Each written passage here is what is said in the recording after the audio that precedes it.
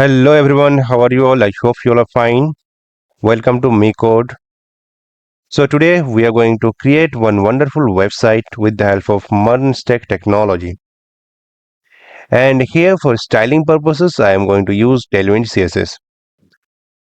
As you know that Tailwind CSS is on trend now.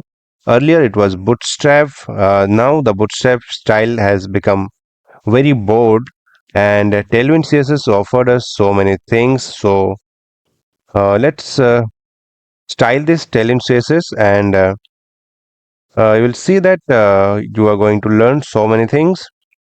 And yeah, let's get started. Let's see the demo first. So this is the home page, and here at top you see the navbar, and here you are having these products, home, login, register. Okay, and this navbar is dynamic. So here you see on the top there is one beautiful navbar, and here you see that home tab is there, products is there, login, register. Other than these four links, there are other links. That links will be visible only if you are logged in. So that's why I am calling it dynamic navbar.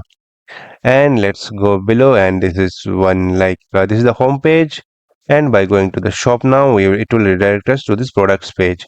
Again, go back to the home page, and you'll see some styling things. These are featured products, these are dynamic data. These are dynamic data, dynamic products, and it will show the recent products. Last four recent products it will show.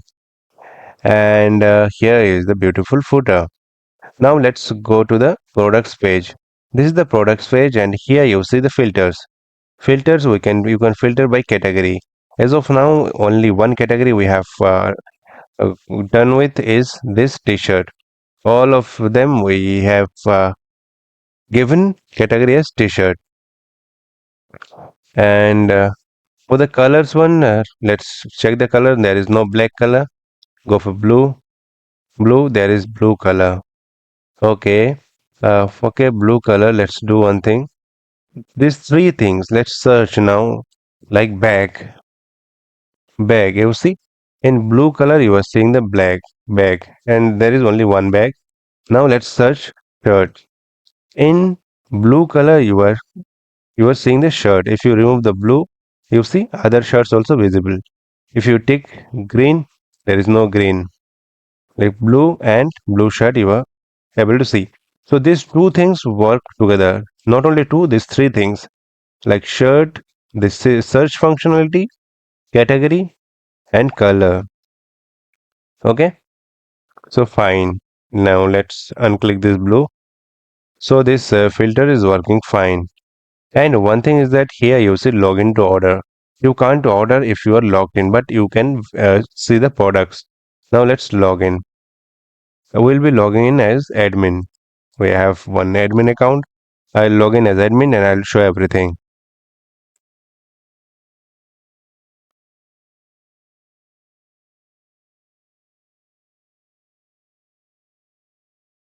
You see, user is not registered.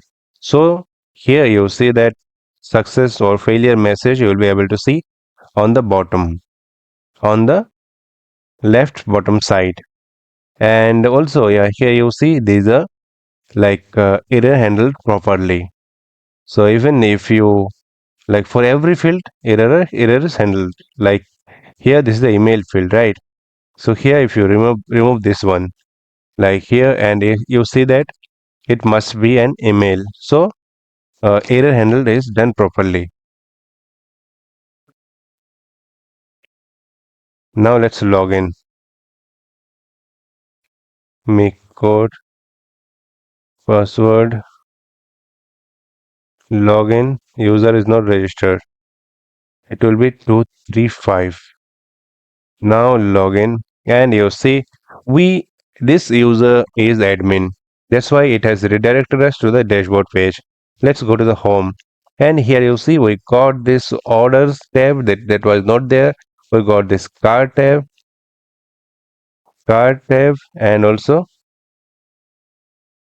we got this card tab, and here we got this link to dashboard. Sign out your profile. We didn't create the profile one. Okay, after login, you will be able to see the orders. You see this order for this user, and by going to the details page, you will go see the order details page, and here you will be seeing everything about the order. Here is the payment ID, here order date, total price, payment status complete, order status delivered, and here you see the items in that particular order. Let's go back and let's check this one. Here you see for this order. Now let's go to the dashboard, and here you see products. Here you see products, users. Here we can delete the user, right? We can delete user from here. And orders, we can change the status like pending. It is changed. You see, order is updated successfully. So status is changed. And this one is dynamically changed here also. You see, it changed to pending. Earlier it was completed. Now again go to the dashboard. Products like orders here. These are dynamic. Go to details here. At the admin can see the details also. Now let's go order and payment ID, and the admin will change the status after seeing that payment is complete or any other things. And go to category. Here we can add category. Okay, we can add category like bag, and a description all kind of bags. Submit all kinds of bags. The color, here also we can add the color like green, red. Let's add white. Submit, we won't give any description. So description is not necessary. The description is not a required field. Okay, but name is a required field. You see, color is required. Color is required. Color name is required. Fine. Orders, users. You can delete the user. You will see that pop up. Are you sure you want to delete? If we give OK, then it will delete the user. Now we don't want to delete. Here the product, the filter one, we can filter like we did for the front end part. Here one thing is that you can add the product. You can add the product. This error is handled properly. Okay. So here and here, from here you can add the image. You can add multiple images, not only one. You can add multiple images. Okay, you can add multiple images. So let's add one product. Name it like bag, leather bag, leather bag. This is for fashion of male, men, men fashion bag. And product image, let's delete this. We can delete this one also. Go here, let's select another bag. We have selected this one. Select this. We can't select the same product twice. And give the price, give stock, select category, bags, select color like green, white, or whatever. Let's select red now as of now. Save. And the color is brown. So let's add one color field as brown. Add color brown. Submit, and again come to the products, and here let's change the leather bags color to brown. Save, and product updated successfully, and here you see brown. Okay, so here you see that you are able to add the product, you are able to update the product. And here while selecting this update one, you can again delete the image from here, like delete particular image from here, and again you can add image, add updation. Okay, let's add this one, and now let's submit, and it will add the image. Now let's click edit here, and you see you got this image. So here complex functionalities add for adding new images, updating the images. Complex functionality from both front end and back end, and I have explained everything step by step, and if you are new also you will understand it properly. Okay, products is done. Now let's cancel, and users. I have shown dashboard. Inside dashboard, you see the products, total products. There are 5 products, 2 users, 3 categories, and 6 colors. This is all about the application. And okay, one more thing is that go to products and click to view. And this is the product details page. And here, let's go to here. Here is 2 images. So here you see that we are having multiple images. And by clicking here, you can change the images. And here's the description, name. Okay, so multiple images functionality is also there. Now let's come to the products page.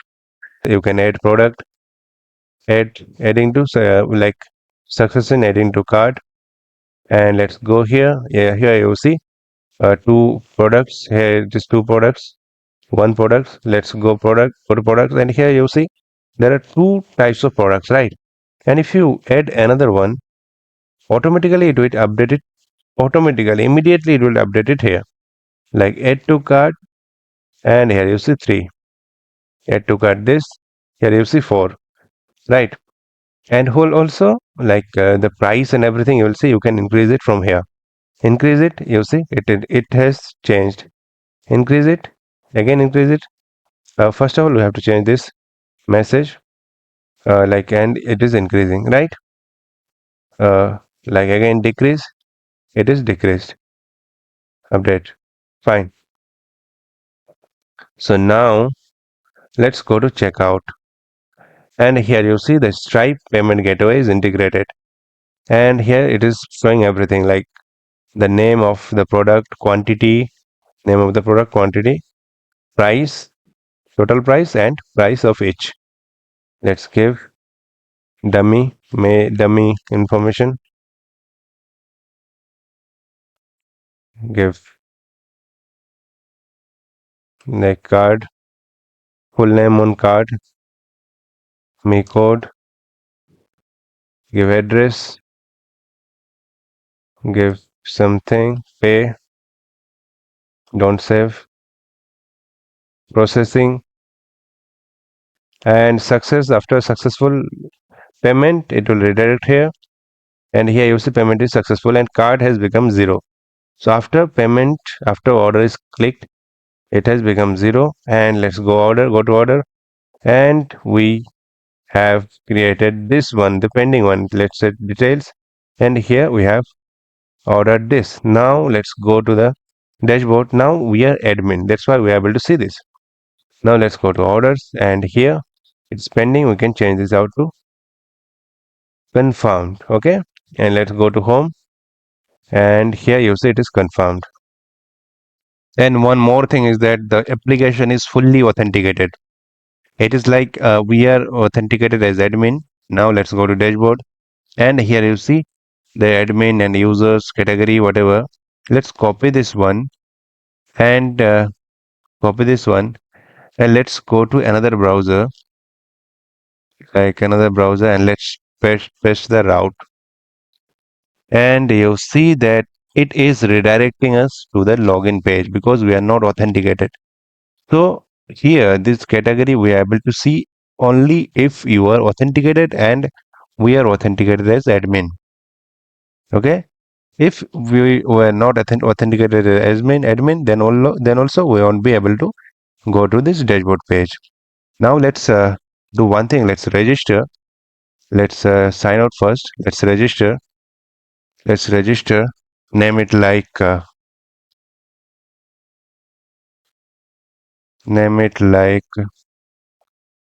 subscriber, a new subscriber.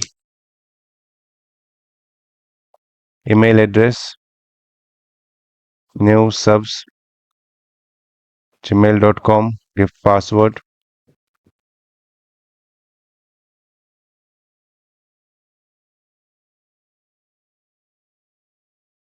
Password, and password is not matching.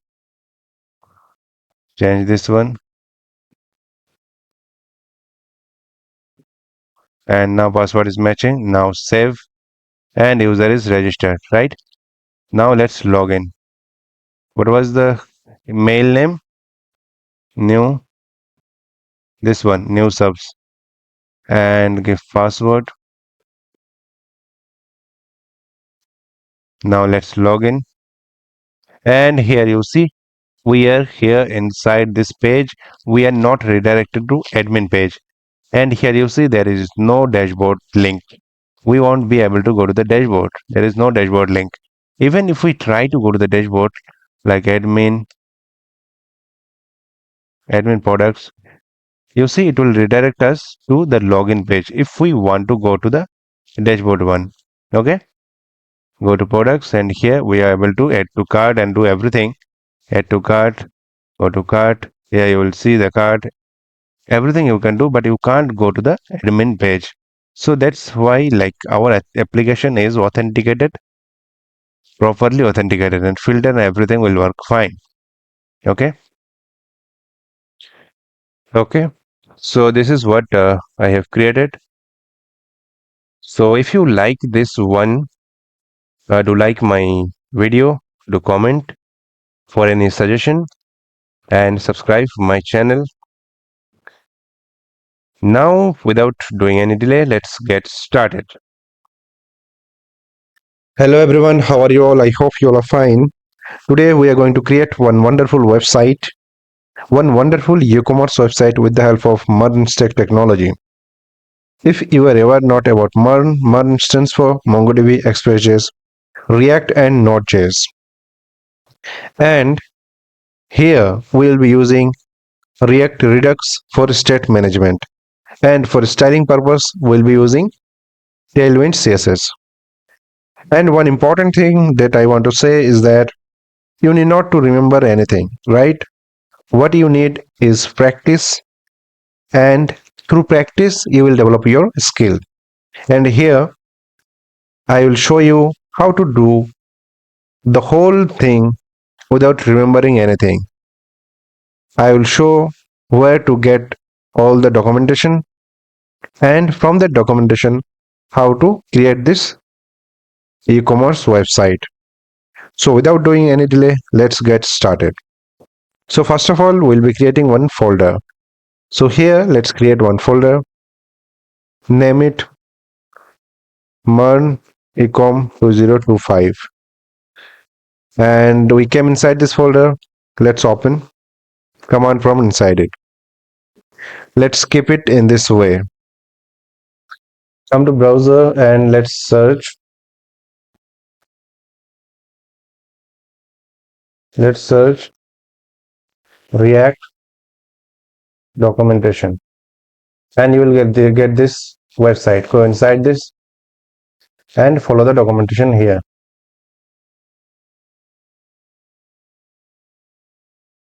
So here you say, it says try React, create a new React app. Come here. Where is that installation getting started? Okay. Create a new React app. Fine. Okay. So here is the documentation. We'll be going with this one. So let's get started with this command. So here npx create React app. Let's copy this one. Copy this one and go to the terminal. And here let's paste this one. After that, you see npx and create React app. After that, we have to give the name of that folder in which the React app is going to create. So instead of e-commerce, what we will give, we will name it frontend. So here it will take little time to start the project, and it will install all the necessary things. So just wait.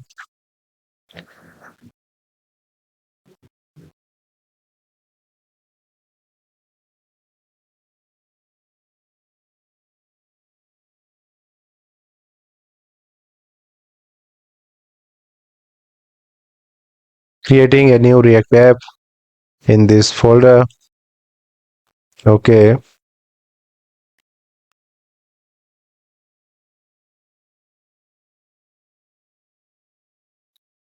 So after running all these things, I got this error like initialized Git repository and whatever the error is. Let's check first of all. Let's check what directory we got. Like it has created the frontend folder. So I want to be very raw with you, right? So if the error comes, don't worry. Error is part of our life, part of a developer's life. So don't worry about errors. We will solve the error. We got this frontend folder, right? So let's go inside this frontend folder and let's check cd frontend. Go inside this folder and let's try to install. And I hope you won't get this error. I am getting this cache error. So I hope you won't get this error. So now I have gone inside this frontend folder and I am trying to install the packages. Let's install the packages. npm I and let's see. Okay, it has installed the packages. Now let's try to run. I'll open the code inside VS Code.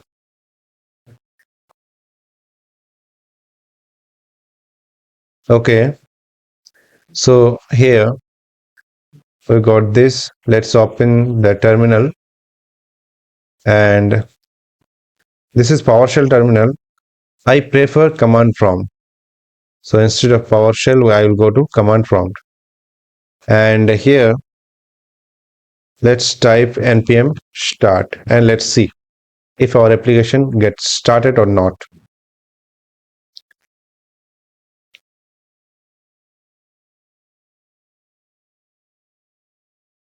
As I said, we should not be worried about the errors. If error comes, we should face it. So let's see what happens.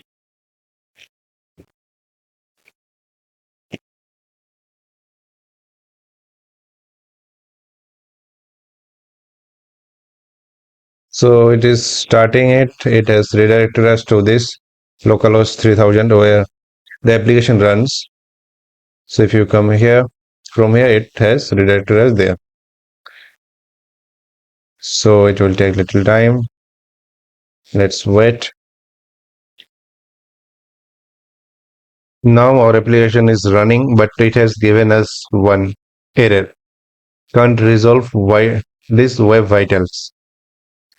And if you go there, like check this browser, and it has given us this. So don't worry, we will try to solve this out.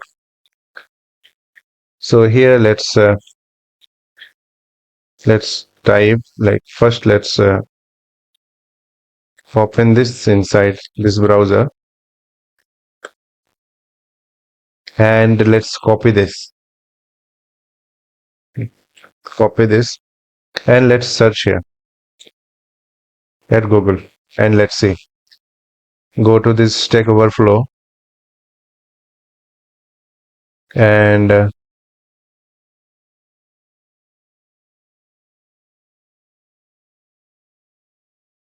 it is not like given us anything that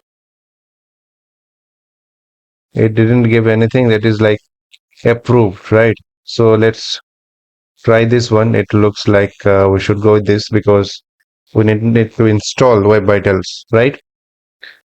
Because it is showing that module not found. That means these Web Vitals are not there. So let's try to install this one. Let's open the split terminal and let's try to install this and let's see. Okay, you see the error has gone. So like this way, we should not be worried about errors. The error is gone. Now let's go here and you see our application is running fine. So now let's go here and let's see the structure. If you create your application with the help of create React app, you will get this structure. If you go with white, like I'll show you how the white is there, white documentation, React white and you can start your application with white, right? Someone says wheat, so don't go for pronunciation from my side, and let's you can run it, you can learn it, right? So getting started like this, so you can start with this white or wheat, and or with the create react app. So there, if you go with this white, you will get the documentation will be little different. But if you while you will creating the components and everything, that will be same. Fine. Now here this is a structure, and this is the package.json file. Package dash log.json. You need not to do anything here. And git ignore file. This is for git. Like, so whatever you don't want to push to your git repository, you can like keep it here like this. And we have to work inside this source folder, right? So this is the basic things that we get. So inside this, we'll be creating the components, we'll be creating folders, pages, whatever we want, we will structure our application inside this source folder. So we have to go with this app.js, this one. So how our application runs? So our application runs from here. If you go to this public folder, here you will find this index.html. And this index.html, what it is doing, here you see div id root. So here this id, with this root id, we are running this index.js file. Here you see that document.getElement by id. If you have like you learned about React, about JavaScript, then you know that with the like get element document.getElement by id, we fetch, like we identify that particular component, and we can like add something to it. We can whatever we can do many things with that, right? So here with this root id, it is like connecting this one, connecting this with this index.html, and here it is calling the f component here, this f component, and from there we will extend our application. So here first of all what we'll do, uh, here we will be like we will start our application. So in React, inside this return, everything you have to return inside one structure. Like you can use fragment of React fragment, and inside this you can keep anything, or inside div you can keep anything. You can use this React fragment, or you can just use it like this way, nothing, and you can just close it in this way, right? So as we have imported React fragment, let's use this one, React fragment,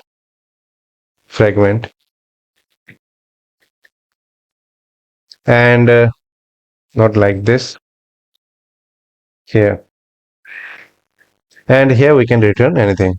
Let's remove this logo, and here let's type h1, not this, h1,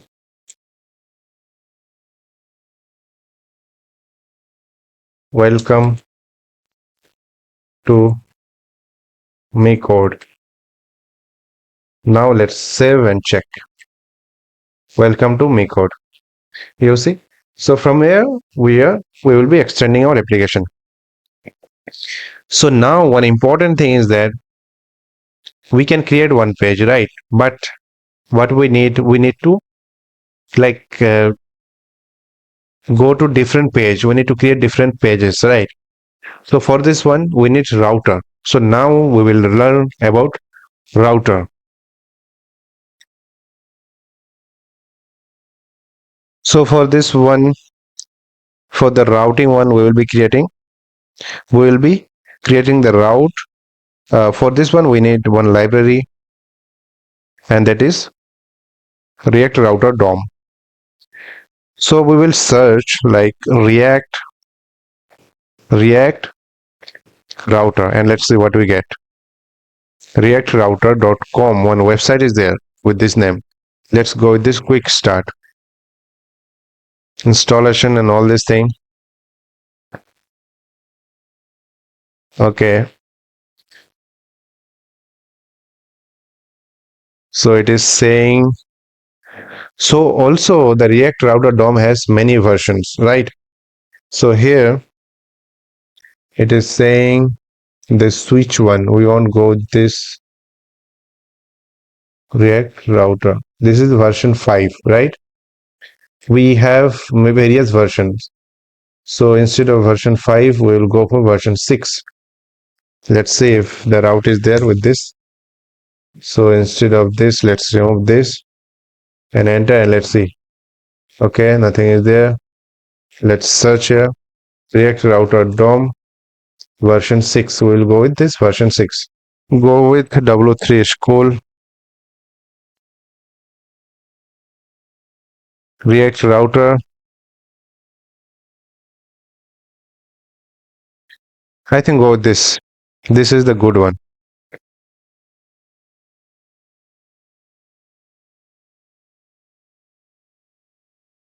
And what version it is using? Go with this one. This is the good one. I will suggest to go with this. So let's go with this one.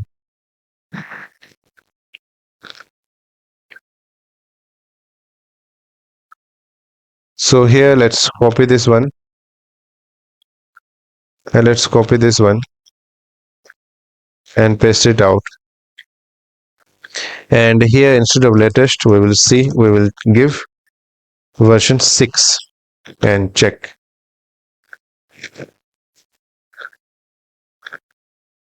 Okay, it has installed the React Router DOM version 6. Let's go to package.json and check this out. Here it is. It has installed React Router DOM version 6.28.1. Okay, fine. Now let's go inside this app.js, and here we'll be using that React Router here.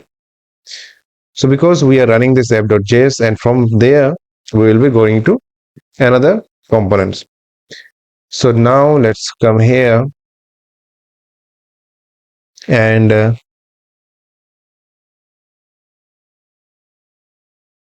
copy this thing. We need to install, import this thing, browser router routes route. Let's paste it, not here, paste it here at the top. And instead of fragments, what I said that we should wrap our application inside one thing. Like it may be one div, it may be React Router, it may be the fragment. Okay, so instead of this fragment, we will be using browser router. We can use this browser router inside this also. Browser router, we can use this like this. Okay, and inside we can create our application. We can use all these things. While we are already closing everything inside this, we need not to use this one. It is unnecessary. Okay, and here again, go there and check this. Copy this one and copy this one, paste it here. We don't have these components, don't worry. Layout is the thing. Layout we can import, right? We can import the layout here. Layout. Okay, layout is also component. If you go to the layout component, there outlet is there, outlet and link. Okay, okay. So here layout is the one component. Inside this component, we are calling this component. I'll show you. First of all, what you have to do, you need to call this browser router. Inside this routes will be there. Inside this route will be there. Okay, so here let's create one component So here for testing purpose, instead of testing purpose, will be like I will create one folder. I will show it to you. I will name it client, right? And inside this, I will create one component, client, uh, client model or module, client module.js. Okay, create this one, and let's create one React component inside this. It will be like export default function. We are creating function based component, so it will be function, and this then return. We have to return something, and let's import the outlet component of React router DOM. Okay, and let's save this out here. Client module, fine. And inside this client, let's create one folder, name it pages. And here inside these pages, I will create home component. Why I named it as pages? Because this is a page, this is a component, but this is a different page. That's why I name it pages. I will create another folder with the name of components, where I will create the necessary components that will be used inside pages. Okay, so don't worry, I will show it to you. Like I will create and show everything to you, so you need not to worry. So here, client module, then home, fine, and instead of home, I will go with better structure. Let's create one home folder, and inside this home folder, we will create this home. Fine. Export default function home. Export default function home. Okay. Let's return, and we'll type home. Save this one. Inside this client module, you see where I have created this function, but I didn't name it. I should name it client module. Save this one. Now let's come here. Instead of layout, we will be importing client module, right? And again, go to this home, go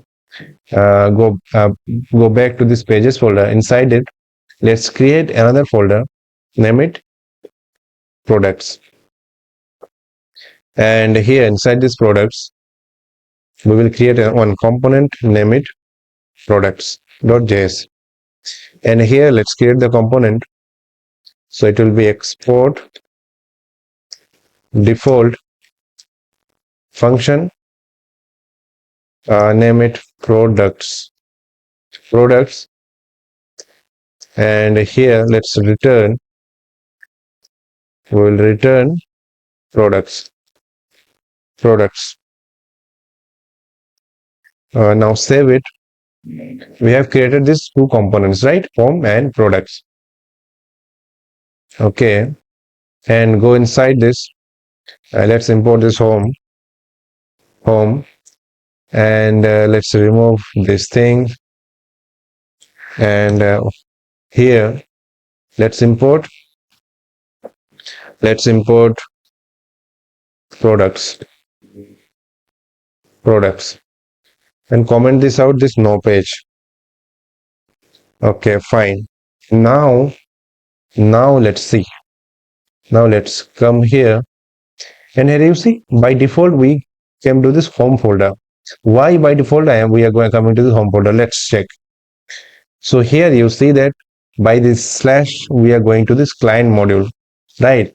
and index means in this route only, in this slash route only, it is calling this home, right? If you go to this client module, here you see we are calling this outlet. Outlet means where we want to call this component. So outside of this outlet, we can like type, we can call anything, like if h1, and this is navbar. Save this one, go here, and you see this is navbar. It will come to any component, because like this one is, we are calling this one for every call. So like if you go to the products, one minute, go here and go to this app.js, and here you see blocks. Here we'll be giving products. So now if we call this path products, and you will see that products is called products, but this is never, it is here, because go to this client module, here it is staying there. Only the thing whatever is changing is this here. Inside this outlet, we are calling that component, right? So our router is working fine. So let's remove this one. Fine.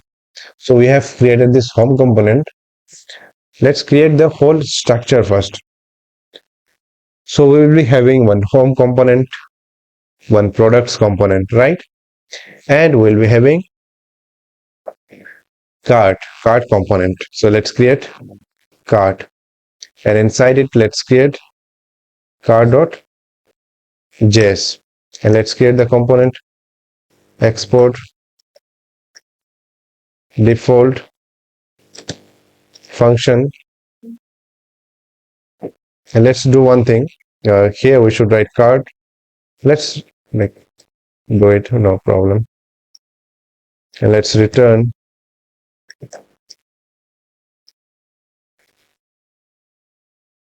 cart. And let's copy this one,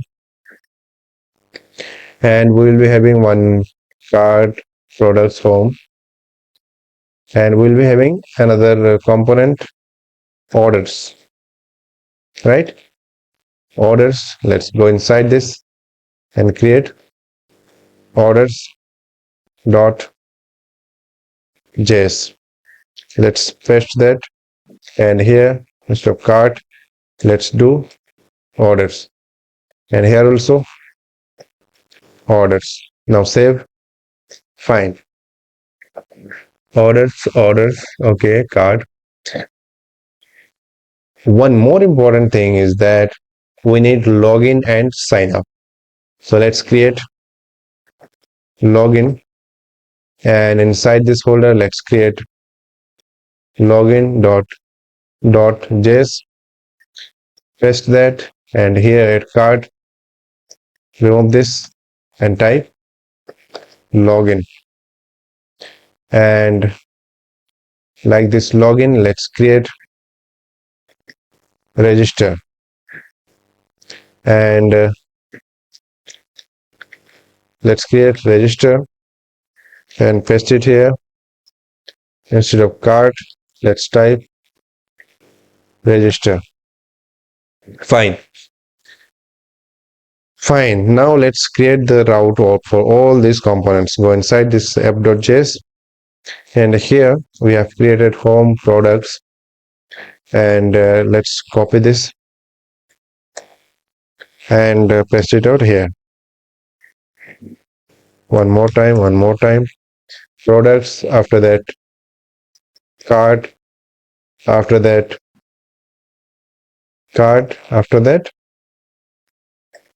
orders, after that login. Paste one more time, and here call register. And products for cart, let's import the cart component, and here Let's remove this. Let's import orders component. And here, let's for the login, let's import login component. And for the register, let's import register component. Now let's save. Fine. Now go here and let's check the route one by one. Products. Let's check cart. Cart is coming. And let's check orders. Orders. It is coming. Now let's check login. It is working. So everything is working, right? So everything is working. Okay. So here, this is like client module. We have created all the pages, right? And another module we'll be creating, that will be the admin one. First, we will complete this client one. Later on, we will go with the admin one. But let's create the folder and we'll move to this, like, so that we can understand. So here we have created the client folder, and also here create admin folder, right? And inside it, let's create admin module.js. Okay, and here also we'll be having that pages, and keep this in this way. And go inside this app.js and let's copy this route one and go above and paste it here. And here, instead of slash, we will be like, instead of slash, we'll be giving admin, right? And we won't have this, so let's remove all these things. We will have this products cart, but products admin. So here we will comment this out, or just remove all these things, and keep this in this way, right? Let's do one thing. Client module, instead of client module, let's call this admin module. We will just create this one, admin module. Okay, we have created this admin module, but we didn't export it. So let's go to this client one and go copy this client module, copy this one, and go inside this admin one, paste it here, and change the name from client module to admin module, right? Now save and go inside this, and let's call this admin module. Okay, fine. And let's create one component, only one component inside these pages. Let's create dashboard.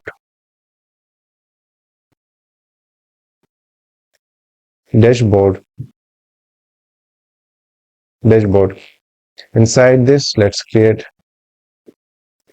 dashboard.js, and let's create the component export default function dashboard, and let's return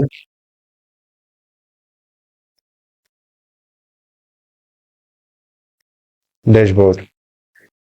Now save, and let's import this one inside this app.js.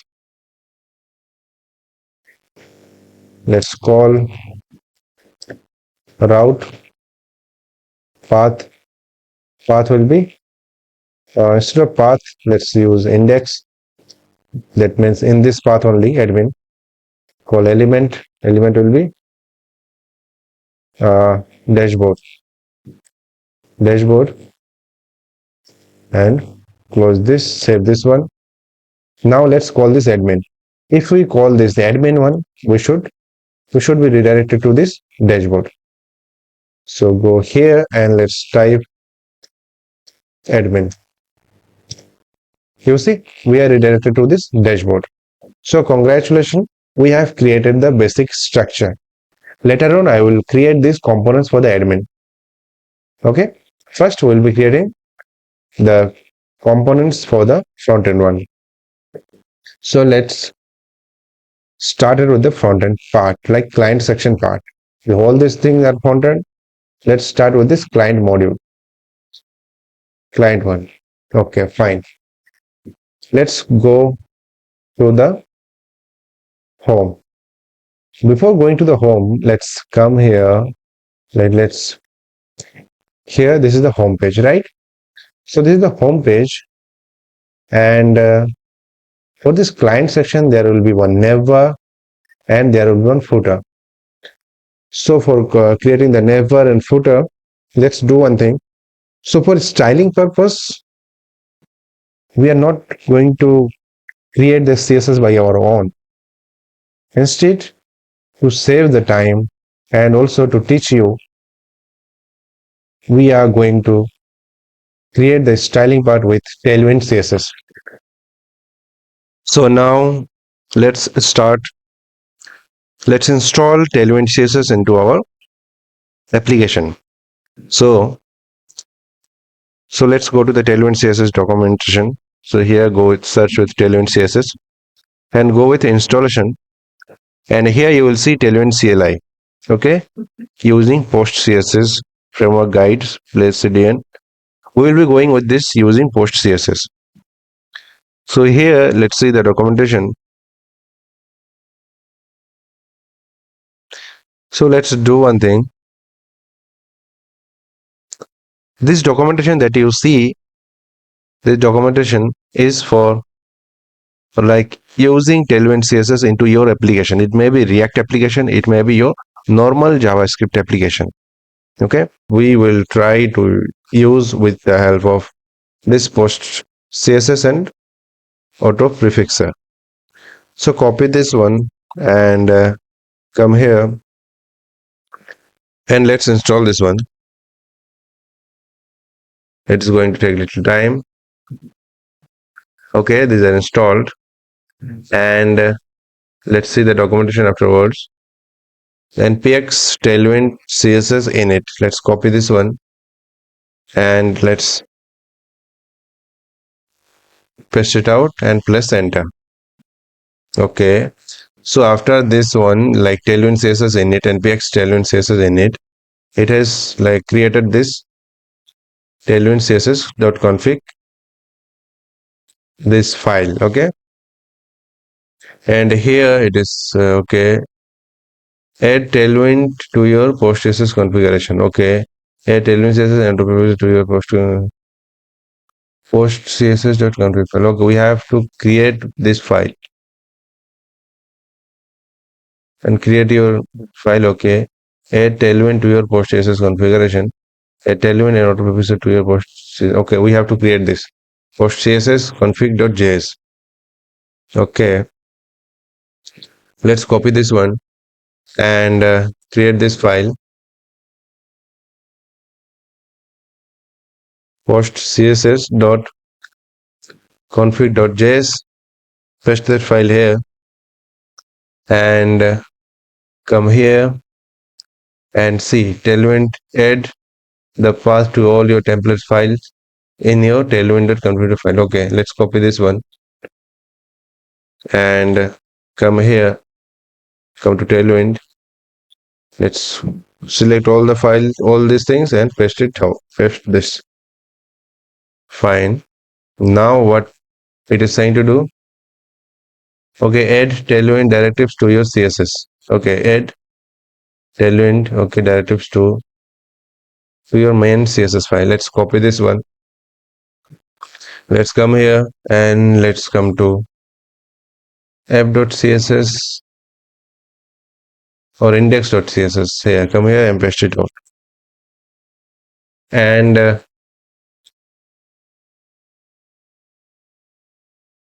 okay,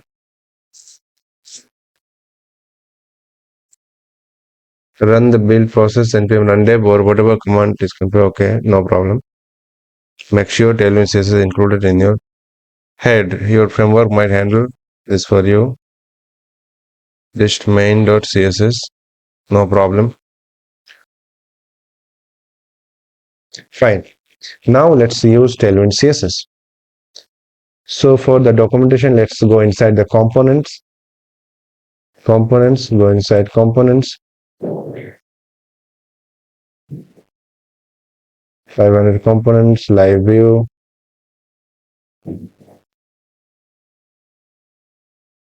Components. Okay.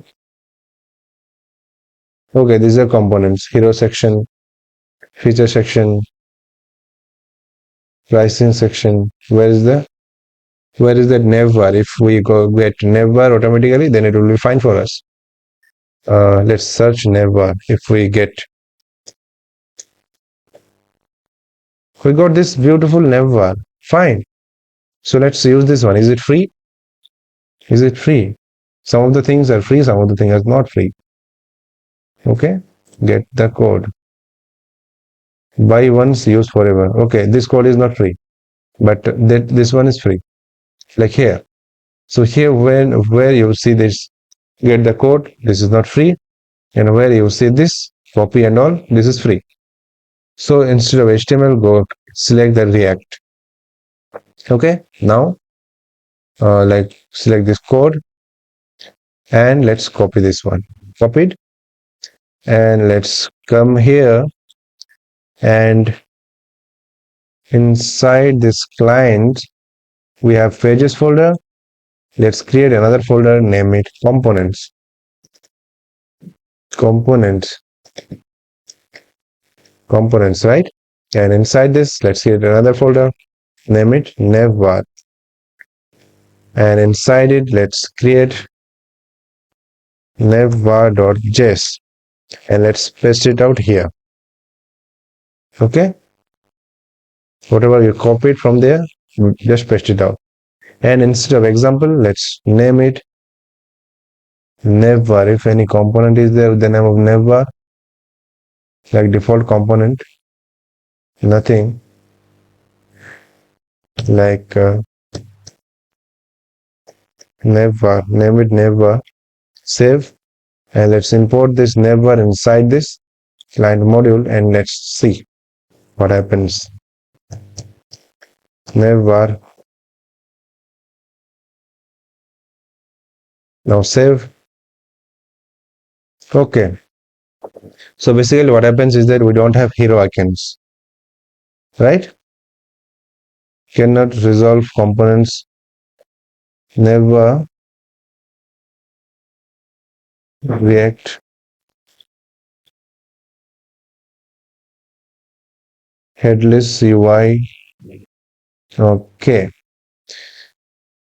so go here, and you see that here you see that we are using these hero icons, and instead of this Tailwind CSS, we see here headless UI React. We didn't install the headless UI React.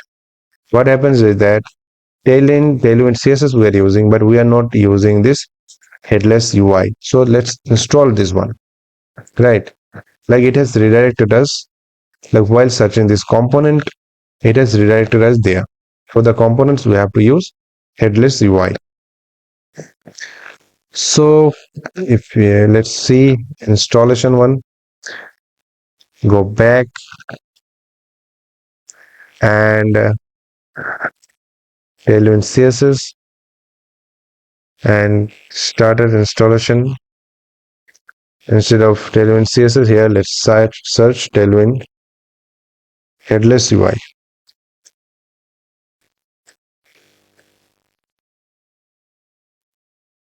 UI installation. Go here and go to installation. Pop over and anything.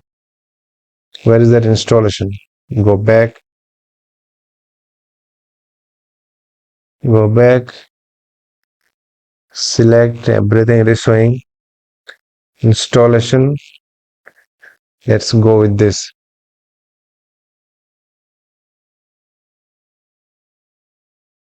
Go here. Let's press it out. Let's try anything that you get. Right? The options that you see. Let's go with this. let's give time to install all these things and come here and let's check what other options we're having. Go inside this, and here you should be having that installation one, but we don't see any documentation as installation. If you go here, is there anything that says about installation here? For npm for installation, it is saying to go with this npm install React latest. Okay.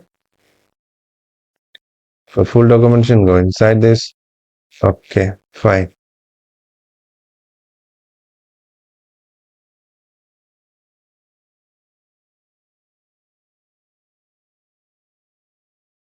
Go back. Again, go back. Go to this Tailwind CSS, documentation, installation. Go to components. Okay, from there we got redirected to, from here we got redirected to there. Okay, when we searched it, it has redirected us to nav var.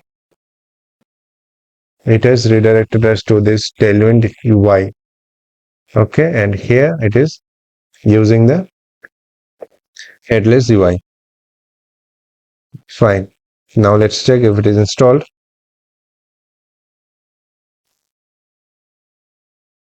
Okay, we didn't click the enter.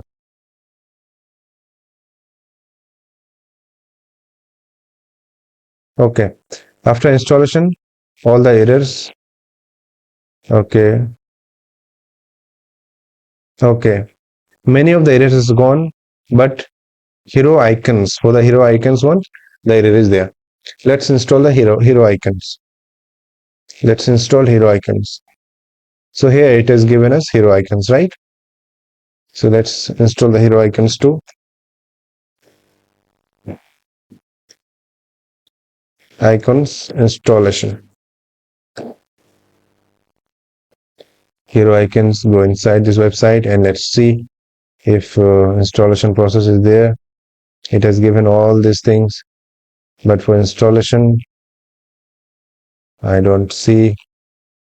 For this one, they should for installation one, they should mention all these things, but okay, let's go to documentation. Okay, for the documentation, it is directing us to this GitHub.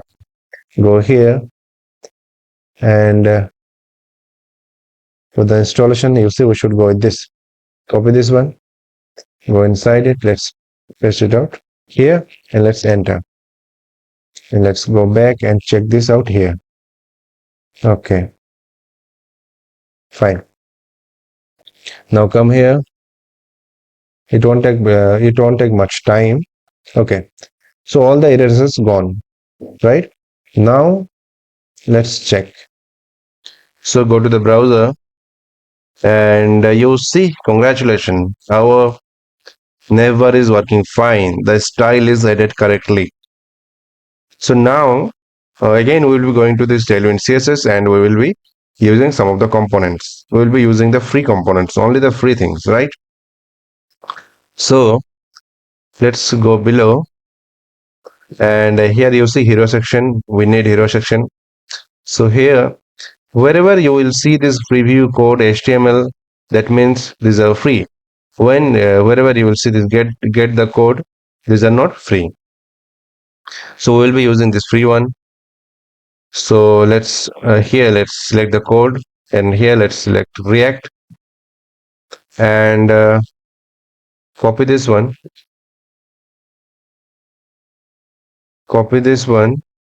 and come here, and this is for navbar. So navbar, these are the hero section. So hero section will be there inside our home component, right? So let's go inside this home component, come here, and remove this home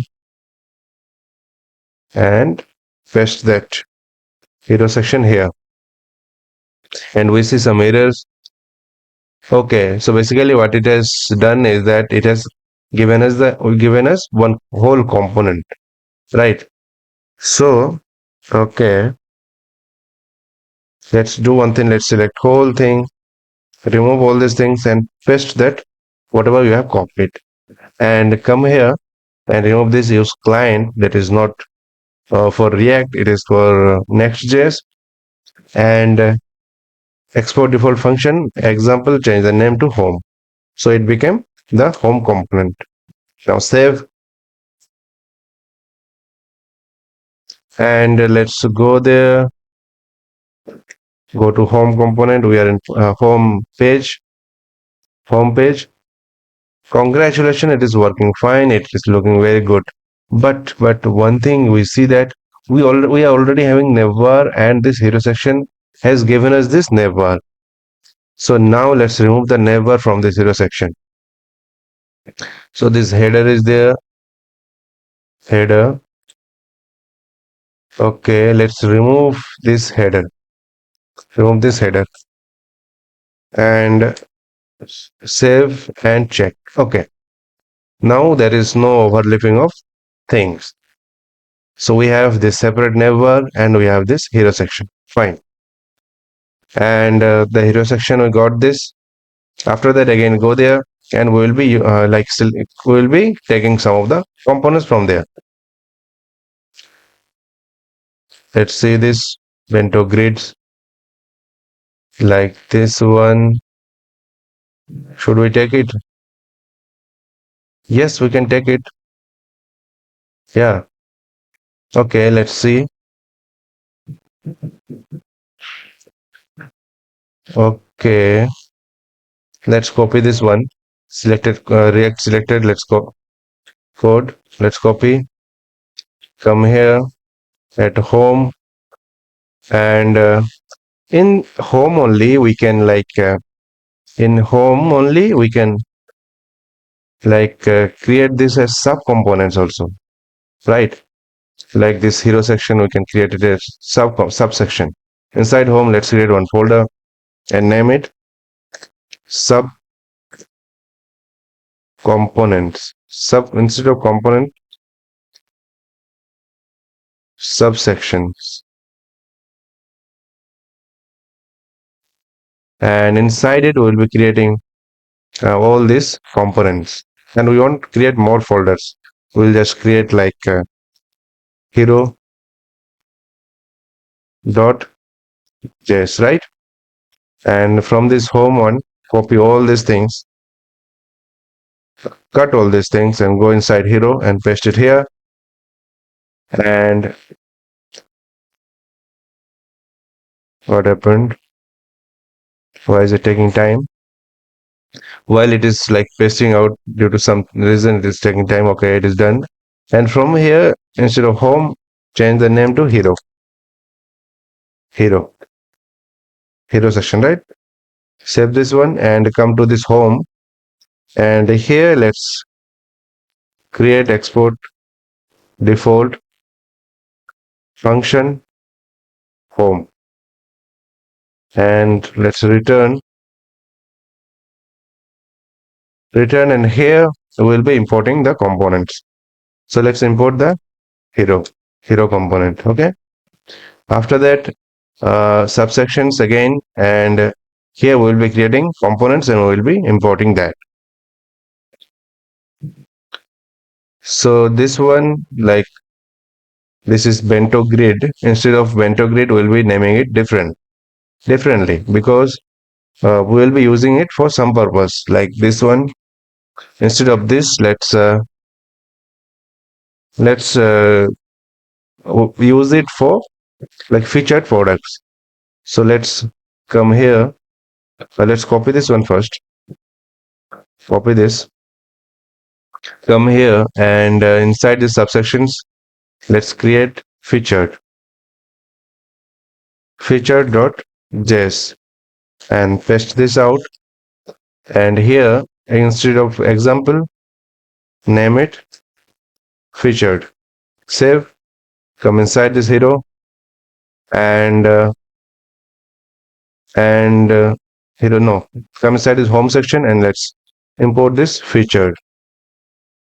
Okay, now save, and come here, and let's see. So this is our hero section. and this is the featured section. Okay, fine. And after that, come here and let's add another things. This one we can use. Also, let's check our team. Our team. Let's use this one.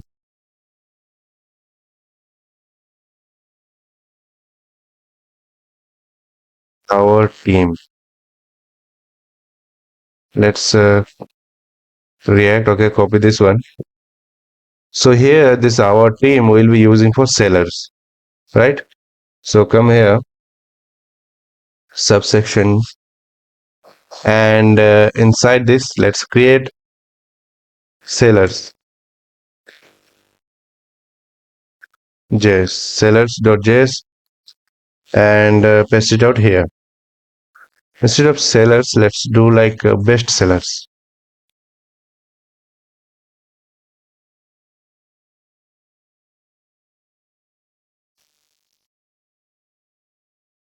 Best sellers, and let's come here. Example, change the name to best sellers. Best sellers, save, and again come back to home and use this best sellers.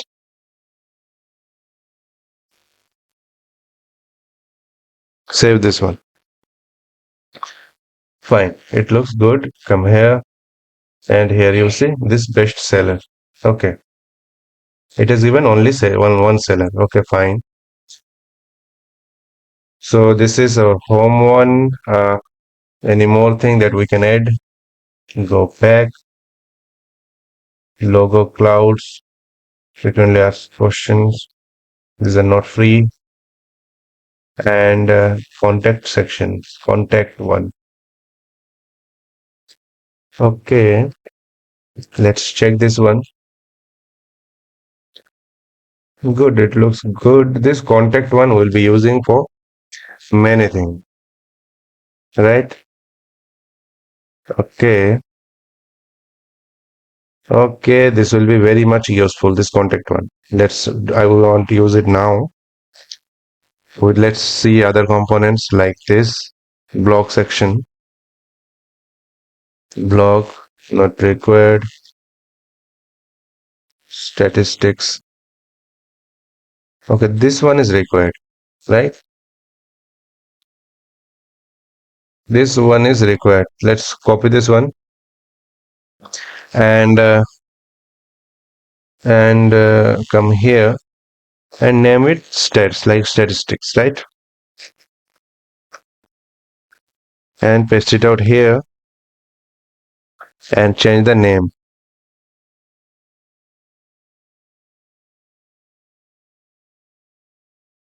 And let's import it inside home.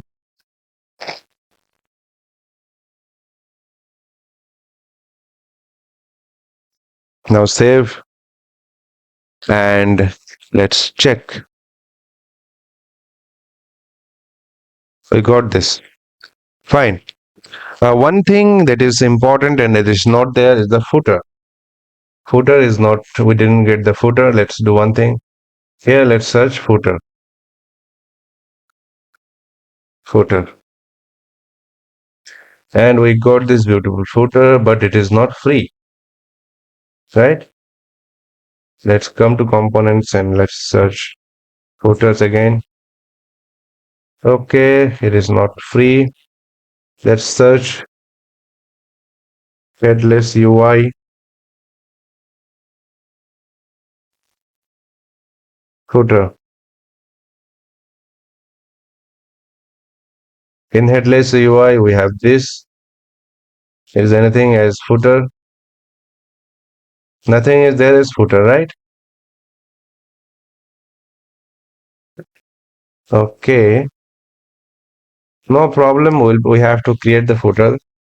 We have to create the footer manually then. Here we found one like link. Let's check this one. Flow byte.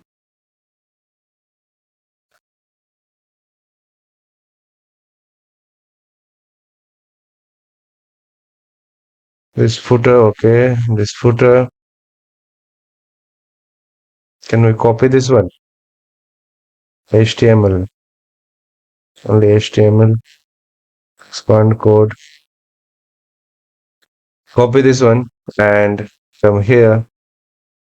And the footer one will be using for all the components inside this client. So let's go to this components and here, let's create footer folder. Footer folder inside it. Let's create footer.js and let's paste that one that we got from that link flowbyte. Okay, we have got this HTML file. So remove this one first. Let's first create the component. Export default function footer and let's return and paste it out here. Right? We are returning this footer and let's import this footer inside this client module. And after outlet, let's import this footer and let's check. Let's check this out. We got this footer. Okay. From this flow byte, right? From this flow byte, we got this. Okay. So fine, we got this flow byte. Like now I discovered this. Earlier I didn't use this flow byte. This is the first time I am using this one. Fine.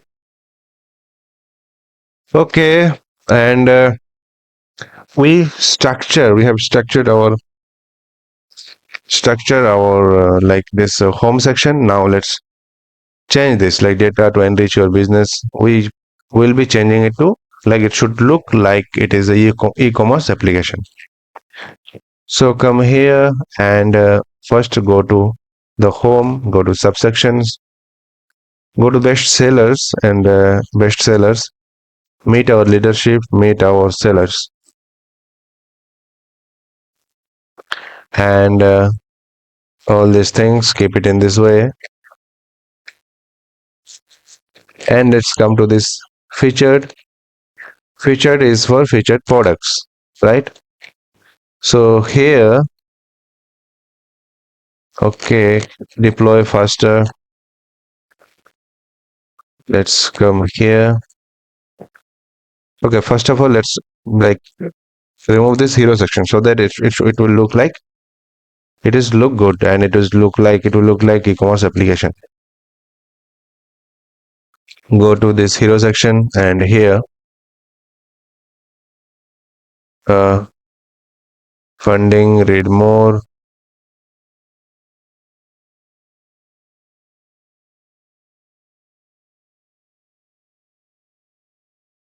data to enrich your business, like shop online with make code shop. Save and let's check shop online with me code shop. Fine. Announcing our next round of funding, read more. We don't need this one. We'll remove this. Announcing our next round of funding. Div or this. Let's comment this out and check first. Okay, it will look like this. So remove this one.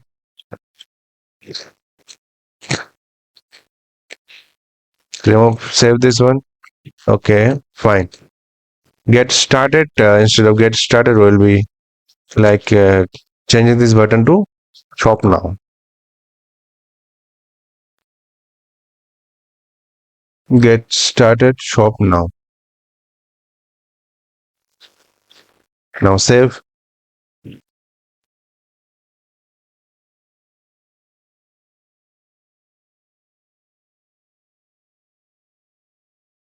Shop now. And for learn more, we want need this learn more. Let's comment this out. Keep this in this way. Okay, shop now is fine. After that, deploy faster. Everything you need to deploy your app here. We'll be changing it to like featured products. Go to this featured and deploy faster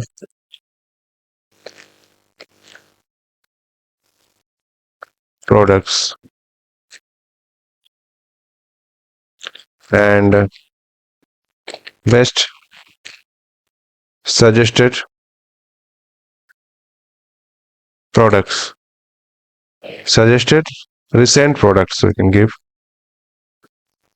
Now let's see how does it look. Okay, featured products, best suggested product. Okay, here we should be like best suggested recent products. Okay, fine, no problem.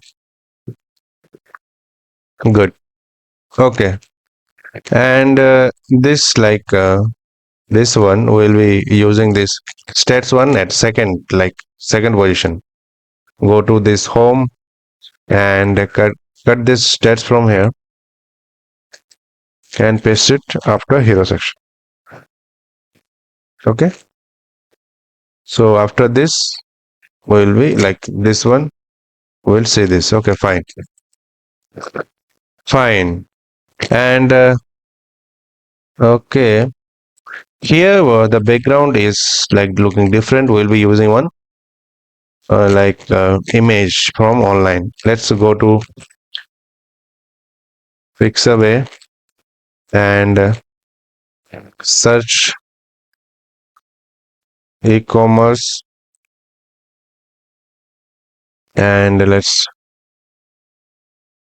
we'll be copying one link.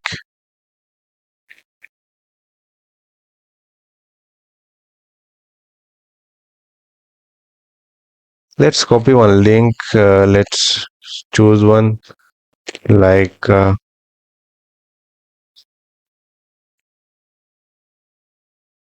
copy this one looks good.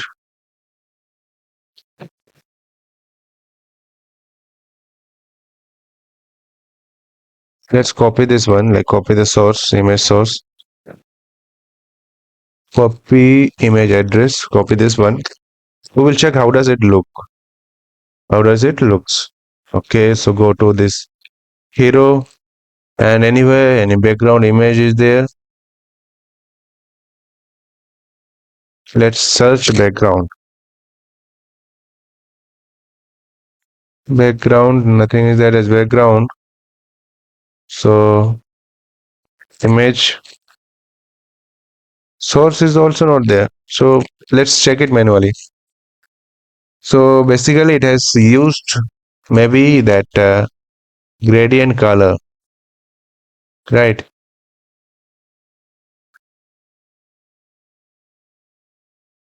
Clip path. Okay. This div.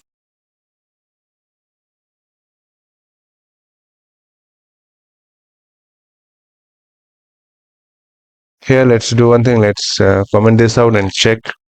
I think this is the thing that styles the component color. Yeah, this that was the thing that was giving that like some different flavor of color. So here we can keep it, no problem.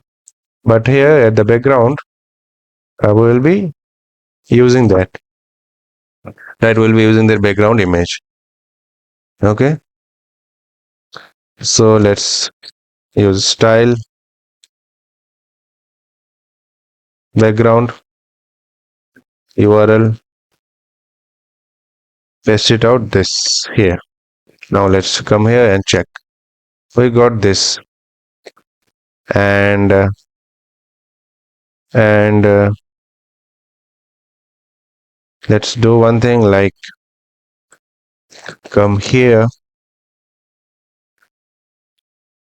and let's type like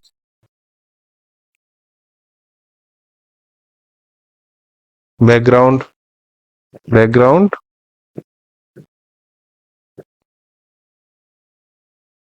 like background size background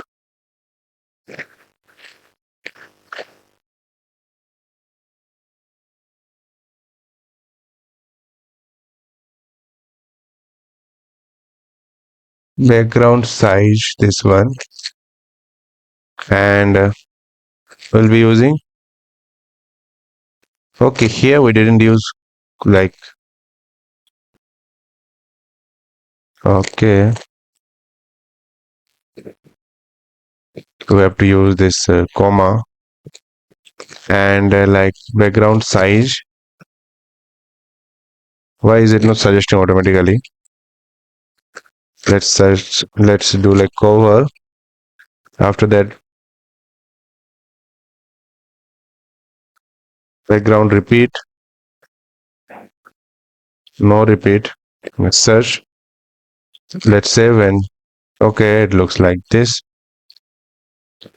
Shop online, and okay, let's remove that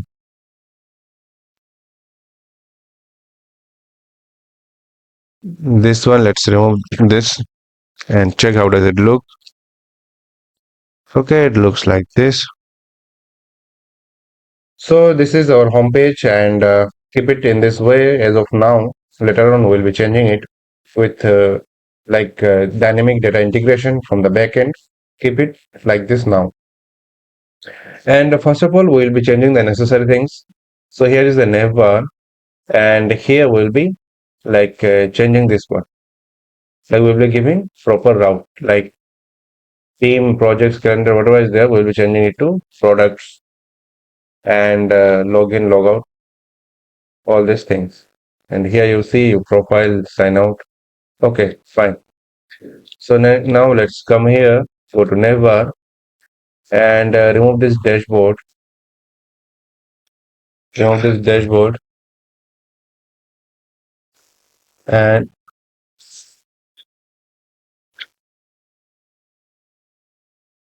here team,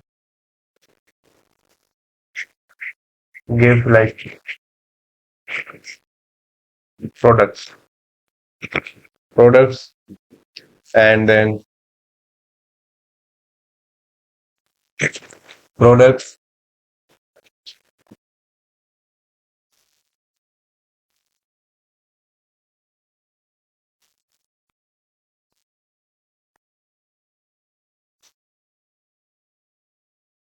products. After that, we are having, let's check this out here.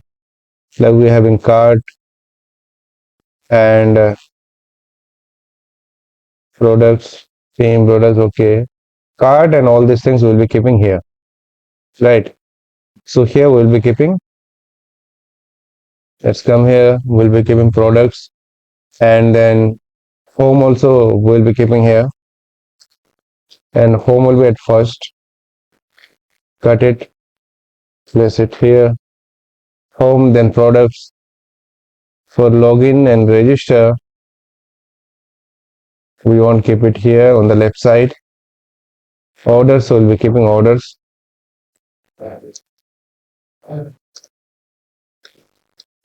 Orders, and login and register one we'll be keeping on right side. Let's keep this, save and check. Home, products, orders, okay, fine. Now we have to change this thing. So here it is using href. So instead of href will be using the link component of React Router DOM, because we are using React Router DOM for the you see routing purpose. So here let's go to this, go below and check this out, like navigation.map. We are using this anchor tag. Instead of this we have to use link. So let's import the link. Let's remove this anchor and type link, import it from React Router DOM, and here also close this one, link, fine, and here keys, fine, and here href, instead of href we have to give link to, okay, item.href, Okay, instead of href, we will name it as link, small l. Okay, okay, fine. Keep this in this way, and let's go above. And here, instead of href, we have to give link.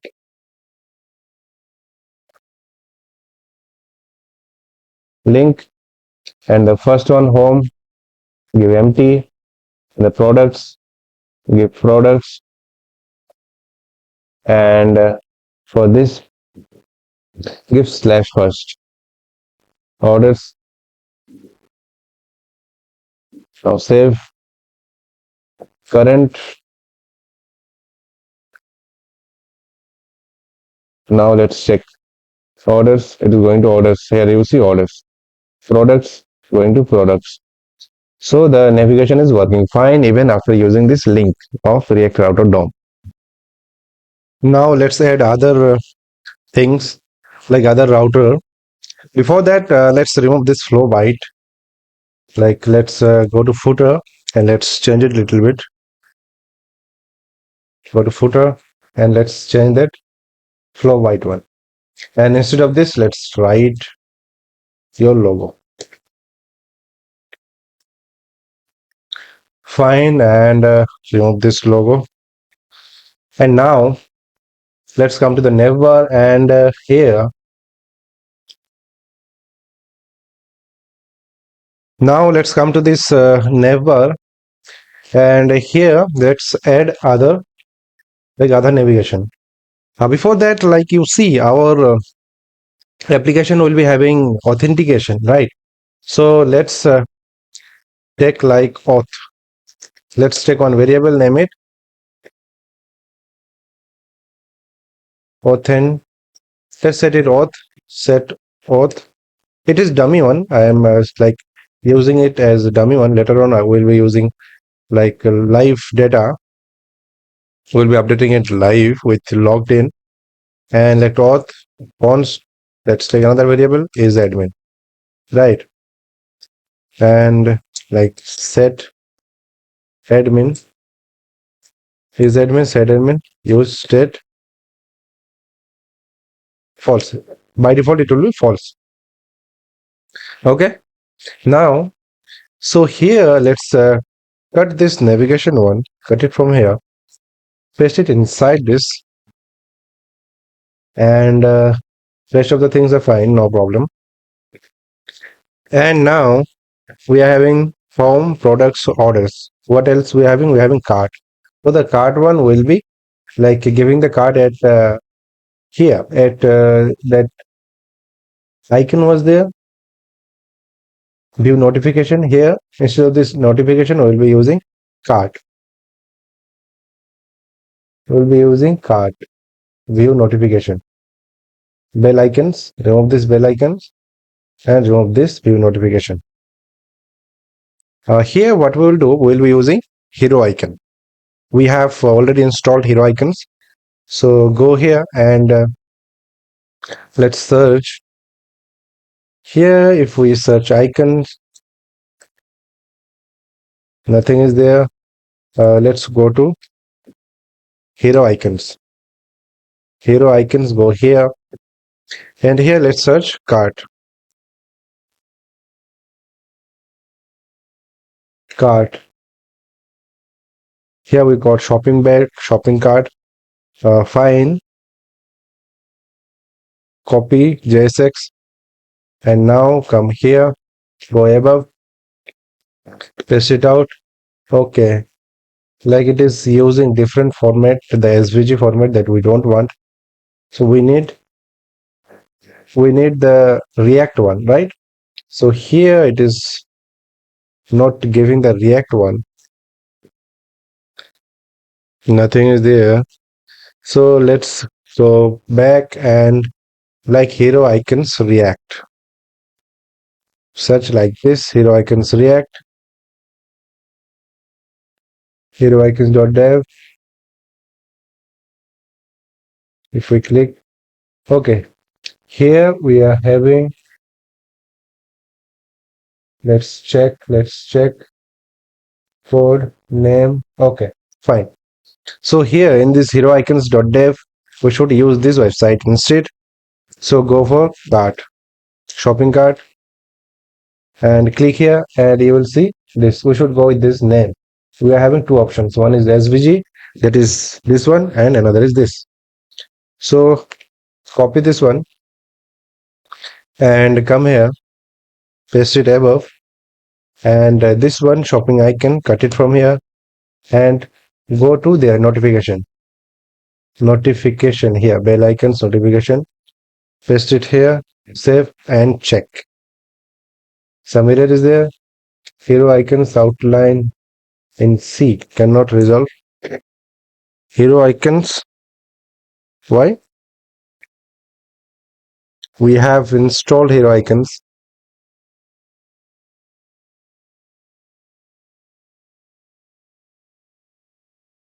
Okay, no. So what I have installed this hero icons React, but the this one is hero icons. Okay, so this is one another issue. Fine. So let's go for hero icons React. Let's see. Okay, where is that icons? Where are that icons? We have installed this. So if we use this, will it import React, like React save and check? Okay. Okay, fine. Now let's check. Okay, it has installed cart. So basically what we have to do, while we have installed hero icons React, so here at the top here, we should use React. Okay, hero icons slash then React. Fine. So now, what we should do? Go here. We are having this fine cart, and here orders. Okay. Again, come here. Come to this neighbor, and we have created this variable auth, and we will be going for this login and register one. So for the login and register one, we will be keeping that right side on right side. So okay, here shopping cart, this button, button is fine. Let's copy this one and paste it below again. Save and check if it is going right side. Okay, fine. So now, so here we can very well use other navigations like login and register. So let's do it like here. Here, let's go to that shop. Okay, and find this one shopping cart icon. Let's remove this one. If we remove this one, what will happen? Like this one, let's check. This pen, what will happen? Nothing. Okay.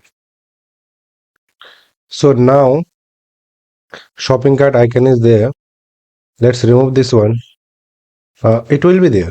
Okay. The second one will be there. The first one here we'll be using that login and register. So first of all, we will check if the user is authenticated or not. If the user is authenticated, then we'll be using authenticated. Then we'll be using log out or sign out. Okay, let's do it like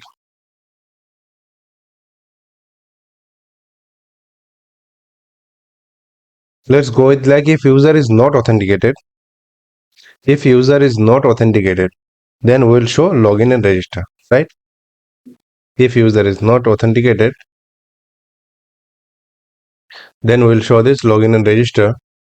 For this one, go to this navigation and let's copy this link and come here and paste it out. Paste it out twice. One for register, another for login. And this is like we are hard coding it. That's why let's type it here. Register. It is not like that one, like navigation one, and class name and everything. Let's keep everything like this. And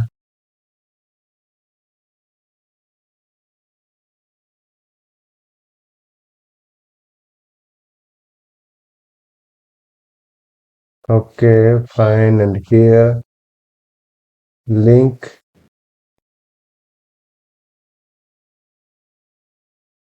Why is it like this? Remove this. Okay. Last name. Okay, it should be inside. There will be two brackets. Okay, this one and this. And let's remove. We need to wrap this inside one, like one string. Fine. It looks good now. And area current undefined page not required. 2 we will be giving it, like it will be register, so it will be register, and key is not required. And let's copy this one and go above and paste it here. And here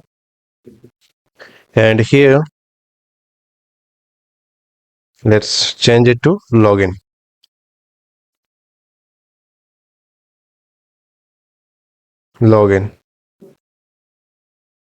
And error is there somewhere. Let's check the error. Here only we see errors, here medium and all.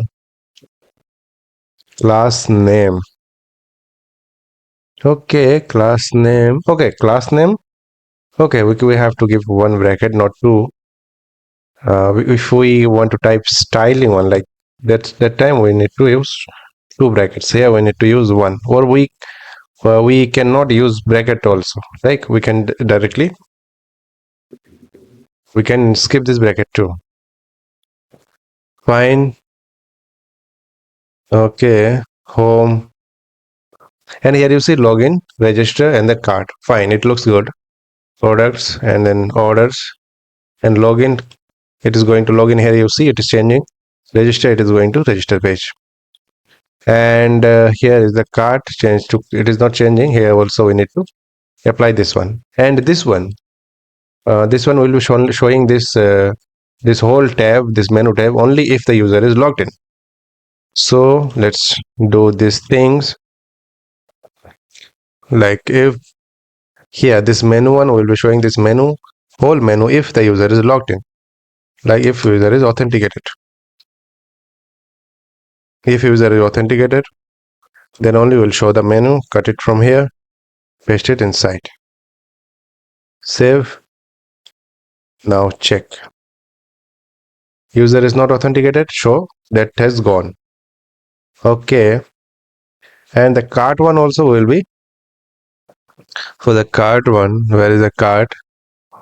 Sign out, echo above, in this cart.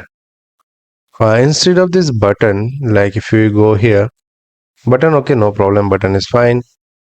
Let's copy one link and paste it inside, and copy this, cut this icon, shopping cart icon, paste it. Instead of register, paste it here, and here let's type cart. Now save and check. Okay, fine. And here something wrong happened. Something wrong is there. Let's button. Let's remove this link and let's check how does this button looks. Okay. Okay. Let's do one thing. Let's remove the button. Remove this button and use this link instead. And let's check. And let's check now. Okay, now also it is fine. Fine. We need not to use this button, inside button. We need not to use the link. Copy the, like, Now let's format the document so that it looks good. Format, nothing changes, no problem still. Okay, this is how it looks, and this cart one will be showing only if the user is authenticated. Then also here we have to put like auth. If auth, then only will showing this cart. Cut it, cut the cart, paste here. Now save. You see that cart has gone. Fine. This order also will be showing only if uh, the user is authenticated. So we'll be removing these orders from here. Go to the top, and from here let's remove this order. Go below, and with this login and all will be I'll be showing that orders, login and all. Okay, copy this one, copy this cart one, and paste it just before it. And instead of cart, let's do like orders, and here type orders. Save.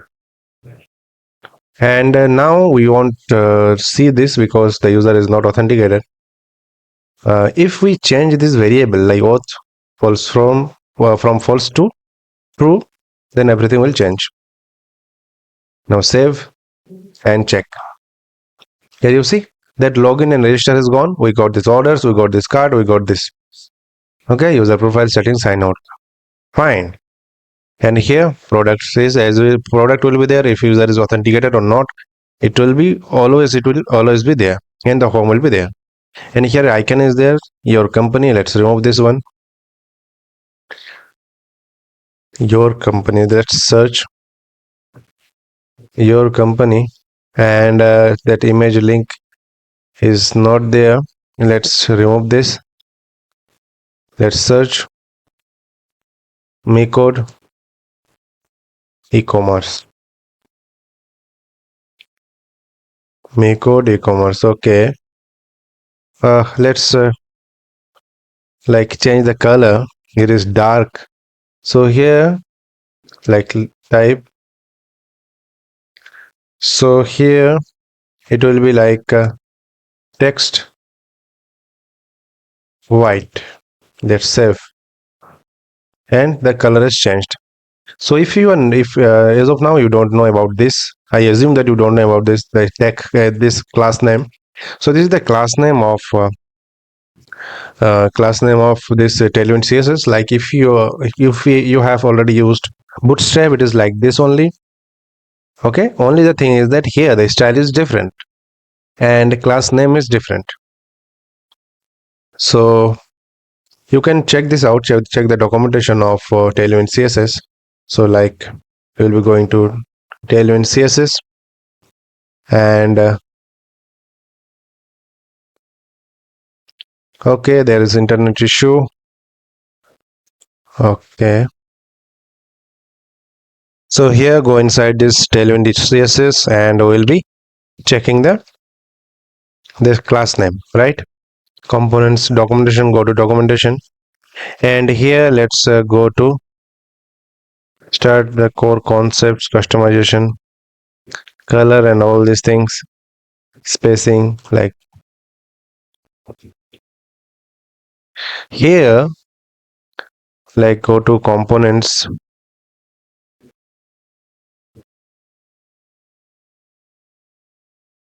here we will see components. Let's search like let's search like what we have used, color, right?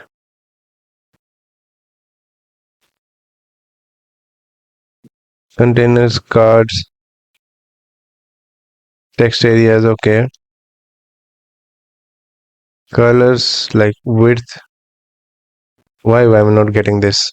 Tailwind UI, Tailwind CSS. Here we should be like search. Let's search like color.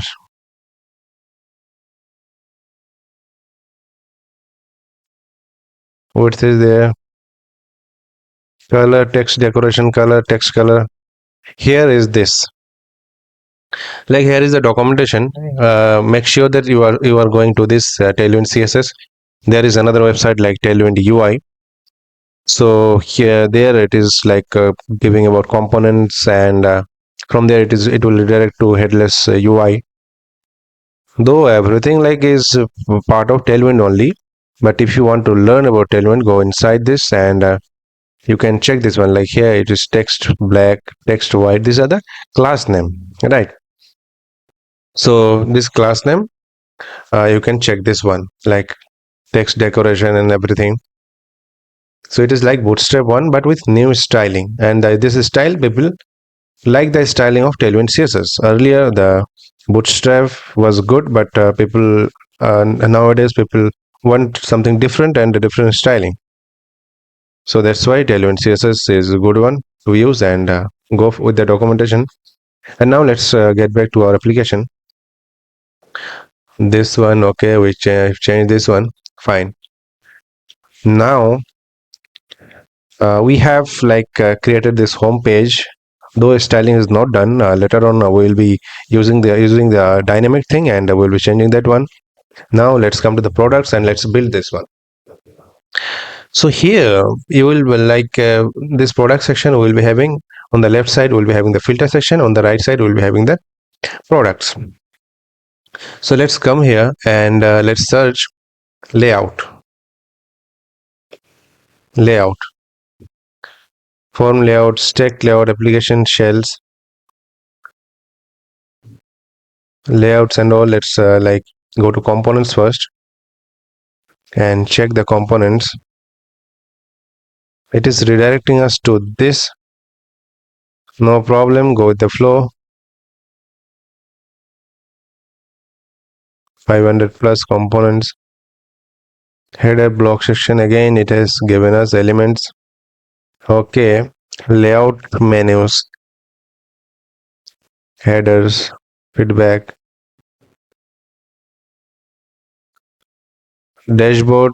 We don't need this dashboard now. Let's check the dashboard. Okay, not this one, we have already used this one. Data display,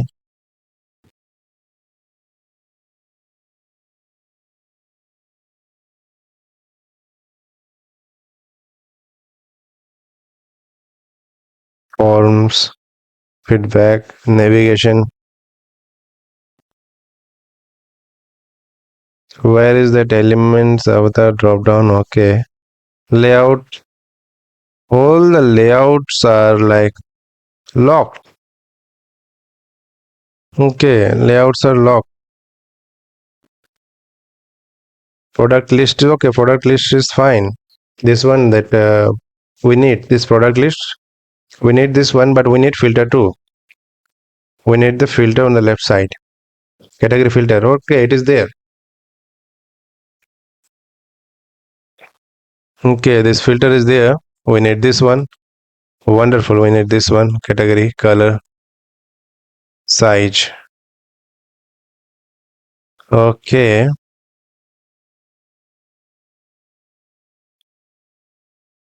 let's copy this one. Let's copy this, it is free. So here let's go select React and code. Okay, let's copy and let's go here, go to the products page and select the whole thing and paste it out here and change the component name. Remove this, use client because we are not using Next.js, and go below and here at example change it to products. Save this one and here let's go here, go to our application. Okay, fine, this is our products and see if it is working fine. Okay, everything is working fine. Category, color, size. Okay,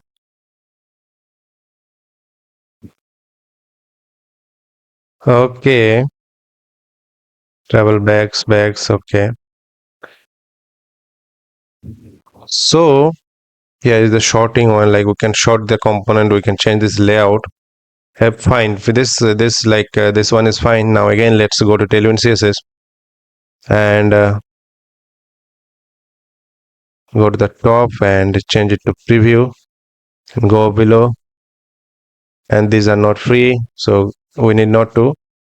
So there is no benefit of going much below and see this because these are not free.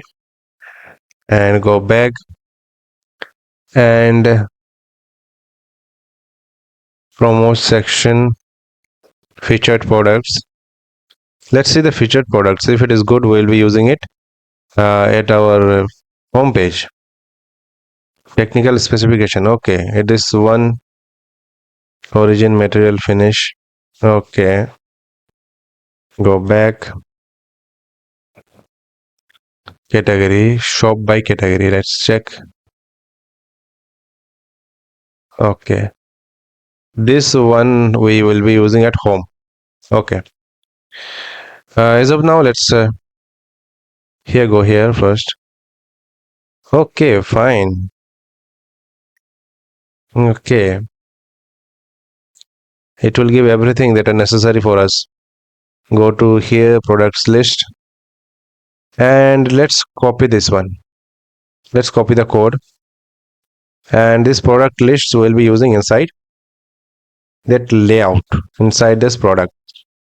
So instead of let's come here in products, and instead of pasting it here, let's create one folder, name it sub like subsections or subcomponent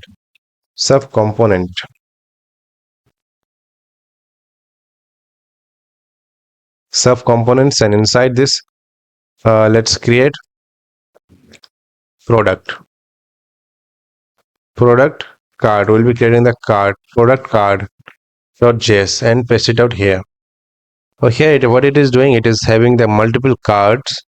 So instead of showing multiple cards, we'll be using only one card, right? And we will modify it. So here, instead of example, let's name it product card. And let's okay, let's comment this out, the above version, and close this section, and below it also comment this out, and product ID and all. Product ID. Okay, product will be sending the product as prompt, so don't worry. Here let's send product. Okay, and let's copy this one, cut this one from here and save here, and let's go to the products and here paste it at the top. Products, go paste it here inside this function component, and now we'll be pasting it here. Your content is there. Inside it will be like calling this one, like what was that products, what was that array name? It was like products. So if products are there, then we'll be doing like products.map product, and we'll be taking the index too. Product index, instead of index, like let's type I, and okay, and here let's call that product card component. Close this one and pass the prompt, pass that what it's called, props. The props name was product will be product, and also we have to give that key, right? So key will be giving index. So save and check. Go here. Here you see our application. We got this, but the size is like not looking good. The size is bigger. So what we will do, we will go to this product card component, and here you see we have like uh, we have like commented this out. There was a reason because of this class name and all. I commented this out. I will cut it from here and go to product section, and here before calling this for products, here will be like using the class name and all here, and remove this,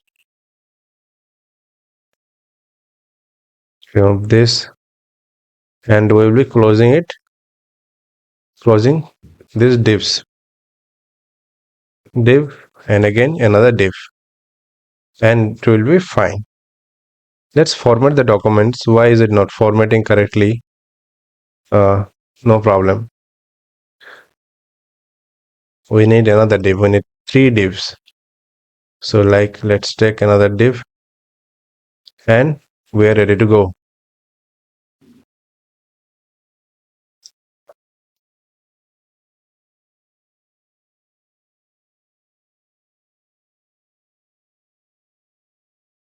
Now save, and now let's check.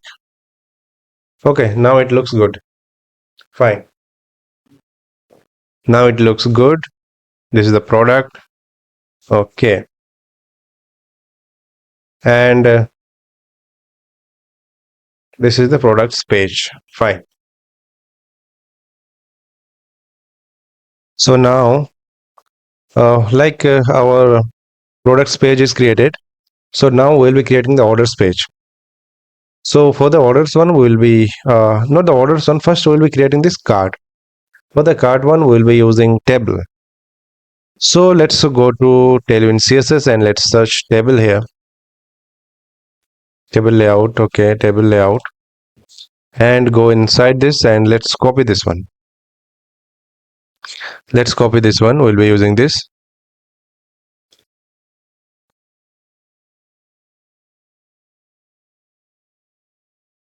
Copy this one. And let's go to card products. Go to card.js, and inside it, let's paste it here. Save and check this out. Come here, and it looks like this. Why is it looking like this? Is what okay, it is looking like normal thing. Table auto, it should look like this. What is wrong?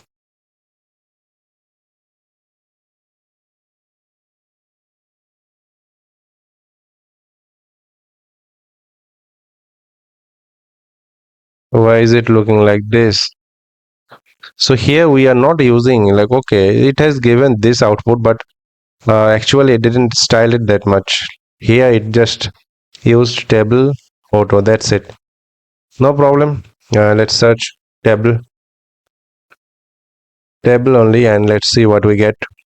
We get table layout, and here if we go table layout, okay, tables, border, columns, border spacing.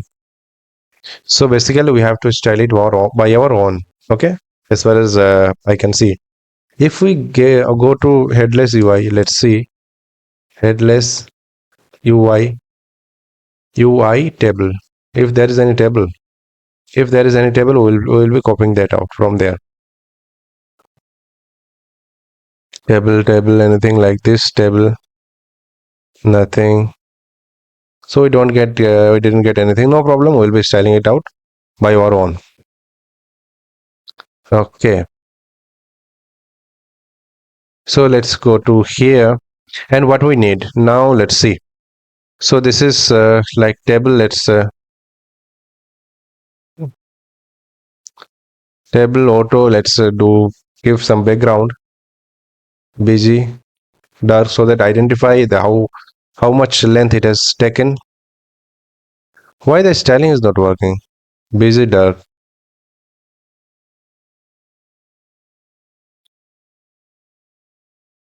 busy black.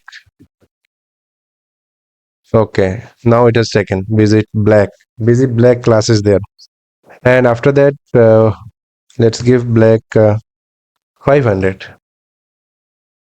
Okay, it looks like this. Let's give 700. 700 is there or not? 800 or 900?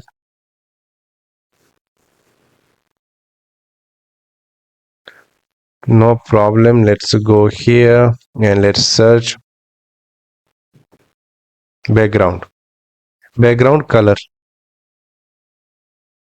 Background color. And you see, these are the colors that we can use. Okay, gray. We should give gray and 500, 600, 700, whatever. Black, for the black one, only black is there. There is nothing as 800 or 700. Let's take gray and give 500 and save and check this out. Okay, it looks like this. Fine. So this is the table. It has taken this much of length. So instead of this, we will be taking full width. Full width. Okay, we'll be taking the full width. So for this one,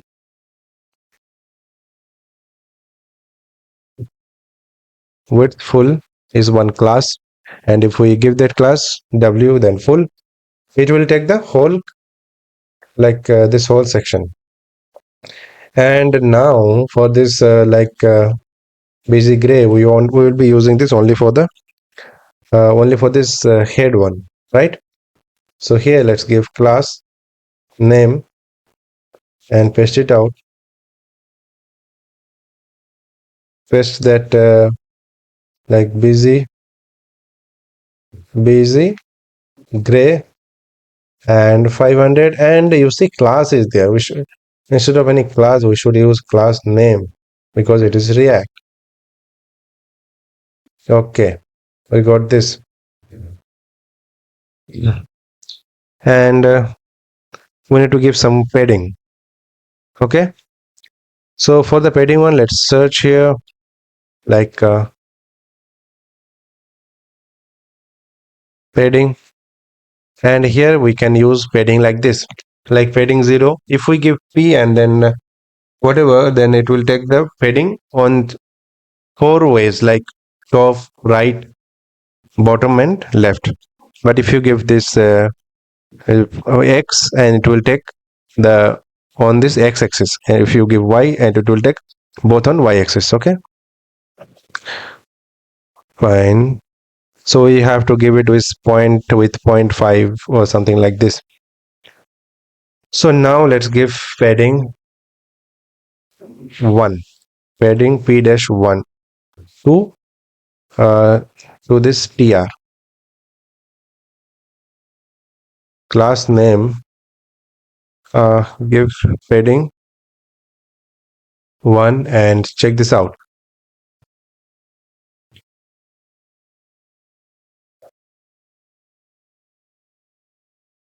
Is there any change? Instead of this tr, let's give this class name to this th.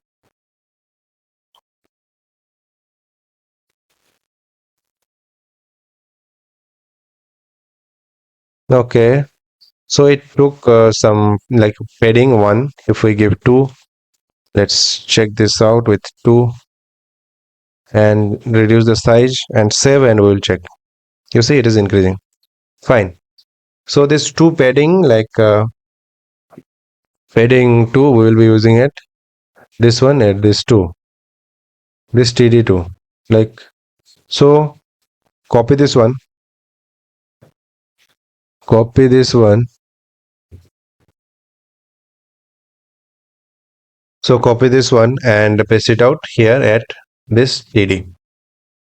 If you paste it at only 1, like it has 3th, if you paste it at 1, it will take the whole width, like it will take same width for this, same height for this one, like this one, this one, this one, for this height one. Actually, when we are giving padding, it is increasing the height, right? So it will continue with this height to all this to this to th also. and paste it out here also. And this one, let's remove this one. Fine. Now it looks like this. And let's change the fields so that it looks like it is a card page, and at the top we'll be mentioning that it is a card page. So here let's increase the size and go to the top, and here let's take one H2 and let's type card, and take class name, and give width, not width, margin to photo. Let's check this out now. Card is here. We have to give text align auto, because if you see background here, let's check bg, let's give gray 500. Let's check this out, and you see that it has taken the whole width. Okay, so there is like when it is having this whole width, so there is no benefit of giving this margin auto. Instead, what we have to give, like text center. So like if give text center, let's check this out. It came to this center. So this okay, and instead of this 500, let's give 100 or 200. Let's give 200. Gray 200. This is the card, and we have taken this h2. Instead of h2, let's take it h1.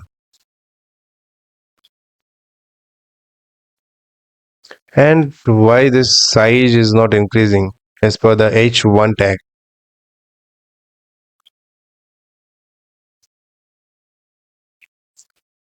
Okay, it should increase the size, but it is not increasing the size.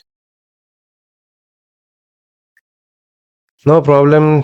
Keep it in this way. Later on, like for the styling one, we'll be focusing later on. Still, like if when it is the size is not increasing, let's increase it manually. So here, let's go to font, go to text,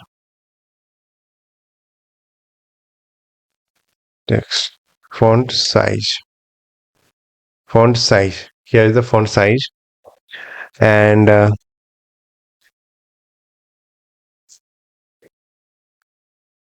we will not go with this. We can use this class text and like this 14 pixel or whatever. So copy this one, and come here and paste it out here, and increase the size to 24, and check this out now. It has increased, right? And okay, and also go here and check this out. Typography, okay, no problem. Typography is there. Go to font weight, font thin, font extra light, okay, font bold. Let's copy this one, font bold, and come here, paste it out here. So I am showing you that how to use this like class name, right? So you need not to remember anything. You have to code, and you will learn. And if you don't remember anything, you will just go to this website and search, copy this out from there. But for examining purpose, for giving exam or something, or interview, you need to remember. So now okay, card and song and all these things, let's like change this one. So here it will be the product name, give product name, then image, here song. Instead of this song, let's do like name. After that, image. After that, after that, price. And after that, quantity. After that, quantity, after that price, after that total. So here also let's change this one, like product name. Let's do it like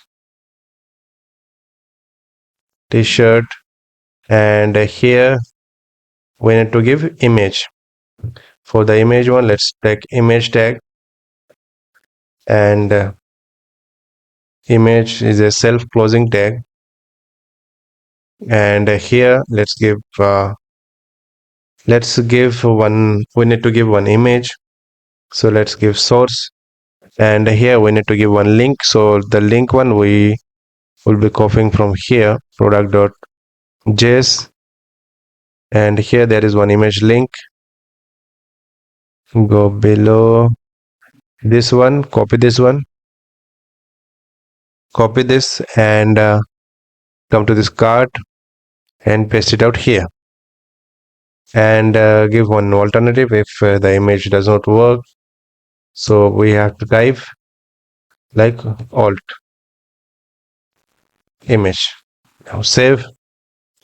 One, like, more things we have to give, like name we have given, then image we have given, then we have to give quantity. Let's give quantity td 5. After that again give quantity td, quantity again give one td, and give the price, let's give dollar this, and let's give total, right? Give total dollar this one. So here now let's copy this one, and remove this tr, paste it out, save, and check. Now the image size is going beyond, so here we have to mention the size. So the height one, here we have to give a height at this td. Let's give the height to this image also. We can give height here, give height to 120, and check this out. Is it working? It is not working. No problem, we have many options. Again, let's check this out with pixel. Is it working? No. No problem. Now will style. Now we will be styling it. Style, give height 240 pixel, and it will work. Copy this one, copy this one, copy this style, paste below, paste it out, save, and check this out. Now it is working, right? So you see this image and quantity, and you see that here the price is on in different place, and it is in different place. So basically what it is, why is it happening? Because here we are using it at like center. For the header one, we are using it at center. So like go here, and header width full, padding, we're taking padding. Okay, so here we have to like give align to left or center, whatever. Give center, and copy this one, and paste it here too, like to this td here, and here, and also here, here, here too. Now save and check. You see this one, for this one we are getting it in line, like in Senate center. So for this one also we have to do it. So we will just remove this one and we will copy this one and paste it out. Paste it out here. Now save and check. Fine. Fine. And at last we'll be having, we have like one or two or whatever the number may be. At last we'll be having the total. So for this one we'll be having another tr. Before giving tr we'll be mentioning let grand total, and here let's take tr, and inside it let's take one td, and let's give call span. Call span will be there are 5 columns, so we'll be covering 4 columns at this td, and we'll be taking another td, and here we will be showing the total whatever total is, right? So this is how it looks. So, and also here let's do it like text align to center, like align to center, right? So now look it, now it is looking good. And here let's give little background so that we can identify that it is different, and let's give little dark, make it little dark. So class name will be bg gray 200. That's it. Save and check. It looks like this. Now let's give little padding like 2. Save and check this out. Okay, it didn't take the padding. So tr is not taking the padding. No problem. We'll be taking the giving the padding to this one. Class name padding 2. Save and check this out. Now it took the padding. Fine. So this is our cart, and like this total, let's take one button like proceed to checkout. So come here and copy this tr, and here let's comment it out, and let's type proceed to checkout, and here paste it out, and we'll be taking one button here. Instead of button, we'll be taking one link component of React Router DOM that is necessary. Link component, okay. Link component of React Router DOM, and here we'll be giving like proceed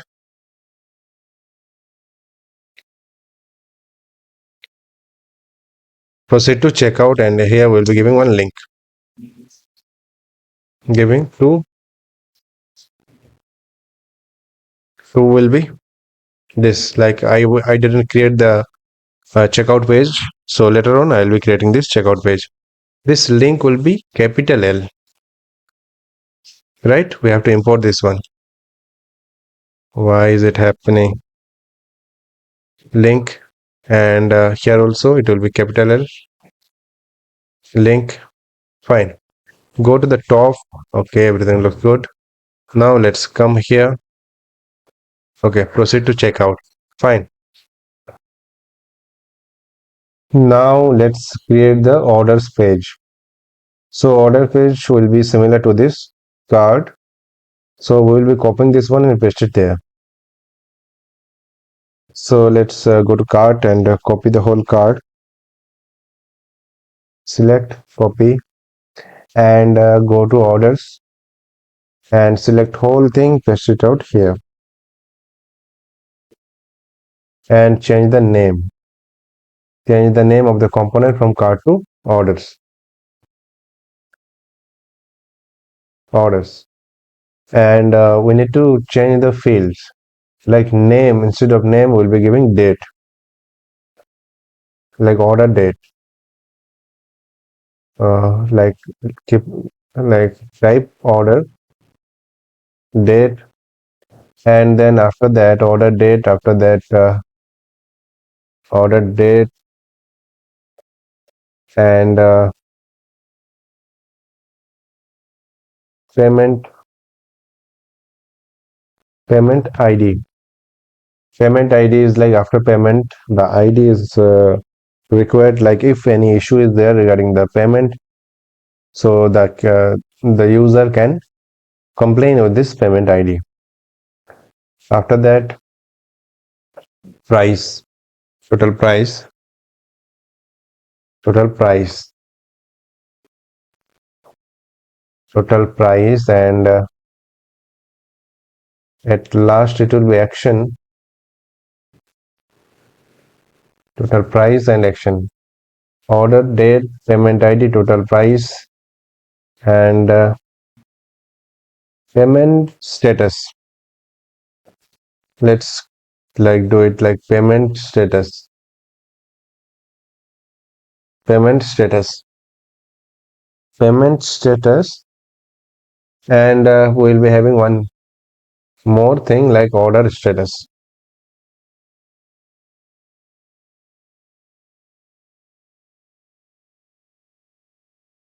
Payment status and order status. Order status. And let's remove this tr, grand total, and everything. Let's remove. Only keep one field, and let's modify this one. First one is date, so let's give one date. Any date.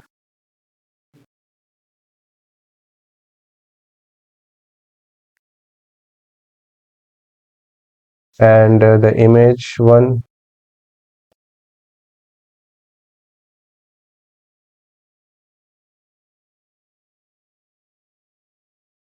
image one, here we should give one payment ID.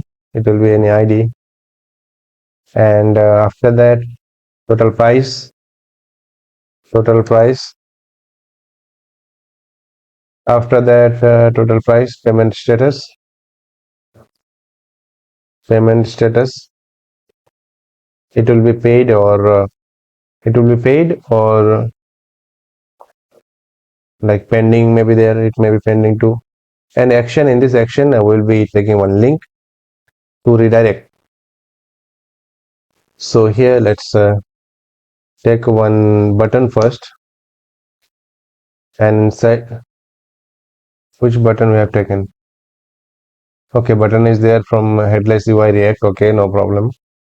Button, inside it let's take link, and here let's type, inside this link we can give this button.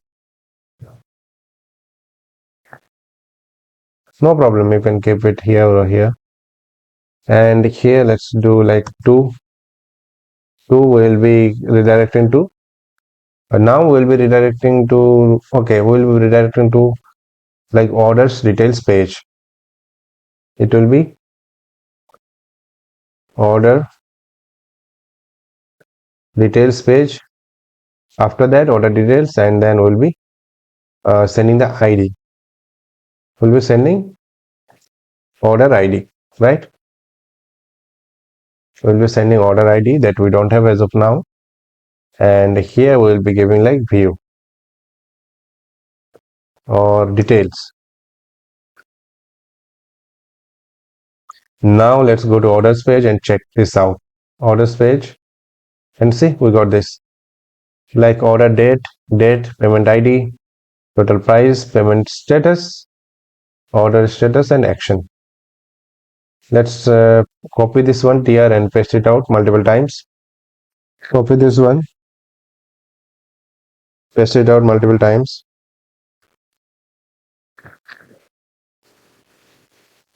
Save and check this out. Okay.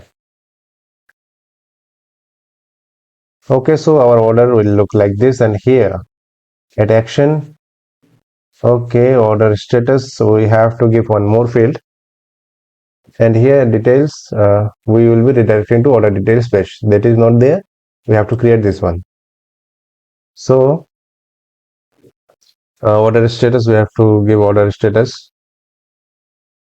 Copy this one and paste it just below, and here instead of paid we will be giving like order confirmed, right? It may be pending or confirmed or delivered, okay, or shipped, something like that. So we'll be showing the order status like this.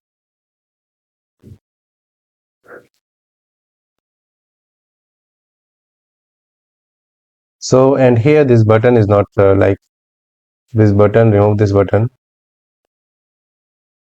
and here also remove this. Let's use normal button, right? Normal button, and here also use normal button. Now save and check, and nothing happens. Save, and let's copy this one.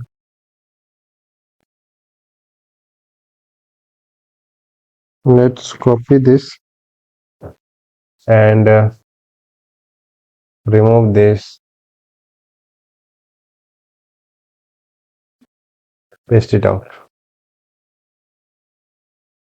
copy,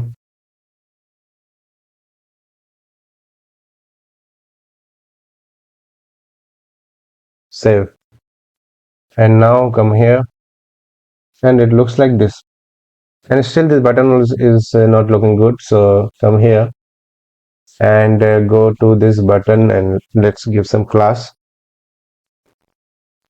Okay, not class name, we have to with class, it has given class of JavaScript, so it will be class name. Give class name like give text, give vg gray 300, check. Okay, it looks like this, and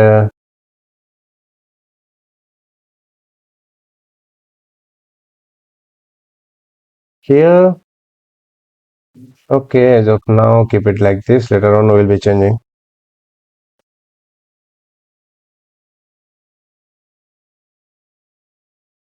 So here, like let's style it like it looks like this, like without.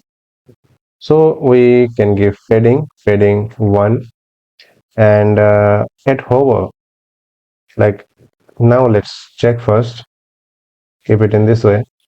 Now it looks like this, and we'll be giving fading on the left and right, we won't give it on the top, so it will be on through x-axis, and you see it looks like this now.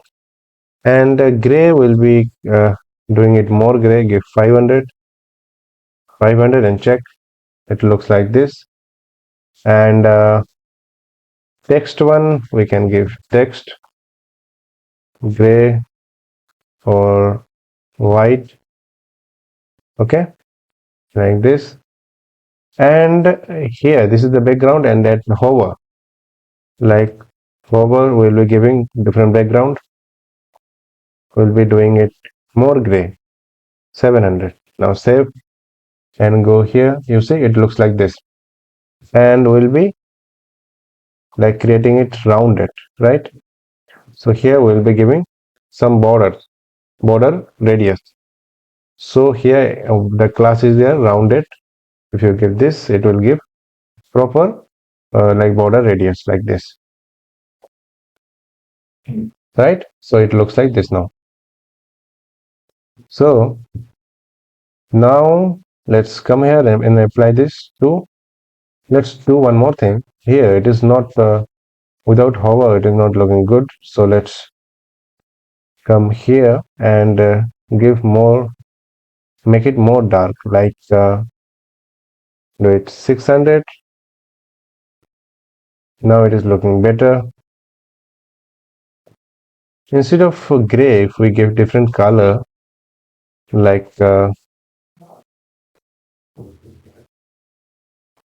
red. No, red will not be good. If we give blue, it is looking good. So here let's copy this, the whole tr, copy this, and paste it, paste it.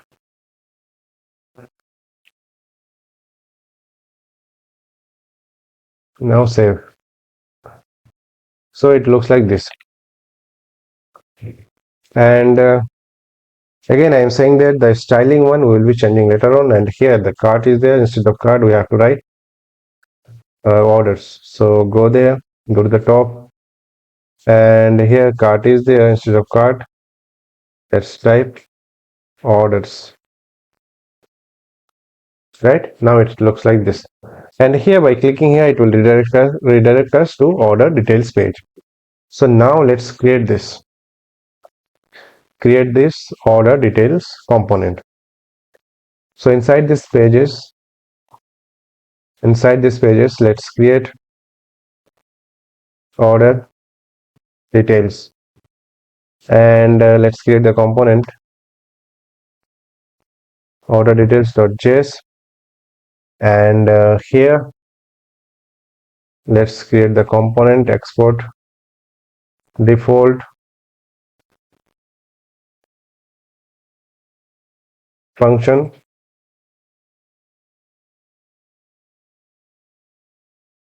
order details,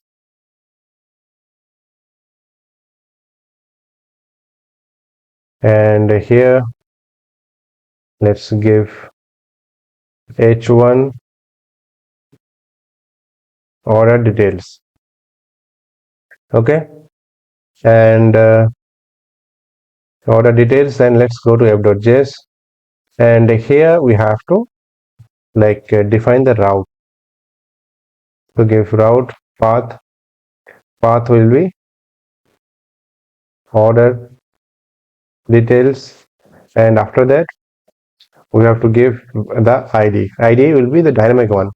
So for giving any dynamic route, we have to give it in this way, right?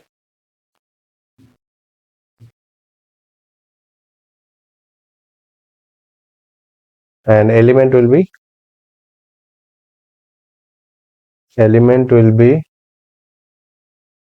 order details. Now save, and if we go here, you see order details page. Let's go back and click here. It will give us this order details, and now we will fetch this id. You have to fetch this id. So for this one, go to order details page, and here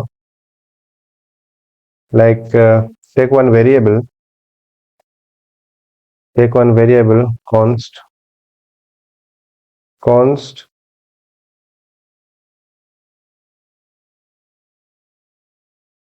uh,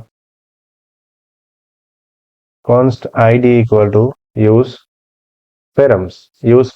One function is there of react router DOM, and it will give the params. So here Instead of ID, let's type params and we will check the params.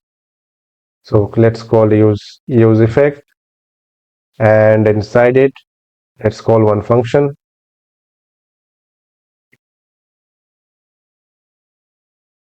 Call one function console.log params. And here, let's call it at the beginning and also fetching of the params. And now let's refresh and open the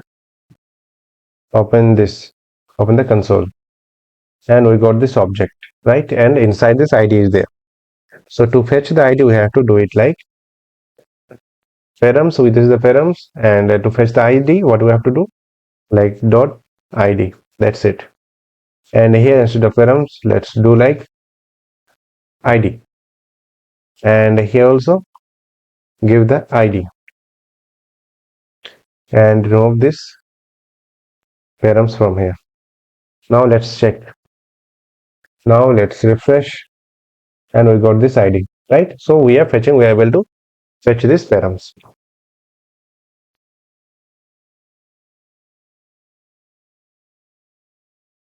And here you see some error like class, and we need to change it to class name. So let's do this, and clip rule and all that are like property of HTML, and these are invalid for this React. So go there and go to order details. Inside this order details, these are not, I don't see any class name, so it will be in different component. We have to find it out and remove this one. So in here no class is there. Let's go to order, and here also we don't see class, instead we see class name. And no problem, later on we will like search this one, and we will remove this one. These are not fatal errors, right? So these errors can be inside I think footer, because the footer was HTML, and here you see here we are having class. So let's change this one, class, change this one to class name. Now save, and now let's refresh. Still some class is there. Come here again, and here nothing is there as class. If you go to card, nothing is there.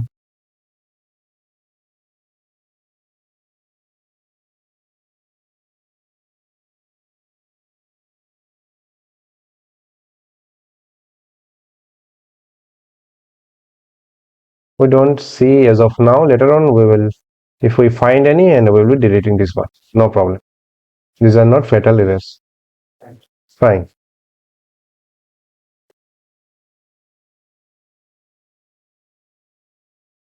uh, this footer is like light colored. Let's give the same color of the header. So let's go to footer, and here we have this bg white. Instead of bg white, let's do like this, remove this bg gray 900. Now save and check. Okay, it looks better. And come here, and go to the copyright,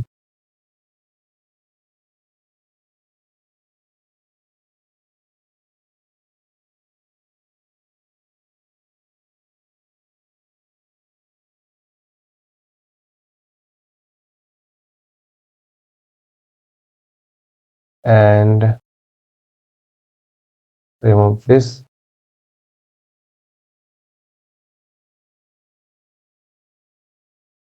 and here, fine.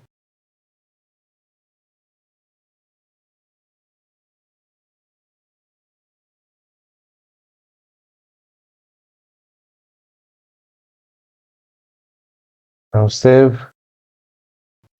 Okay, and here let's change the color. Let's change the color. Change the color of here text to white. Let's remove this dark. Wherever dark and colon is there, we will remove this one. Okay,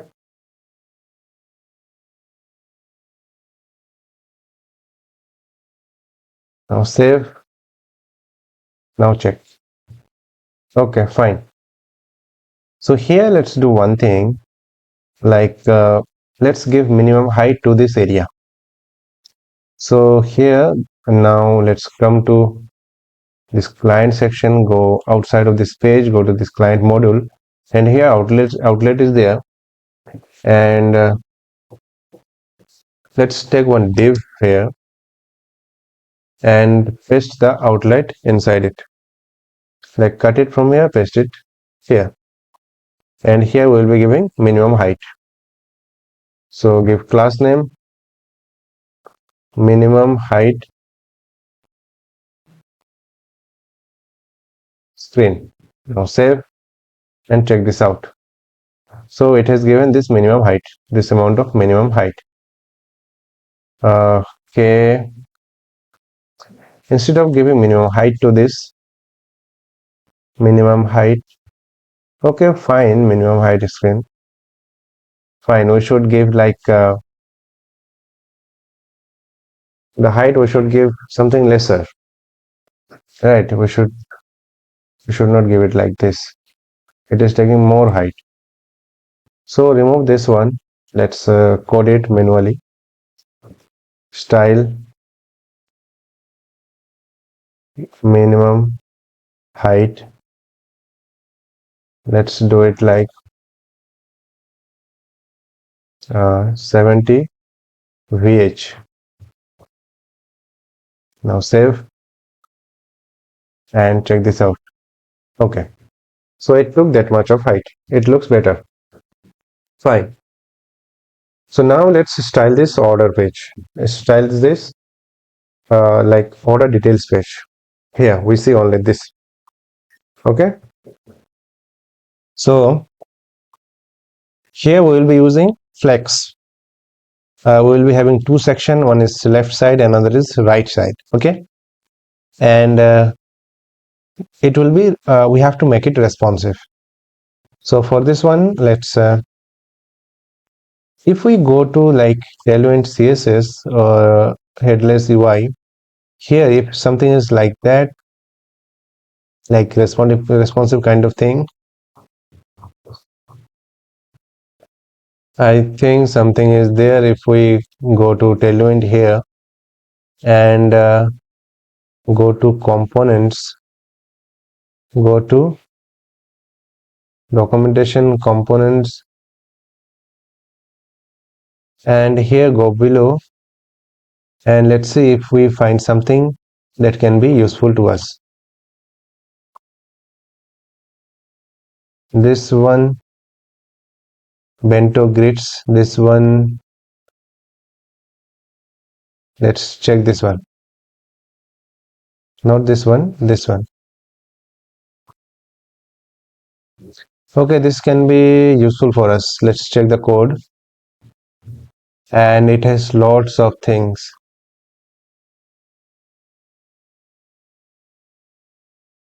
Okay, let's copy this one. We'll be using this one. Instead of HTML, let's change it to React, and let's copy this one, and let's come here, and let's go to pages, order details page, and here let's paste it below, and go to the top, export default and everything. Let's remove from here to here. Fine. Now it will be fine. Now let's save, and let's go to order details page. Let's come here, and this is the order details page, right? You see order details and this ID. Fine. And here we'll be changing some of the things. So we'll be having two sections. There are like 1, 2, 3, 4 section.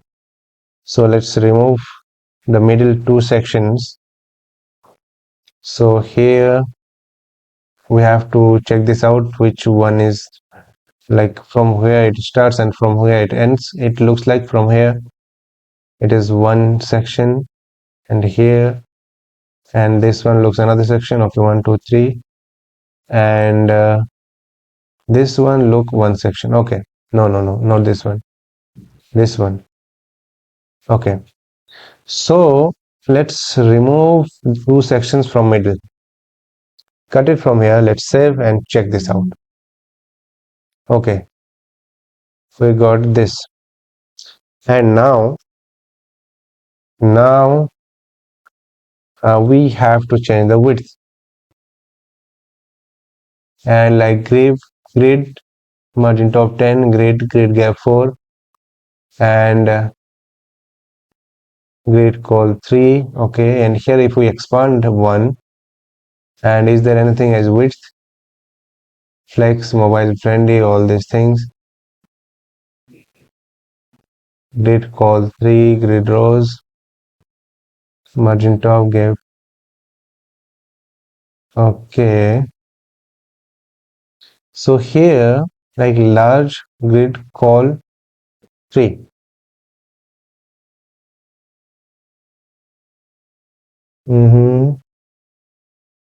Anything as width is there?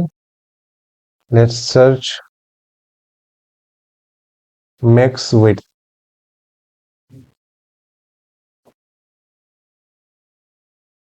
Overflow,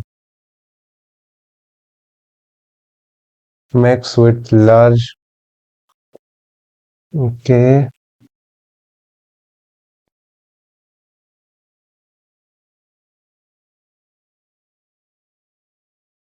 it has 3 call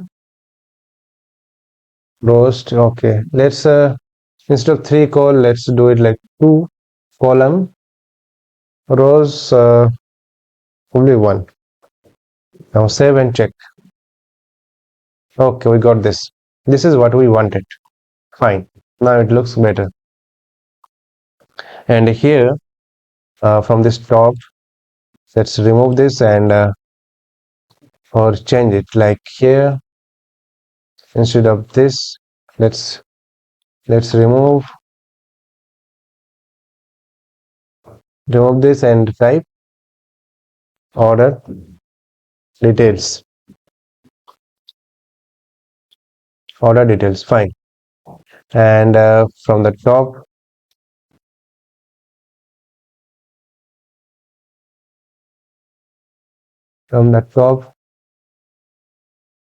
remove this. Okay, it looks better. Now on the left side, what we'll do, we will be on the left side, we will be showing the products, and on the right side, we will be showing the details. Products that are ordered. Okay, or we can do this vice versa. On left side, we can show the details. So first of all, we'll be taking one table, and there we'll be showing the details. Left side,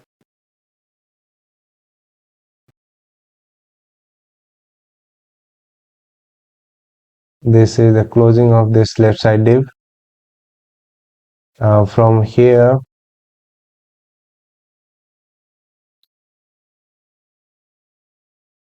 let's remove all these things, and let's save and check this out, what we got. Okay, no, we don't want this.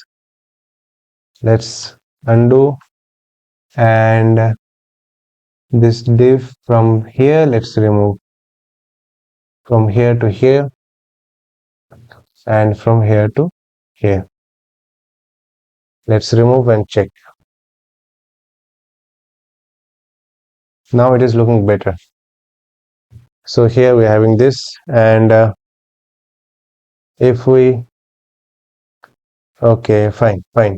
If it is responsive to, fine. So here on the left side we'll be using table. So for this one, let's go to orders page, and from here let's copy that table. Copy this table,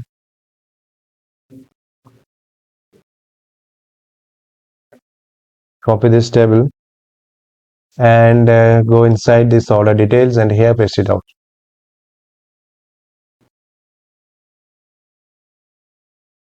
And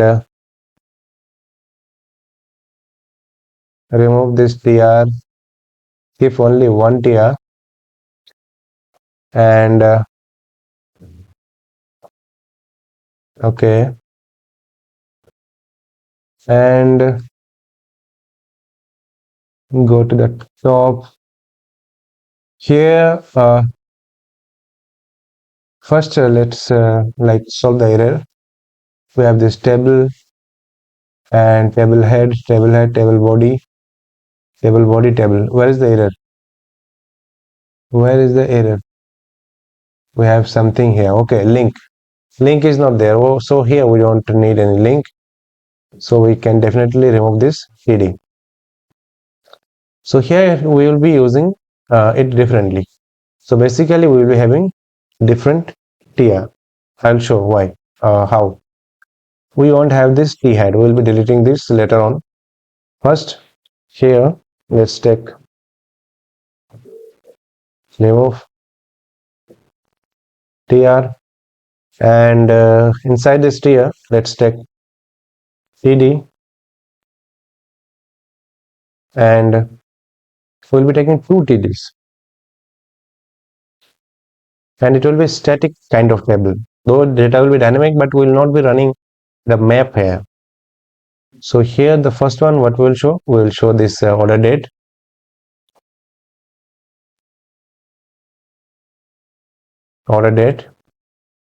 and here we'll be giving the data, like whatever the date is, like 23 Jan 25. And let's copy this one, paste it below. After that we'll be showing the payment id.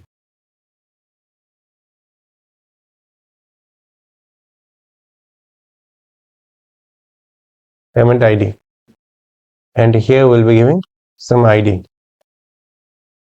right? After that, again paste it out here, and here payment id, and then total price, and then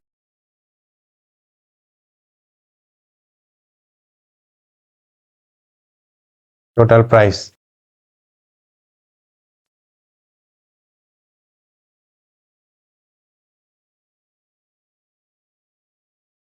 total price. After that, payment status, again paste it out, and here give payment status, and again paste it out here, and here we have to give payment status and then order status. After that, payment status and order status. That's it. Now let's remove this t head. We don't need this. We need this table, t body, and also first here we don't need this. And now you will see that we on the left side will be having the field, and on the right side we'll be having the data. And here one thing we can do, we can just like making the giving the like making we can make it like bold on the left side, and on the right side we will be showing the data. So here let's do it like let's give padding 2, like class name padding 1, okay, and we'll be we will be giving some like weight to the text. So here let's give font like bold, and now let's copy this one. Copy this class name and paste it at the first TD of every tier. Paste it, paste it, and paste it here. Now we got this. You see, order date, something like this. Also, let's do one thing. Let's give background to all this. On the left side, we'll be giving background. Uh,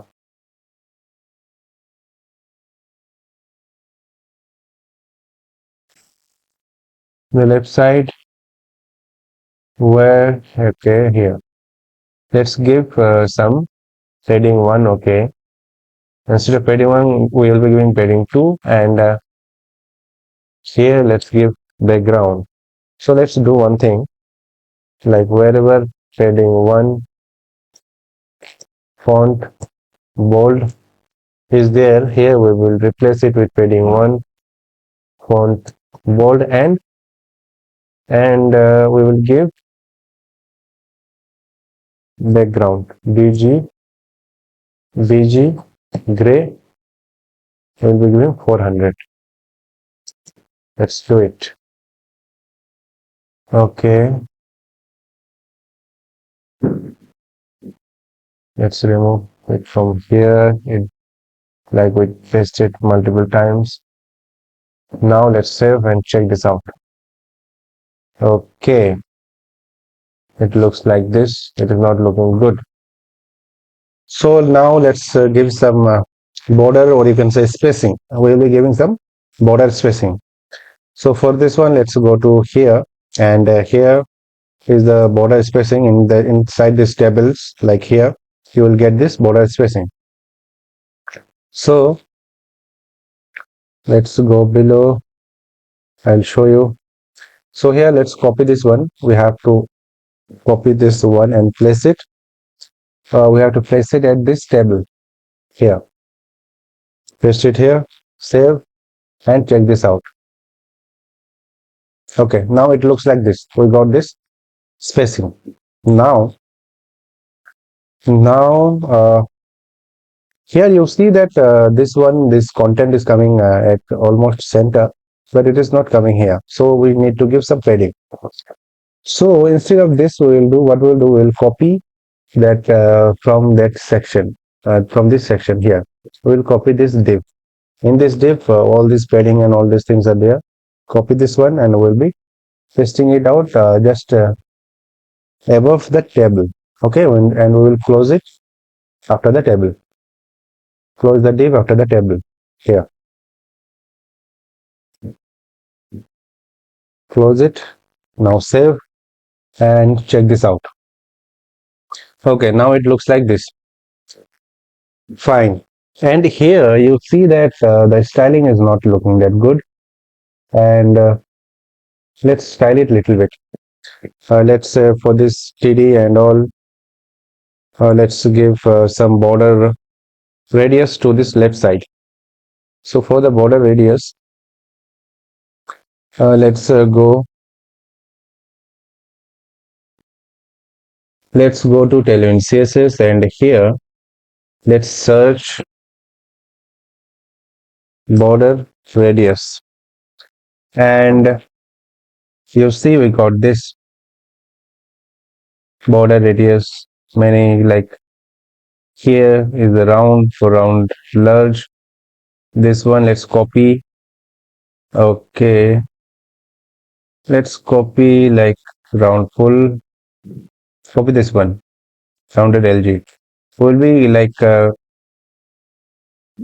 be giving radius to left side, for right side or top side. For this one, we have to copy this one, like rounded to top large, right?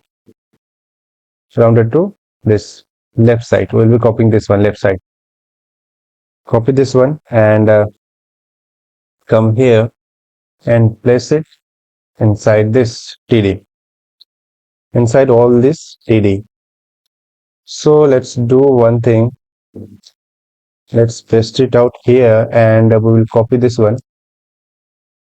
Like we will copy this one, and we will paste it here, so that instead of like typing one by one, we'll be doing it at once.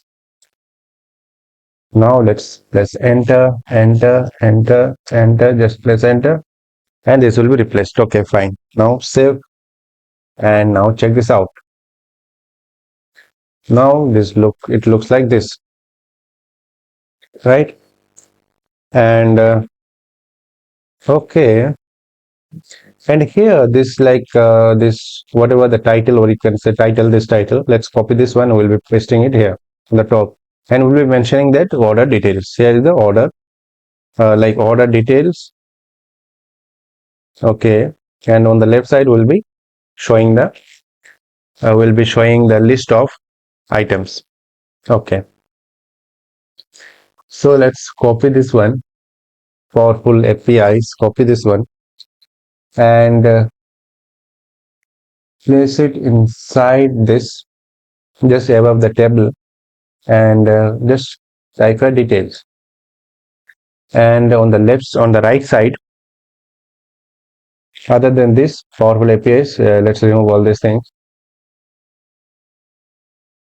Let's remove it this way, like this div, and then remove this. Now save. Now check this out. Okay, fine. And instead of powerful APIs, here we will write like items, like products, products.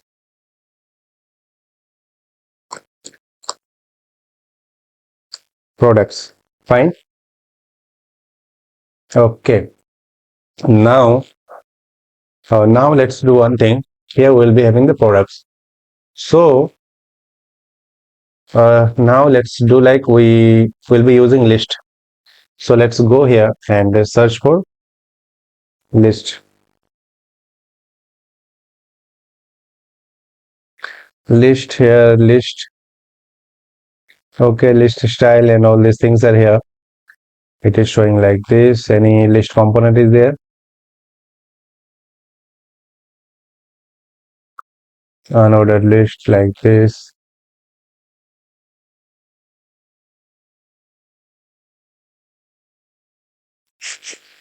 Basically, like components are not there in that way.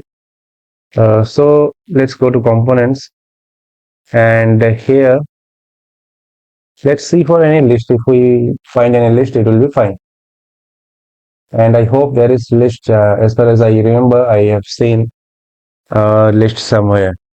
So let's check this out and copy if any list is there. Let's go to this headless UI, and here a list is there somewhere. Components. Oh, I don't see any list. So now let's manually create the list. So here let's create unordered list UL, and inside it let's create list, and here we'll be like giving the products. Though for the products we'll be having instead of list, if we give table on the left side and table on the right side, table, I think it will be better. Okay, so let's remove the list. Let's copy the table from the cart one, and we'll be showing some of the important features. Like copy this table here up to here. Copy this one. Now let's go to order details and paste it out here.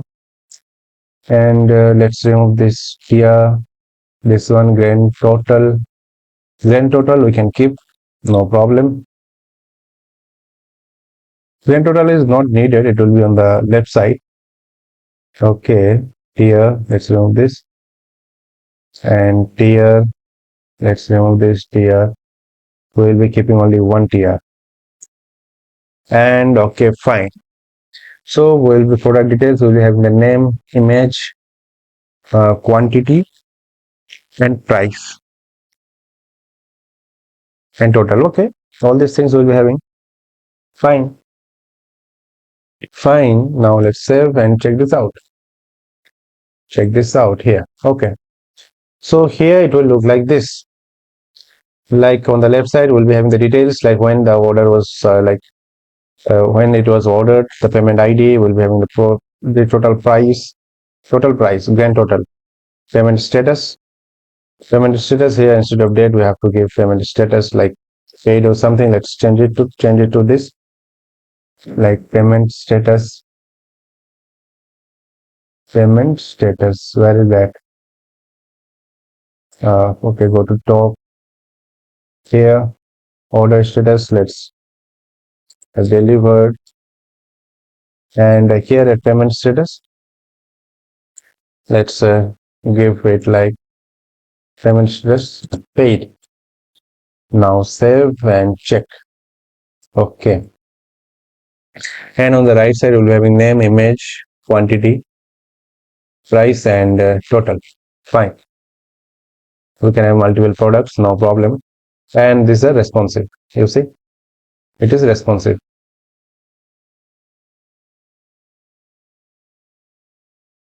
It is very much responsive. So this is our order details page. So order details page is complete. Now let's create that login and register. So for this one, let's go to navbar. Go to navbar, components, and navbar. And here at the top, we made this authentication to true. Let's make it false. False. And now we got this login and register. So let's create this. Let's style and give the necessary components for this login and register. So for this one, go to Tailwind CSS, and here let's search for input, or we can search for form layout, and let's see if we get anything. Okay, we got this. We get this. Fine. So let's copy this one. So it is bigger code. Okay, it will help us. It will obviously help us. So like go here, React is selected. Now let's copy this one, copied, and now let's go to that login, and let's first go to register. Go to register, and let's just select the whole component and paste it out here, and let's change the component name from example to register. Okay, and now let's remove some of the things. So let's save this one and check first how is it looking.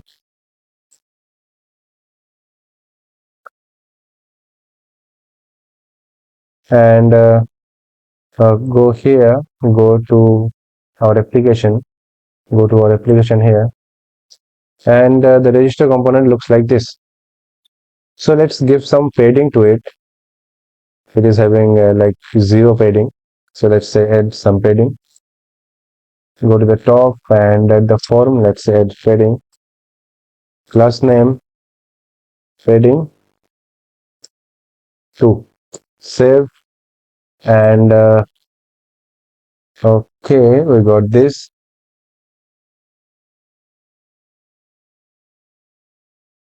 We got this padding. Instead of padding, let's add margin. Margin 2, padding 2, margin 2. Okay, it looks like this. First of all, let's remove unnecessary things. We need this personal information one. Okay, before that personal information, remove all these things. So here, username and all, about, photo change, cover photo, personal information. Before that, let's remove all these things. Username, though username is required, Let's remove this, and we got some error.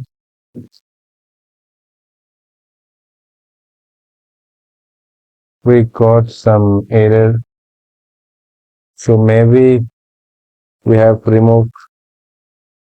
Let's div again. Let's give div.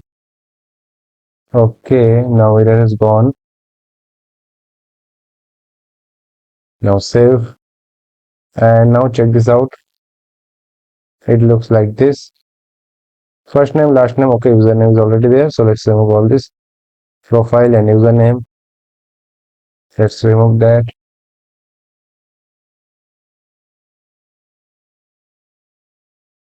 Go to the top. Profile one. Close. Okay. Remove this from here to here. And personal information. Let's close this one. After that, we need to remove this one also. Notification and all. Let's remove this and cancel one. Let's remove this cancel one. Now let's save and check this out. Okay, now you got this. For the register one, we need instead of first name and last name, we will be having only one name, username, and email, and we need name, email, and country, address.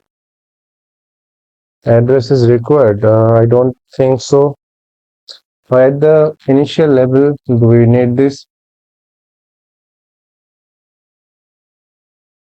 Okay, no problem. We can keep this one. Okay, let's take all the information. No problem. And here. Okay, fine. Fine. And remove this personal information. Take from here. And let's come here. Let's open this out and remove this. And from this personal information, let's change it to register. Register. And now save this out. Font text gray. Okay. Okay. Okay, fine. So this is the register one, register component. Okay. We'll be taking all the information. No problem. Now let's create the login one. Let's create this login component. So here let's copy this register component and go to the login. Go to this login component and paste it out here and change the name from register to login. Login. Remove these icons and at the login we'll be logging in with we'll be logging in with email. So let's remove this first name and last name. First name and last name, and we'll be having this email. Country is not required. Country is not required. Street address is not required. We just need the password. So here, let's remove this. Here, let's remove all these things. And here, the postal code, change it to password. And that's it. Now let's check email and password. Okay, fine. Let's do one thing. Instead of like showing the email and password like this, we'll be showing it on the top and bottom. So for this one, false pen 2, and let's go to 4, and we are having it margin call grid call 1, small grid call 6. Okay.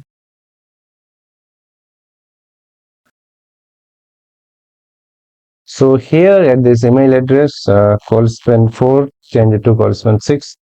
And here at the password, instead of callspan 2 to change it to 6. Now save and now check. Okay, it took the whole width. Now what we will do, we will give some maximum width to this, like to this form. So come here and let's go to here. Let's change the register to login. Login and save.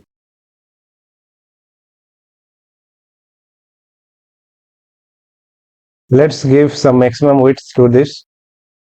So come here and here let's give max width 96 and save and check this now. Check this out now. Okay. And let's give margin auto to this. Margin auto. Now check. Okay, we got this. Fine. And save, instead of save, let's type it like login. Instead of save, we'll be logging in this. Login now. Save this one. Fine. Now, this is the login, this is the register. So register, like we are asking for so many data. Street address and all these things. We instead of all these things, we will be asking lesser things. So let's come here, come to register, and let's make the register simple. Simple. Instead of first name, we will be asking for name. That's it. And remove this last name. Remove this last name. Email address is required, country, and all these things. We won't ask.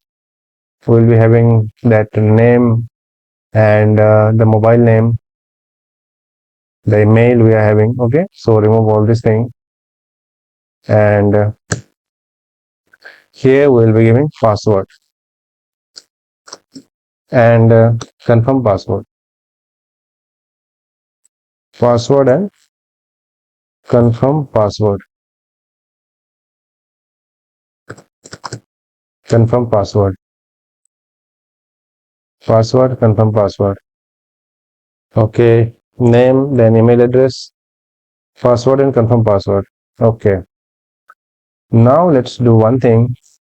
All these calls spend 2 to make it to 6, and here also make it to 6, and here also make it to 6, and here also make it to 6. Now save and check this one. Okay, it looks like this. Now we will be giving maximum width to this too. So come here, come to the form and margin, give auto and give max width to 96. Now save and check. Fine. So name, email address, password, confirm password. We need these 4 things. And name, email address, okay. Let's go to the max width and let's see. We can give like more max width, large. Let's try this one, max width, Excel, and check this one.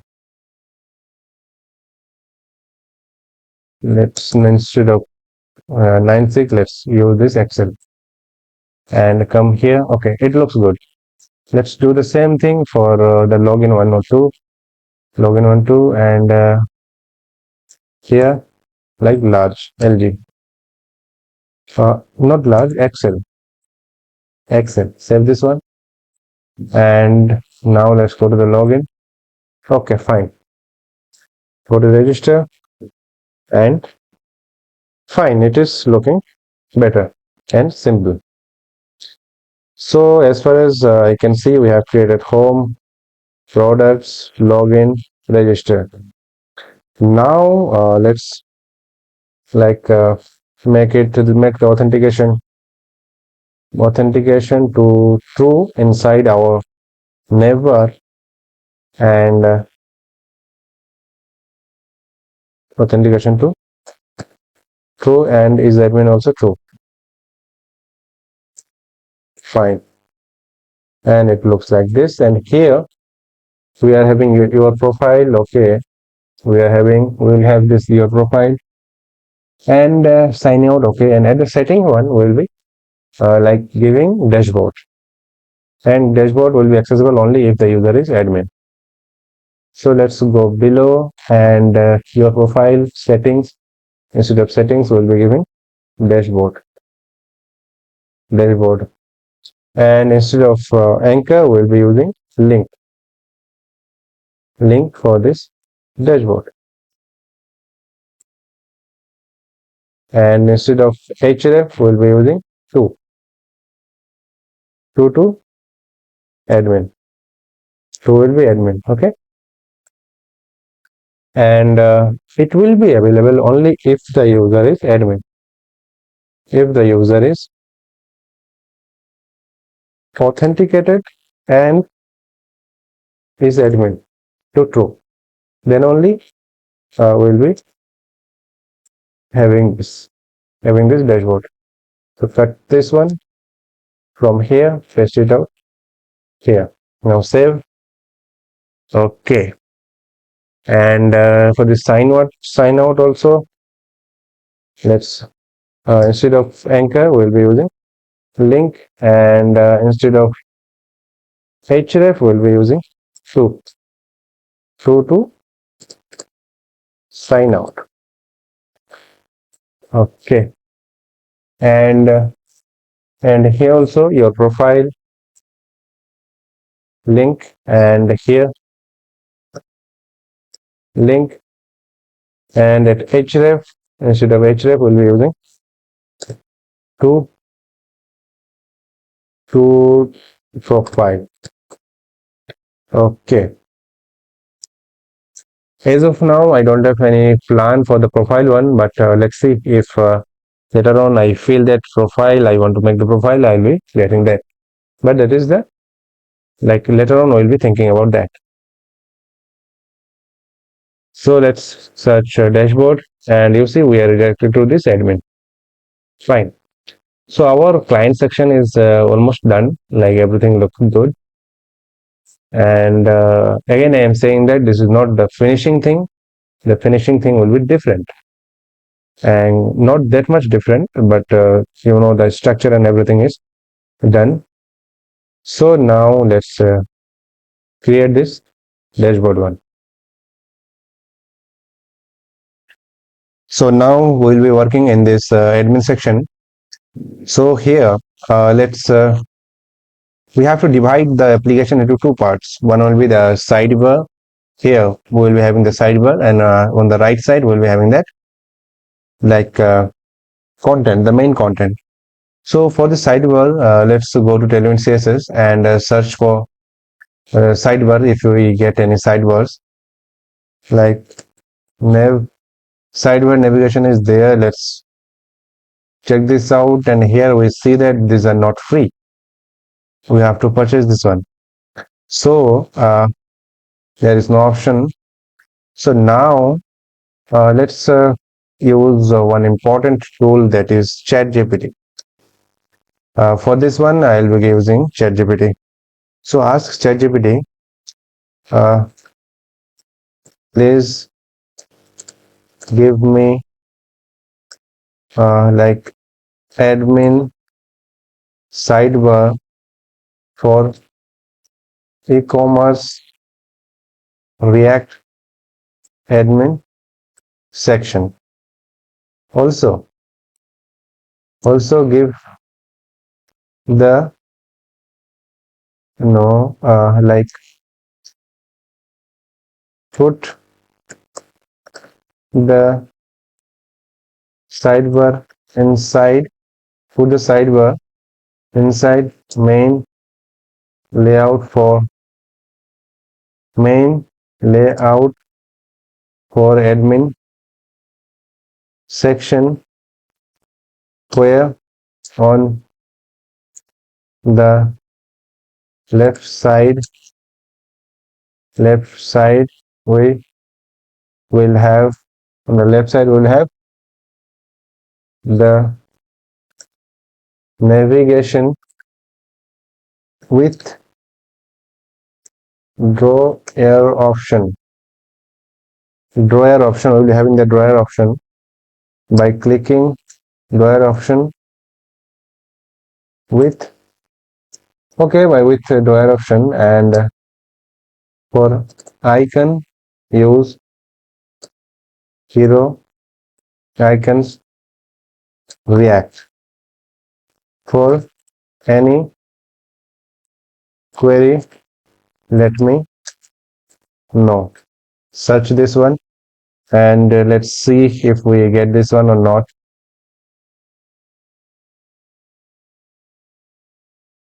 React router DOM, okay.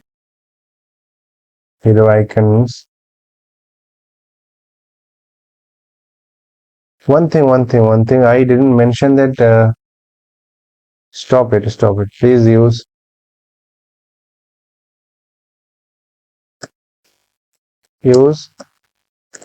Tailwind CSS class. Tailwind CSS class.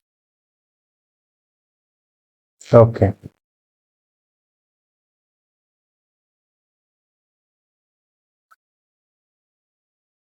So here it has given this, like, okay. And here it is giving the outlet, and let's check this out. It has imported home icon, shopping cart icon, user icon, tag icon, then chart bar icon, fog icon. Okay. And it will be giving us this dashboard, products, users, orders, reports, settings. Okay. As far as I can see, it looks good. Let's give little time to complete this generation.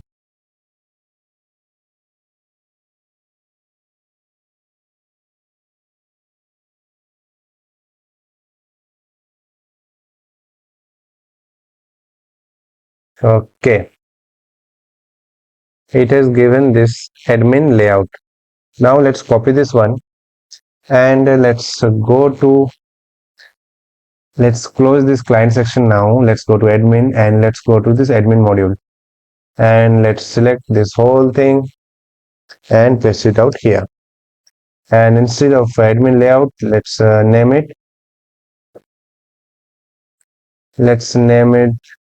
admin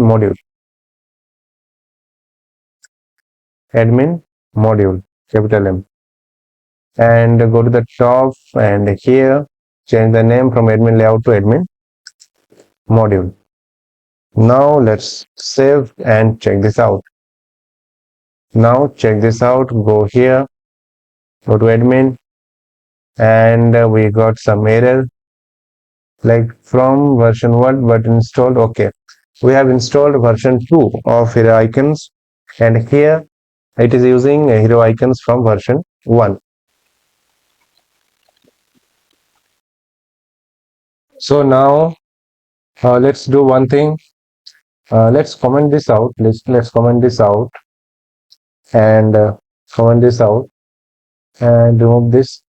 Like here also, let's comment this out. Let's save and check this out. That what we get. Okay, fine. We get this. We get this beautiful, like, sidebar, and here we will be showing the like content, and the content is coming here.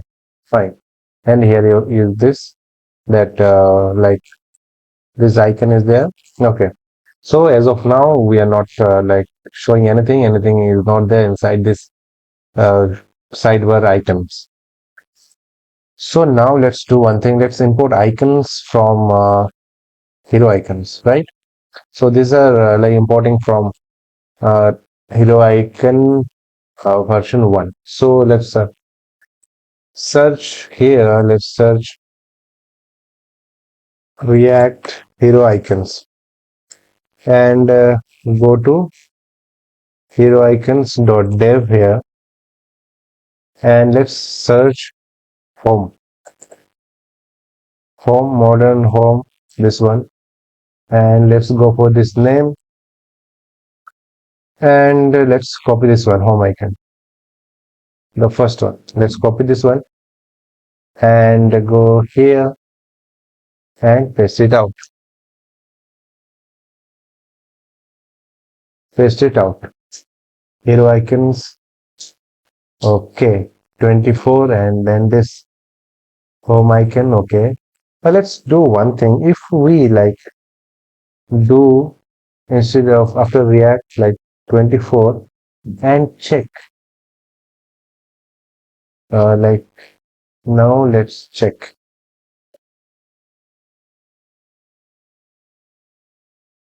Okay, there is no error here. Let's go there and check this out. Okay, so this is working now. So congratulations, this is working fine. You see this dashboard, products, everything is working fine. Here we are clicking, and after clicking, it is fine. But here that the icon is vanishing, and in this side, okay, you see the icons. In this side, the icons are also missing. Why is this so? So I have to check this out. So like this is the problem. Like ChatGPT has given us the code, wonderful code, but it may do some kind of mistake. So we have to correct that mistake. For this one, we have to be skilled person. It is not like ChatGPT will do everything for us. It will do, but we have to find the mistakes too. We should be capable of taking tasks from ChatGPT. So now let's come here, and now we have to check the code. So what is happening while we are like making this is sidebar at like the open to true and false. That time we are having these reactions. So now let's do one thing like one click. Okay, and here admin panel sidebar. Okay,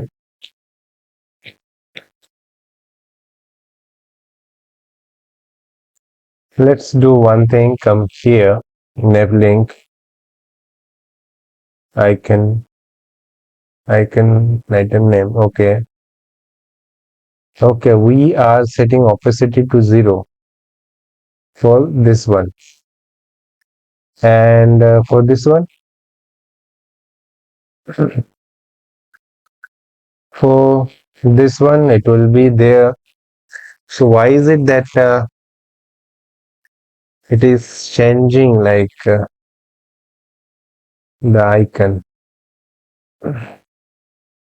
Let's do one thing. Let's comment this out. This spin and let's check this now. Comment this out and check.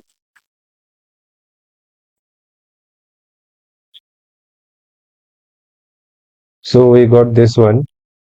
And if we click it here, and you see the sizes are getting reduced.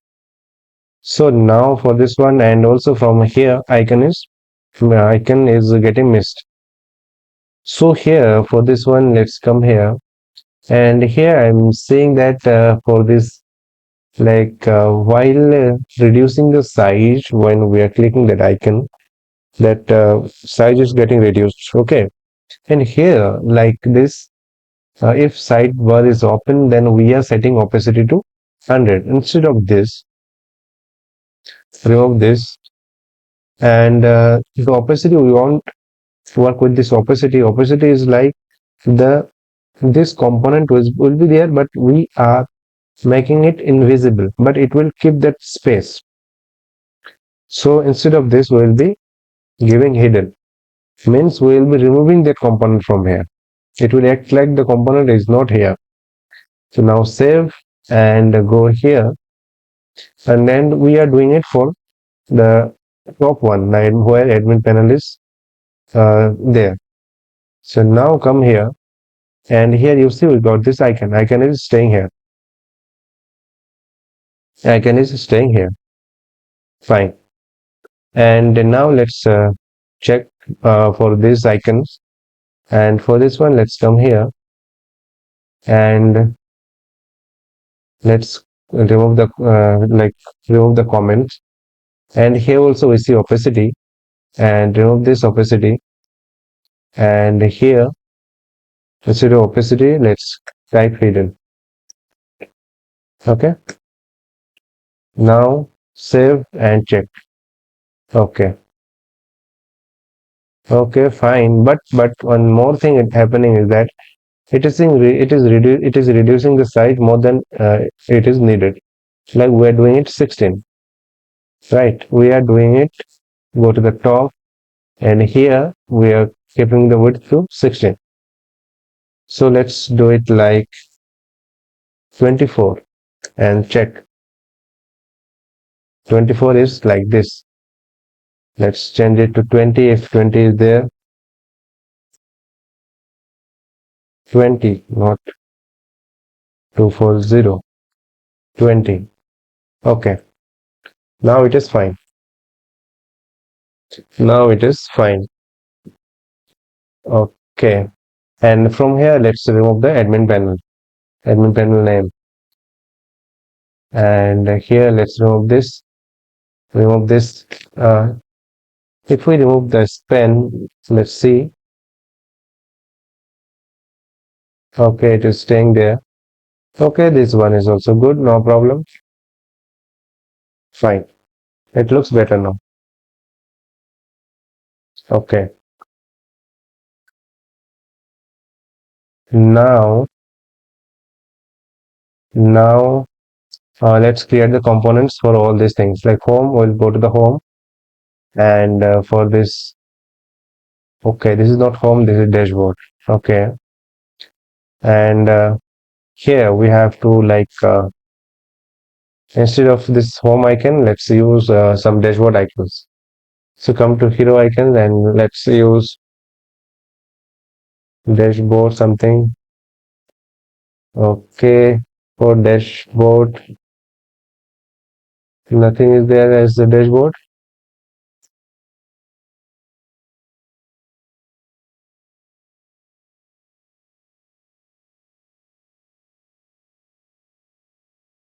Home, adjustments, bars. We can use this one, bars. Let's use this bars icon. And come here and paste it, instead of paste, let's import bars to icon, and let's use it here at home icon.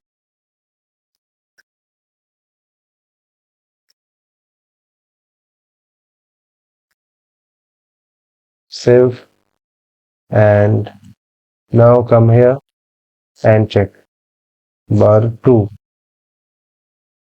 Let's give here 4, here and here. Give 4 and check. Fine, now it is looking good. And okay, fine. But here also we are having this bar icon, and here also we are having the bars. It is not looking good. So for the dashboard one, we should choose another one. This reports icon is looking good. So here, let's copy this one and use that. Reports icon. Chart bar icon, copy this one, paste it here. Okay, fine. Now, also take home icon, like home. Copy and paste it here, and let's use home icon, and here give slash, and slash for this only, and here let's type home.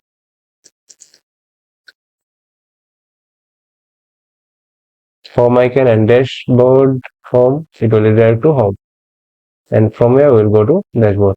Okay, and dashboard home, then dashboard, then products, then users, then orders. and orders. Reports and settings are not necessary. We will be removing this one. So go there and comment it out as of now. Okay. So now let's create components for admin, products, users, orders, products, users, and orders. So come here and let's go to admin pages. We are having dashboard. Let's create products, and inside it let's create products.js, and let's create the component. Export default function products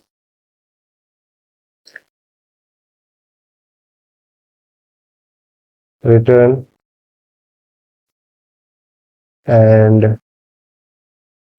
here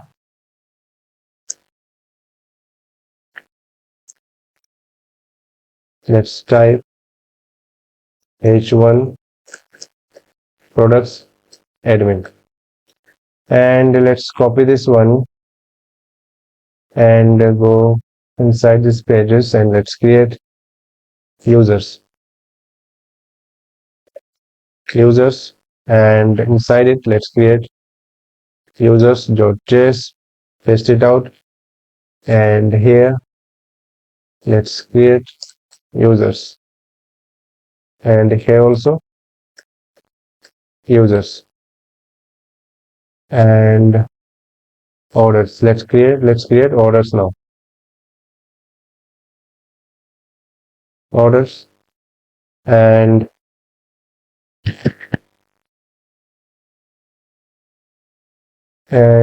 orders. Inside it let's create orders.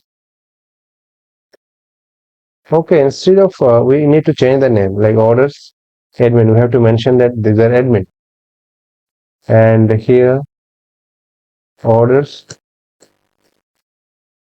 admin, and here also orders admin. Save, and let's go to this products, and here also change the name from products to products admin. Save, go to users, and also the name we need to change, like products to products admin, and users to users admin.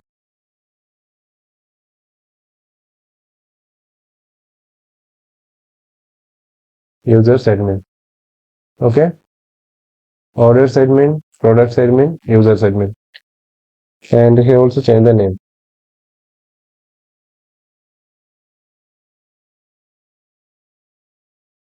Fine. Now let's create the route for all this. For this one, let's go to app.js, and here we are following the dashboard with admin, and let's create other components like path. For the path, let's give admin is there. Okay, let's give admin, after admin products, it will be products admin,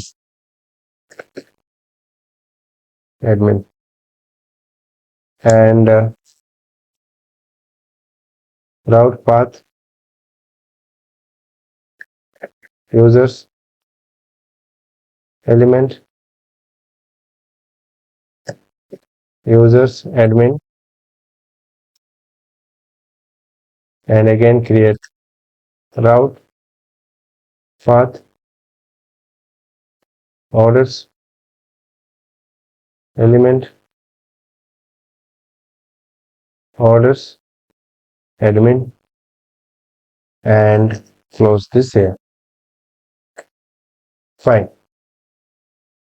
Now let's come here and click dashboard, products admin, users admin, orders admin. Okay, So the components are created. Now we have to style these components. So dashboard one, let's keep the dashboards one like this way. Uh, Dashboard, okay, it is going to dashboard here. So instead of this, let's go to that admin module, and here the path will be admin only. Now let's go back, dashboard, okay, fine. So now let's create the components one by one. First of all, we will be creating this products one, products admin. So actually we have created this. Now let's style this one. So what we will do, we will go to here, and from here we will be copying the admin page from the client section.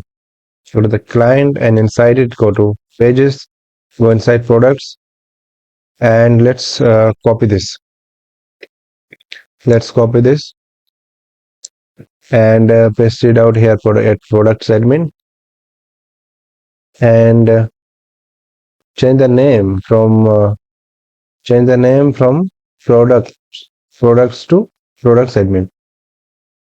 Where is the component? Here, products admin. Save, and let's let's create the folder sub components, and inside it we'll be creating we will create product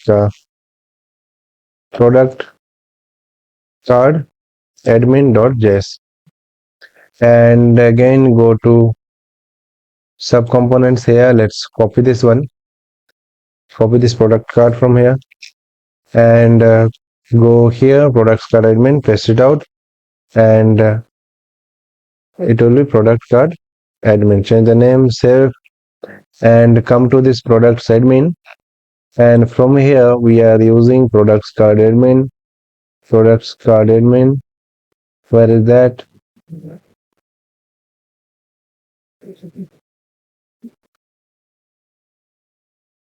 Here, products card, it will be products card admin. Let's import it, and let's go to the top and remove this product card. We are using product card admin. Now save, and the error should go. Okay, the error has gone. Now if you come here to products, you will see this.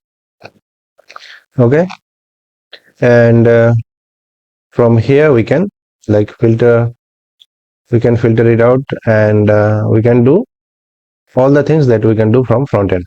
Now we will change it a little bit. So here we are having this price and all, and here at the top we will be having one button that will allow to add products, and let's remove this margin. So go here, products card admin, and we need to remove the margin, beige white.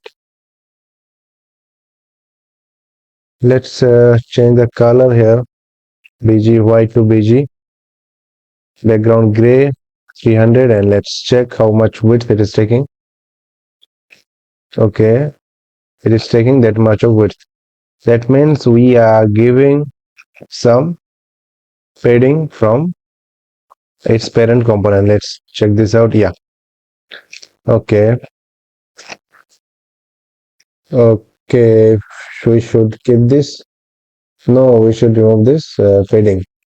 So for this one, let's go here, admin module, and from here we are giving some padding. So here you see padding 6 we are giving. Let's remove this one. We don't need any padding. We can give padding 1. Class name padding -1. Okay, now it is good. Now it is good. And come to product card admin and products admin, and here instead of gray, let's give white. Good. Now here we need to add edit and delete button. Like to this product, we need to add edit and delete button. So for this one, let's go to product card admin, and from here we are showing the price, color. Let's check color and price. This is the color, this is the price. So let's add one button. We need to add two buttons, right? We need to add two buttons. So let's check button and button, give edit, and also take one more button,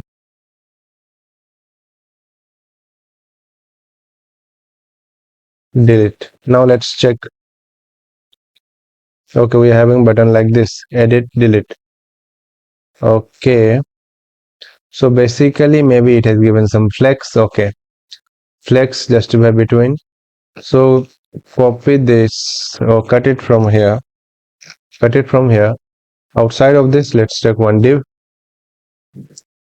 and paste that inside it and close it with div. Okay, and here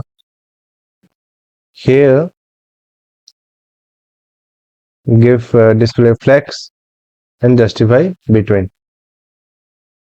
Margin top also we can give. So copy this whole thing and paste it out here, and now save. Okay, now it looks like this. So here instead of this, now let's give some color. Like for the edit one, class name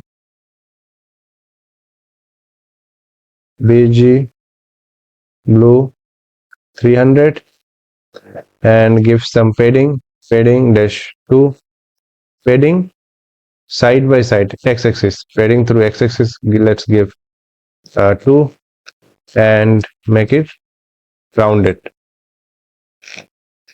Okay,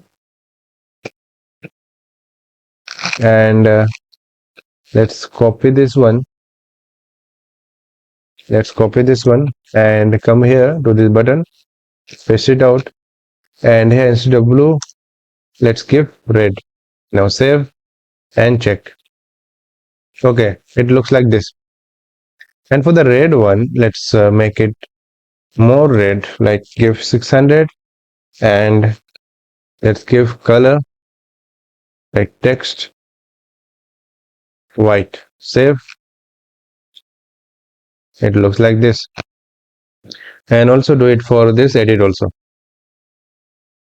For the edit one, let's give it 600 and text white, right? So it looks like this.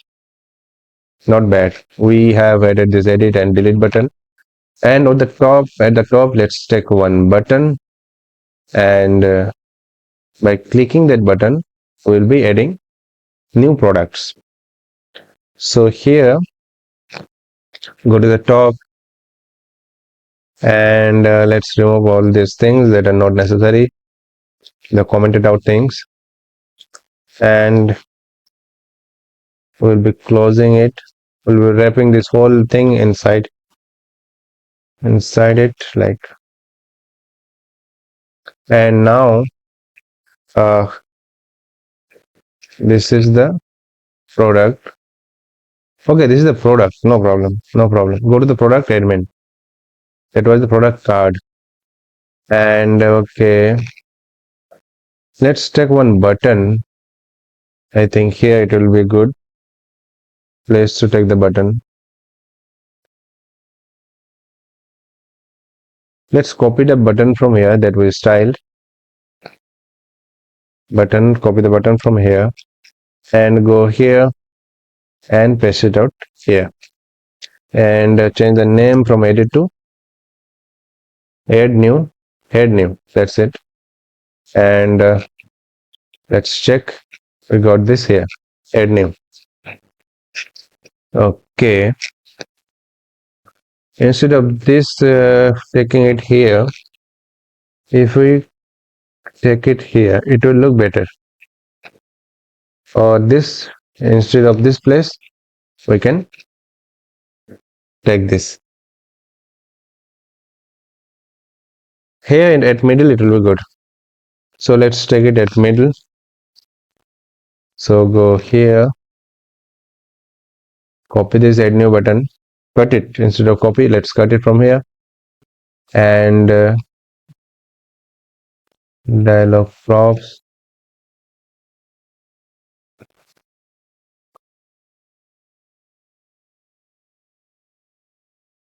let's close menu. Okay, filters, let's check new arrivals. We have to search new arrivals and short. Let's search short.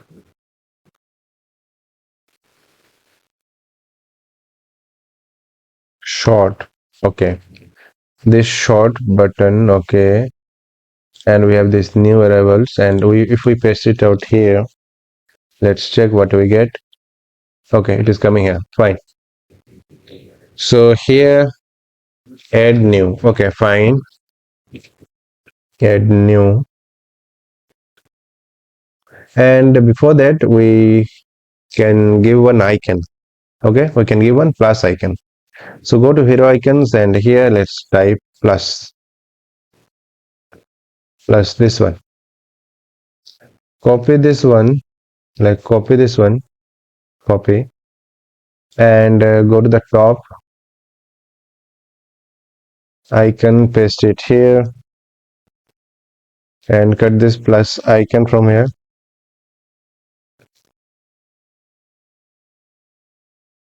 and it will be hero icons and then react. Right, we are having hero icons react. So why is the error is there?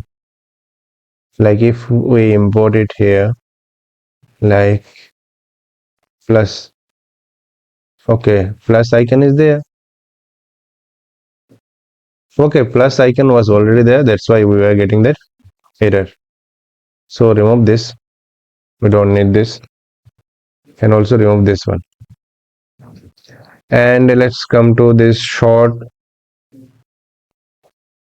sorting of products, short here, and here add new. The button is there, add new, and inside it let's paste,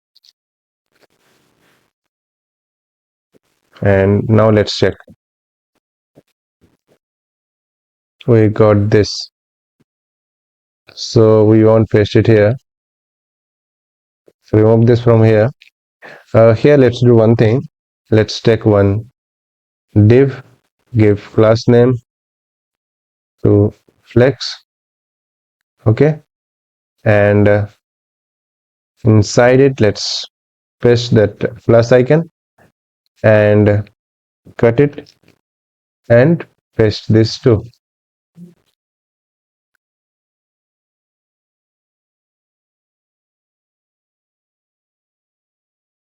Okay, and height 6, width 6, text gray. Now let's check.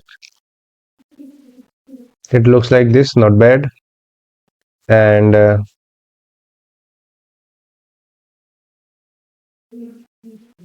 it looks like this. Let's give some background. If we give some background, text gray is okay.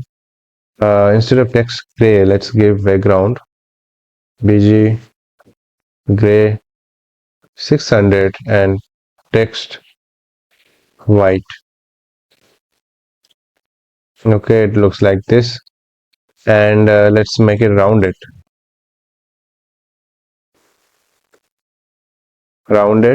And from this button let's remove the background and do like text nothing, do nothing, the text, it will automatically take black. Okay, now it is looking better.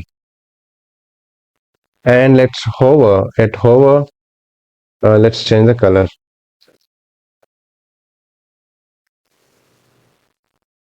At hover, we can change the color.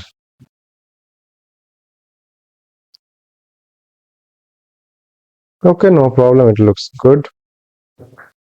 At hover, let's add this hover one, like this plus icon, and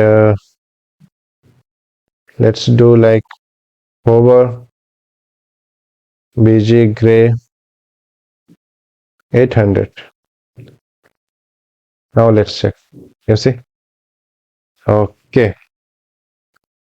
Okay, and now clicking it here, add new over here, clicking it here. Okay. So let's do one thing, like instead of pasting it here, cut it and paste it inside this button, and inside this button, and this flex one, apply this flex to this button, flex to this button, and we don't need this div. There is a reason behind it, because we will be giving that on click function at this button. Okay, so that if you click at the icon or add new, it should automatically take. Okay, fine. And now here at add new, take add new inside one span, and give add new, and let's style it like give fading left 4 pixel. Save. Okay, now it is looking better. And here we'll be giving one on click function at this button. So here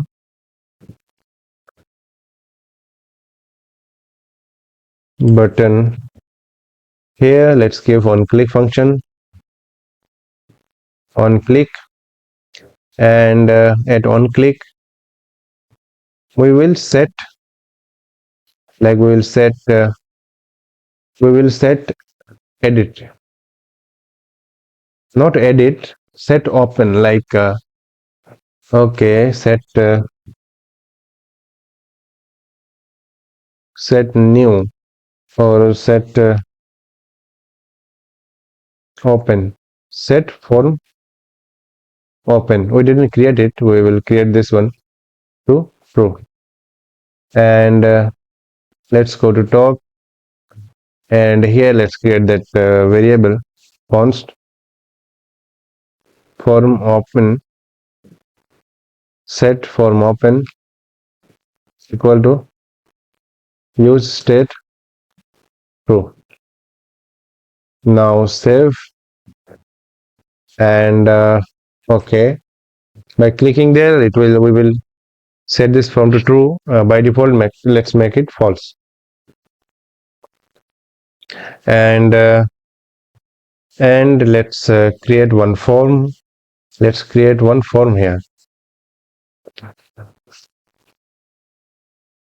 form for adding new products. So for this one, again, let's go to the form. Okay, we have this React limits and infinite loop for this one. Let's go here to that where we set that form, like set form open. Here we are calling it here, instead of calling it here like this, we have to call one function first, and inside it let's call this.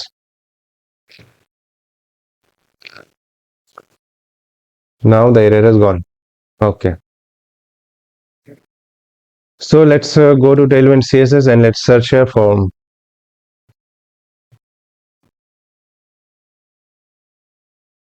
layout,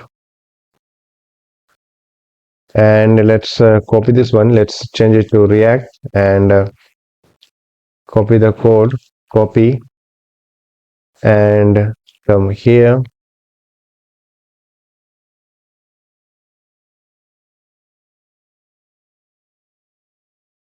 Instead of like creating like pasting the whole code here, let's do one thing. Let's create one more function, one more component. Name it.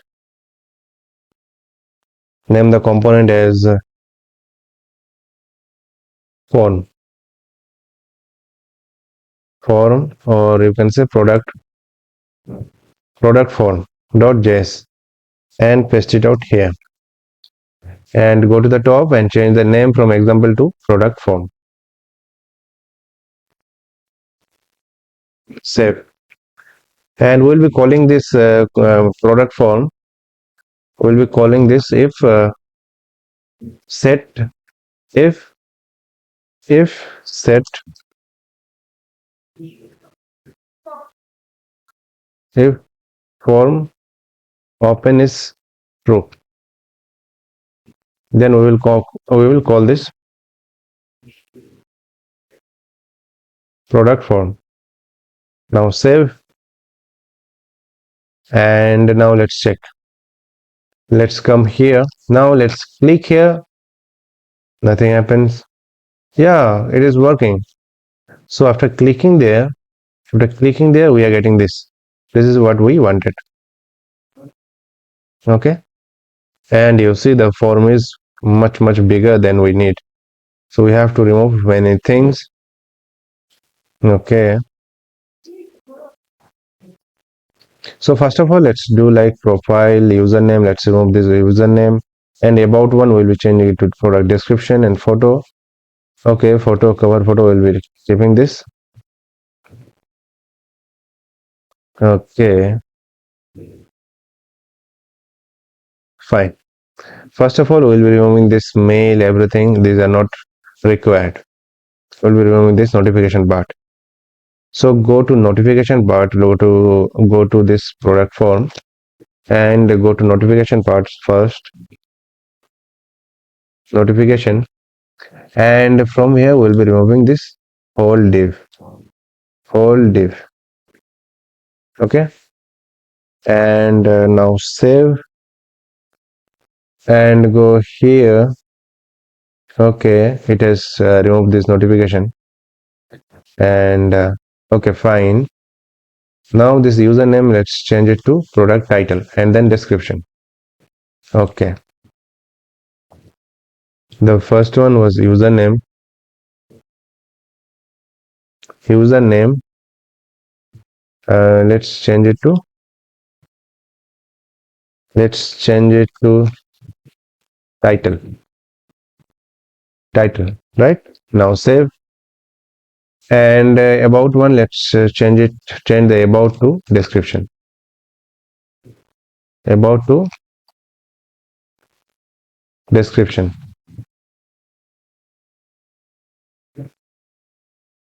Now save. After that, photo is there. Okay, photo will be there. Cover photo we are having this photo and cover photo, no problem. After that, we are having this personal information. Okay, so come here and let's check like title, description, photo, cover photo, personal application. Okay, let's change this one. So for product, we'll be having let's remove this personal application, this one, and first name, remove this, and change it to category. Category will be one like select component. Is there any select component here? Yes, United States. This will be changing this country to category. Country to category. Country to category.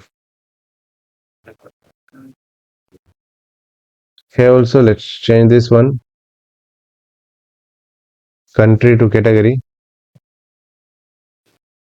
And Category will be like shirt, pant,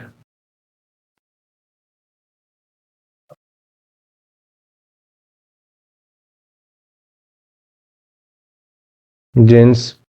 This will be dynamic, but I'm typing it so that it will look like a real one. Street address is not required. We need price one. Before category instead of email, let's change it to price. And here type email to category.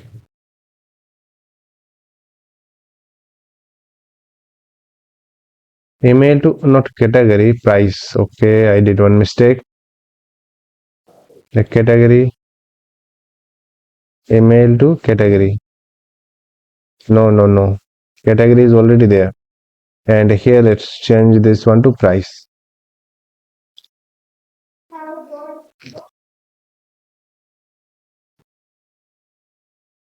And let's remove type, remove the type one. Type automatically it will take type text. Okay, last name and first name not required.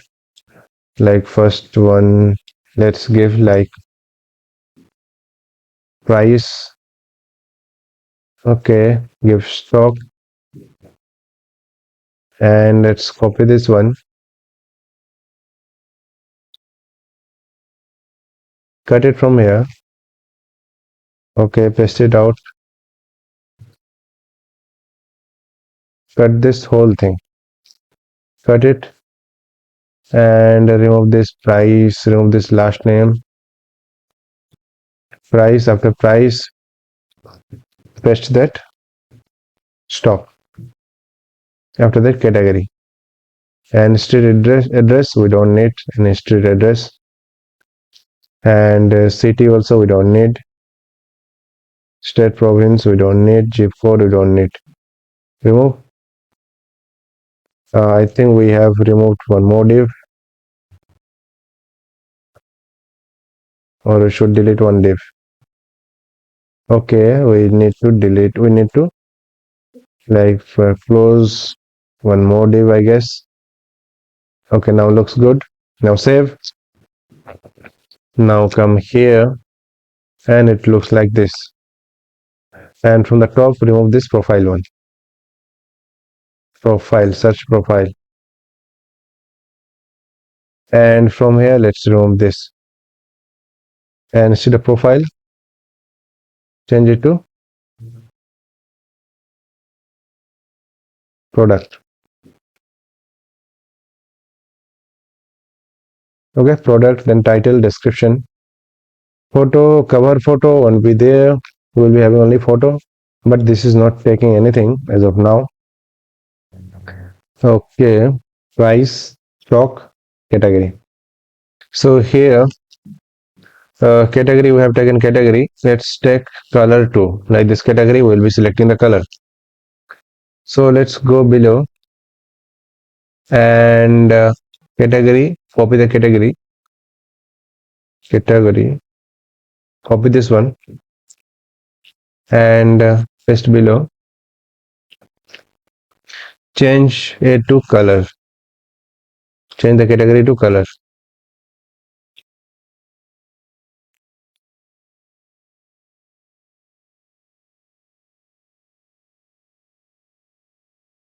Color. And here let's give some color like red,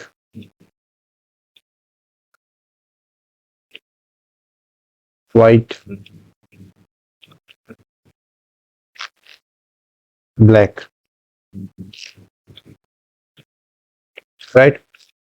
Now let's come here. We say this. And the price one, let's take it like half size, and the stock one should come here like price and stock, category and color. So go to this price, category, stock, okay, price, and call span it is taking 4, and this one Like stock, it is taking column 6. Column margin top, grid, gap 6.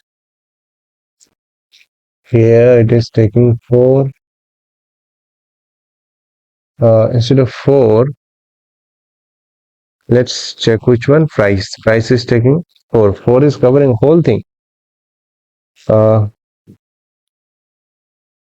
1/22,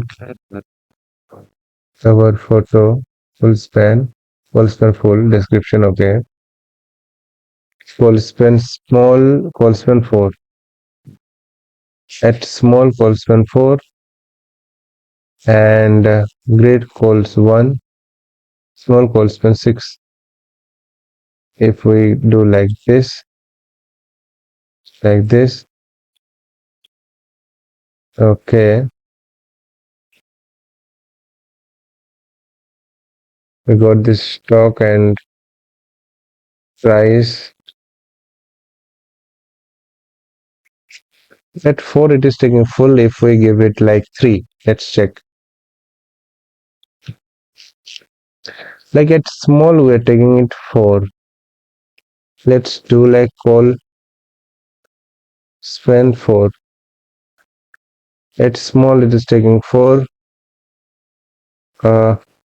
Wait a second, save and check. Okay, not 4. Here let's do like 3. And let's remove this one and check.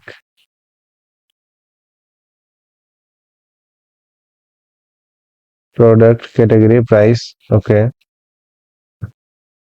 price margin top,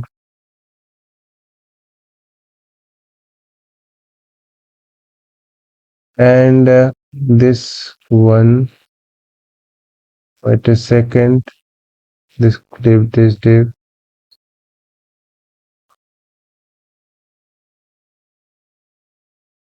small constant 3. Okay, stock,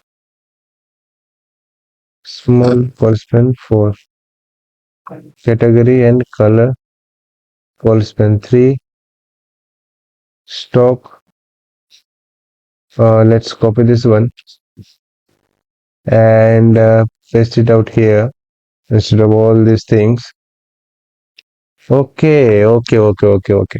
One thing that is happening is that we here it is having 2 divs. Like let's remove this one and come below, below, and remove one div from here.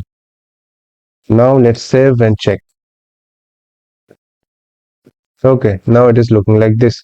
Earlier there was separation in between, right? This is also fine, no problem. Let's keep this in this way, and let's do one thing. Let's check margin, submargin to it. Let's check some margin and padding to this form. So go here, form, and if we give like class name margin 3, padding 3, save and check. Now it is looking better, right? Now it is looking better. Okay, fine. This is the product, and this title one. Okay, title one, let's remove this. So whatever is there is placeholder. Let's remove that one. Like title, we don't need this. Placeholder,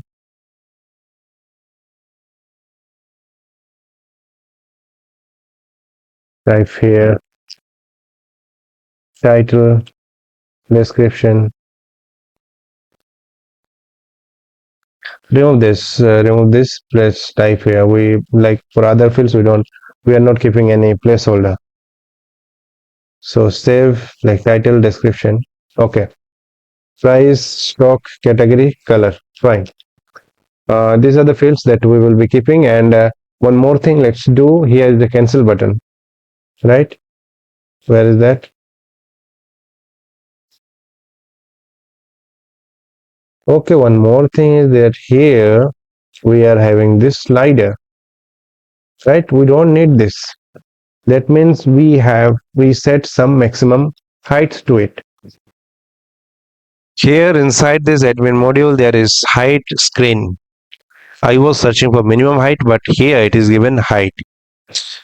I was searching for maximum height, but this height screen is also working as maximum height.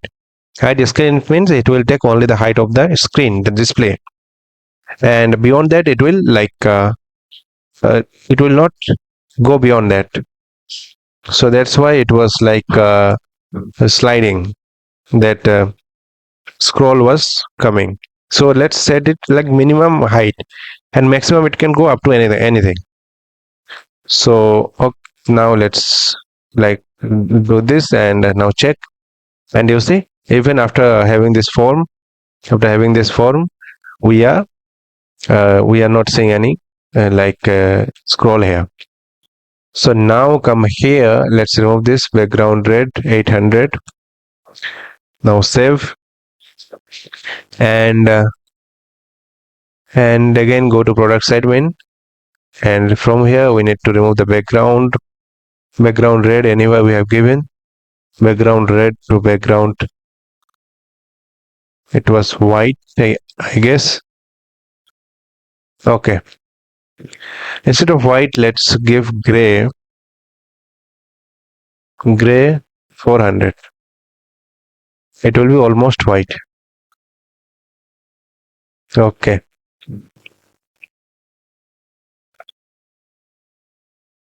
keep this in this way, no problem. So this is the product page, and here at cancel button is there. By clicking here cancel, this should be closed. So go to the cancel one, like cancel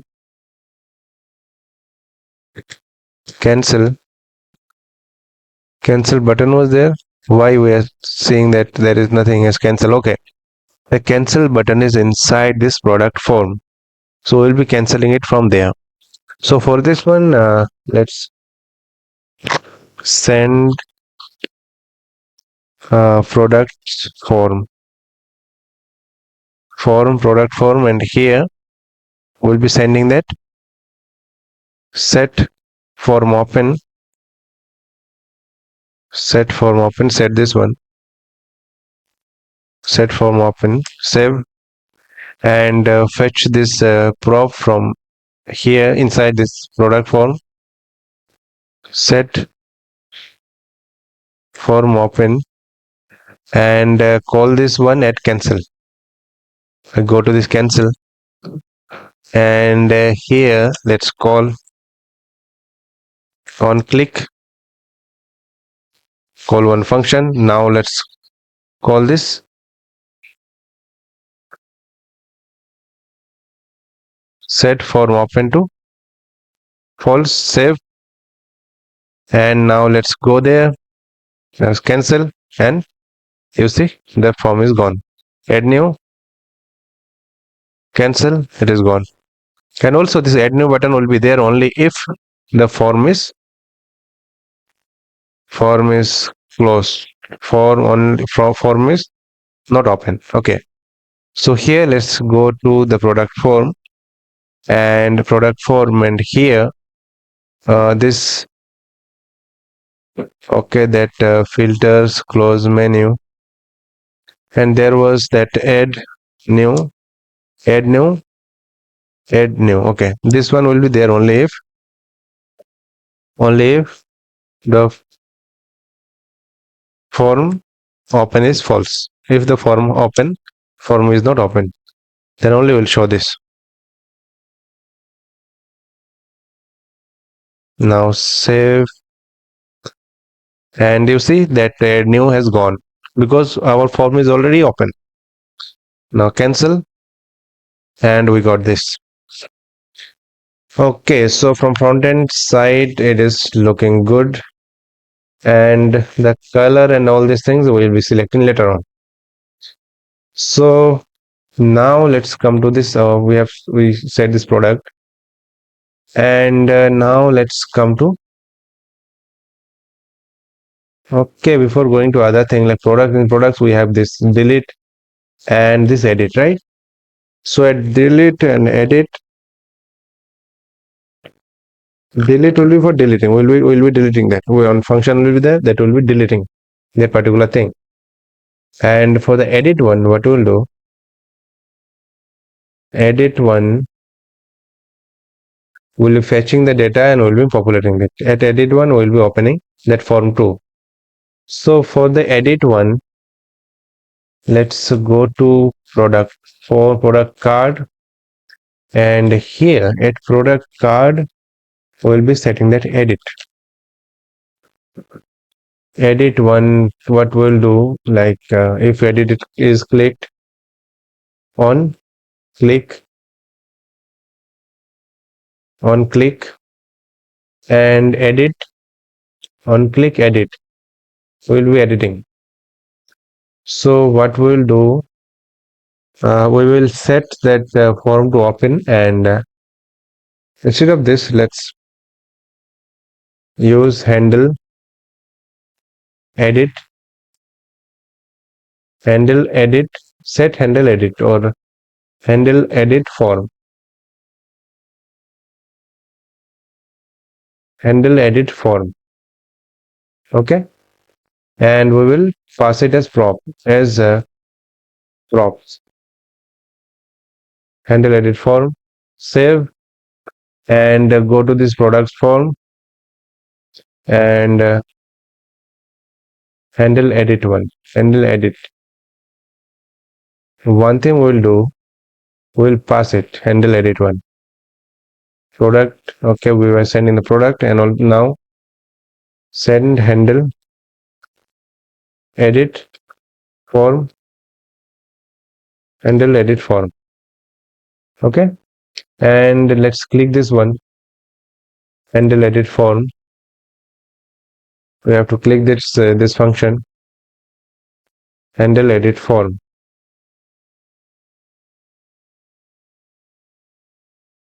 and we will set form open to true. Okay, and we will as of now we will set form open to true only, and handle edit form. Also, we'll be fetching one ID, like ID of product, right? ID of product. Here we'll give alert ID, and this ID, we have to pass this ID inside this form product card admin, and here we have to pass the ID. As of now, let's pass like product dot underscore ID. Now save, and I think it is ID now. As of now, while we will be fetching the data from MongoDB, that time it will be underscore ID. Now if you go here, the data type is ID, not underscore ID. Now if you click it here, okay, go and check why is it working like this. This button, if I am clicking it here, edit one,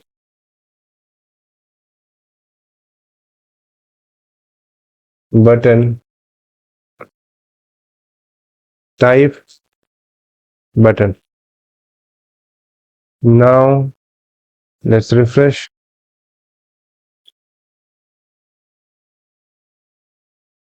Why is it happening like this? Is it that button? Is it that button?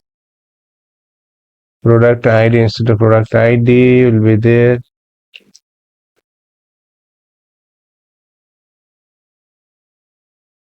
Delete. The click is not taking or what? And delete product ID. Change the color to gray. Gray, it is happening. Maybe it is that click is not going there. The whole click is taking this product. Okay, we have to solve this out. No problem. Don't worry. Go there and we have to check this out. Div. So what is happening is that we are having these products, right? We're having this products page.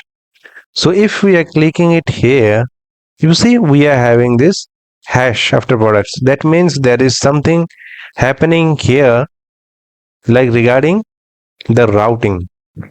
So let's go and check. And here there is anchor tag for this product name. So let's remove this one. So here what is happening, like if we are clicking there, it is like getting clicked this one product name and it is redirecting. So here now let's click edit and you see we got the ID at as alert. Now this edit is working and this form is open. Fine. Now let's cancel and the form is closed. Okay, so this edit is working fine. Now let's go to this user section and here we'll be showing the users. For showing the users, we'll be using table that we used in our orders or cart.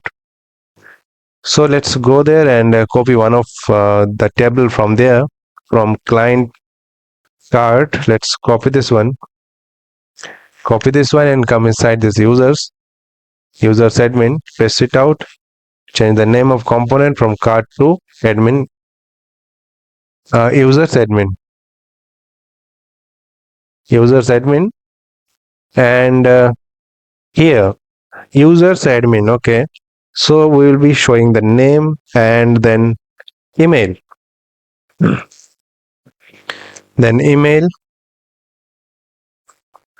name and then email, and date, or you can say registration date, so registered date.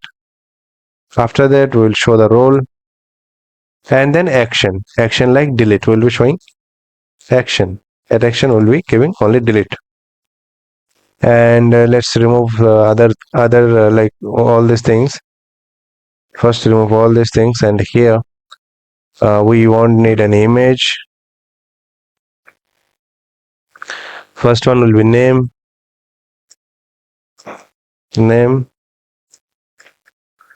and email,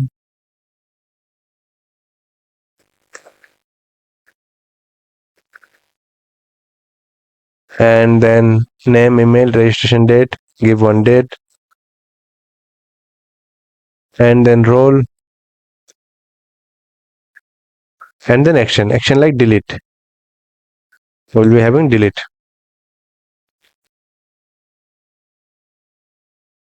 Class name will be bg red 600, text white, rounded, close the button, delete, and give padding through x-axis 2. Now save and check this one here. So instead of card here, let's type users.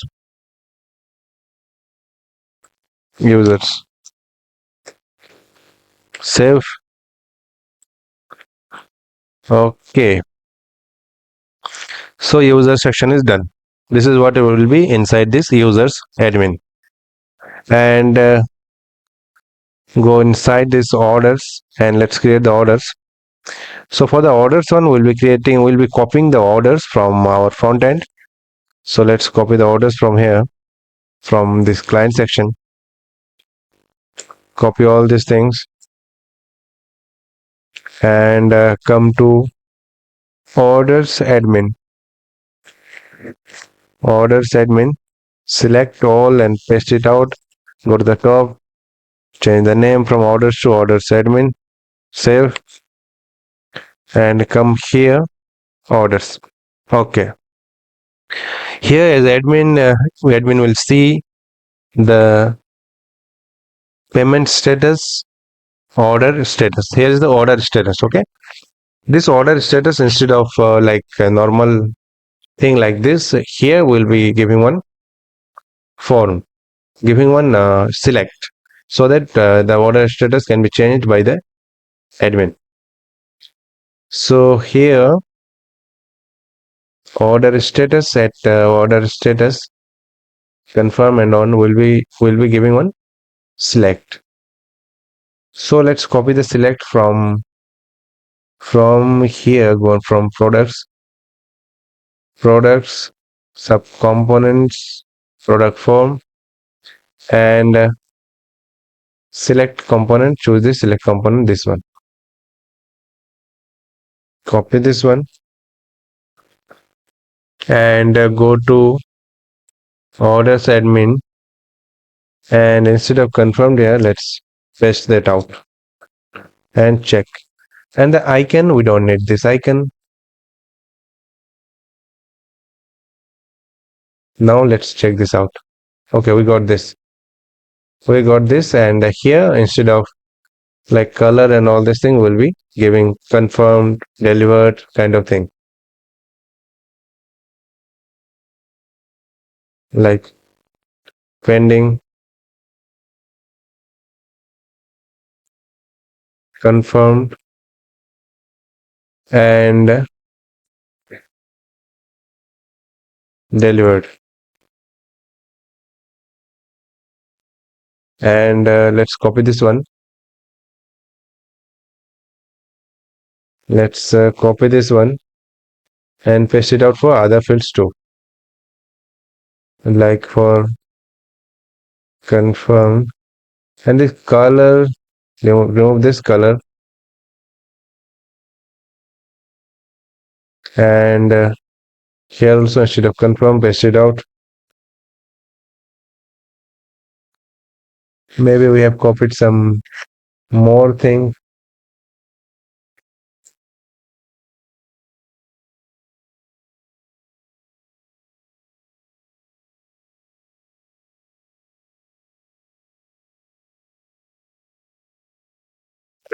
uh, Again, paste it out here. Remove this color and remove one more div. Now save and check. Here we got this pending. We can change the status. The admin can change the status. Okay, and the details, for the details one, we will be showing the details. Does the admin needs a detail too? Yes, a detail is needed for this too. So, but the details one will be showing the copying this detail. Okay. So detail, for the details, it will go back and show there. We can like create one more component, details component, and we can show the details here too. So let's create one more component and we'll be showing the details here too. Or let's do one thing, let's create the route and show the same component. Let's go to app.js, and here to the admin one, orders, let's copy this one and paste it out here. Now let's change it from orders admin to order details. Let's import this one, and here, instead of orders, it will be order details, and after that we'll be giving id. Now save, and now let's go to that admin section, and inside admin, go to products, not products, go to orders admin, and here at the link we will be giving admin and then order details and the id here. Now let's click it here. Okay, why we click it here? We are redirecting, we are getting redirected to there, like client section. Instead of going to client section, we should be like staying in this page only, in the admin only. So here we have given this admin and order details and the ID. And let's go to app.js, and here let's check it out. Order details and ID. Okay. Order details ID. Okay, it is good, but why? Okay, now it is fine. So here it is staying in this page only, in this admin only. Okay, fine. So we have created this products, users, orders. Now we'll be creating two more components, one for category, another for color. So let's create this category.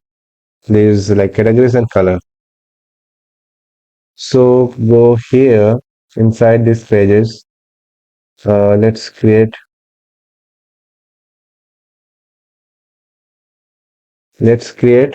category, category, category, category, and name it category.js. We don't have any category inside our front end part, so there is only one category. So that's why we kept it category instead of category admin. And here, what we will do, we will be showing the category. Okay, we'll be showing the category as list. Okay, let's think it out. Fine. So let's do like export default function category, and here return. We will be returning the categories as div, something like as div, right? Or we can return it as table also, but we will prefer to go with div, or list also. We can go with list. That is also fine. So go to let's do it by ourselves only. Now let's do it by ourselves, and let's do one thing here. Let's take one div, and let's take one div. We have taken div, and inside it we take one more, like more div or list. It will be category name and ID. Name, category name only we'll be taking category name, and details also we can take category name and category details, right? Two fields. So here it will be like the main div, and inside it let's take another div, and inside it we'll be taking one h1 tag, not h1, h2 tag, and here we'll be showing the like category name, right? Like shirt, and another, let's take p tag, and here we'll be taking the description, like this includes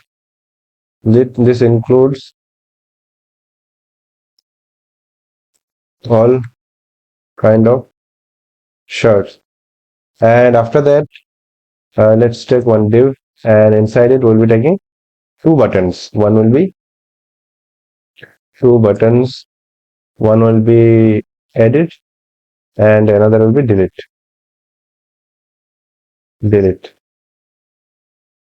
Okay, no, it will be like button and delete,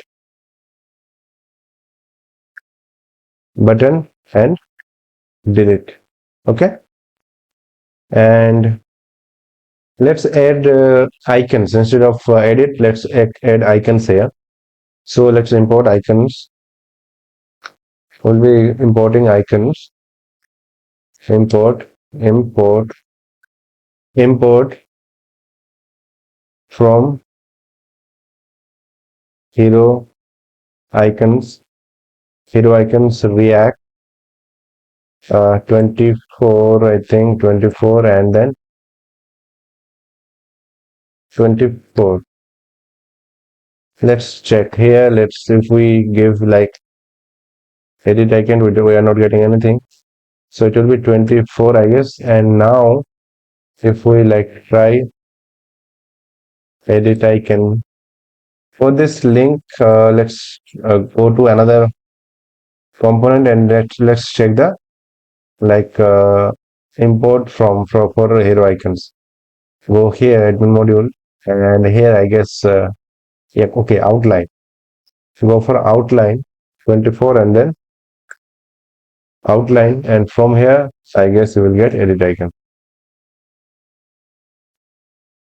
Edit icon, is there icon like if we click like plus, okay, so like this connection is working fine. So here from here we have to import edit icon for like update kind of thing, anything, no, edit eyedropper icon. uh, how is the eyedropper icon? Let's check this out.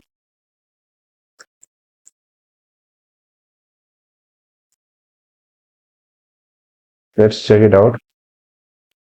Let's come here, come to this category instead of admin. Okay, categories. For the categories, there is no link for category. We didn't create any link for category. So for this one, let's go to the app.js and here let's create the route for category. Route path, category, element will be category. Okay, and come here instead of categories. Let's type category, and here we see this delete, but that icon we didn't get any icon for that one. So for this one, let's do one thing. Go to hero icons and here let's search edit. There is, okay, we have this edit, pencil edit. Let's copy this one. Copy this one. Copy this one and come here. Come to this category. Go to the top and test it here. Okay, we hero icons 24 outline. Comment this out and let's cut this one, pencil square icon, cut this one and paste it here. Save. And here you see that hero icons 24 outline is not there, so we should use React instead. Now it is working, and let's come here and you see icon is there. Fine. And also let's copy the delete icon. Delete icon, delete trash. Let's copy this one. Copy. Come here. Like if we search trash icon is there, and instead of delete here, let's type trash icon and class name age 6, width 6, text gray, text red. Instead let's give red 500, and here also let's give, instead of text gray, let's give blue. Okay, fine, and let's close this one, trash icon. Now save and check. Okay, it looks like this. And now here at the parent div of these buttons, here we'll be giving class name. Class name will be flex and flex between. And here class is there, instead of class we have to give class name. Now save and okay, let's do one thing. Also here let's give width full. Width full, it didn't take the width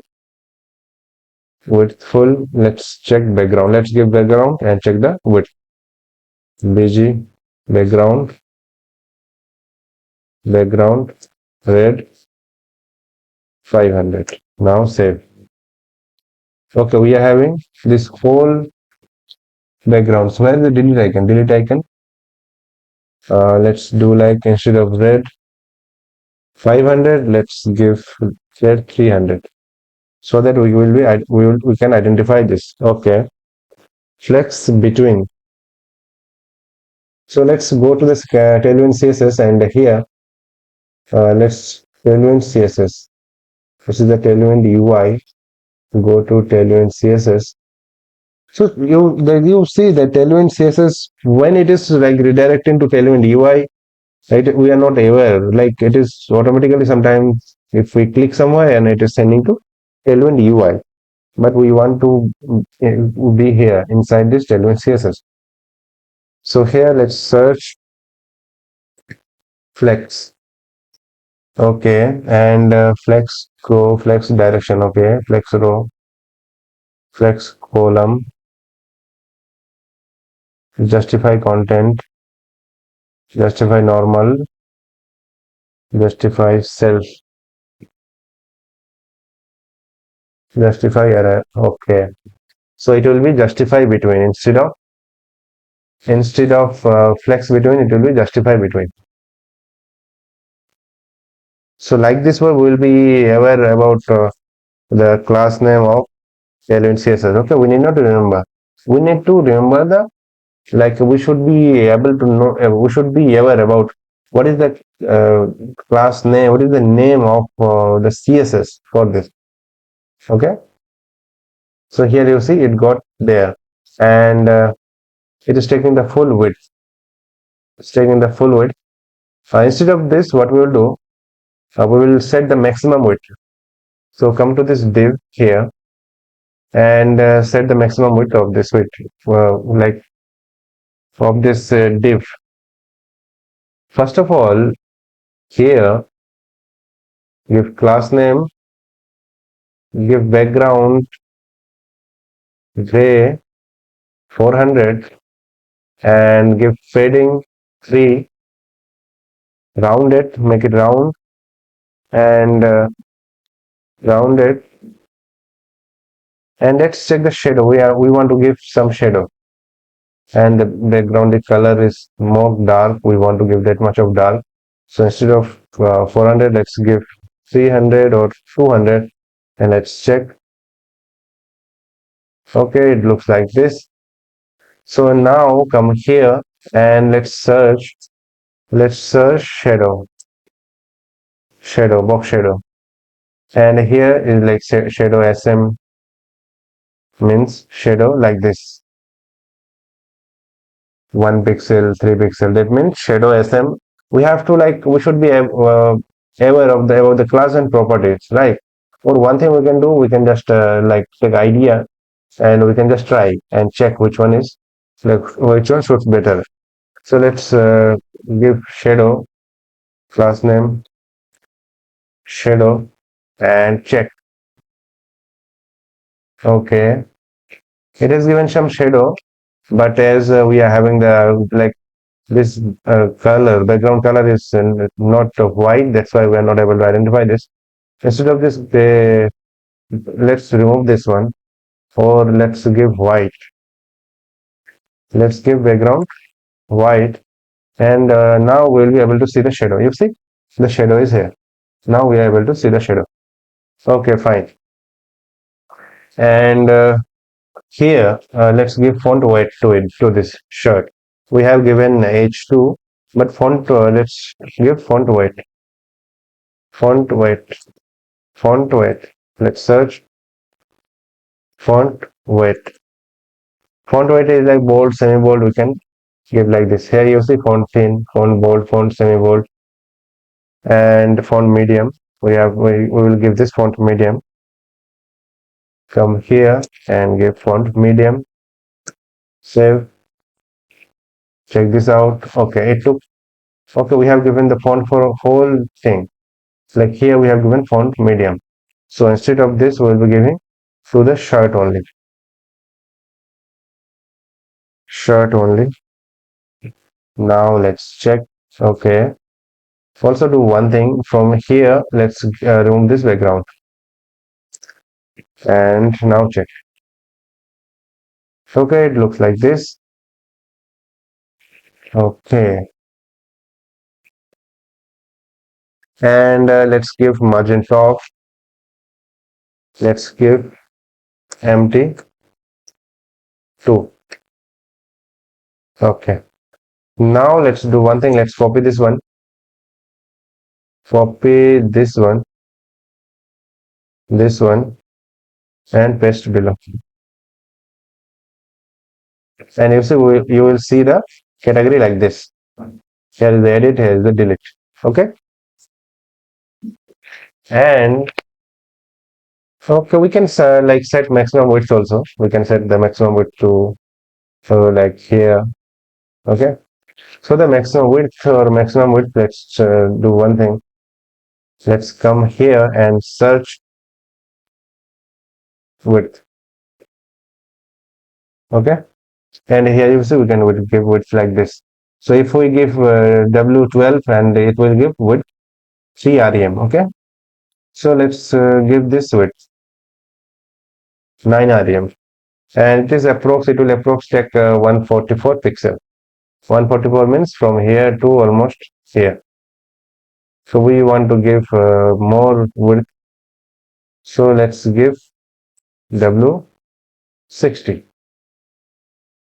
Means it will take almost that kind of area. So let's give this one width. And here also. Now save. And it looks like this, not bad. And here the flex one, like we will be showing the category one by one, like here and then right side on the right side. Okay. So here, come here and let's search flex direction, and we'll be using flex row. Okay. And also we will wrap it. So it is like, what is flex row? Flex row, it means it will go on the row side, on the like it will not be going on to the towards column side. Right? Flex, if we give row, save and check, refresh.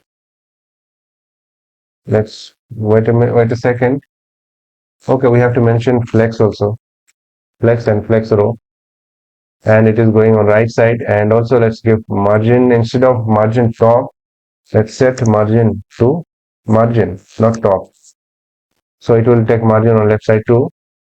And instead of margin, give mx, like that means margin on x-axis. Okay, it is taking margin like this. And okay, refresh. Okay, now what we have to do, flex row. And now if we copy it multiple times, like copy this one, copy and paste it,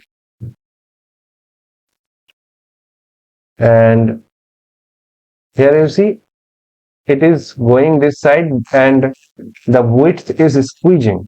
Okay, we don't want this. If the like width is finished, then we want this on the bottom side, right? So for this one we have to use the wrap wrap property of CSS. For this one, we're here as we are using Tailwind CSS, we'll be using this class flex wrap. And let's use this one here for the parent component of this. Paste it out, and you will see it will, when the width is finished, it is coming on the bottom. Okay, so it looks like this. And here on the top, let's take one button. If we click that button, we want one form. So add new cart, like this product. So from like this product, we'll be creating the category here. So category tab is not here. Let's do one thing. Let's put the category tab to there in this admin module, and orders, after orders, reports, instead of reports here we'll be giving category,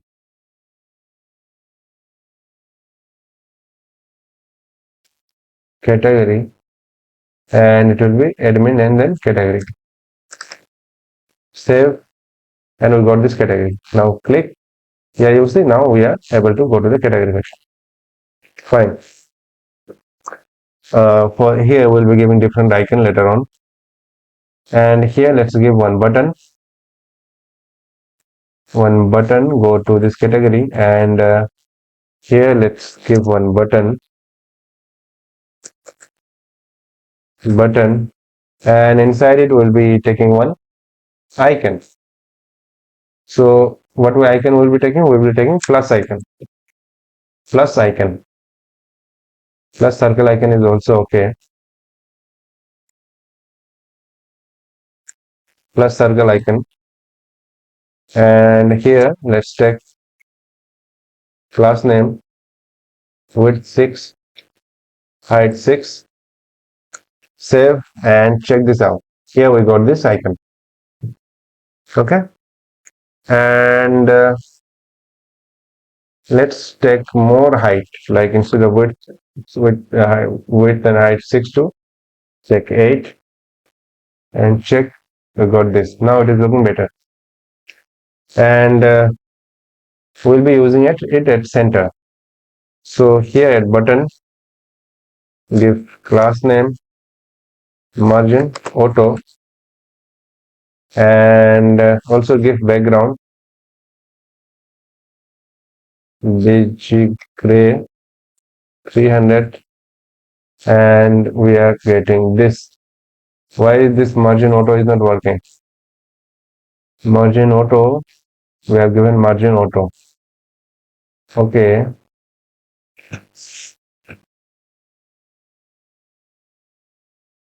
and margin auto, if let's search margin,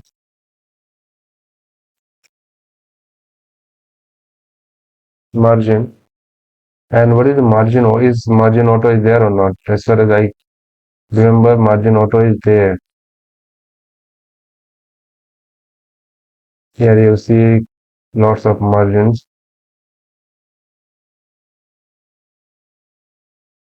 Margin 0.5 pixel 0.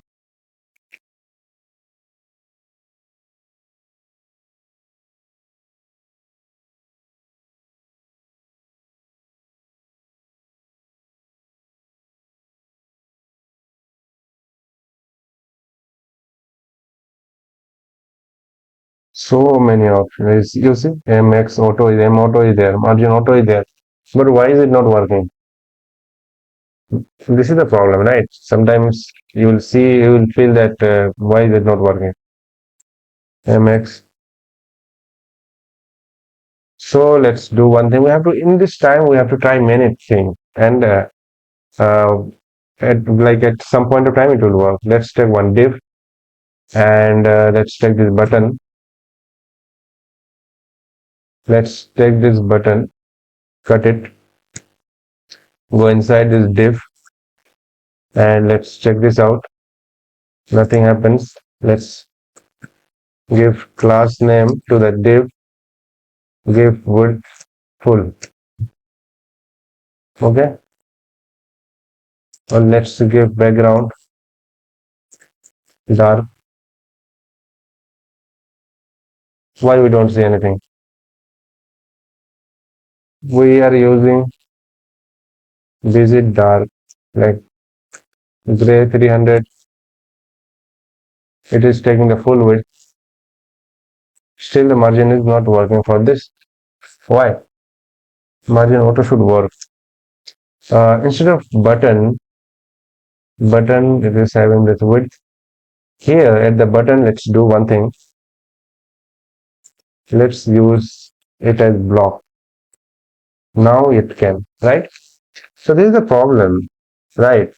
So this like this block that we have used, this one is like for display. This is a display block. Button by default is having one his own display, right? That display is not working. Maybe it may be inline or something. Okay, button may be inline display. Okay, inline will not work with margin auto. Okay, okay. Now I like I know it, but I was not knowing that button is inline display. Okay, no problem. This happens. Ultimately, we should be able to do the task. Okay. Now we are able to like we move the button here. Now let's do like plus. We have taken this plus icon, and here let's type add category like this, and it is going up and down. So here instead of block, now let's use flex and justify, not justify, flex row. Okay, and it will work. And here it is like this QC category has gone more up. So here we will do one more thing, align center, align center, align center is not working. Why? Let's check. Vertical align center, align middle. Okay, align middle. So it is taking vertical align. What we were searching for, flex align. Let's check this one, no problem. Align middle, middle.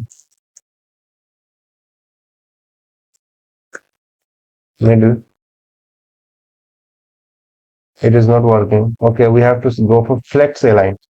So justify flex, like go here, and let's go to flex,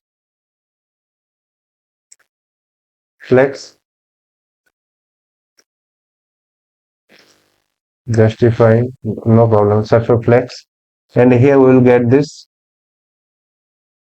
flex here, and we will be using like justify and all these things. Is justify content. Okay, align content, align items. Okay, so it will be align item center. So it will be item center instead of item center. Fine. So I was knowing the CSS, but I was not knowing the class of this Tailwind one, item center. Now let's check. Is it correct? Item center, not item. It will be items.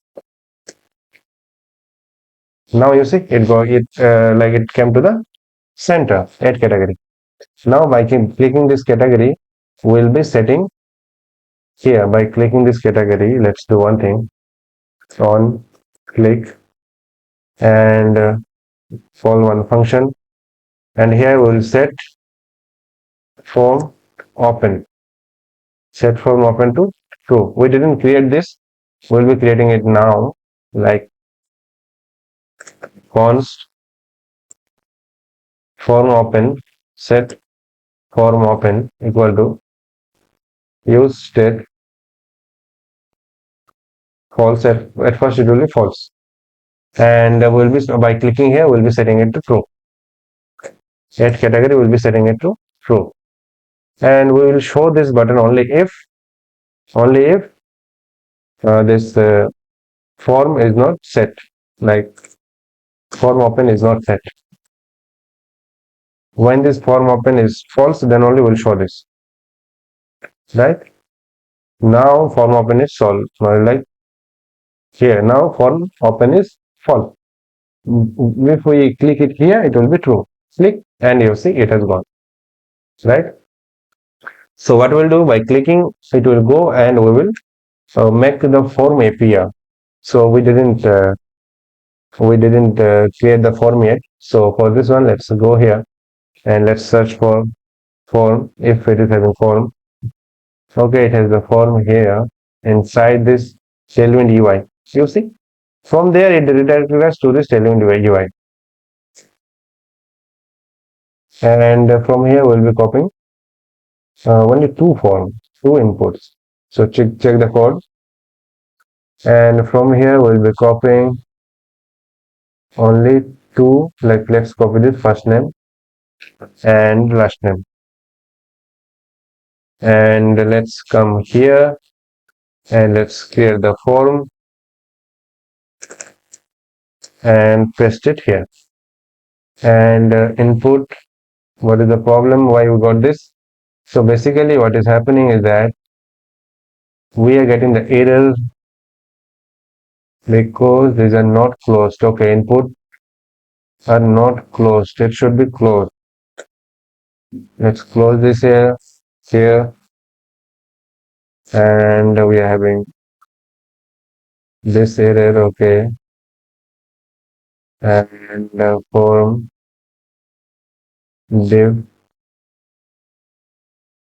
here. Let's go and check this input. Okay, these are closed. We're having two inputs. So where is the problem? Maybe we have copied okay, we have copied one more div. So no problem. Let's extra div. We have copied one extra div. Let's close this one. Now save and check this out. And we got this first name, last name. So instead of this, what we'll do, we will take some shadow to this form. Class name. Let's take some padding, like padding 2. Shadow, let's give shadow. And margin top, so 2. And what else we should take? Now also here, instead of call strength 3, let's give 6. And here also, let's give, here it is 6. This div here, it should be 6. Now save and check this out. We got this first name and last name. Okay. And instead of this, if we like make the, if we reduce the size, how will it be? Like come here and reduce the size of reduce the give some width, max width, right? Like max width 48, and let's check.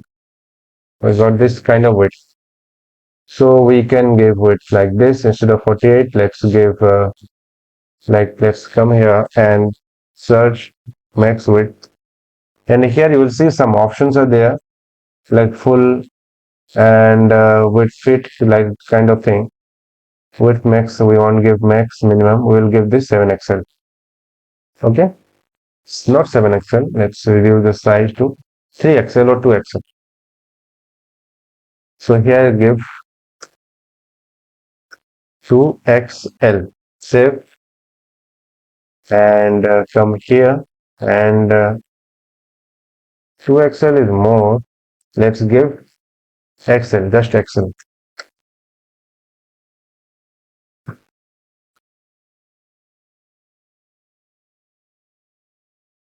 Okay, fine.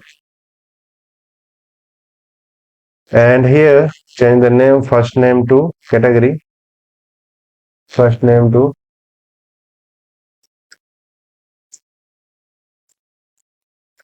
category, and last name to first name to category and last name to category name. Description, first name will be name, category name. And here the form, let's take one h1 tag, not okay, h1 tag. And here type like add new form, and here let's give class name. Class name will be Class name, let's give class name like a new form, uh, font, semi-bold, semi-bold, and give, let's check it out first. It looks like this. And here I think margin is given more, the name and description. Let's come here, come below, and let's say margin top 10 is there. We don't need that much of margin. Instead, let's give 5. And here also some margin maybe there. Margin, okay. Margin top. Okay. So here now let's keep this like this way. No problem. Looks good.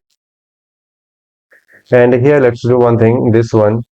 One submit button will be there. One cancel button would be there. So let's take two buttons at the form. Form div. We are having div and div. Two divs. Okay. Here let's take one more div and take two buttons here. One will be submit and another will be cancel.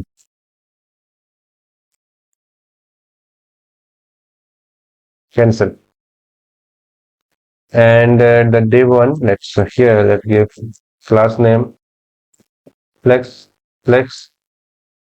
row, and here at this button let's give class name. Class name, give some padding like 2, and give rounded, make it rounded, and give like text color, text submit blue 400. And for the cancel one, let's give blue, keep it blue, but instead of 400 let's give 200, and let's check now. Okay, it looks like this. Submit, cancel, it look like this. Let's do one thing. Instead of text, let's give the background BG, and blue, let's give 800, and here let's give 600, and let's make text to white. Now save, and it looks like this. And here let's give margin auto to this. And the padding one will be taking padding on the x-axis, not on the top and bottom. So the padding one we have taken 2, will be taking px2 white, and here on the next one we'll be giving margin left to 2. Now it looks like this, not bad. And okay, and we will make this cancel button work. And what else we should do? The form one looks good. Let's check some margin, and here you'll see that submit. Here we have to take some padding to the form. Padding 2, we have taken padding 2. Let's take padding 5. Now check. Okay. Okay, also take some margin. Maybe we have taken margin top. Instead of margin top, let's take margin. Instead of 2, let's take 4, and check. Okay, not bad. Look better. Will it look good if we bring it to center? Let's check. Like MX auto. Now save and check. Not bad, it also looks good. And margin Y, let's check. Margin on the y-axis 4. And let's do one thing. Here on cancel, we'll be calling on click and call one function, and here we'll set form open to false. Now save and come here, cancel. It should cancel, but there is some problem. No problem. I am here to solve this out. Category cancel. But the problem is that it is clicking and working. The form is working. Somehow the form is working by clicking to this button, cancel button. So here, instead of like to stop this one, we have to mention that this is a button, type button. Otherwise, by default, it is taking it as submit button. Now, if we click, let's remove this one first. And now, if we click, it will set that, but it is not like here. It is not doing anything. Here, we are setting it to false. Yeah, set it open false. No, set it open true. By clicking here, it is becoming true. Okay. Save, refresh. Okay, by default it is staying true. Let's go to the top. Form open is okay. Here we didn't give any like condition. We will show this form only if form open is true, right? So let's put the condition to this form. Copy this form, copy the whole form, paste it inside. Now add category, and this form can cancel, and this form go. Okay. So the same way the category is working fine, the same way we'll be creating the color. So for this one, like this category, we'll be having colors. So inside this pages, let's create colors, and here let's create colors.js and copy the whole category and paste it out here. And wherever category is written, we'll be changing it to colors.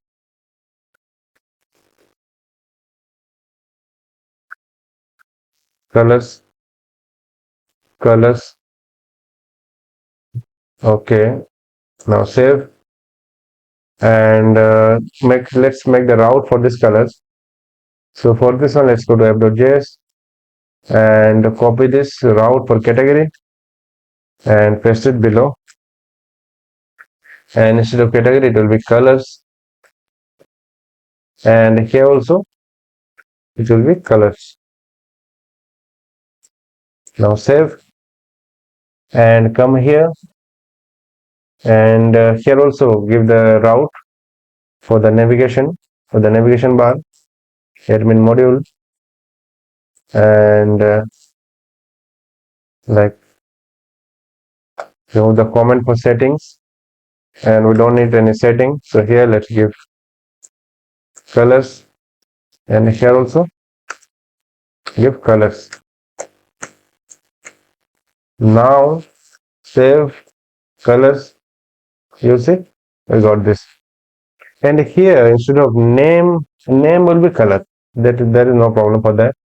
And the details one will be like it is red color, something like that. We can give description. We won't make this description necessary.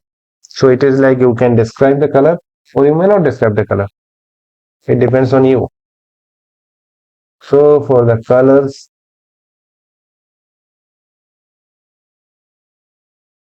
inside these colors, let's remove this extra fields, and here let's like give it color name like red and includes all kind of colors, all kind of red colors.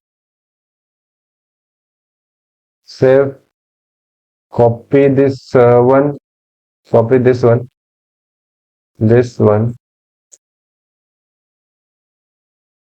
paste, paste, save, and it looks like this. Color name description, color name description, and it will be like red, whatever color is this. Fine. Now let's give one icon that will show this category. So for this one, come here and go to admin module, and inside it, let's like take one icon with the name of any icon that will show the category, something like this. We can't see the icon here, so better we need to go to the website, and here let's search category kind of thing. Tag tag tag is also one kind of category. If we don't find anything, we'll tag this.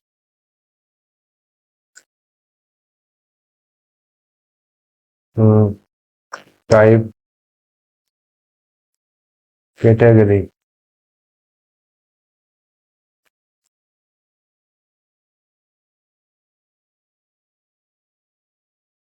Let's take this tag one. Tag one looks like it will be good for this. So here let's search tag icon. But why is it not importing? Is it not there or what? Check the name. Tag icon is there. Tag icon. Okay, tag icon is already very using.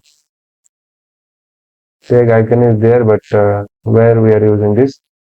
Tag icon at orders. We are using tag icon at orders.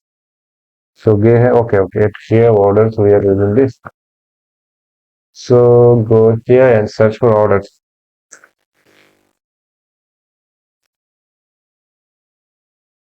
Money. Orders.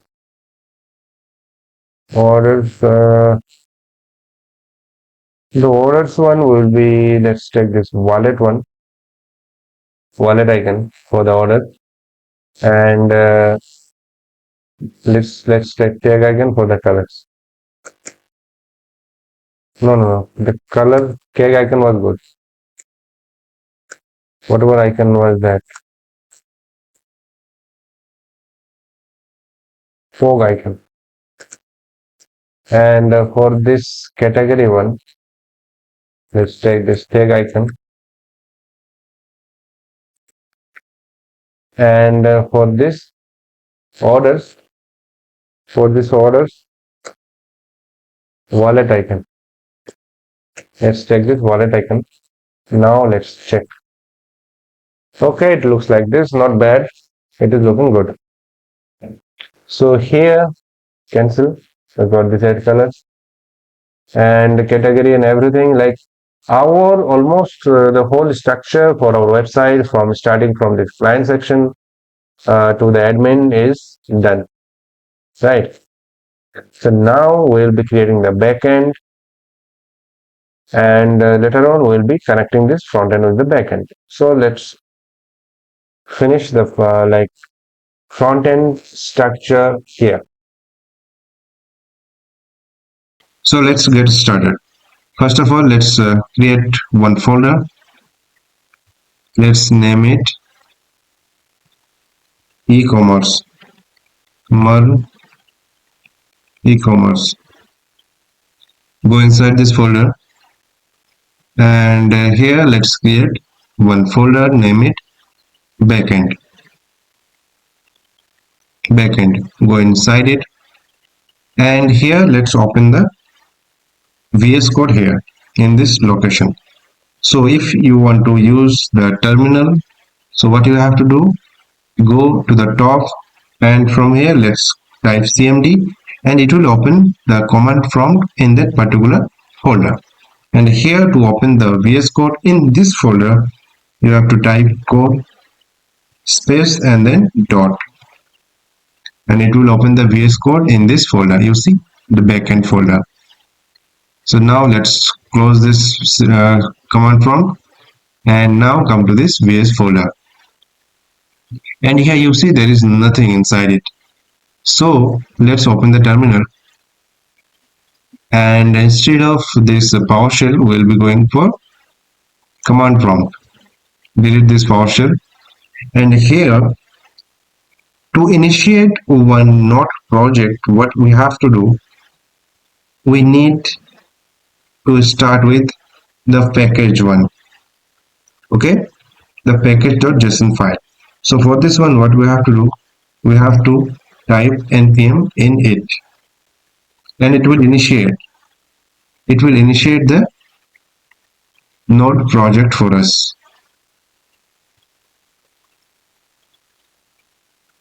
It will take little time.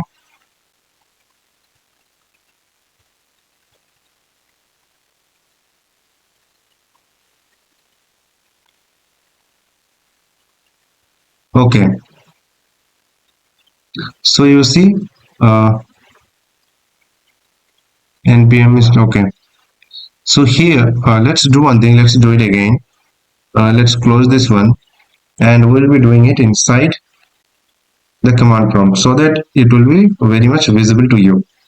So let's do like npm in it, and here you see it gave us this, and here it is asking for package name. So package name will be, let's keep it backend, we need not to type then version, description, MERN ecom API, entry point index.js. Instead of it, we'll be going for server.js. Entry point is the entry point file, the file from where we will start our application. It will be server.js. Git repository no, keywords no, author, me code,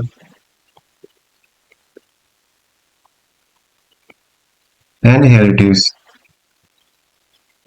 Okay, so now let's open the VS Code inside it, and you will see that it has created one file, that is package.json. So after creating this file, we can install packages. We install npm packages with the help of npm. Npm means Node Package Manager. So first of all, what I will do, I'll show the version of Node that I am using. So for this one, let's do Node-v, and you see I am using 20.11.0 version. And also let's check npm-v. Am I using the npm 10.2.4? So you need not to worry, like if you download and install one particular node, then it will automatically install the npm for that particular version. Okay, so for like information purpose, I have showed you these two things. Now let's do one thing. So this is our node project, okay, and we will be using the Express.js framework. So for this one, let's clean first. For this one, we have to install npm install. We'll be installing Express, right? Express.js, and also we'll be installing other functions like mongoose, and also we'll be installing, well, let's install Express first so that I'll explain one by one and you will understand everything. Npm install Express, and you see after installing we got created this node underscore modules folder, and inside you see many things are there. So by installing the Express.js, it has given these things. inside this node underscore modules. And also we got this package.log.json. This is nothing but the information of that particular the packages that we are installing. Okay, we need not to do anything inside it. It will just be us with our application. Okay, and now we have installed Express, right? So now let's create the server file, the entry point server.js, and here we can import Express.js. So for this one, let's import Express equal to require Express. Okay, and now let's do like const app, and we have to call Express as function. Okay, we have taken one variable. Now we can run this application. So for this one, let's do like app.listen, and here we'll be giving the port.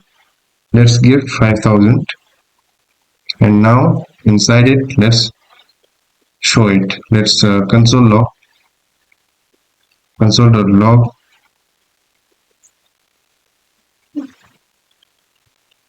server is running at port 5000. So now this is one Express.js application, right?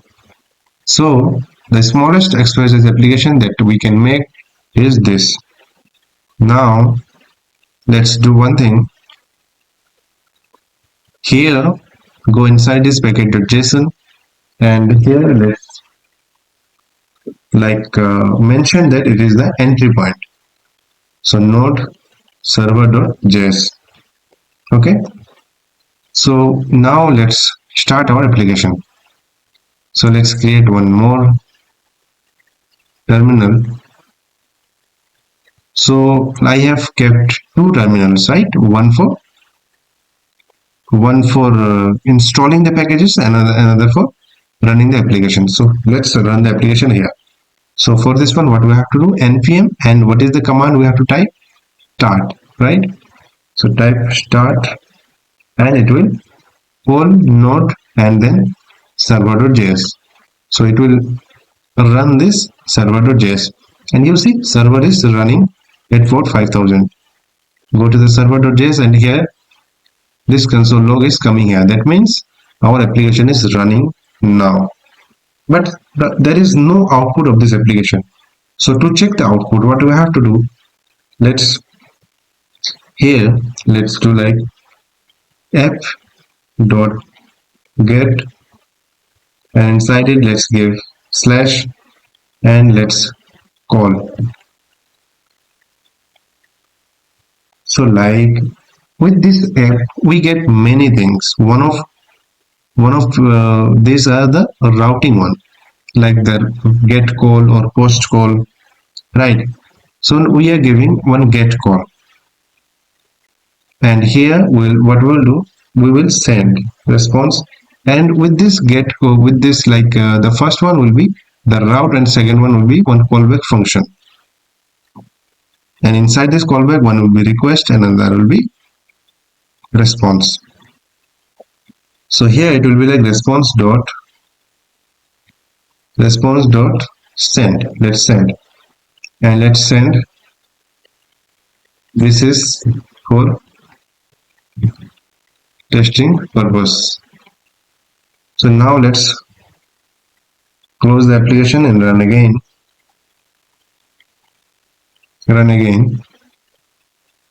So now our application is running, and now if you go to browser and search for localhost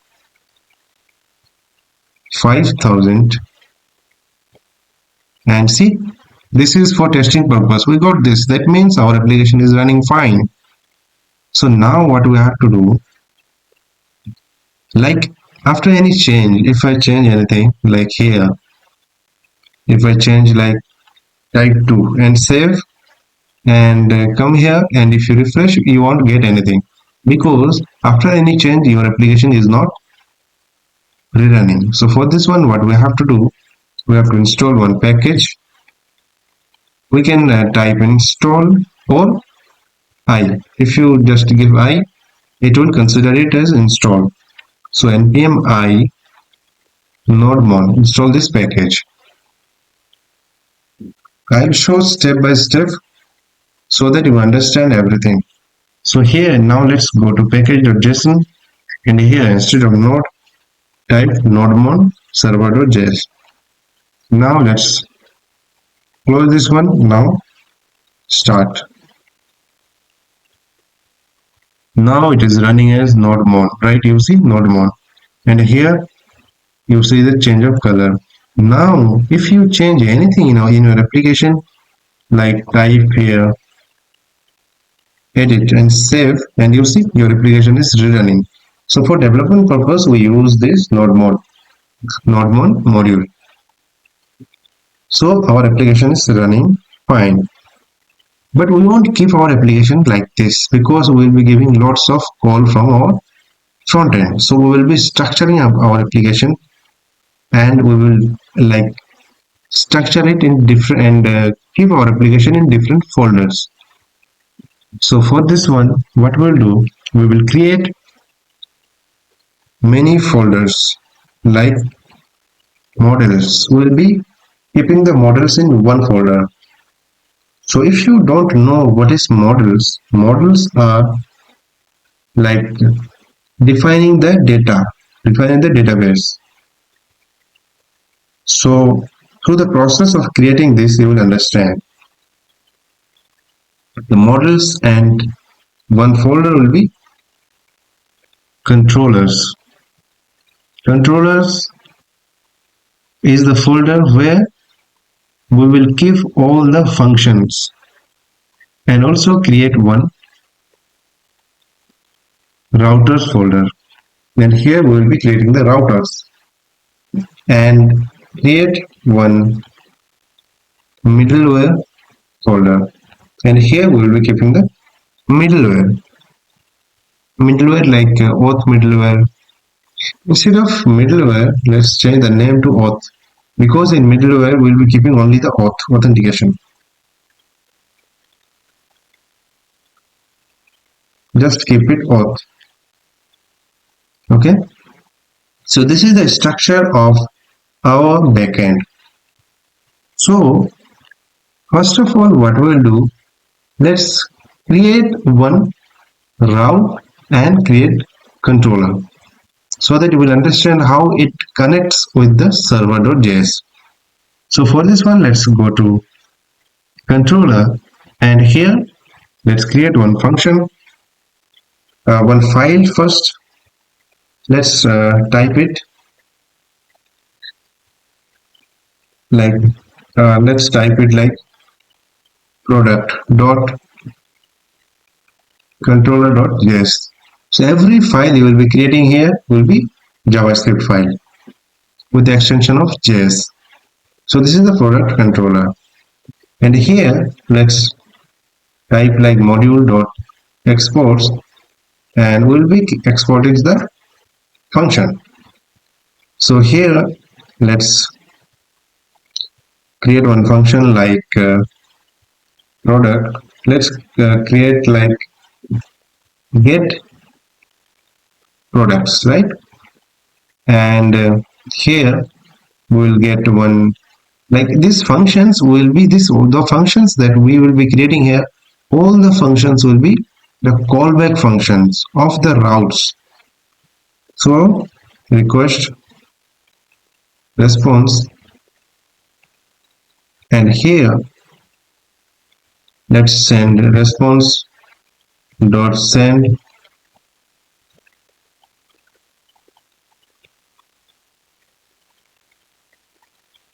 response from products controller, right?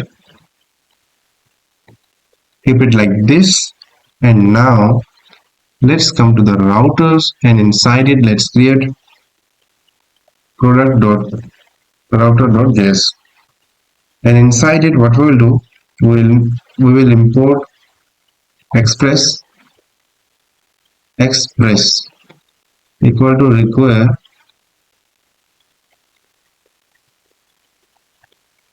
express,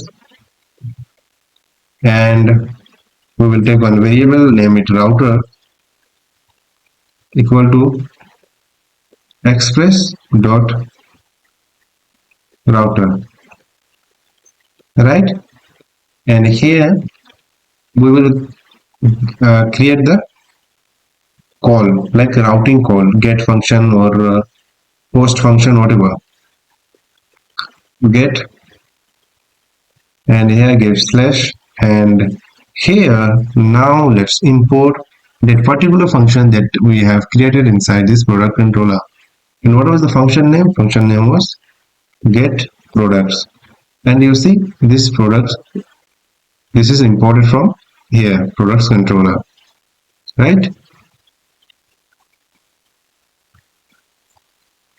And now what we have to do, we have to export, like module dot exports equal to, we have to export the router, this router, and it will take all the routers from here. So like I can create, this is one router, I can create another router like router.post or something like that. I am like creating it so that I can show you how these are connected from the server to router to this controller. Now here what we have to do, we have to connect it, we have to import the product router first. So for this one, let's import the product router. Let's mention it like import routers once product router equal to require routers product router, and let's remove this or comment it out, comment this one. Here let's app.use, use is like it will run this function, that's it, and give the slash like products and products, and call this product router. Now if you give a call localhost 5000 then products, then we should get this response from products controller, because it is via this router, it is connected with server.js. So now let's come here, now let's refresh, and you see can't get, because we remove that this one from here, then we commented it out.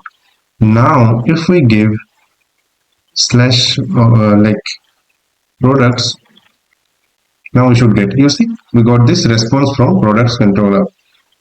So I have shown you that how this their function from this is connected with server. So this is for like uh, dividing our application into several parts. We can mention everything, we can like create everything inside this server.js, but it will be very like disturbing for you also after creating to find everything. So this is what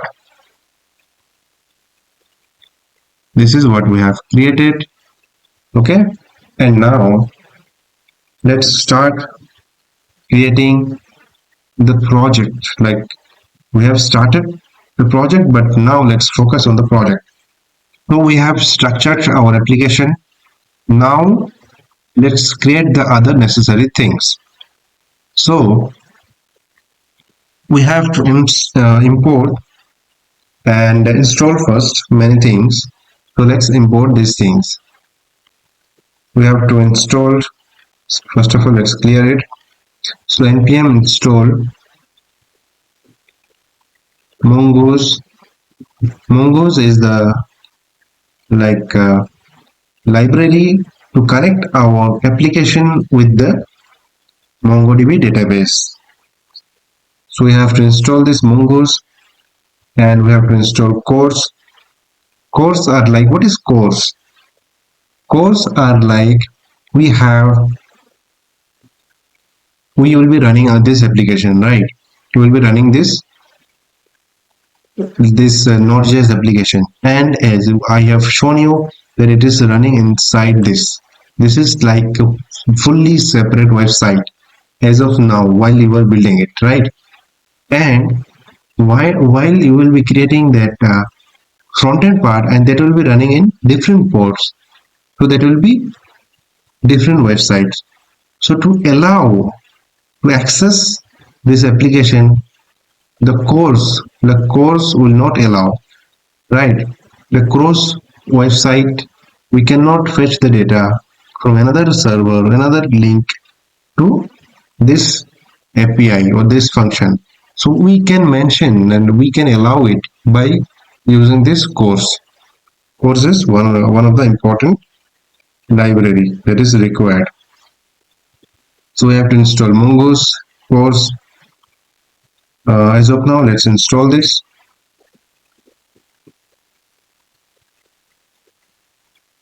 Okay, these are installed. Now let's import this const course equal to require const, also import mongoose equal to require. So this, the name, the variable name that I am giving, you can give anything. Like you can give your name to, right? So it is not like you have to give mongoose. You can give MongoDB also. Anything you can give. So okay, we haven't imported course mongoose. Okay, fine. Now here let's call some middlewares. Middlewares are like, it will run at every call to the server. So mention it middleware. Middlewares are like, we can call it between between any calls we can call, and this middlewares will be calling at every call. So it will be like app.use and call course. Okay, and app.use express.json, right? So it will allow the JSON format, and also app.use express.url encoded extended row. So this one is for like fetching the body parser, like when we will give a call, the post call, that time we will be sending the body. To fetch it, we have to use this like middleware. Okay, as of now these are fine. Okay, now let's connect our application with the MongoDB. So for this one, we have installed this Mongoose. So now let's connect the MongoDB database. So mention it like connecting to MongoDB. So it will be like mongoose dot connect. Okay, and here we'll be giving that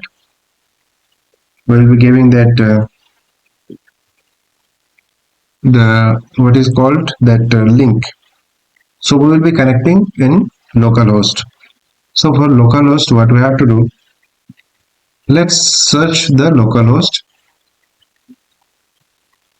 MongoDB localhost URL. Let's search it so that you don't remember anything.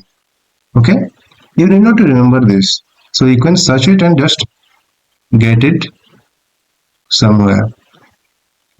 So this one, let's copy and come here, paste it out here. So here, this is what is the connection for localhost, like MongoDB and that slash localhost and 27017. After that, we have to mention the database name.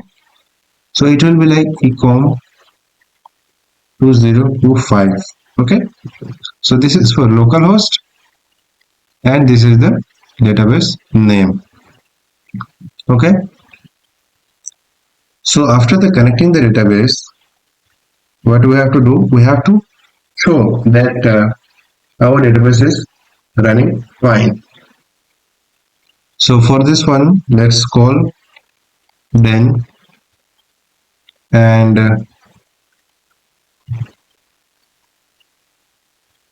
then in here will be like response kind of thing, will be console log MongoDB is connected. Also catch for errors,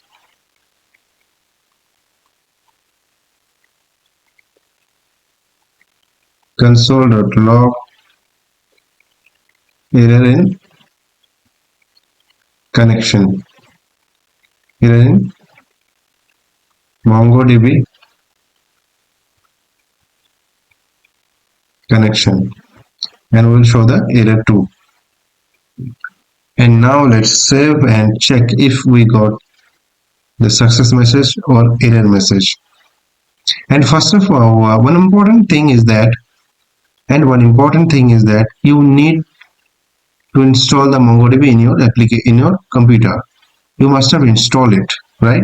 And you see MongoDB is connected, right? Our MongoDB is connected successfully. So you must have installed the MongoDB first in your application. Okay. Okay. So our application is connected, like MongoDB is also connected. Let's remove this one, the testing one. We have this products router. Now we will be creating product model. So what is model? Model is like the data type, the way you will be saving the data inside your database. That is what models is. So in our e-commerce application, there is product, right? So for products, let's create products database, products.model.js. Okay. And for this one, what we have to do? We have to import Mongo's require Mongo's const schema equal to Mongo's dot schema, const product schema equal to new schema,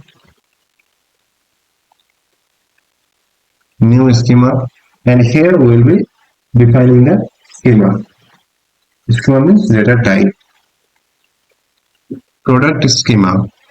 So inside our product, what there will be, we will be giving name, and what will be the type of the name? It will be string. And is it required? Yes, it is required. Required is true. Then we will be giving one description. Description will be, type will be string, required will be true. Also, let's give short description, short underscore description, disk. That's it. Type will be string required. Is it required like short description? We can give the short description or not, right? So it is not required. It is not required. That means it is not necessary.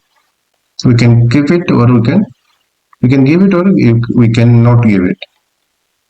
And let's give images. So this application will have multiple images. So for this one, we will be creating one array. The images will be one array, and inside it will be storing the image link as string. So it will be like type string required will be true. Required is true. No. Required. Okay. Okay. And one image is necessary. So price will be given the price. Price we can give number. Price is required. Stock. Number. Required true. And we'll be giving category. Right? So for the category one, what we have to do, we have to create another category and we'll be saving the database saved or saving the ID here. So it will be like, it is like the ID will be saving here. So there is a purpose of it. Like with this ID, later on we can populate this particular field. So as of now, if you don't understand it, just like look at it and you can write it down. Later on I will explain about it with the examples. So type will be mongoose dot schema dot types dot object id. It will be one object id and reference will be category. Category will be one model like this that we didn't create yet, but we'll be creating that soon. And required, yes, it is required. Category is required. Okay, and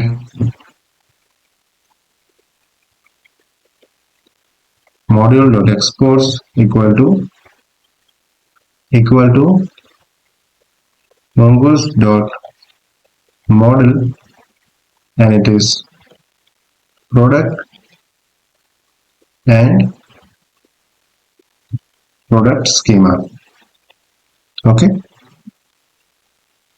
so this is how we create the models. Now let's create the category model so that we don't get any errors, because we mentioned the category and we didn't create the category yet. So let's create the category model.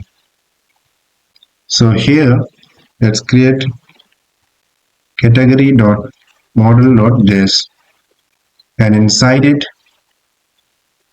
let's import mongoose equal to require mongoose, and like this one, like here we define the schema like this, but we can directly call it like this, like const category schema equal to new mongoose dot schema, right, like this. And here let's inside the category there will be name. Type will be string. Required will be true. And the name will be unique. The same name we want take. Unique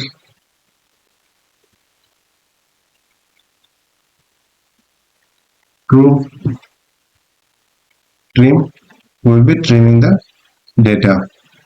Like any space or anything is there, it will be trimmed. Description.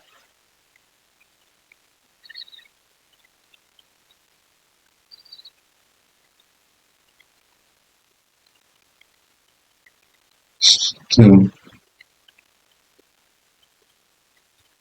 And it is not a required field, right? The description will be keeping optional. And here we can mention that for the time one, let's do one thing. Let's create one created at equal to created at will be type will be date and default will be new date, and this one will be using at every model. Okay, export it one, export this one. Model.exports equal to mongoose.model. Model name is category and category schema. Save it, and this one let's copy and paste it here. Paste it here. This time list one we created it. Fine.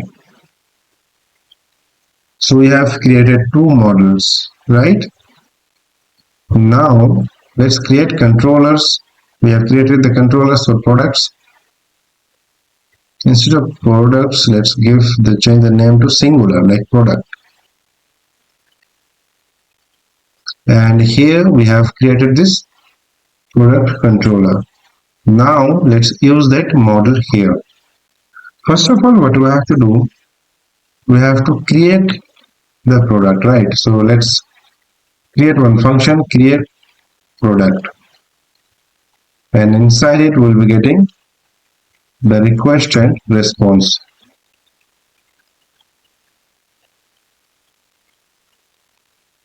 And here let's give a comma,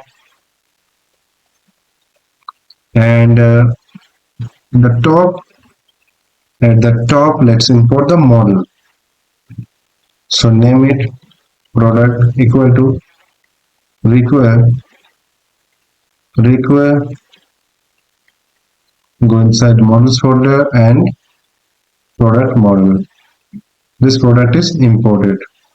Now what we have to do, we have to save the data. For this one, let's take try catch. Try catch is like one function. So here we'll be saving everything, but if we get any error, we will catch the error here, whatever the error is. So like console.log error in create product, and we'll show the error here. Fine. Now let's format the document. Format it. Okay. Actually, I want it like this.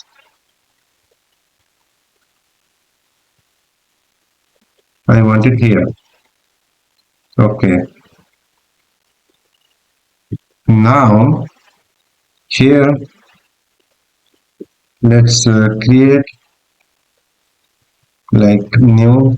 Let's create the new product. Product equal to new product, and inside it we have to give all the data. For this one, let's go inside this product model. Let's copy this one. Like this created it is default, so we don't need that.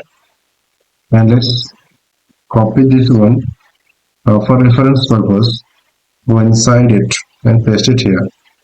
Now for the name one, what we will get it from request dot body dot name. Okay, and for the description also, request dot body dot description, and for the short description it will be like this: request dot body dot short description. Here is image. For the image one, we'll be using different thing. So as of now, let's comment this out, the image. The price one, request dot body dot price, and for the stock, one will be request dot body dot stock, and for the category, we'll be sending the ID, request dot body dot category ID. That's it, right? And after that, we have to save the data. So it is like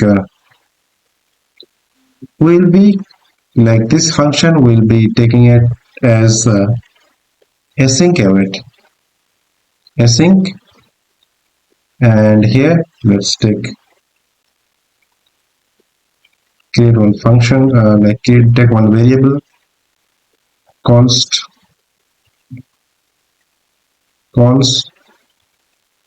saved product equal to new, let's take await new product dot save, right? After that, let's send the response dot status will be 200, and send JSON, success will be true, and let's send the saved products. Also send one message,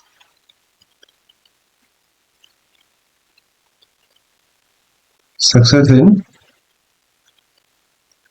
creating product. Now save. Now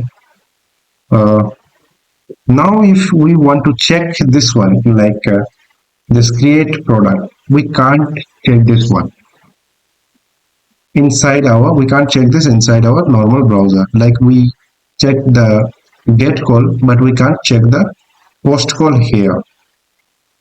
So for this one, we have to use one library, that is postmon. Before going to postmon, let's connect this function with this server. So for this one, let's go to this router, go to this routers folder, product router, and here connect it out like dot post, and like do it like create product. Create product is imported, so now it is connected. Now to check this out, let's go to postmon.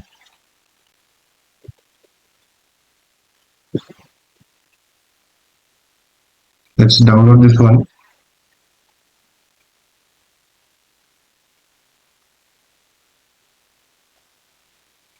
It is of like 147 MB. Let's download it. Now let's install this postman.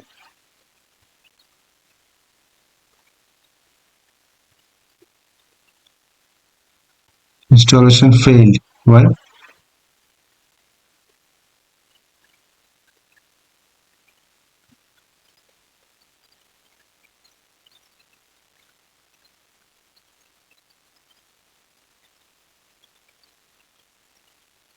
Create free account, login, continue without account.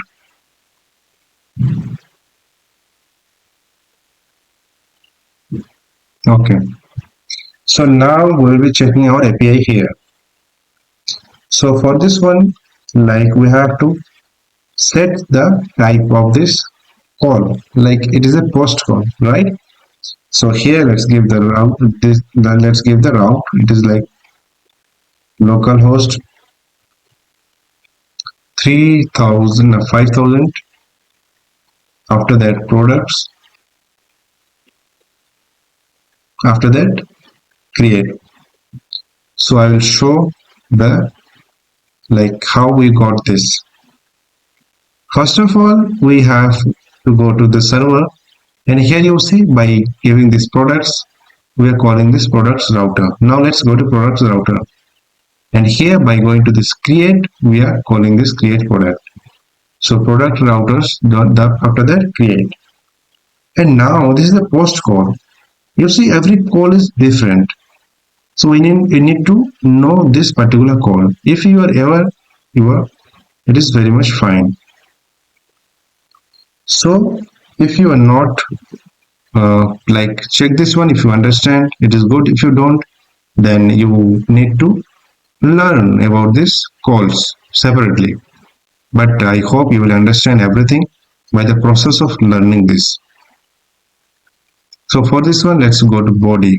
We'll be sending the body, and how else we will send? We'll send it by row, and instead of text we'll be using the JSON format. So here we'll be sending the data like this. So what are the fields we are having? Let's open this, open the model, the product model, and we have to send these things. Like if you go to this function, and here we are calling it with request.body, and these fields, all the fields we need to send. So for this one, let's create these fields.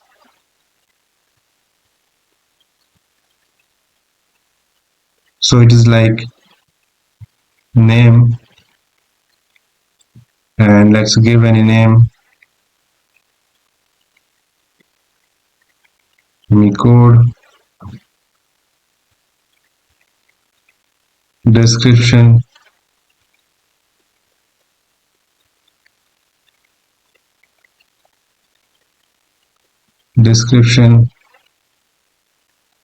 short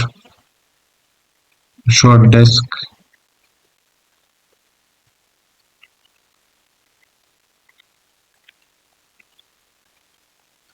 after that prices,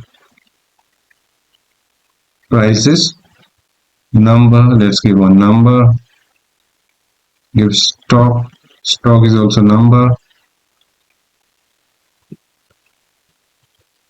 after that category will be category ID, that will be okay. We have to send it like this, category, it will be one ID. Okay, now let's send, let's give a call, let's give it,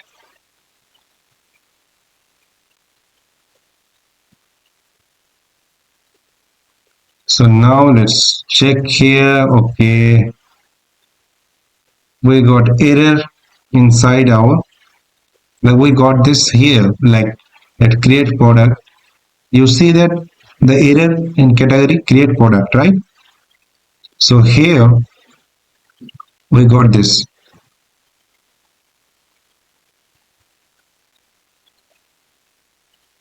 here we got the error is category is required. So if you go to the category here, you see request.body.category ID. We have to send the field as category ID, not category ID, right? Now cancel category ID, now send. Before that, let's come here and let's like save this one, or we need to rerun this server, right? Now let's give a call. Now give a call. Now again come here and check. Still we are getting like errors. Category is required, category ID. Copy this one. So if and there is any mistake, any like spelling mistake or anything is there, it will give error. Category. Okay, let's come here. Here it will be E. We have given like this. Now let's like rerun this one. Let's save, and now let's give a call. Now again come here. Still some problem is there. What is the problem? Okay, the problem is this category ID. So category ID is like it is asking the exact ID that MongoDB gave us, right? So for this one, let's create one exact ID. So exact ID of the database of MongoDB. For this one, let's go to any previous project and let's copy one ID. Like this ID, copy this one, any ID. This is the ID that get generated from MongoDB. So now let's come here and instead of this, let's paste it here. Now cancel and send. And you see, we got this. Congratulations. And here you see success true, success in creating new product, name may code. This is saved product. This is the response that we are sending. So you see that we have tested our post call, right? So congratulations. So we got the response, like we are sending the response. Now let's check if the data is being saved or not. So if you check the controller, here you see that we are saving the file into our database. So after saving the file, if there is no error, then only we are sending the response. And if there is an error, then also we will be sending the response. So if there is an error, we will be sending response or status. Let's give 500 JSON success false message error in creating new product, right? So we'll be giving that error if any error is there. So now let's do one thing. Let's give one error and let's check what response we got. So earlier we were not getting any response, right? So like if there was an error, like let's give send now, and you see we are getting this response too, like successful message error in creating product. So now it is working. The error is also sending the response. Fine. Now let's give here ID. Okay. So create product is fine. Okay. Now let's create another function like create product and then get products. Okay, we'll be fetching the products. So for this one, let's do one thing. Now here let's take try catch,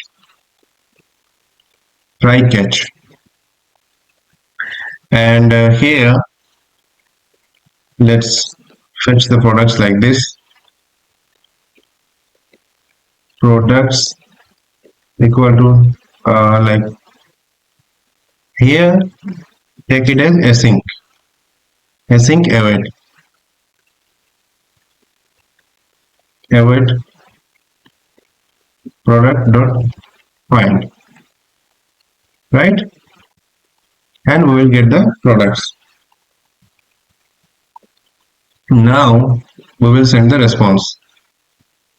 So this is for like fetching the all products. Response dot status 200 JSON success true. Success true, instead of message we will be sending the products. And here response dot status 500.json success false will be giving message error in fetching the products. Fetching products, save. Also we need to fetch the single product somewhere. So for this one let's create one function, fetch single product. For this one let's take it as async request response, and let's copy this one, everything inside of this try catch,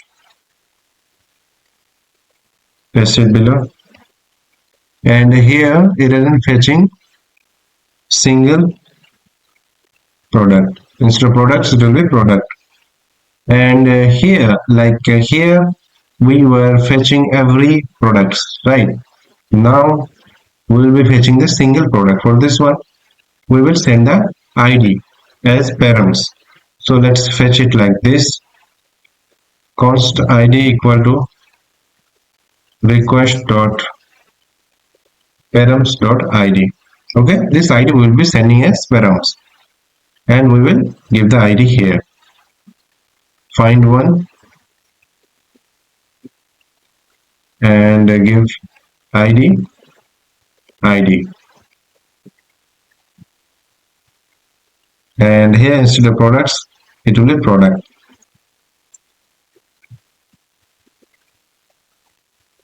Product, save. Okay, so we have created single product function, and let's create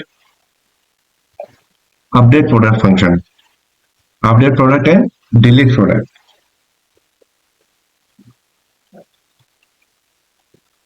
Let's create update product by id. It will be async function,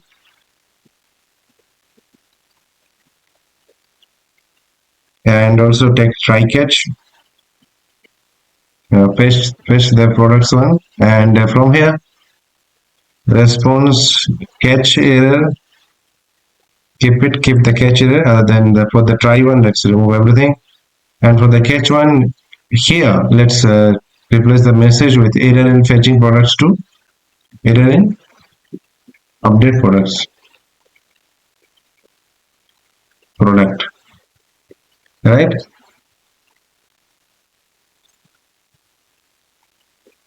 And for the update one, what we will do, we have to update the data, right? So for this one let's do it like here, as you see, for the creating one we were fetching the data from requested body. Here also we'll be fetching the data from requested body. Okay, so here let's fetch everything like const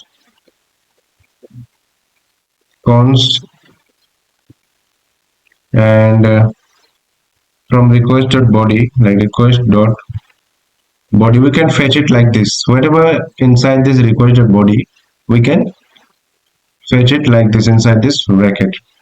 So we will fetch like name, the fields are like name, description, short description, and then what is there, let's check it out here, short description, and the price stock category, price stock category id, okay. And now let's update it like this, like await, let's say await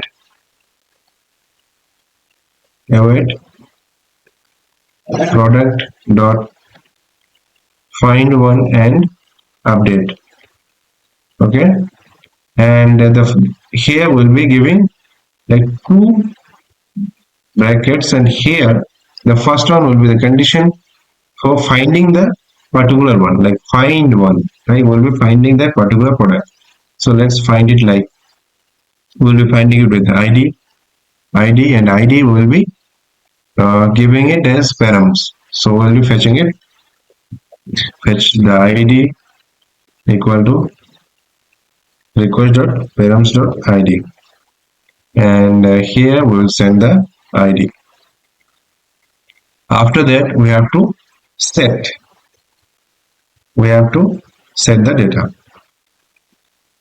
It will be set, and inside we will be sending all the data. Let's send this like name, description, short description, price,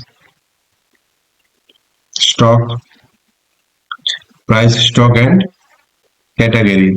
And for the category one, we will be sending the category ID, right? Here the field name is different. The data we will be fetching will be in the name of category ID, and here it is category. That's why we have given it like this. Okay.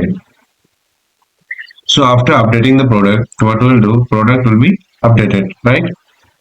So here, let's take one variable, updated product equal to this, and okay, updated product. Now let's send the response. Response or status will be 200 dot JSON. Success will be true, and so we will be sending the message will be product updated successfully, and we will be sending the updated product. Now save. Okay, we have created the updated product function, and let's create the delete product function. At some point we need to delete the product, so like delete product by id, right? Async request response, and here let's take try catch, and if an error is there for this one, let's copy the catch error from here, paste it here, and here error in deleting product,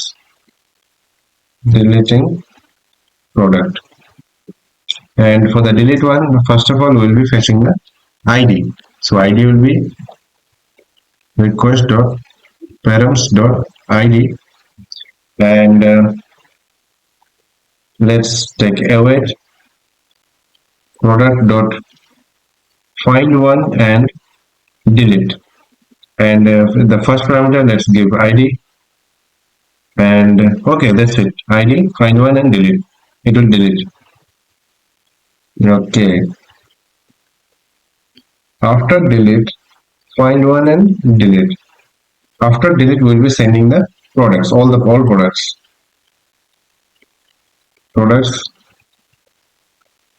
after delete equal to await product dot find all the products. Now send response dot status 200 dot JSON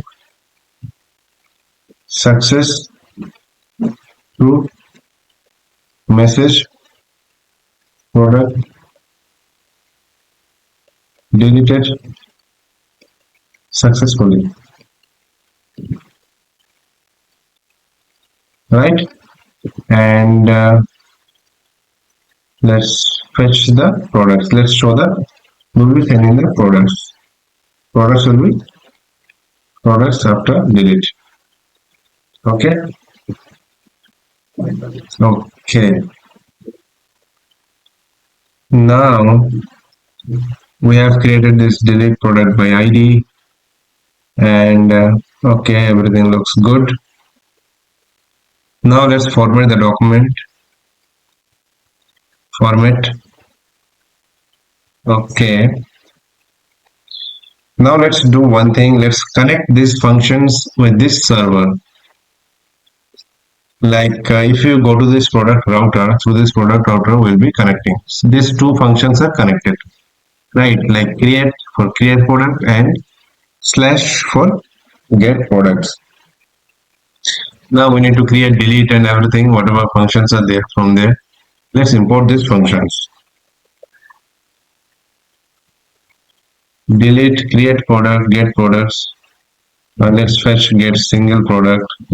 Also like import get, get is not there, and create product,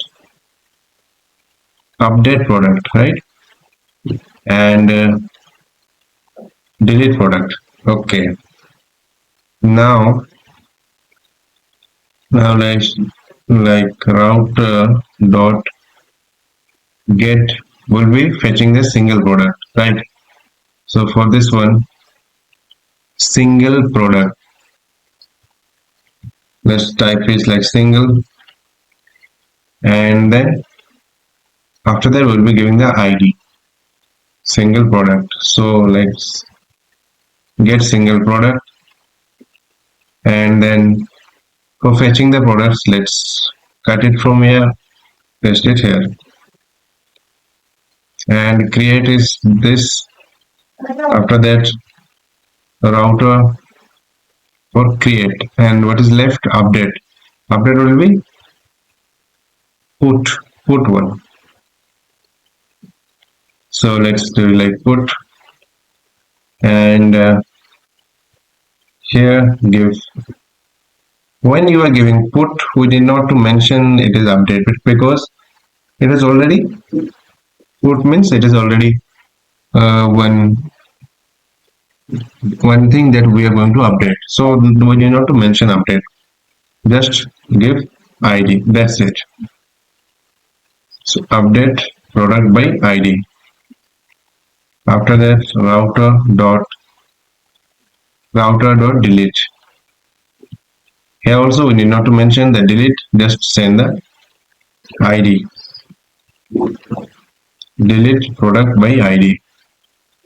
And for single one, we also need not to like no. Let's mention the single. Otherwise, what will happen? The get one. No, we need not to mention. Let's keep it like this. Create one. Okay. Create after this. Post, create, post, put, delete. Okay, fine. Now let's save. Right? Okay. Now we will be checking these functions. Now let's check these functions inside this postmon. So for the create one, we have created the created product. Now we will be updating the product. So updating the product, let's check that out. Update the product. Okay, update product by ID. So basically here we'll be giving put request, and we'll be giving the product ID. So first of all, let's check our database, and let's go to here, Ecom 2025. This is the products, and here we will update the data. Okay, images array is empty. We didn't enter any image. Fine. So here let's update it, right? Like here you see the name is MeCode. Here we will be updating this data. So for this one, let's come here. Let's come to post mode, and here it will be put request. Put request, and here we'll be giving the ID. Let's give the ID. We will get the ID from here. This is the ID. Copy this one, and come here, paste it here, and let's go to body row. This is the response. Go to body here.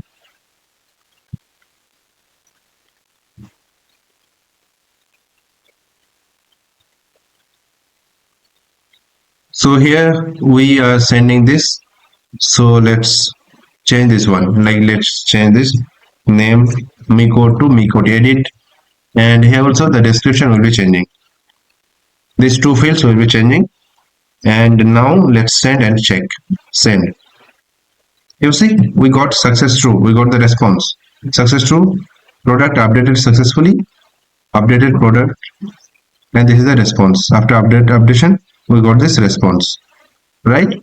So now let's go here and check if the data is updated or not. So for this one, let's refresh, and you see we got this. We got this updated data, right? So data is updating after. So edit is working fine. And what is left now? So edit is working, like update is working. Create we have already worked, and getting products will be like get the products. Well, at first let's check this get single products. Like we are having only one product. So now here let's put request to get request, and let's send this, and you see success true product. We got this product, right? We got this single product. Now let's fetch all the products. Now let's see. You see success to products, and we got it in an array. So now we are only having one product. So if we like create multiple products, we can show the products here. Fine, get is fine. Now what is left? Delete is left. Update we have worked. Only delete is left, right? So for delete one, let's create one more field. Go to post, and go to post. Let's check the create one. Let's give a create. Here let's give create products, and then create, and go to body,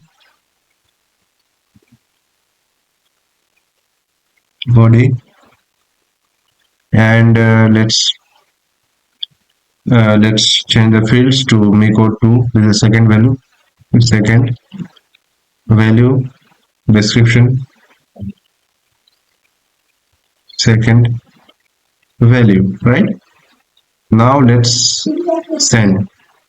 Success true. Success in creating new product. So product is created. Now let's come here and let's refresh, and you see we got this product, second product. Now let's delete the any product, right? So delete this product, the first one.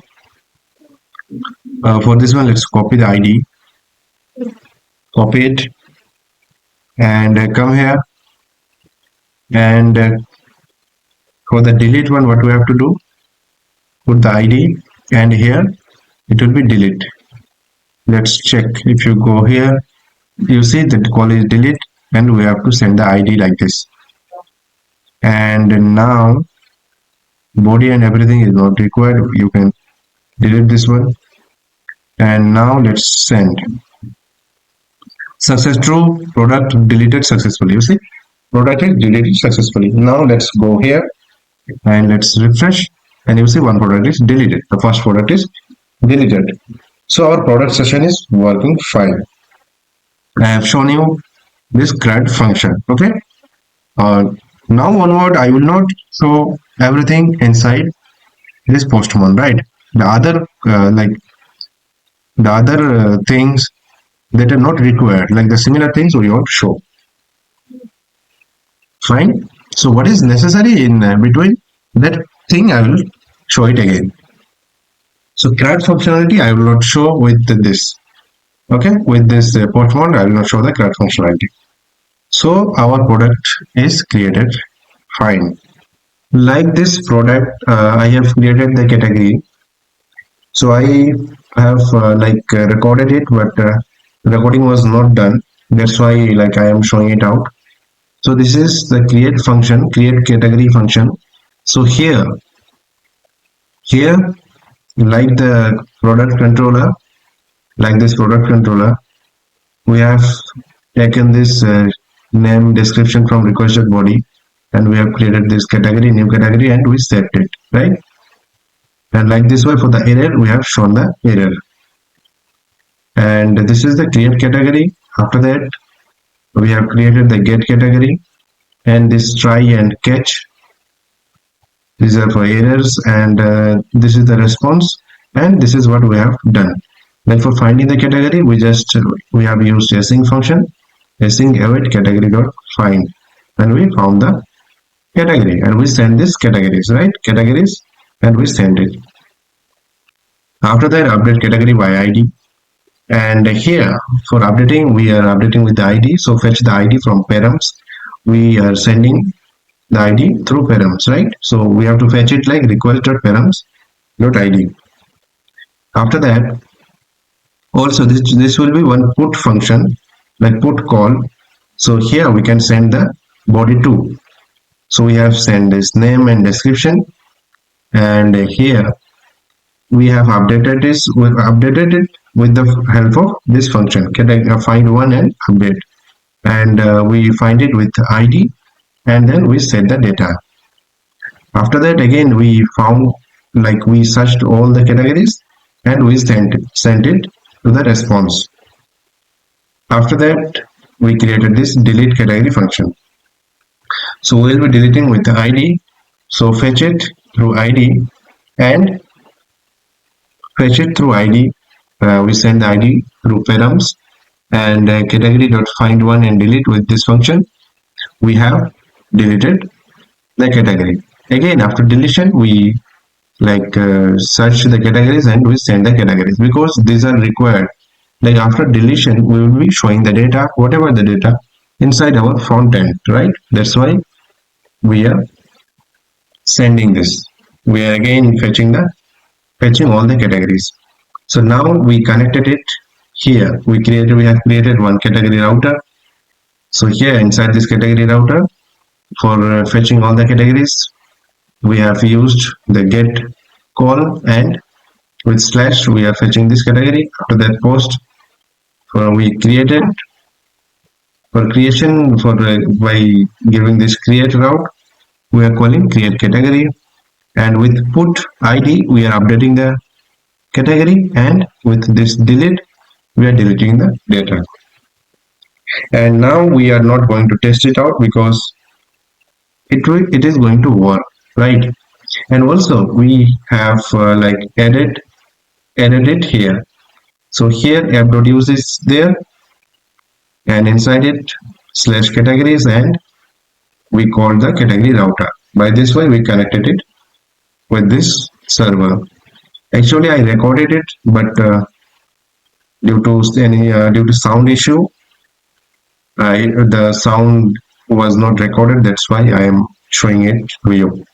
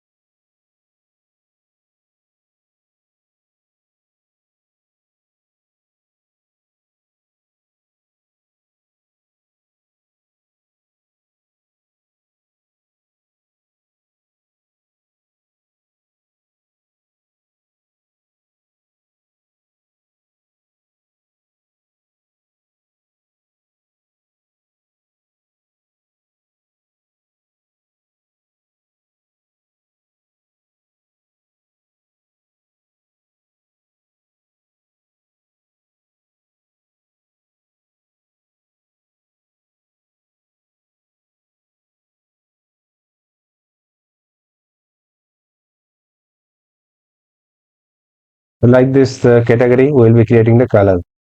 So if you go to like our front end part,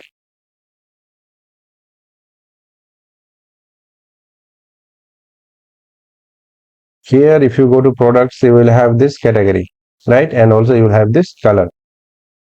And also if you go to the dashboard, and here we are having this color.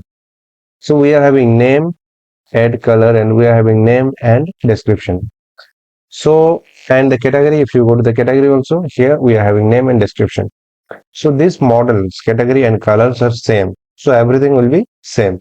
Only the name of the model will be different. So here for the server, let's do one thing. Let's create color controller, color dot controller dot base, and let's copy this category one. Let's copy the category, paste in color, and here let's change anything from category to color. So let's change like category. First of all, like here you see one thing is that while if we want to change in bulk, that time there will be one issue, because this one, like we change it from here, like control and H, and if you replace it from here it don't identify capital letter or small letter. Okay, so here we'll be changing like we'll be changing the first. Let's change the small letter one, right? Or what can be done? Let's change it manually one by one. So here instead of category, uh, let's do one thing. Let's change everything from category to color, and later on we'll be like focusing where we need to do like a small c and where we have to give capital C. So here let's give capital C color, and here also create color. Let's search here color, and here also let's give capital C, and here give capital C, and here this one, this one, this one, change to capital C, and come here to here to here, change it to capital C. And most of the most of the time it is capital C. So I did mistake by taking small c here. Instead we should take capital C, capital, change to capital. Okay, and here, here, and here. Here also change it to capital C. Okay, fine. Now save, and let's come to model. Let's copy this category model. Copy this one and create color model and paste it out here, and change category to color. Category to color. And here let's give capital C. Now save. Okay. And now like this category router, let's create the color router. Color router.js, and let's copy this category one and come here, paste it out here, and change category to color. And here also let's give capital C. Okay. And here, but here it should be small c. Now save, and now we'll be connecting this router to server.js. So here, come here, and let's take one variable, name it color router equal to require routers color router, and come here f.use,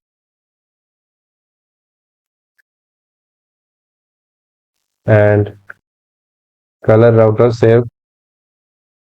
Fine. It looks good. Category router and color router. Okay.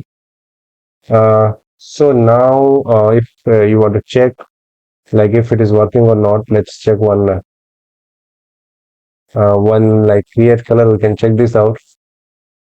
So basically, it will work as far as I can see. It will work.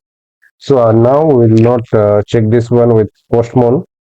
So we will directly call from the front end, and if we face an issue, that time we will see this. So this was the color controller. Now let's go to the front end part, and here you see like we have to create category colors. Okay, and both are required if you want to create the products. So we have created the created the controller for category colors, and now we need to the create everything like from starting from model products. Okay, we also have created the products. Okay, title, description, price, stock, shirt, category, color. Let's change one thing at product model. Here I think price, image, category is there, but color is not there.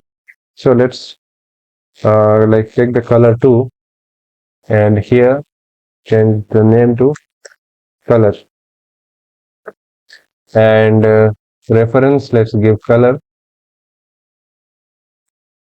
I am not doing anything. I am just adding one more field with the name of color, and it will be it will be an ID that will be fetching from color model, right? So let's go to product controller, and here we have to like with this category we have to give color too. Category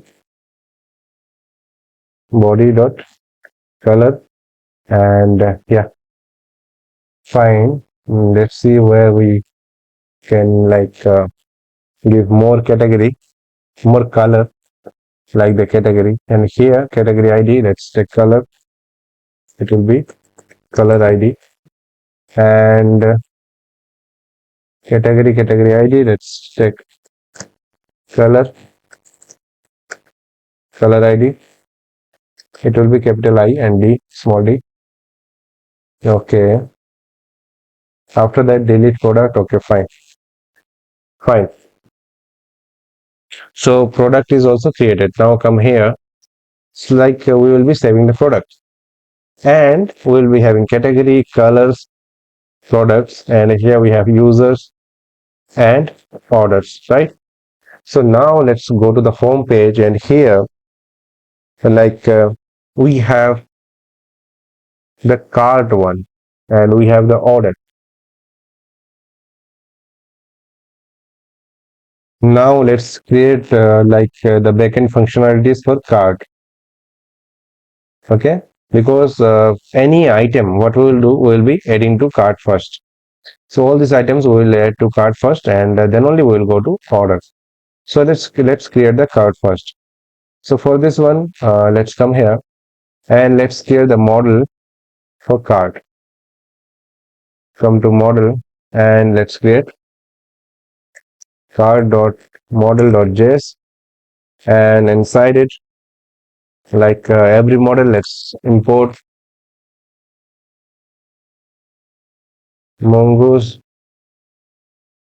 equal to require mongoose, and const cart schema equal to new mongoose dot schema, and inside it, what we will take, we will take the products.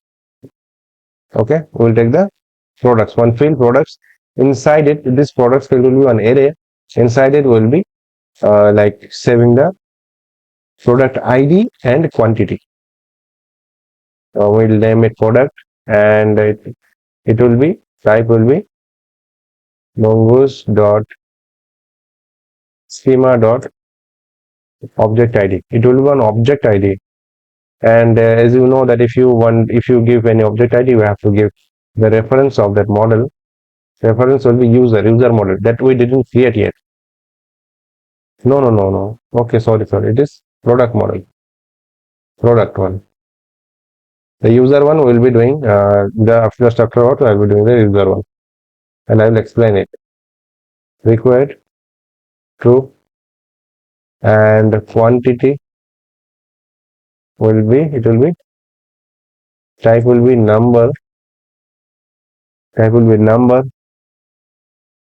required will be true, default will be 1. And here, like you see, we will be having the products inside cart. What we will have? We will have nothing, just the products and quantity. How many products we are purchasing? How many particular products we are purchasing? So uh, we will be having the products. That is fine. But every user, like we are having 10 users, the card for 10 users will be different. So here we will be mentioning the user too of that particular card. So user will be mongoose dot schema dot object id. Reference will be user, but we don't have the user model as of now. Okay, required will be true. So for this one, if we don't mention the user, like if we don't create the user model, it will give error. For that purpose, we'll be creating the user model just after completing this.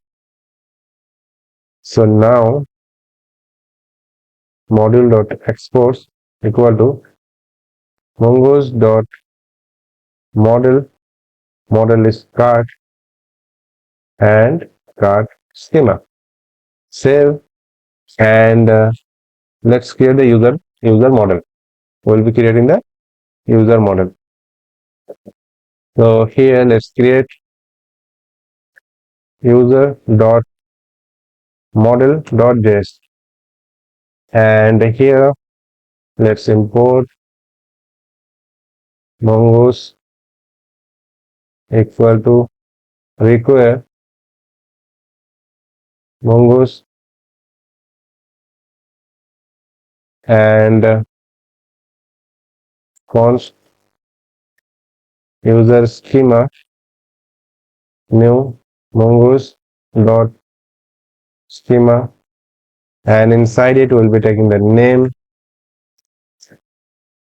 type will be string, required will be true.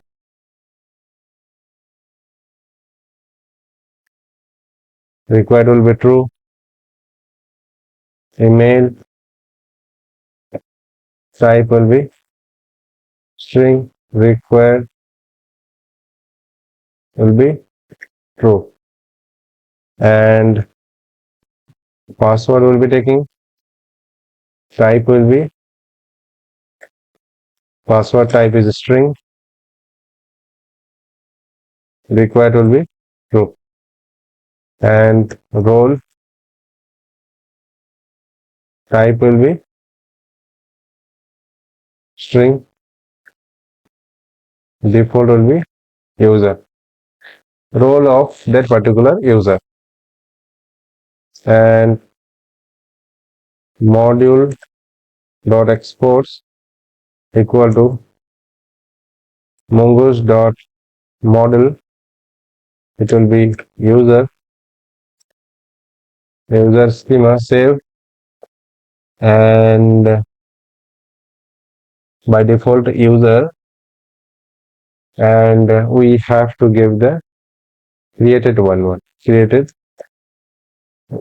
at type will be here, let's give comma, type will be date, default will be new date. Save, and let's check this one from our front end. Let's go to home, and here let's type register And inside this register, we are asking for name, email, and password, and confirm password. That's it. So here also we are asking for name, email, and password. By role will be by default it will be user only. We will not pass the user role from here. Okay. So now again go to the cart model. So this is the cart model will be showing the user and products. Now let's do one thing. Let's create the controller for cart. It will be cart.controller.js, and here we will be creating every functionalities of cart. So first of all, let's import the cart model. Require models cart model. After that, let's export to the module.exports equal to take one object and define the function. First one will be create cart, right? Let's take it as a sync request response request response. Let's take try catch inside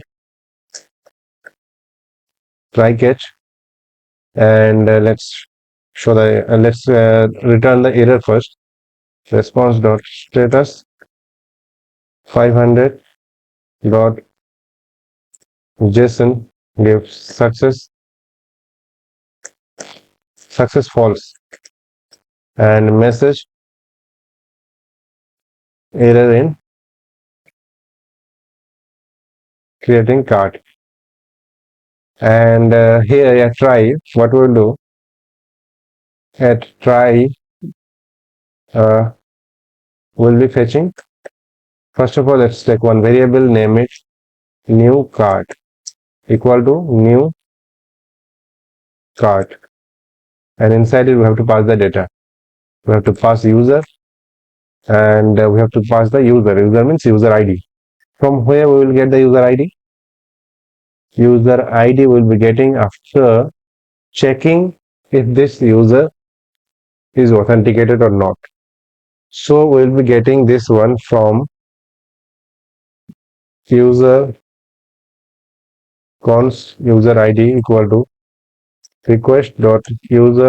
dot request.user.id.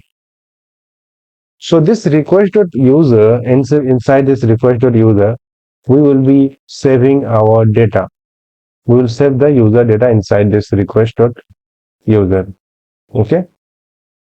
So here this is like a variable, so we can name it anything. Like we can name it user details or any other name we can give as per our requirement, as per our whatever you think it looks good to you. And we will give it after like authenticating the user, right? If this user is authenticated or not. This one I will be showing you while creating the authentication part. Okay. So as of now, let's do one thing. The user ID. Okay, we have when we are saving the user, we have to give the user ID. Okay, proper user ID. So let's keep it, and we'll pass the user ID. And after that, we have to pass the products. Products is one array, right? So we have to pass it out.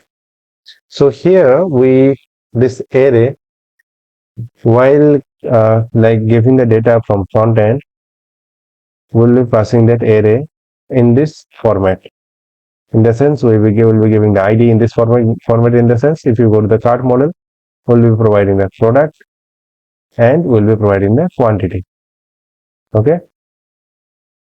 So come here to cart controller, and inside it,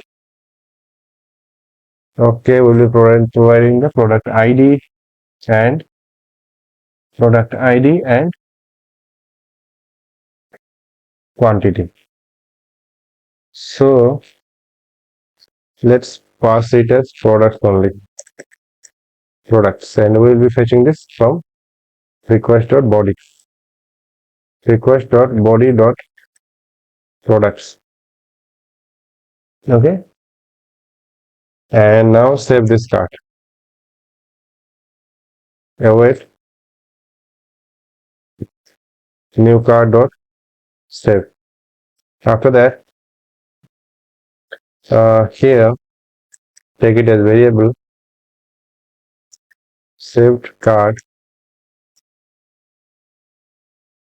equal to this, and we'll be sending the data like response dot status 200 dot json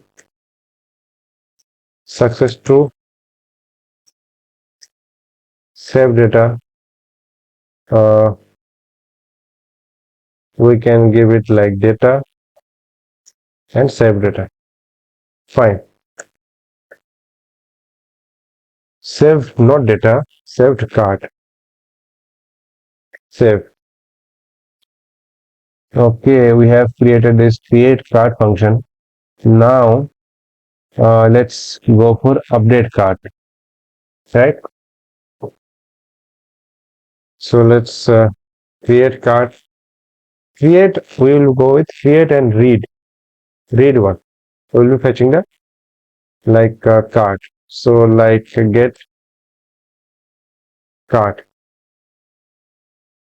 It will be async request response. Let's say try catch, and inside it let's send response dot status 500 success false, and the message is like error in fetching card. And here we will be fetching the card as per user ID. So let's const user ID equal to request dot user dot ID, and we'll fetch the card. Const card equal to uh, capital card. Let's take await card dot find. We'll be finding it with like user ID, right? User will be user ID. Okay, and instead of uh, giving the variable name card, we'll be giving user card. And let's send response dot status 200 json success will be true, card will be user card. Okay, fine get card. Now let's create the delete card, right? And we have to create update card and delete card. First create the delete card. First create the easy one. Delete card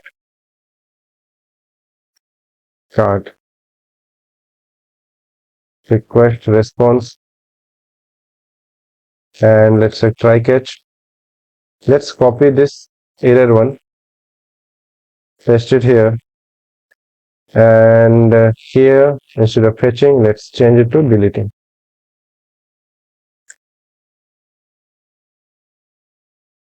card, and we'll be deleting the card as per user ID. Okay, user ID. We'll delete the whole card, not delete item, right? So we'll delete the whole card as per user ID. So let's fetch the user ID. We'll be fetching it from request.user.id, and const deleted card equal to await cart dot find and delete, and we'll be finding it as per user ID. We'll pass the user ID. Okay, we'll pass the user ID and we will delete the card. User ID or the ID of the card we will be giving. Okay, as of now, let's give user ID and let's send response status 200.json success true, and message card is deleted successfully. Save. Okay, and also we will be sending the card data after delete. So let's fetch this one, card after delete, cons card after delete equal to await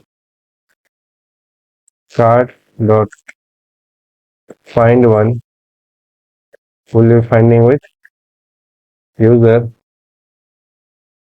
Okay, the user will be deleting the card of that particular user. So we won't be finding anything. Just delete it. That's it. Just delete it. And here also we need not to take it as variable. Just keep it like this. Card is deleted of that particular user. Now let's create the update card function. Update card. Let's take a sync request response and give the comma outside, and again go inside this and let's try catch, copy this one, the error response for error one, and here instead of fetching let's take updating cart. Okay, now we'll be updating the cart.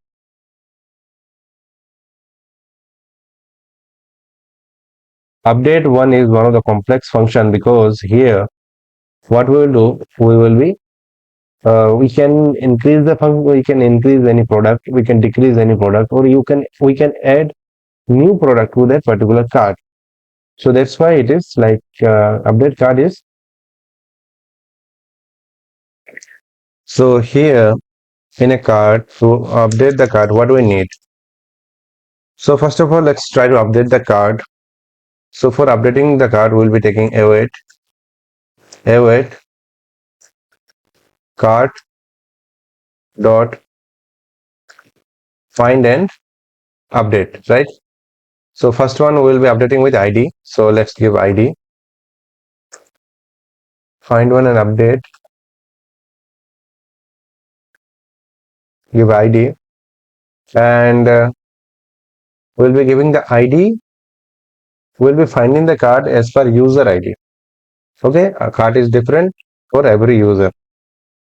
So let's find it with user ID, and here let's fetch the user, const user ID equal to request.user.id, and we'll be finding it ID, and after that we'll be updating. After that we will be set, and here we will be updating everything. So in a cart, what is there? If you go to the cart model, we have user and we have this product. So we'll be updating this products. Okay, so go there, cart, and here we'll be updating the products. So let's type products, and here we'll be giving the updated products. Updated product is an array. Okay, and let's give like updated products, right? And here let's create this variable updated products, const updated products. Okay, this will be one array. So here we have to update the product. So we are already having product. We are updating means we are already having this products, right? So what we will do, we will be updating it, and inside this any cart, like we will be having one array. So here we'll be updating any one field, like it may have many fields, like some product with ID and quantity, and then again some product with ID and quantity. So first of all, what we have to do, we have to search the product, which product we want to update. So we'll be searching it with product ID. So come here and we'll be sending the product ID. Const product ID equal to, we'll be sending it as params. So request dot params dot ID. Okay, and we need the quantity. Okay, if you go here, cart model, you see that we have product and we have quantity. So we'll be, if product matches, and then we'll be updating the quantity. We'll be sending the quantity from front end. So come here and const quantity equal to request dot body dot quantity. Okay, we'll be sending the quantity. Now in this updated products, what we'll do, in this updated products, it will be like we have to search. Let's keep it in this way as of now. So first of all, we have to fetch the cart. Let's fetch the cart. Cart equal to await cart dot find. We'll be finding with user ID, right? We'll be finding with user ID, and cart is supposed to be there. So if cart is not there, if cart is not there, here if cart is not there, then we will be sending error response. Cart is not there, then response dot status will be giving 404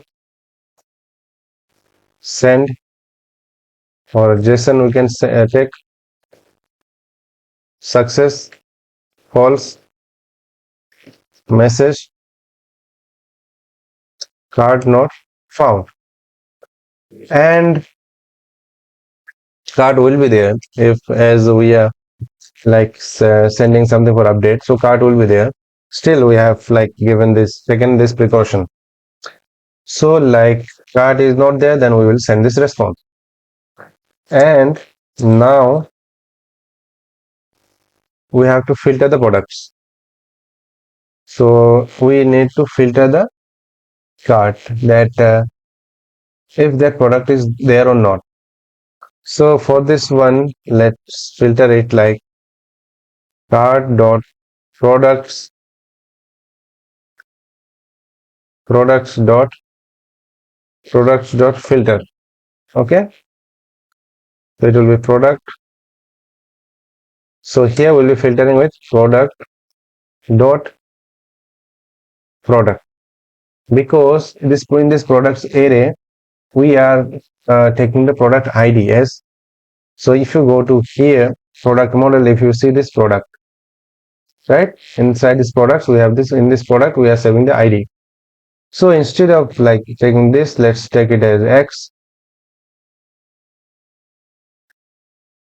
x dot product dot to, so it is a string, no problem, equal to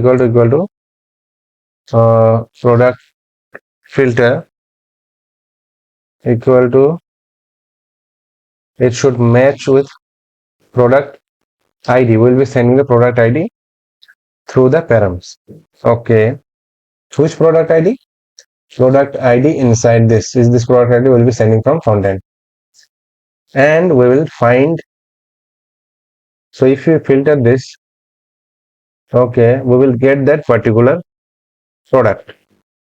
Okay, instead we will get the whole product, but instead of fetching the whole product, let's fetch the ID. Like find index. Find index is also one function of JavaScript. By this one, we will be finding the index. So here, let's take one variable like const product index equal to this. And now product index. If we find the product, we will get the index. It may be 0 or 1, but we don't. If we don't find anything, then it will be minus 1. So can you give condition if product index greater than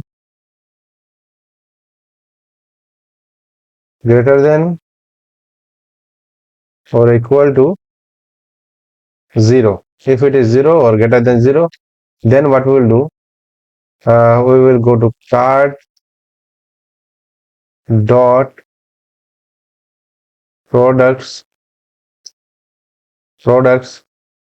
and product index dot product index dot. If we give the product index, we will get that particular product, and we will be updating the quantity equal to the quantity we will send. We will send through request.body here, right? Okay. So here we will be like cart.products.quantity will be updating it like this way. We'll be updating this one. Now we'll be updating the product. So we've set fetch the cart, and of this cart we were updating the quantity. And updating the quantity, we updated the quantity. Now we need not to go with this one. Now we have to just save. Await this cart small c dot save. Just save it out. So here what I have done, I'll explain it again. We need not to go with this. So here we fetch the user ID, product ID, and quantity. Okay. With this product ID, we fetch the index of that particular product inside this card.products, and we will get the index. If we get any index like 0 or 1 or whatever, that means that product is there. Now we will be fetching that particular product, and I will update this quantity, and this quantity variable will be sending from frontend. Okay, after that we will be saving this card. Whatever card we have taken, we will save this one after update. These are update like card.products or quantity. By this way we are updating it. So now we will save. Okay, after saving we will send one response response.status 200.json.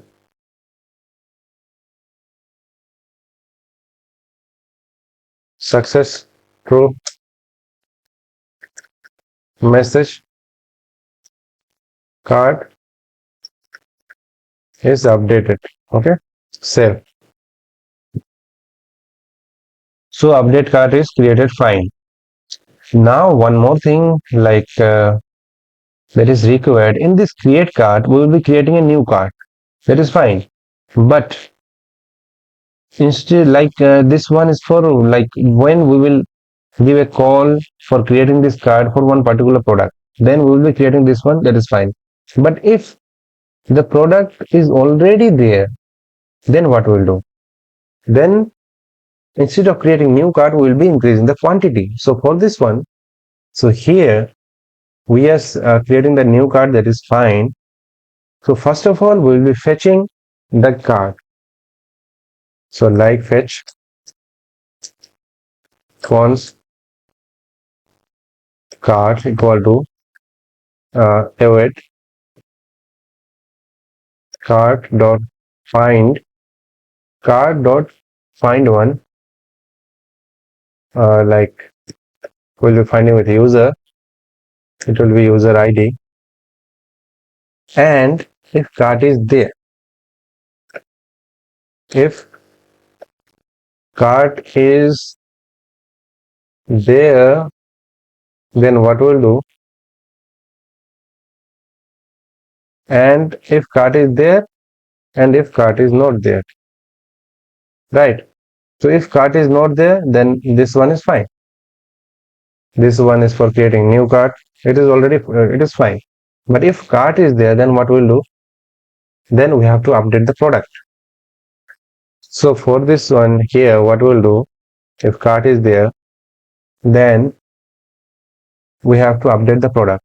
So here, like the update one, what we have to do, const, if cart is there, then we have to fetch the product ID, product index. Product ID will be giving the product ID from request.body. Here you see that we are sending the product ID, request.body.products. Okay, 1 second. No, we have to change this one, this product, request.body.products. In this request.body, we will be sending, like in the request.body, we will be sending const, we will be sending product ID. That's it.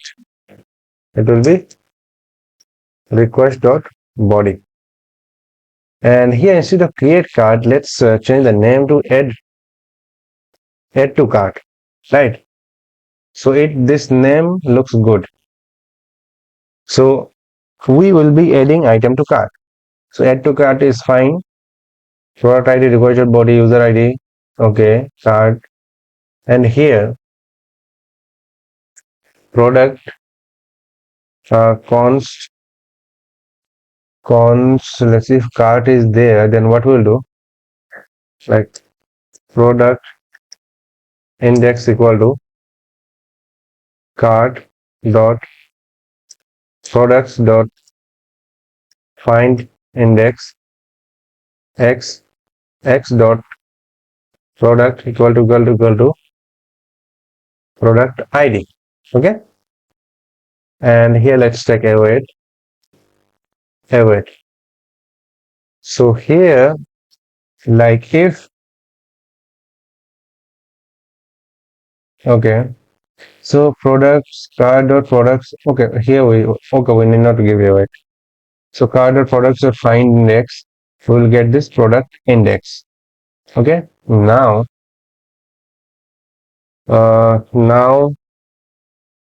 if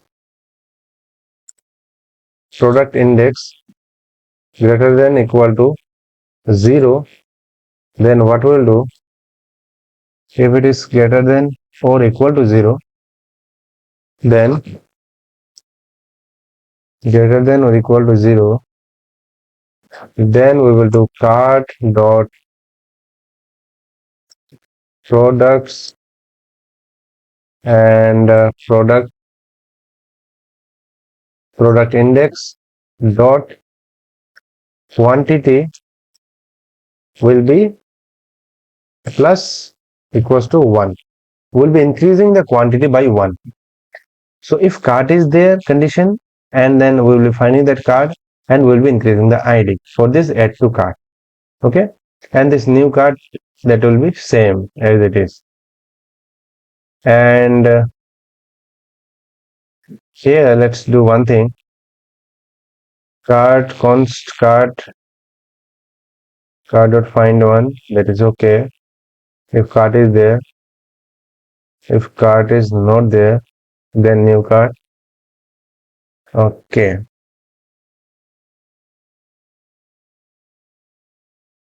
here instead of const, let's check it as let, and here instead of fetching the new cart, let's give here cart, and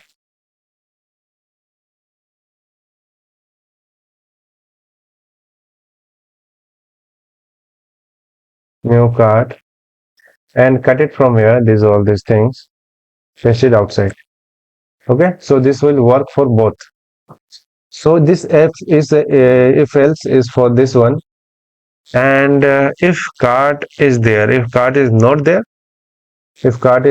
then it will be product ID will be sending the products will be cart is not there array, and inside it we have to send the product will be product ID, and quantity will be 1.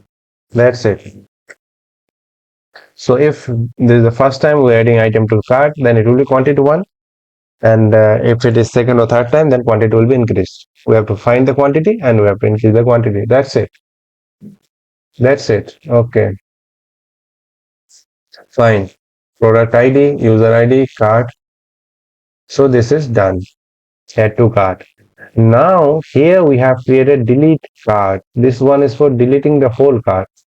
But we instead of this one, we need delete item from cart. Instead of delete cart, we have to delete item. So for deleting deleting item, we have to follow different approach. So we'll be deleting item from cart. So deleting item. So let's take one variable, fonts cart equal to await cart dot find one will be finding with an ID. ID will be not ID, user ID, and then if cart is not there, then we'll send response dot status 404 dot JSON success false message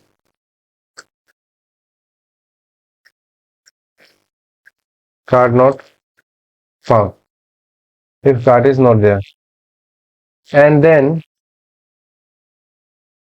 if card is not there and if card is there, then we have to find that particular product. Const product index equal to card dot products dot find index x dot product equal to it will be, you have to give the ID,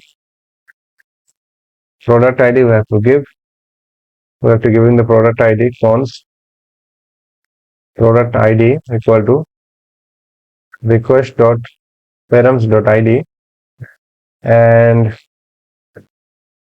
let's keep this in one line, product ID, and we'll get the product index, and then what we'll do, if product index, so if product index greater than equal to 0,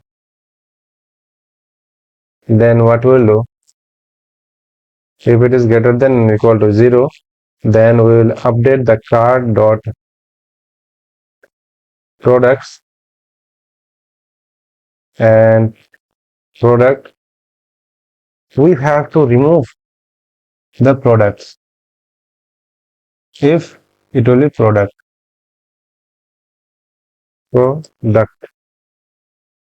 index. So if the product is there inside this product, if we got this product, we have to remove that field. So instead of going with this one, we have to remove the field. So it will be like we have to remove find index, we are finding the index, and then we have to remove the products from array. So here instead of this, let's do like cart dot products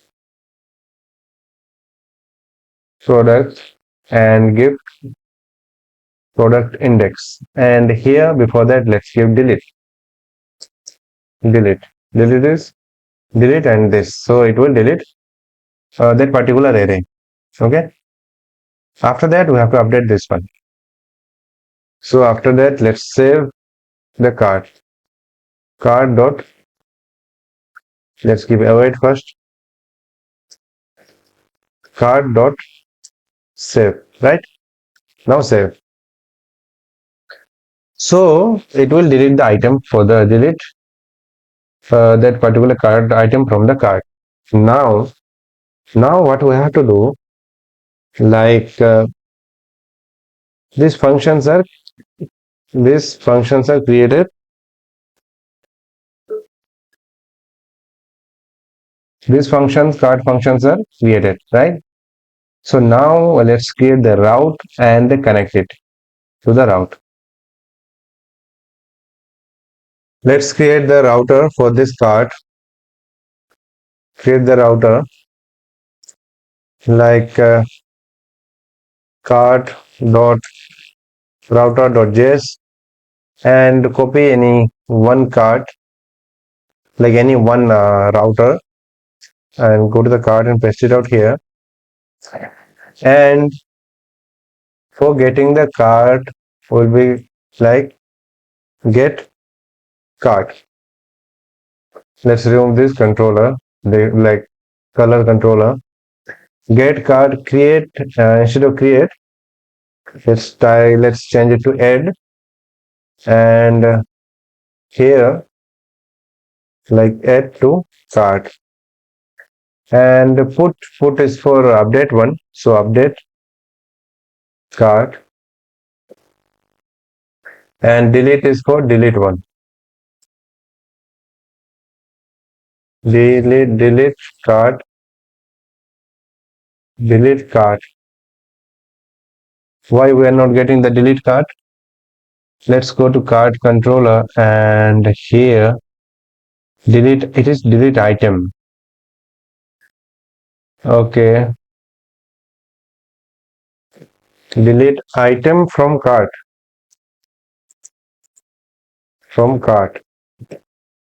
now come to this cart router and delete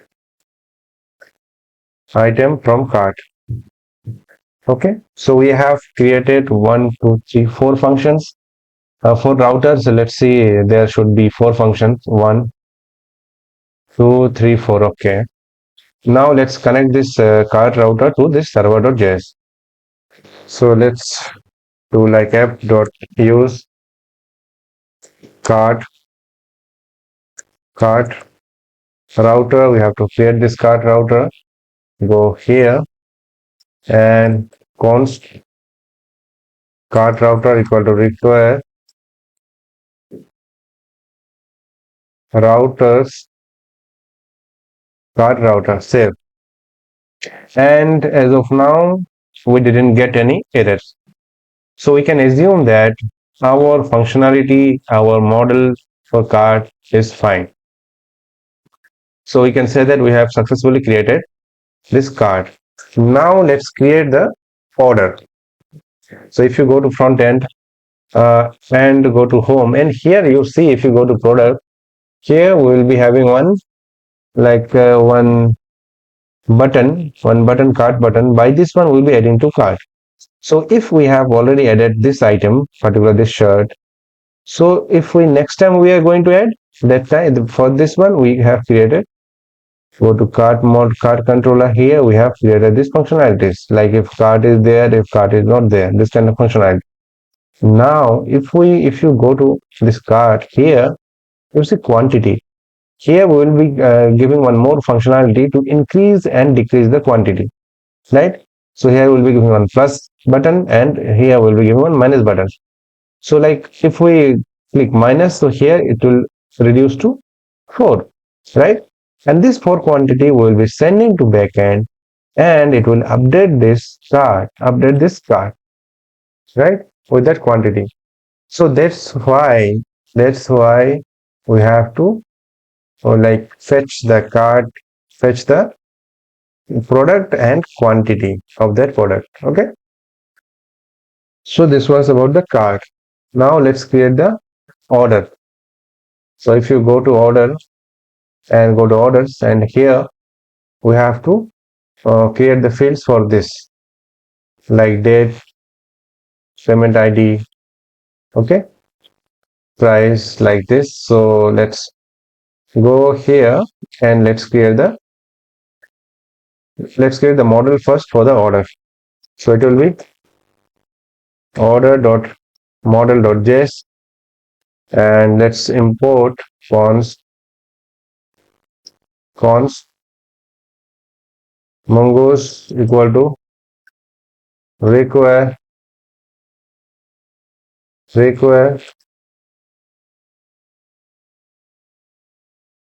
mongoose, and const order schema equal to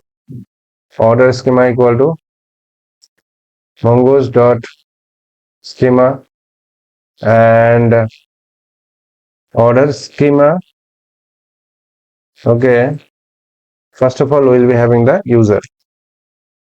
It will be type will be mongoose dot schema dot object id, reference will be user, okay, and required will be true.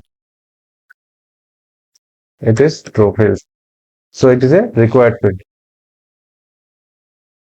And products, we will be having one products field, like like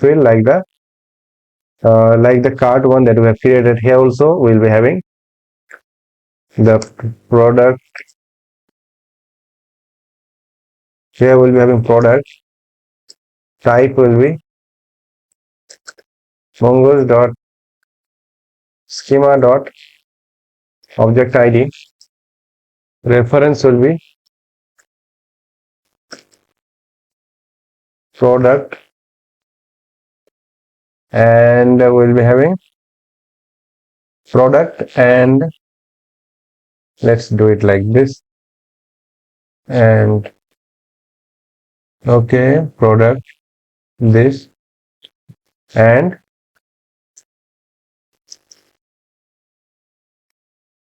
quantity will be type will be number, quantity will be number, required will be true, and product and product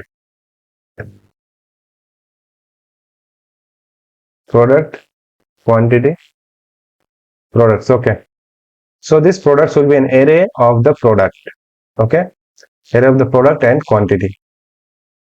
So after that, products will be having one more field, that is total price. Total price will type will be number, required will be true, and then order, like let's take order status, type will be string, and order status default, let's check default pending.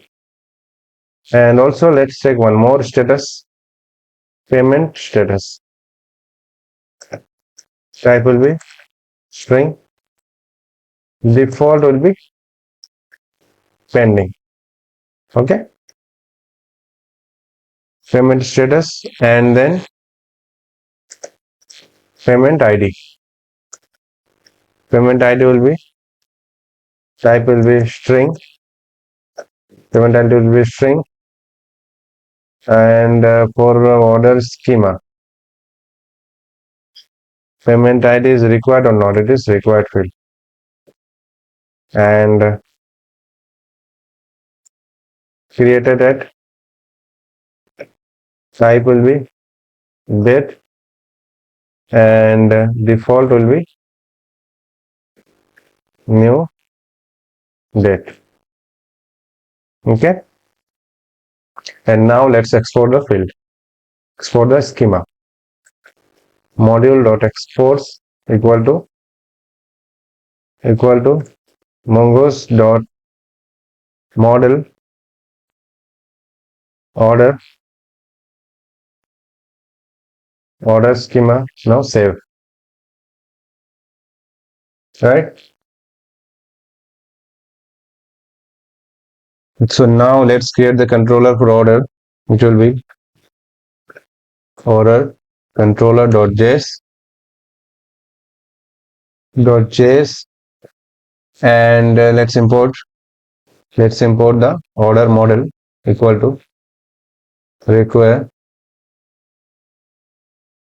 models not card, order model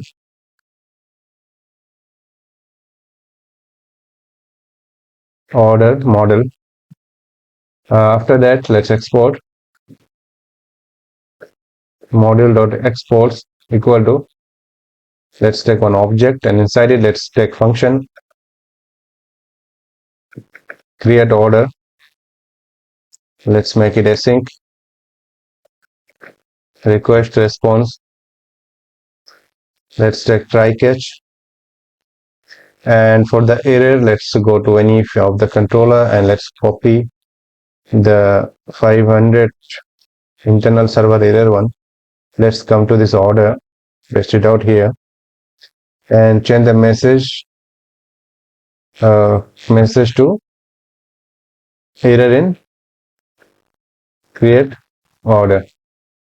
And here for creating the order, what we will do, so for creating the order, while creating the order the particular user will be creating the order. So let's fetch the user id equal to request dot user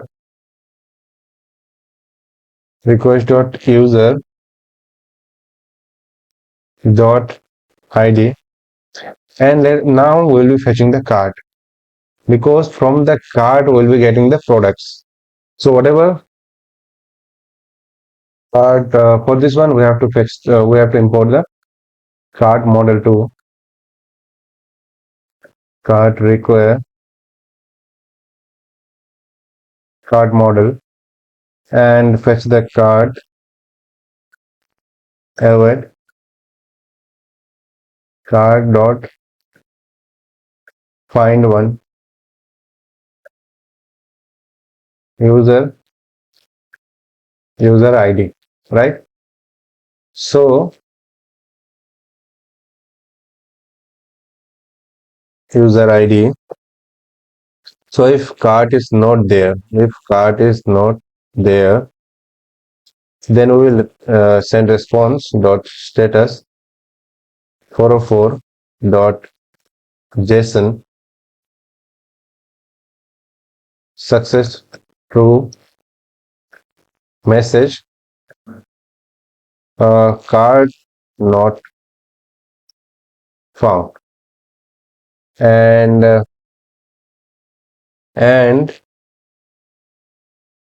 after that cart will be there, but in case if there is some error somewhere cart will not be found, then we will send the response. That's it.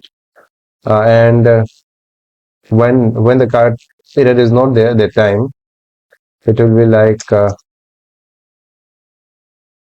we have to create the order.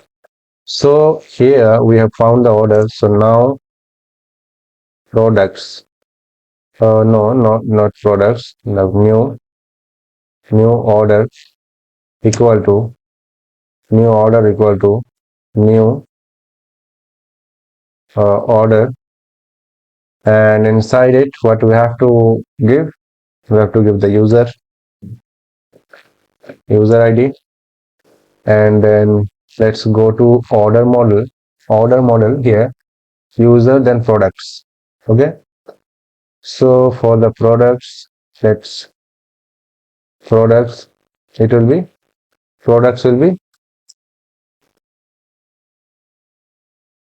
new order. Products will be cart dot products. Okay, cart dot products. After that, we should take cart order model products, and then total price, then order status and payment status. These are supposed to be pending both, and then payment ID. As of now, we won't have any payment ID, so we'll be fetching the payment ID. Fetching the payment ID from request.body. We'll be sending it from request.body. Const payment ID equal to request.body, and new order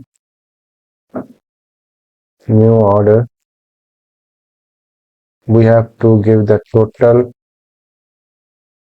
price. Total price is not there as of now. And total price is we don't have any total price, so let's create one variable. Let's name it total price equal to cart dot products dot reduce. Okay, and reduce function of JavaScript sum, and then item. Reduce is little bit of complex function. So here this will be sum and item. Okay, and here inside it, sum and item. So reduce, let's remove this, and we will return here something. So it will be sum. So we can return sum also, and here, so this sum, as you see, this sum is the last field. Sum will be the last field, so it will run the times number of item is there inside this product. So this last field will be the initial number of this sum. Okay, so this sum will be 0, counted as 0 at initial time. Okay, after that it will return every time it will return, and the products. So it is like item dot product, not product, item dot quantity, item dot product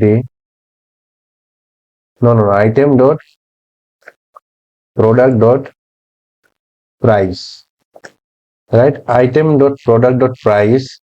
We will get the price only if we populate this one.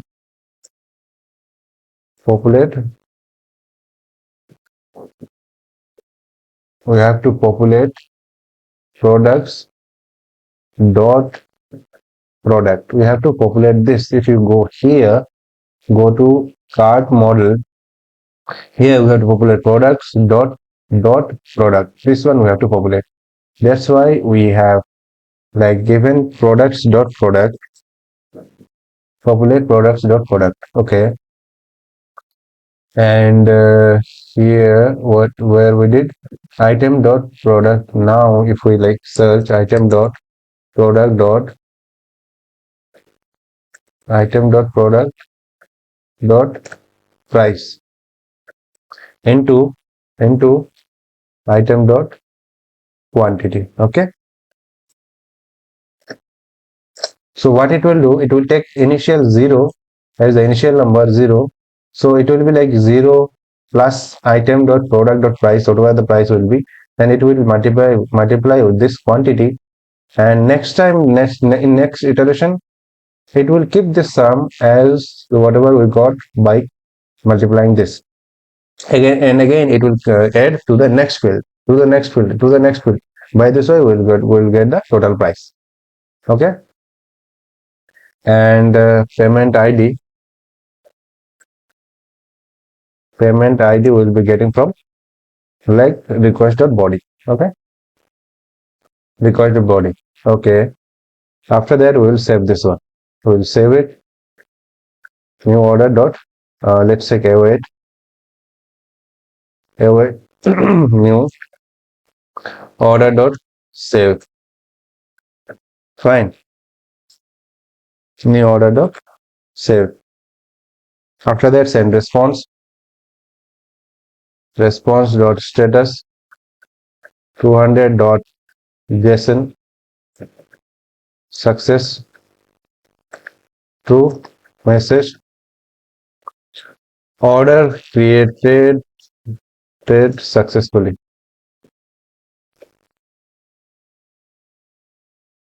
Now save. So order will be, this is for order creation. Let's create another function. Name it get order by user. Okay, async, as the name suggests, this is for fetching the orders of the particular user. Request response, and let's say try catch, and let's copy this one, internal server error, paste it out here, and 500 fetching order user order,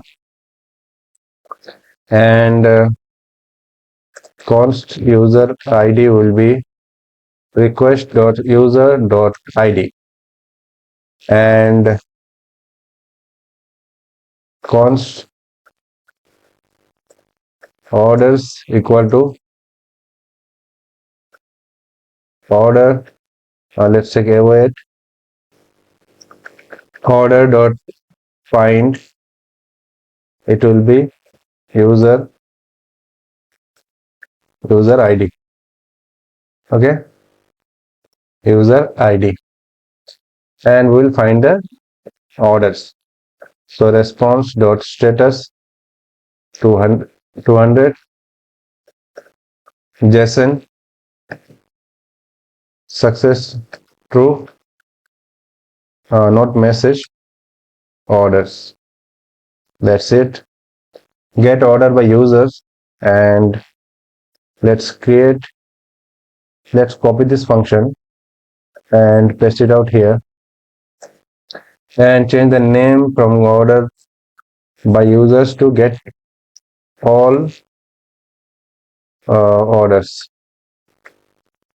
Get order, get all orders, and here instead of giving user id we'll be fetching all the orders. User order dot find, that's it. We don't need any user id. Okay, get all orders. Now what we need is changing order status, like update update order status,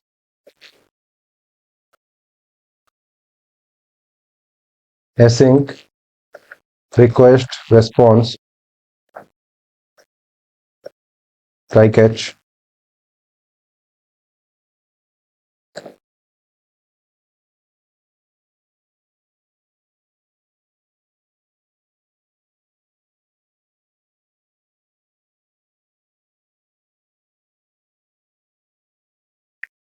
so updating the order status. So we'll be sending the const order status from frontend request dot body will be sending the order status order status from the frontend part. So let's do like await order status order dot find one order order order model. Go to order model and let's check if order. Okay, fine, no problem. Okay, here we should give like order schema. We should give new order schema, Mongo.schema, right? We have to give new. That's why, like, okay, we have to give new here. Now let's go here, and here we were not getting find one and delete, right? Now let's check order dot. Now you see that we are getting this. We are getting that find one and update, right? So we'll be finding with user ID, I guess, order status, not user ID. No user ID. We'll be finding with that particular order ID. That's it. ID will be ID. ID will be sending from. We'll be sending the ID from params. Through params, we'll be sending the ID. Go to request dot params dot ID. Okay. Okay. And set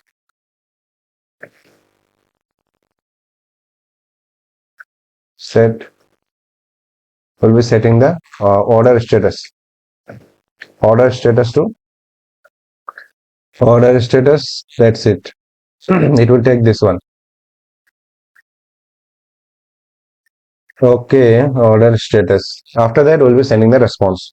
That order is updated. Order status is updated. Response dot status 200 dot JSON success true message order is updated successfully. Save.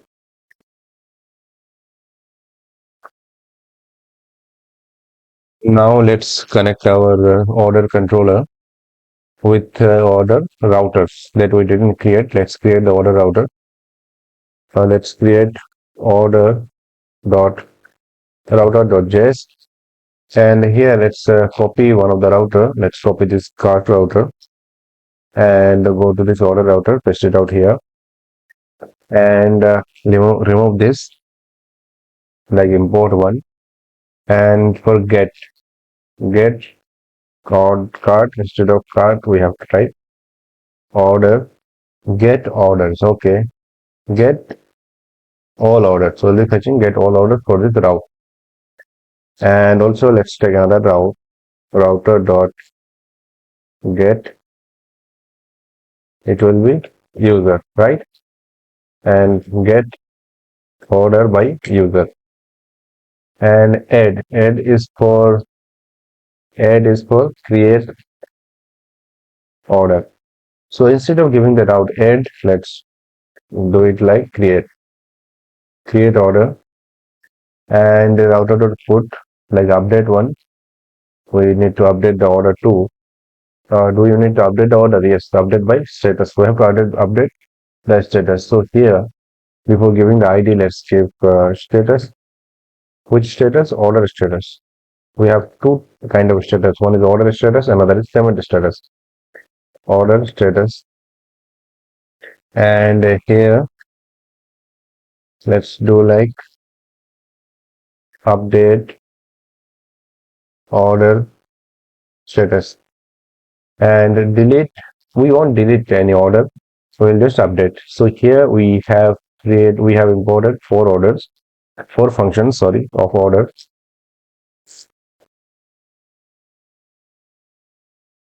Four functions, and let's check this out. If any function is left, go to the order controller 1, 2, 3, and 4. Fine. Now let's connect this order router with the server.js.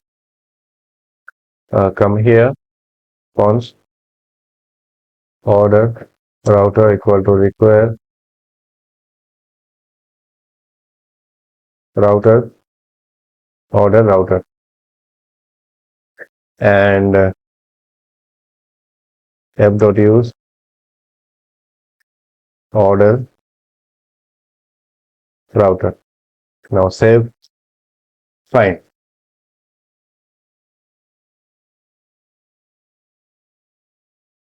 Okay. So we have created the order router, order everything related to order. Now, if you go to the functionalities, the functions of chart or order, you will see that everywhere you are getting this user ID. So this user ID will be fetching this request.user.id only if we have used authentication. So wherever you are having this request.user.id, these are authenticated. Every call to the order and every call to the chart will be authenticated one. So for this one, we need a user, right? So let's create the user model, and we'll be creating a user model we have created, right? We have created the user model for the purpose of importing this user model. Okay. So now let's create the user controller, user.controller.js, and let's import the user model const user equal to require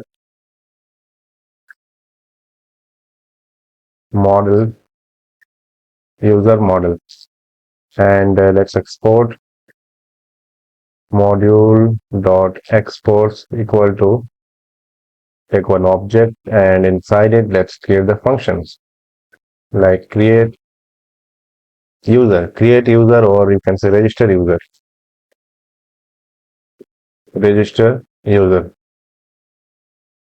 just register async request. Why I'm getting this? Oh my. Request response. Okay. And we have to register it out, right? So first of all, what we'll do, let's take async await first. Async we have taken, let's take await. Let's fetch the user first. User equal to await. Why async await? Let's take async. Oh, not. Let's take try catch. Sorry, try catch, and let's give the error one like response dot status 500 dot json json success false message error in register.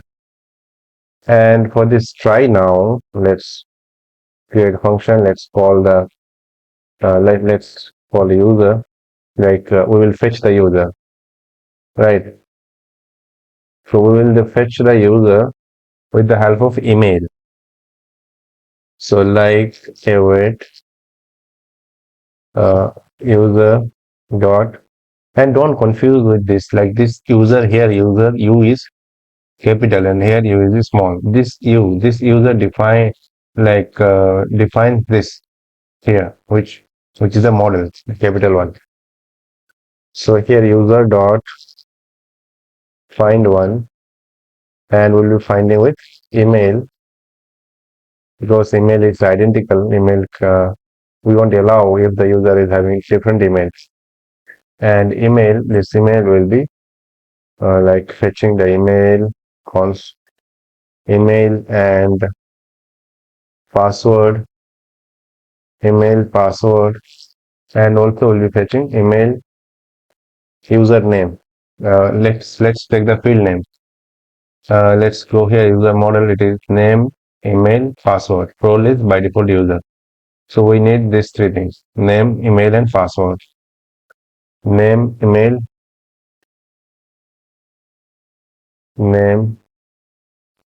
email, and password equal to request dot body. Okay, we will be sending it through body, and email we are sending here, and if user is found or not.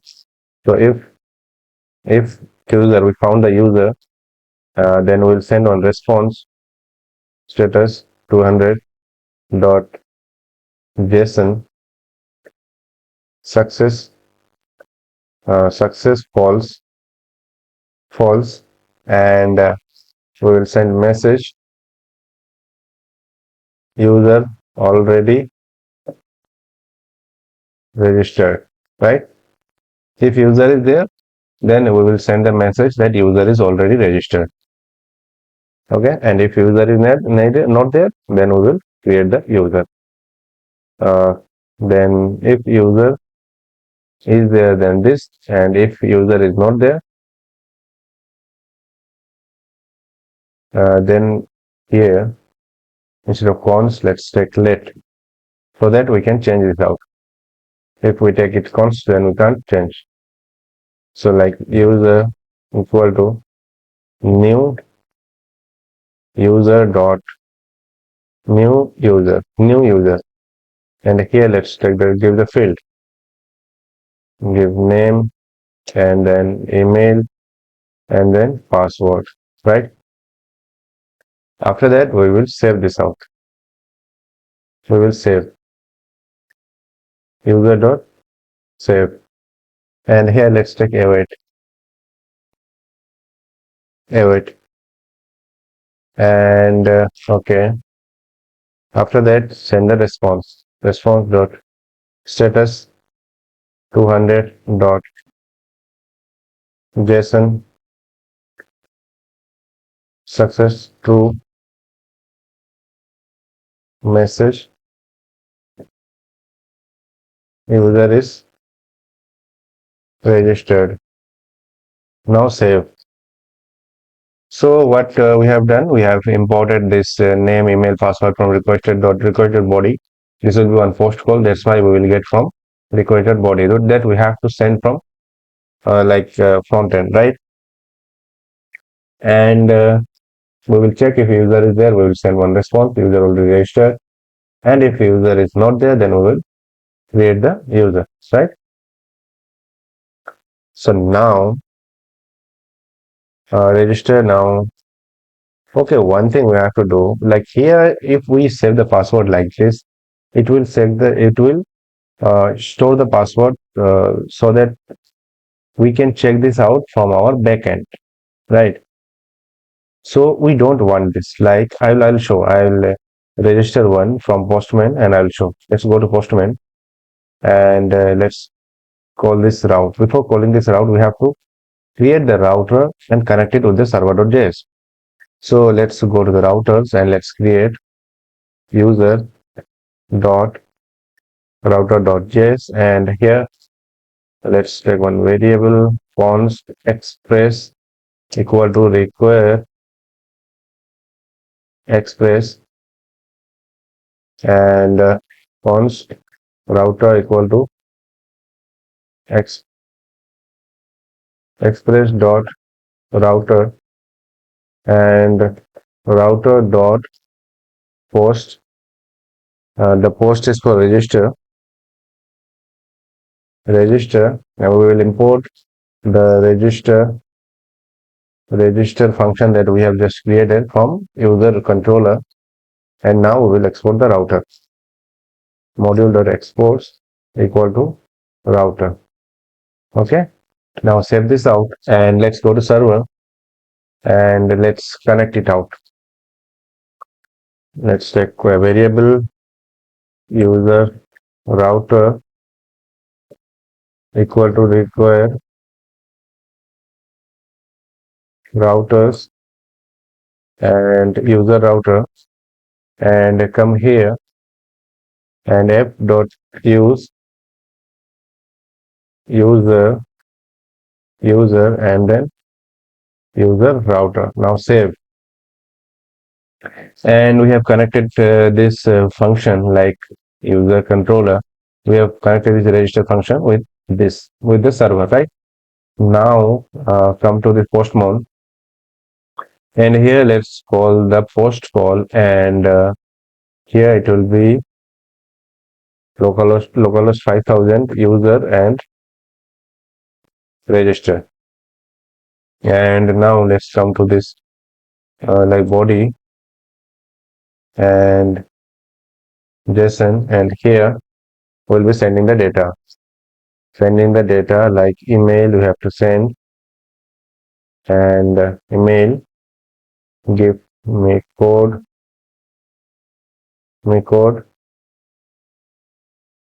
then email, then we have to send the name me code, and then password let's give password 123, and this one now let's give it give a call and check. You see success too, user is registered. Okay, we have just registered the user. Before like checking it out, let's give one more call so that we will check it out here. Like we will get that the user is already registered, so we won't be able to like register again, and successfully false. Let's send, and here you see success is false. User already registered. Okay, so we check both. So now let's go to MongoDB, and here we will check that like the password. We will check the password. Ecom 2025. Let's refresh. Where is the refresh button? Refresh database.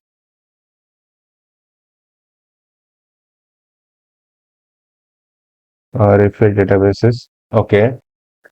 So now let's go to users, and here you see.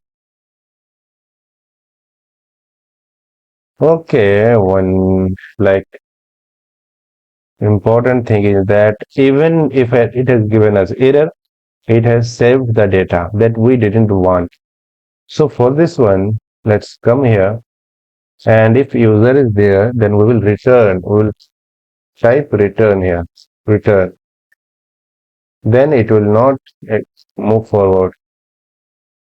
Now save. Okay, let's return it. Now again, let's go to Postman, and now let's register. It will give like all user is already registered, but now there should not be three data. Now it has two. Even now, if we refresh, there should not be any more data. You see, no data is there. Now delete and sign, refresh. Now let's do it again, and there should not be any more data. If they're already registered, now come here, refresh, there is no data. Okay, fine. So by this one, we understood that anytime, like we send anything in between, we send any response, and we don't want to run later on after this if condition, then we have to type return. Okay. So now user register is working fine.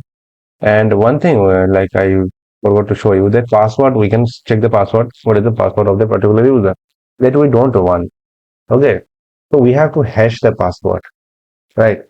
We have to hash the password. So if you want to hash the password, there is a library that is called bcrypt.js. We have to install that library. So for this one, let's go back. We have to like bcrypt.js, and come here, bcrypt.js. Okay, let's copy this one. Now come to here. Let's open another terminal, split terminal, command prompt. paste it out here, and let's enter, and it will install this bcrypt.js library. Okay,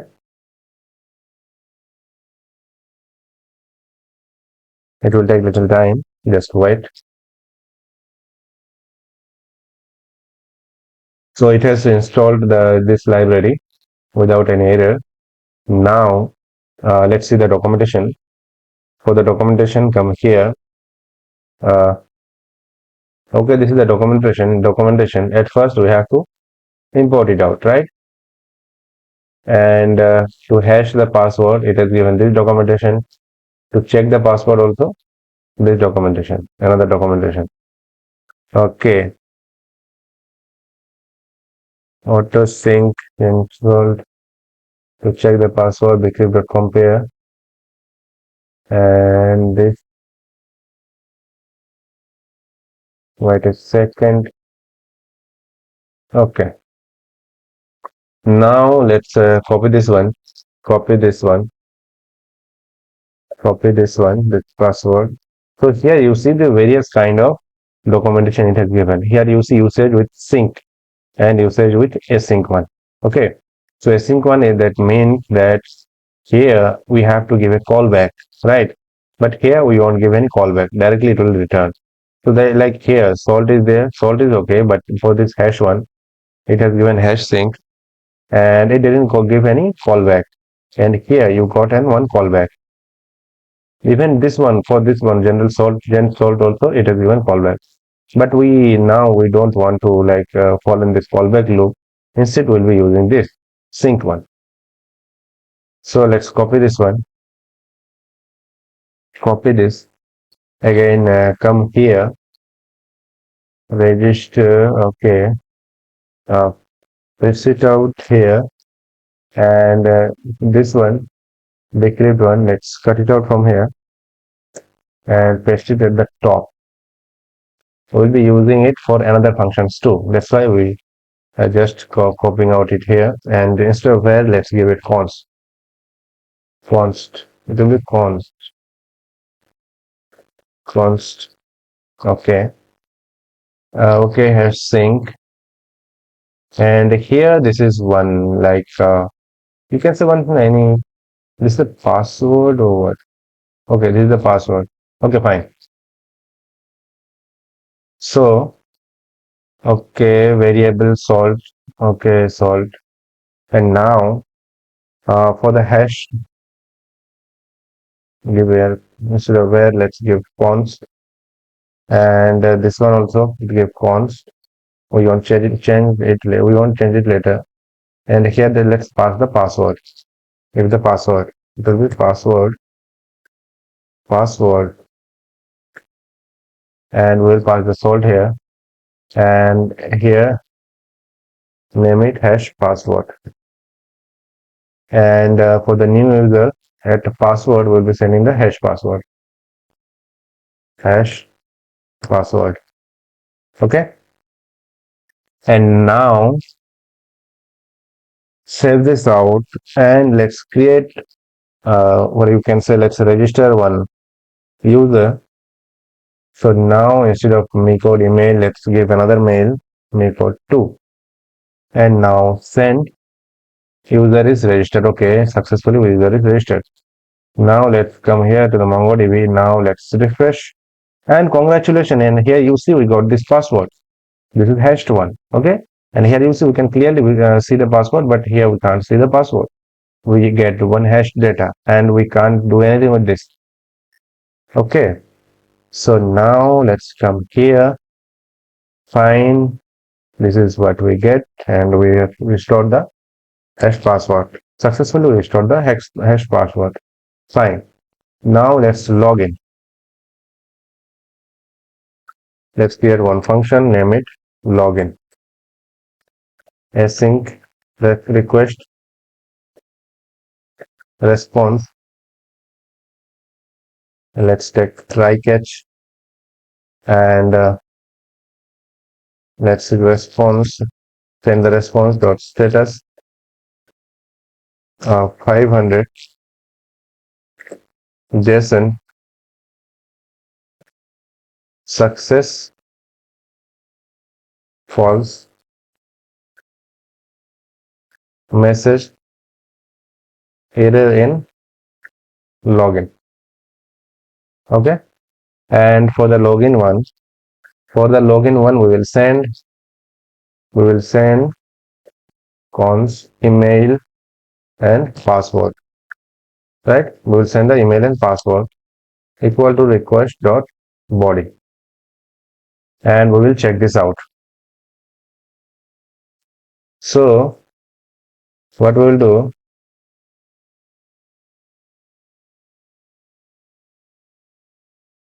at first we will fetch the user with email, like user equal to user await user dot find one, and we will be finding it with email. Okay, so if the email user is not there, that means user is not authenticated, we will not allow login, right? So if user is not there, then we will return response dot status 404 JSON success false success false message user is not registered, right? User is not registered, or you can say email is not registered, user is not registered. And if user is there, then what we'll do, once password equal to not password, hashed password, right? Like hash password equal to user dot password. Okay, so this password that we will get, we will be getting the hashed password, right? So now what we have to do, we have to compare decrypt dot compare, right? Now let's go here to the documentation, and here you see compare sync, compare false, we will get true or false, right? So like if user is authenticated, we will get true, and if user is not authenticated, then we will get false. So come here and let's copy one of them, copy and paste it out here, compare sync, and here first one will be the password and second one will be the hash. So password that we will send from the front end one, and hash password will be that we will be getting from the database. So like if it is, so here let's take one variable, name it is login, is auth equal to this. So if we get true, if is auth like if is auth, if not is auth, if authenticated, then we will respond, copy this one, and we will say password is incorrect, password is incorrect, right? If not auth, if we get false, otherwise we will send response to the like we will send response to the login. So it will be like response dot status 200 dot JSON success will be true, and message will be giving, we won't give message, instead we will be sending the user data, right? We'll be sending the user data. What we will send? The user data. So in user data, what he will get? Only the email and password. In register also we have like we send the email, password and role, right? Three things. Only one more thing you will get: email, password and role. Fine. But we want more thing from here. So first let's fetch the user. We are fetching the user, right? We are fetching the user. So we will send the user details. So we will just send user dot user. We'll send the user. That is okay. But I want to introduce to you one more thing, that is JWS token. So JSON web token is like, I will show you. I will show the content application, then you will understand. Like if now our application is not authenticated, now we can go to dashboard, right? If we refresh, then we are staying here. So now what is login and log out? So login is like if we log in and we give our username and password, and then we are logged in. Suppose we have given username, password, and we came to this page. But when we are refreshing this and giving the call to the backend, how will this backend understand this user before one call has given the correct username and password? No, he can't. He can't remember this. In server, it is giving lots of data. It is getting lots of call. So for this one, there is a call. There is a concept called JSON web token. So we will like after login, we will get the one token and we will store it in our browser, in our this browser. And every time we send any request for where authentication is required, we will send the token. If then this token will be verified. If the token is verified and it is correct, then only it will give the data for this admin or any data where authentication is required. So that is what JSON web token is. So now come here and search JSON web token. JSON web token, and come to this link, and here go through the documentation. You need not to read everything. Come here, and here also synchronously, asynchronously, we will go with this sync. Okay, and okay, let's install first, and I'll do it one way. I will do it, and I'll tell you how to do it, right? So come here and let's install first. Let's install it out. Okay, it is installed. Now let's go to the documentation, and here it is saying to import it out. Let's import.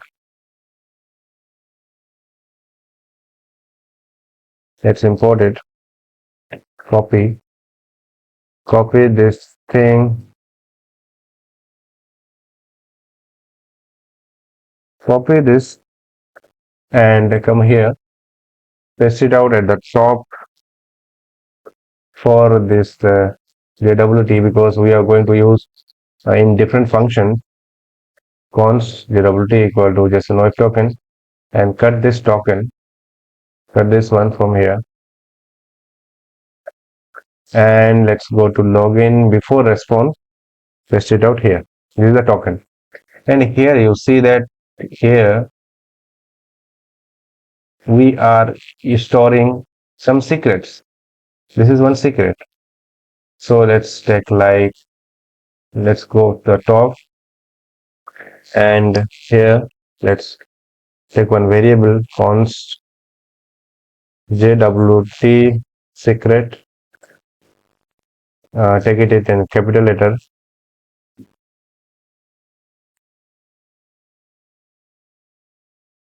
equal to some random string, right? Give some random string, and anything you want to give. This is your secret. So here let's we have to pass the secret here, JWT secret, and here this one here we can pass any data. So here we will be passing the user data. So user data like user ID, ID will be user dot underscore ID, and username will be user dot name, and we will pass the role, user role, user dot role. These three things we will pass to this token, right? And we will pass this data, okay, and we will create one token, and we will send it through header also. So it will be response dot header, and we will send it authorization, right? And we have to pass the token, right? Response dot header, setting token to the header, and then let's check it out if this convention. Okay, no problem. Keep it here, and here we will be passing user data. At user data, we will be passing at the success to user. We will be passing the user. And instead of user, let's pass like user data will be like ID will be passing ID. ID will be user dot underscore ID, and name and role is required. We need the role, so we will pass the role. Will be user dot role, and we will pass the token too. Pass the token here too. Token. Okay, fine. So we will send the response like this. Now save. Okay. So now let's give a call. Let's give a call here. Let's check it out here inside our like postman. For this one, let's create the route. Let's go to use the router, and here let's give post call router dot post, and give login imported, and now let's go here, go to postmon, and post is okay. Instead of register, let's do like login, and we will pass the email and password, not that that one, which is that like name we don't need not to pass. We'll pass this. Now let's send and check. Success true. You see, success true. User data we are sending this, and also we are sending this token. You see, token. This token. This is durability token, right? And we are sending user and everything. Okay, fine, fine. Now let's go to headers, and here you see at header also we are sending this authorization token. Here is the authorization, and we are passing this. Fine, fine, wonderful. Okay, so we are able to pass this out. Now come here. Where is it? Come here, and we have to like mention, like go to the server, and whenever we will give a call from the front end part, that time we need to mention here at force. Like if we don't mention that we want to allow the authorization header, then it won't take. So here what we'll do, we'll take one variable const course option equal to, it will be one object, and here we have to give expose header, and we have to pass authorization and pass it out here, exposed headers. Okay, and exposed, or not exposed header, force option, sorry. course option. Now save. And let's check this out. This export header like course option. Let's check the course option like core core option so that you will understand if we got express course middleware. Let's check this out. Course, okay, course option. When we are getting even option here, you see we can course option we can mention like here when we are not giving any option, like come here and reduce the size, and here you see we are not giving any option for the root origin. That means we are allowing it for every origin, but you can mention that we will allow only through this origin, and other than that we won't allow, right? So like this course options are there. Okay, allow list, you see this is like here you can do lots of things like in course option, authorization, allowed headers. Okay, we have to give allowed headers, not export. uh, allowed headers, this one is for allowing, so copy this one, allowed headers.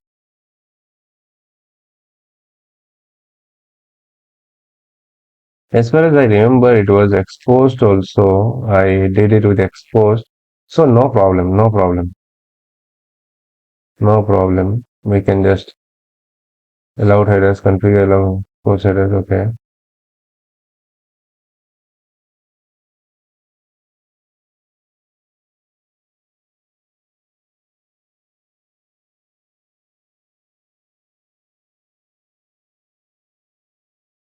Come here and exposed headers. This will also work as I have already worked with this one, exposed header. So let's keep it this one also, no problem. If later on if we face an issue, don't worry, I am here. Fine. So this was all about the login. So our login is working fine. Now we will work for the authentication one. That was login, and login is first part of authentication. We have the final one, that is authentication. So let's create the authentication middleware. We'll be creating the authentication middleware. So here we have this auth folder. So here we'll be creating authentication middleware. So let's type like auth.js.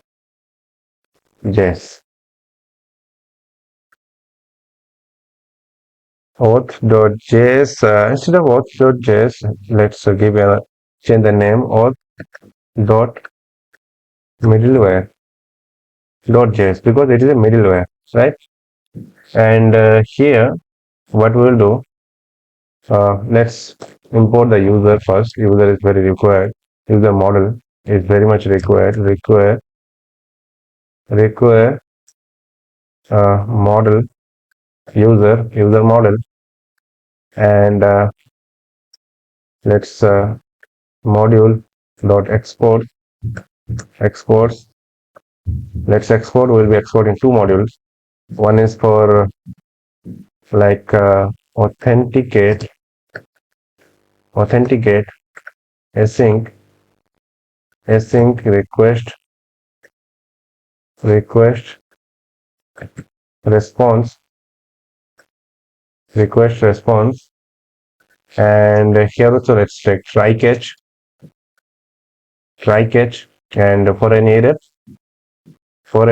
we'll be giving that response dot status 500 dot json success false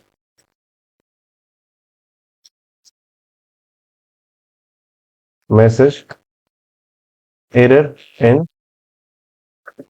authentication, right?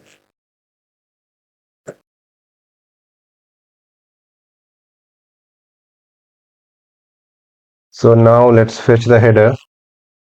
Const header equal to equal to request dot header and authorization. Okay, so and if header is there, so we will be fetching this authorization header. So name it auth header, right? And if auth header is not there, if auth header we don't get any auth header, then what we will do, we will return response dot status. Status will be that header is not there. 404, let's say 404 dot json success false message auth header missing. Auth header is not there.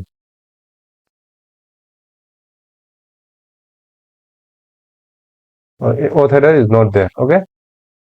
After that, if auth header is there, then we will fetch the token. Token equal to auth header dot split, and we'll be splitting we'll be splitting with the empty one, like empty string, and here we will take the second position.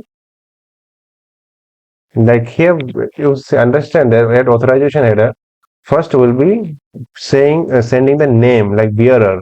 We will send the bearer name and then we will send the token. So if with the split function, one string is divided into two parts and become one array of string, and we will take the second position of that array, and we will get the token, pure token.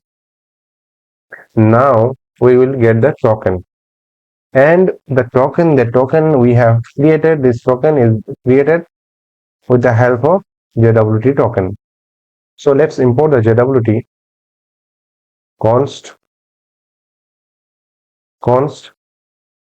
JWT equal to require JSON web token and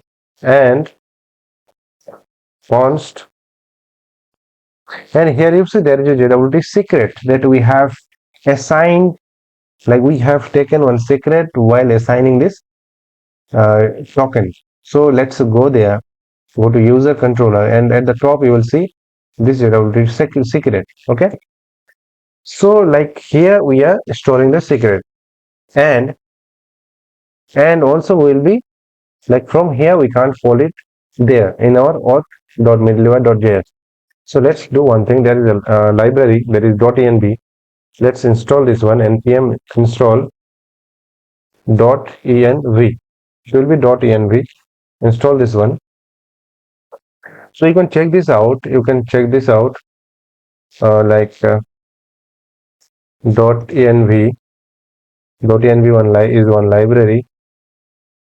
So let's go here, and this is the library, and here you can see the documentation.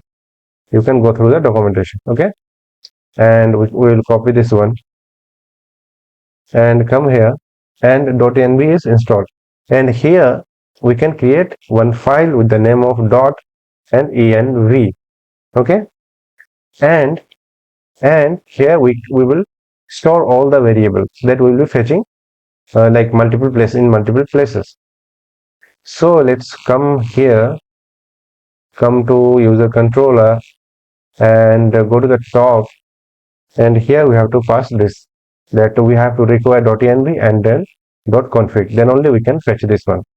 And now let's cut it from here,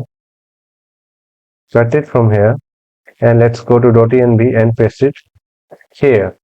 And we need not to give const or anything, just give it like this, remove this, also remove this. We can store it like this. Now save, and now go to user controller, and here that secret JWT secret will be fetching from .env. So for this one, we have to type process.env.jwt secret. Okay, so it will fetch this secret from there, from the .env. And now come to auth middleware, and here also we will be fetching that JWT secret from there. But here, do you need the secret? Let's check this out. Let's go to JSON web token, and let's go to the documentation. And here we signed it, okay? And we have to we have to decode it now. We signed it like this, okay? And how to fetch this one? Fetch the data. Sign. We have to let's go below. We have to verify and we have to pass it like this. So copy this one and go here and paste it out here, and let's fetch. Here we will pass the JWT secret. So this is process.env.jwt secret, and okay, token. This token will be passing this, and we will get the decoded one. So if we got the decoded, and if we don't get anything, if we don't get decoded, then we will return copy this one, paste it here, and change the message. Token is not valid. Token is there, but token is not valid. After that, what we will do, we will store inside this decoded. We are storing the in this decoded we will get the data like that we are storing while assigning this token. Like we will get this ID, username, user role. This one we will be getting. So here, come here, and now let's store all this inside request dot user equal to decoded. Right, after that we will pass next. Okay, only if we pass all this, then only we will send it to next page, right? So now authenticate is okay. Now we will use this authenticate to control us to some function. So for this one we will be using inside our route. Go to the route. Let's go to any route category. Should we go to category? At last time we category or product. Let's go to category, and for create one, let's call the authenticate. Auth middleware. Where is that auth middleware? If we call it like this, okay, we are actually calling the variable. No, we won't call it like this. Instead, we'll be calling it like authenticate. Okay, like this, and it will be called. And now let's create category. So for creating category, we have to give call like this. Let's go to postman,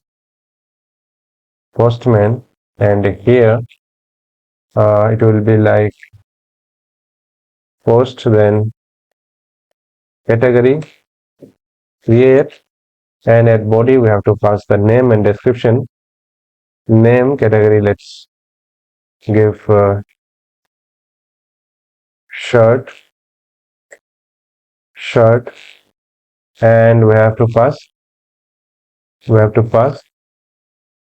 uh, description, and description let's send like all shirts, Now we'll be giving the description, and we have to pass the token at authorization. So let's copy this one, copy this from the previous response, copy it from here. Let's go to authorization, not authorization, go to headers, and here header, let's create authorization, and here we have to give the value will be bearer, and then pass the token, and okay, we are passing the header, we are giving the body, and we are going to create the category. Now let's send and check what we get. What do we get? Let's go here, category, create server. So the category, okay, it is categories. So instead, let's name it as category. Okay. Now let's give a call. Again, we are not getting anything.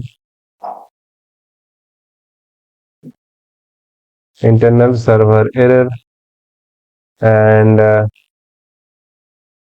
okay, we got 500 error 500. Now let's do one thing. Okay, so basically the token we passed, and we have to verify the token, right? So let's do one thing. Let's like login, and let's do one thing. Let's come here, and let's go to auth middleware, and from here we are sending this, and here let's console.log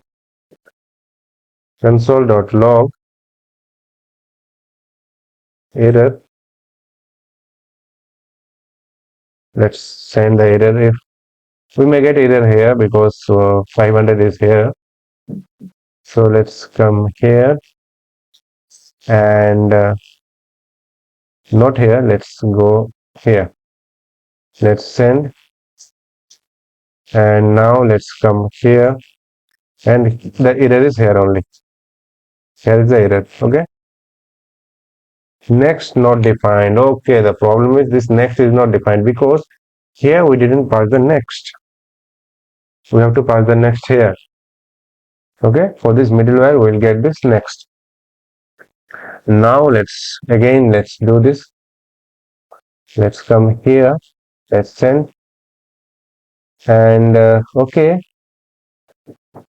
so we got status is 400. Okay, we got this successful message, category created successfully. Okay, so we got this message, category created successfully after, like even after using the authenticate. That means this authenticate is working fine. Now let's do one thing. Again, let's create another name, give another name like and here go to header, and let's change the token. Let's change the token. At first, let's give this. Now send. Fail. Error in authentication. You see, error in authentication.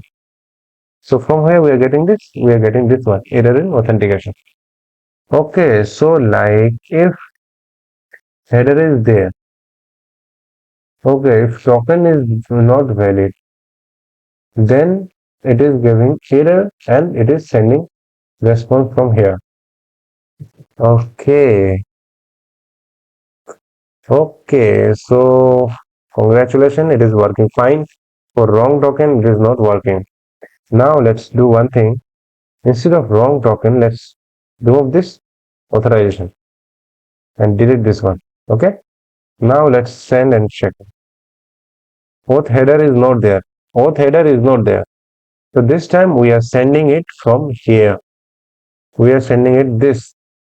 But if the token is wrong, we got the error here, and straight away we after getting the error here, it passes to this error in authorization. No problem. This is also fine. So it is working fine. Okay, so authenticate is working fine. Now let's create authenticate. Let's create another function and name it is admin.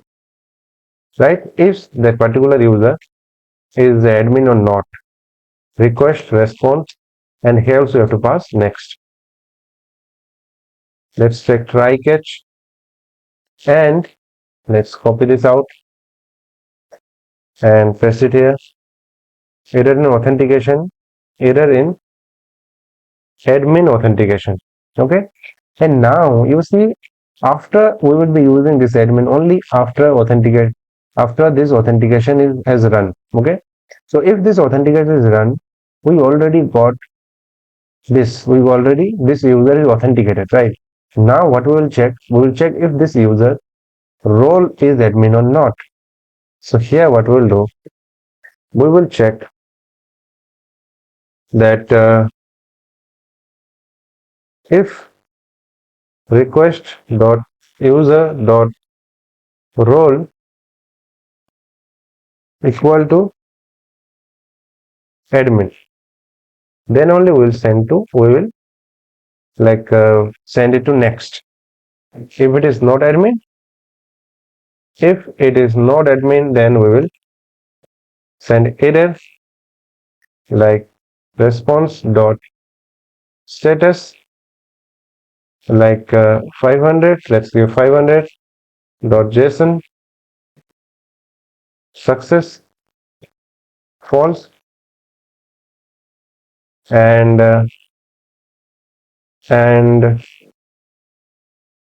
let's send error. For one more thing we can do, we can just pass the error at next. Okay, we can pass the error at next. That also we can do. So as of now, let's do it like this, like admin user is not admin. Now save, and now let's go to this category router, and here we call this authenticate. Now let's call admin is admin. Now save, and now the user is not admin. Okay, so the token, if we remember the token, no, okay, token is not there. Now token is not there with us. So now let's at first we have to log in. Let's log in, like login, not login, user login, and we have to pass that body. Body will be email, and here we have to give me code to @gmail.com, and we have to pass the password. Password will be let's give it was password @123.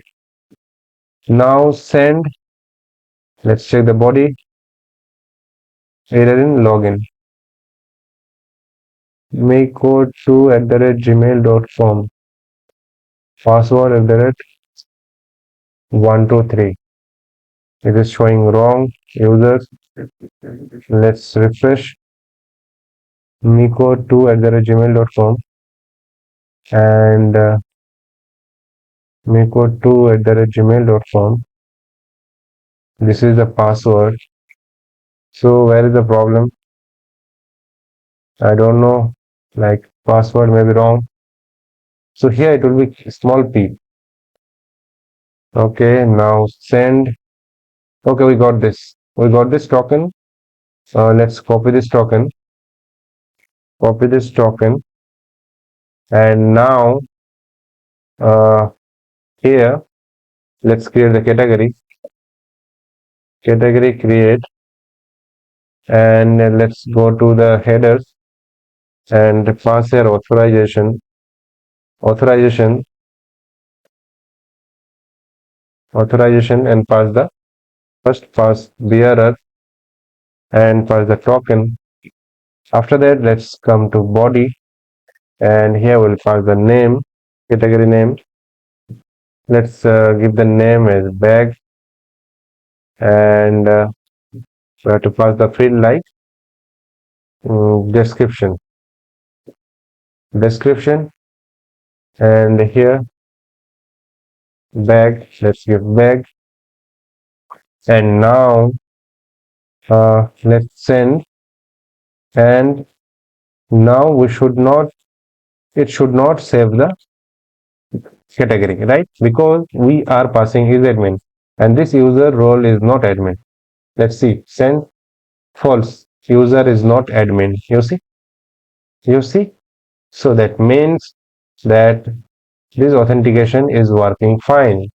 And now for the create one, we are this category create is only available only to the admin. And like this way, let's copy and paste it with this update one. Category will be updated only by the admin. Delete also will be done by only by the admin. And get category will be pressed by everyone. Okay. After that, like this way, let's go to cart, and here add to cart item will be done by everyone. Add to cart, authenticate, not everyone, by the authenticated user. We will allow only the authenticated user to add item to cart, and update cart also authenticated user. Admin is not required for this. Delete item from cart, this one is also authenticated user, and get cart also for authenticated user. For fetching the cart, okay, fine. Fetching the cart, okay. Category one, we have given this authentication. Color one, let's give the authentication like the category. So for this one, let's go to category and copy is admin and authenticate. Copy this one and category, go to color and paste it out here and here and here. Only the fetching will be available for all. Admin import, also import this authenticate. Save. And now let's go to the order. Order status update will be available to authenticate only to the admin. So we have to pass the authenticate and admin both. Okay, admin, and create order will be create order can be done by authenticated user, and get order by user will be by authenticated one, and get all orders will be fetched only by admin, right? Only by admin. Now save. Now let's come to the product. Fetching the product will be done by all. Fetching the product by ID will be done by all. Creating the product will be available with the admin. And here let's authenticate. Update also will be done by admin only, and delete product only by admin only. Now save. Now let's go to the user. Register and login. We do not need any authentication for this, because the registration will be done by new for people, and login will be done by the people who want to check if he is authenticated or not. So for this too, authentication is not required. So as far as I can see, I have I have set the authenticated route for everyone. Okay. So here let's save. Okay. And now let's do one thing here. .env, the secret we are saving like this. That is fine. Now let's do the same for MongoDB URL. So here we are using MongoDB URL. Let's cut it out from here, and let's call process.env dot mongo underscore URL. Now save. and there is no URL. Let's go to .env and go at first, enter, and here let's set the Mongo URL, right? Now save. Now the error should go. Now here let's save now and error should go. You see error is gone. So we set it for MongoDB URL, and for any other thing where I want to, like we want to keep this one inside this .env, or this one also, this port also we want to keep inside. Let's take one variable, const port equal to process.env dot port, and if the port is not there, let's save it like this and call the port here.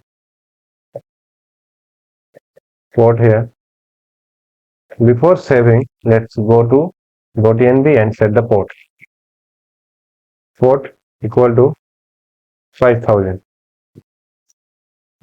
Save. Let's go to server.js and save it out here, and you see the port, and here instead of like hard coding we will pass it like this, port. Now save. Okay, so we got this.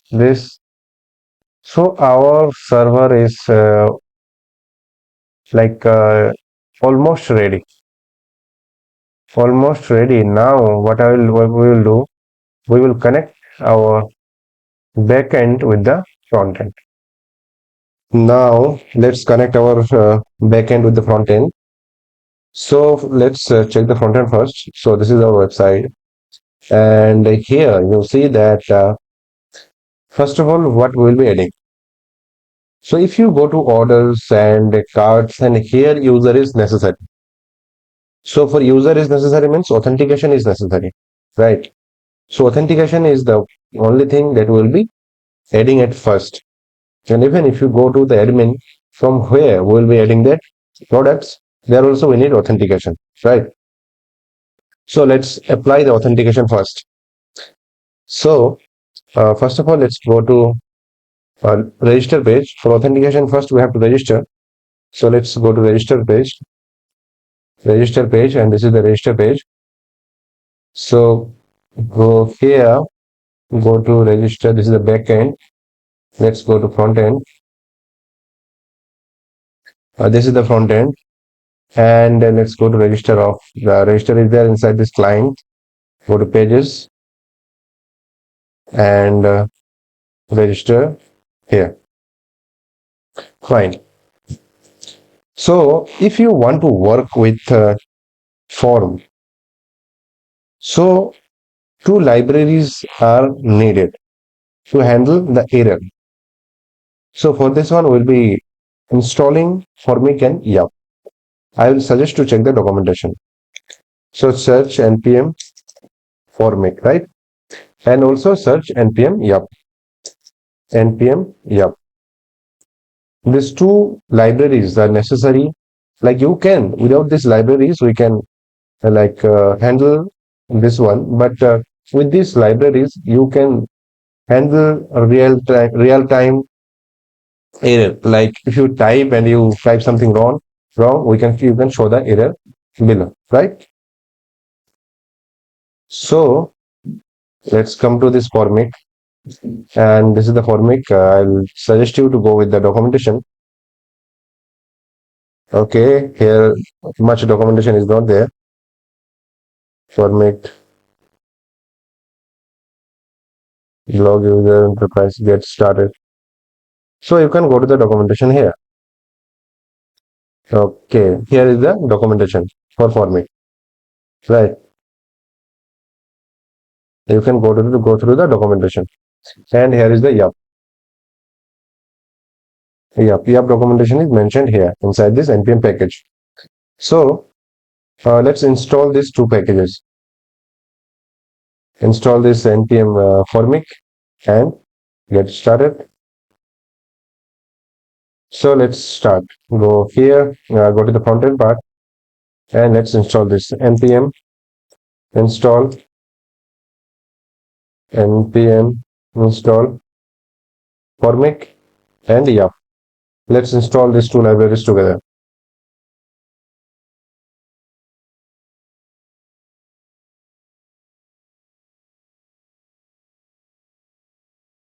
While it is installing, okay, installation has started. Okay, we have successfully installed these two libraries. So let's do at first. Let's go outside of this client and create one folder. Name it schema. Name it yup schema. Okay, here we'll be creating the schema. The schema is like models of backend. Here we'll be like defining the data type of the form. So first of all, let's create schema for register schema dot js. Okay, and first of all, we'll be importing the yup schema. We'll be defining the schema from the yup. So for this one, let's check the documentation. Go here and let's copy this one. Okay, here object string number. Fine. Let's user schema.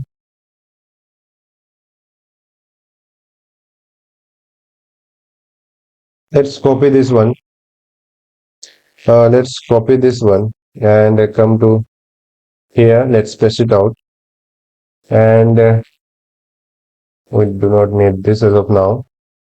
Instead of user schema, let's name it register schema. There will be name, and there will be email, and there will be password, and there will be confirm password. Confirm password, and first one will be name. Okay, required. For the required one, what we'll do? Name is required. So if the name is not given, we'll get this error. And string after that, let's give minimum. Minimum we will give like 3 characters are required. At least 3 characters are required.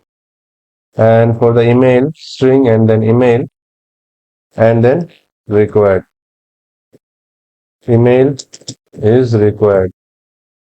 And for the email one, here let's show like it must be an email. Okay, so other than email, if the user enters anything, it will show that it must be an email. And password will be string, and we will show like minimum will give at least password will be of 6 characters. At least must have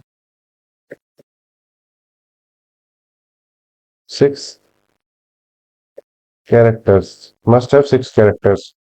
Okay, string, and it is a required field. Dot required. Password is required. And one more thing we have to show, like confirm password. For the confirm password one, we will match this password with this one. So for this one, let's check password match. We won't find it in this way. So let's search it out, like go back, npm yup password match, right? Password and confirm password come here. So we'll be showing like we should match two password and okay, this is. Let's copy this one. I got this confirm password. Copy this one, and come to front end and paste it out here, and it will be string one of instead of, let's remove, and we have to import the reference. Okay, fine. So if you want to match like password with this one, we have to write this password. We have to match the password. So it will be like one of reference will be this password, this field, and the second field we have to give null. And at initially, this null is like initial value of this confirm password is null, and here it is like password should match. And also let's give required confirm password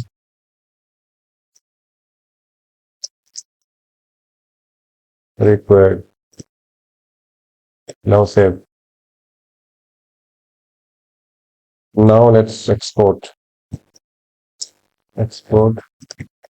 register schema. Export, we have to export it like this, or we have to export it as default. We won't export it as default. Now save. Okay, register schema. Okay, fine.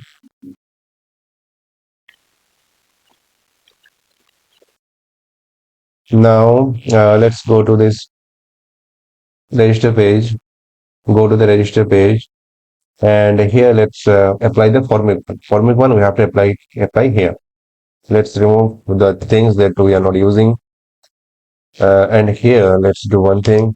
Let's create one variable const formic equal to use formic. We have to import from formic. Okay, and inside it we have to call one object, and here it will take initial values.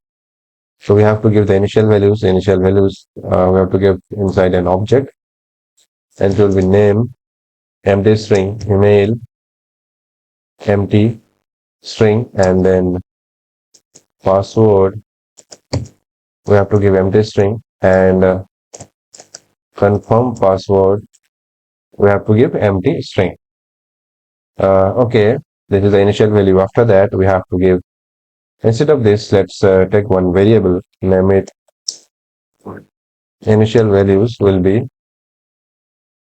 cut it from here, paste it here. Okay, and let's remove this, and here the name of the field is initial value, and key of is initial value is initial value. Like it is like, you can give it like this.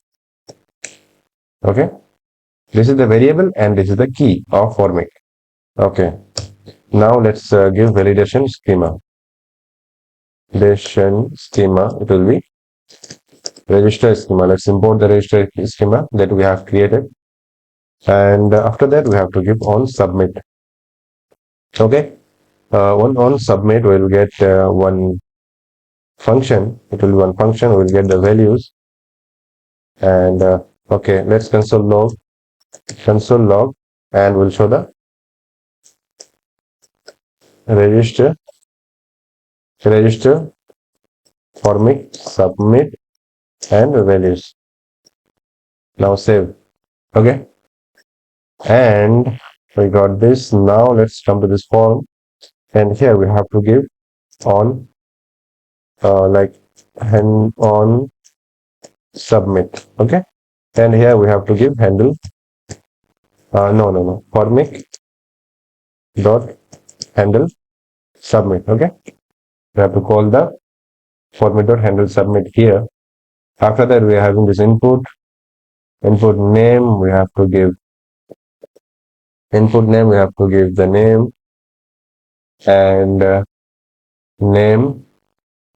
After that, and here we have to give like on change. We have to give formic dot handle change, and on blur, on option is there, formic dot handle blur. Okay, This is for the input. ID is not required. Let's remove this. Name, type text. Okay. Let's keep all these fields. Let's copy this one on change and on blur, and go to this email and test it out here. Handle change email. Let's remove this ID and okay. Error handling. Now we are not showing the error handling as of now. Let's show the we can handle the error also, no problem. So for handling the errors, let's come here and let's check one like curly bracket, and inside it we have to show like format dot errors dot name of the field, like name. Before that we will be checking if error is there or not, or if for this format touched or not. Format dot touch dot name. Okay, if this field is touched, we will check. Then we will check if error is there. Format dot format dot errors dot name. If error is there in this name, then we will show that we will return one like take one p tag, and inside it let's show will be showing the error. Error will be like what is the name of the error? It will be format dot errors dot name. Okay, and here we will be giving the text color plus name, or not, sorry, it will be class name. Class name will be text red. Let's give 300. Okay, and let's save now first, and go here, and let's check touched, where we don't see anything.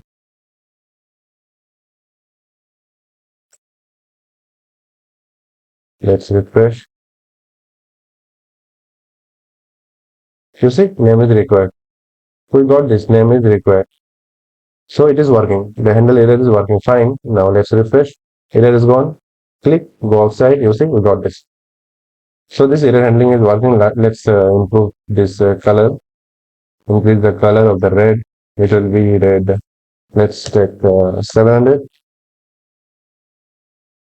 Now it is fine. Okay.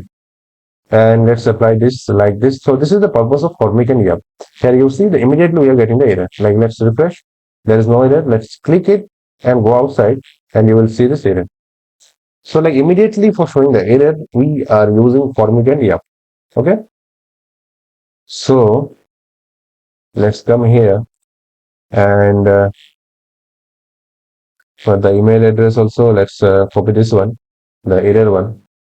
Copy this one, and let's come here, paste it out, and from the name, change it from the name to email. Name to email. And that is fine. Now come to the password. Let's paste it out for the password too, and here it will be password. Again, paste it for the confirm password, and change the name to confirm password.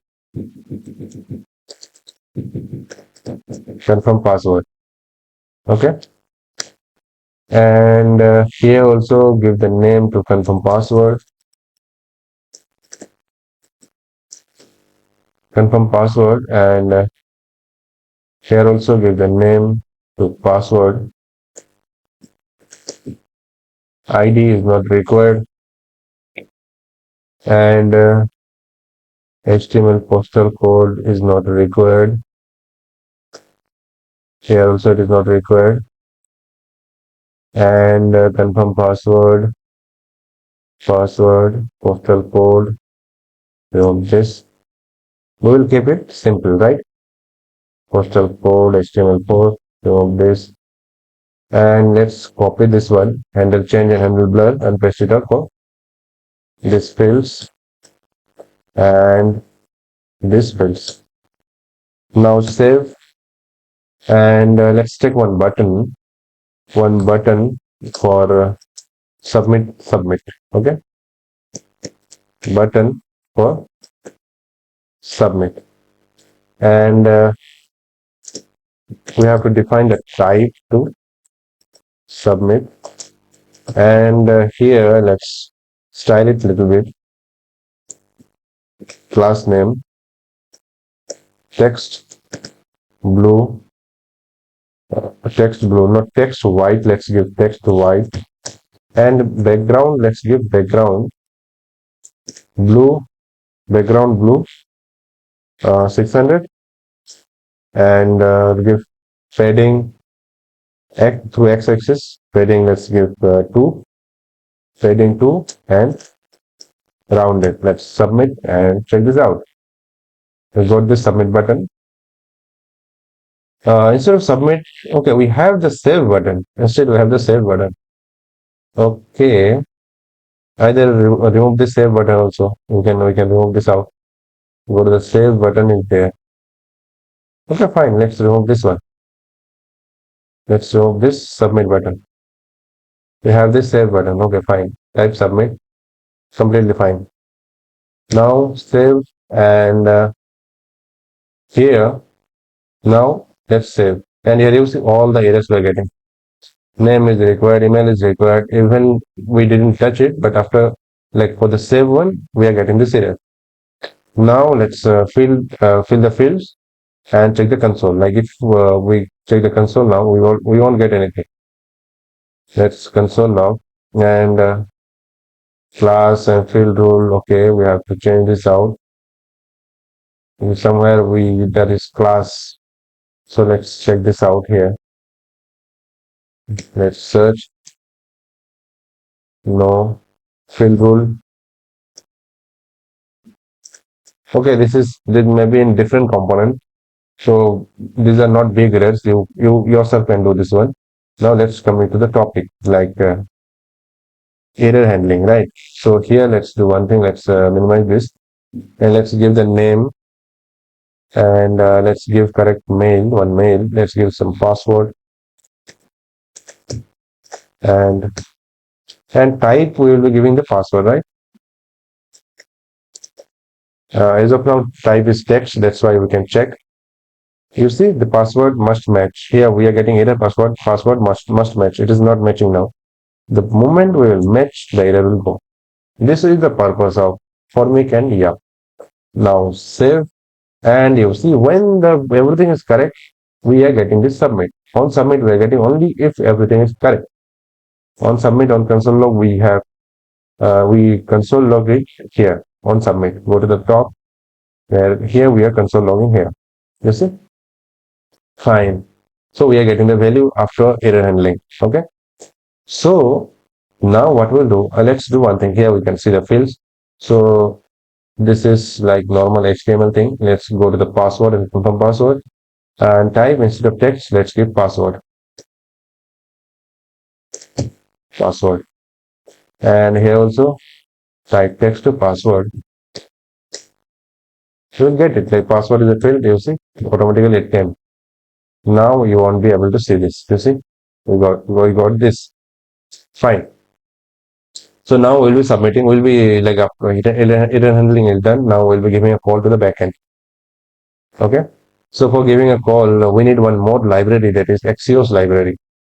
So let's go here, search Axios npm. Let's go here, and let's copy this out, and let's go here, go to the React and paste it out here. Enter, and it will install the Axios library. Okay, Axios library is installed. Now let's come here on submit, and here what we'll do, we will import the Axios. You see, after clicking Axios, we are importing it from Axios. Axios dot we will give one post call, and here we'll be giving the URL. URL for the backend is http and local host 5000. We are running it at 5000, and then 5000, and give the route for the user register. It will be user and register, right? User and register. And here we have to pass the body. So body will be dot value. It will be the same as the values are here. Okay, and then give dot, then response console.log response register. After register, the whatever response we are getting, will be showing it here, and we'll show the response. And also for any error, let's catch the error. Console.log error in register. And here let's show the error. And okay, now let's submit and check if we we are able to register or not. So let's come here, come to the app, and let's save, and let's console log and check. Console log response register, we got this data user already registered. So here we are getting like, so still we are getting the, so error handling, this came from the error. So error handling is done. Okay, user already registered, but we are giving 200 status 200 instead of status 200. What will we give? Let's check the HTTP code for user already exists. Let's check this out. When user already after 403. Okay, 403 is, we can see 403 is for user already exists. Okay, we'll be showing 403. So we are giving like we are giving from the backend. Let's go to backend and go to the register one. Go to the controller, register user controller, and user controller, and go to the register. Here, if user is there, we are showing 200 code. No, instead of 200, we'll be showing 403. Okay, user already registered. Fine. Now save, and let's go there. Let's check if it is server is still, it is not running. Okay, let's wait a little bit to run the server. Okay, now it is running. Now let's go here, go to the app. Now remove the console, everything from console. Now save, and we got this. We are getting this error. Okay, error in register, right? So now we are getting it as error, and response will be getting inside errors too. So errors we are getting user already registered, and where we are getting the error dot response dot data dot message. So it will be like here, if we want to show the error, the message only, it will be error dot response dot data dot message. Now save, and let's remove, save, and we got this only the message, right? We can show the message. Fine. So now like we are getting this error, but the user won't be able to check this out, because if the user is developer, then fine, but a normal common man won't be able to understand. So for this one, here we'll be showing one error pop-up, right? So let's search error pop-up in Tailwind CSS. Let's check this out. Okay, we got this provide if there is something inside alerts. Okay, alerts is there. Tailwind CSS. Okay, we got this kind of alert. This one looks good. Let's copy this one. Copy this one and let's create one component. Let's create one component and go outside of this client. And here outside, let's create one folder and name it basic utility component. Basic utility comp. Okay, and here we'll be getting one basic utility component. Let's create one folder, name it. Name it. We can name it. What is the name of the professional name we get from here? Alerts. Name it alerts. So here let's create one folder, name it alerts. Alert, not alerts, alert. And let's create alert.js and let's create it out. Let's create the function export default function alert, and the message will be sending as like props message, and we'll be sending the type will be success or error. Okay, so let's return return, and here let's press the code that we have copied. This code we are copying. Fine, and let's check this out for the message strong holy smokes. Let's check this out. Let's go there, and we copied this. Okay, holy smoke, something seriously good. Okay, and here that holy smoke we will hard code the like error. Come here and like let's type error, and here we'll show the message. Show the message. What is the message? We'll pass the message. Like we will get it from the props message. And one more thing here, we will like give condition. If the type is this, then we'll show this. So if the type is type equal to error, then only we'll show this. If the type is there, then we will show this one. Cut it out and paste it here. And let's format the document. I don't know why the format is not working. No problem.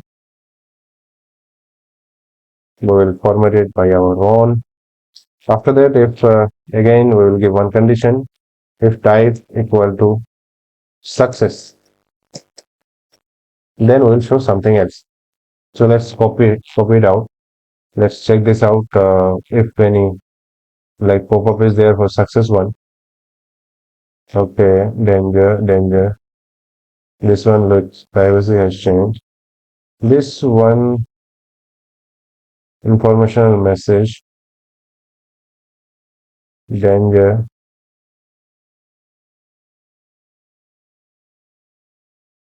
We have to change the color like border red. Okay, border text red. Here, uh,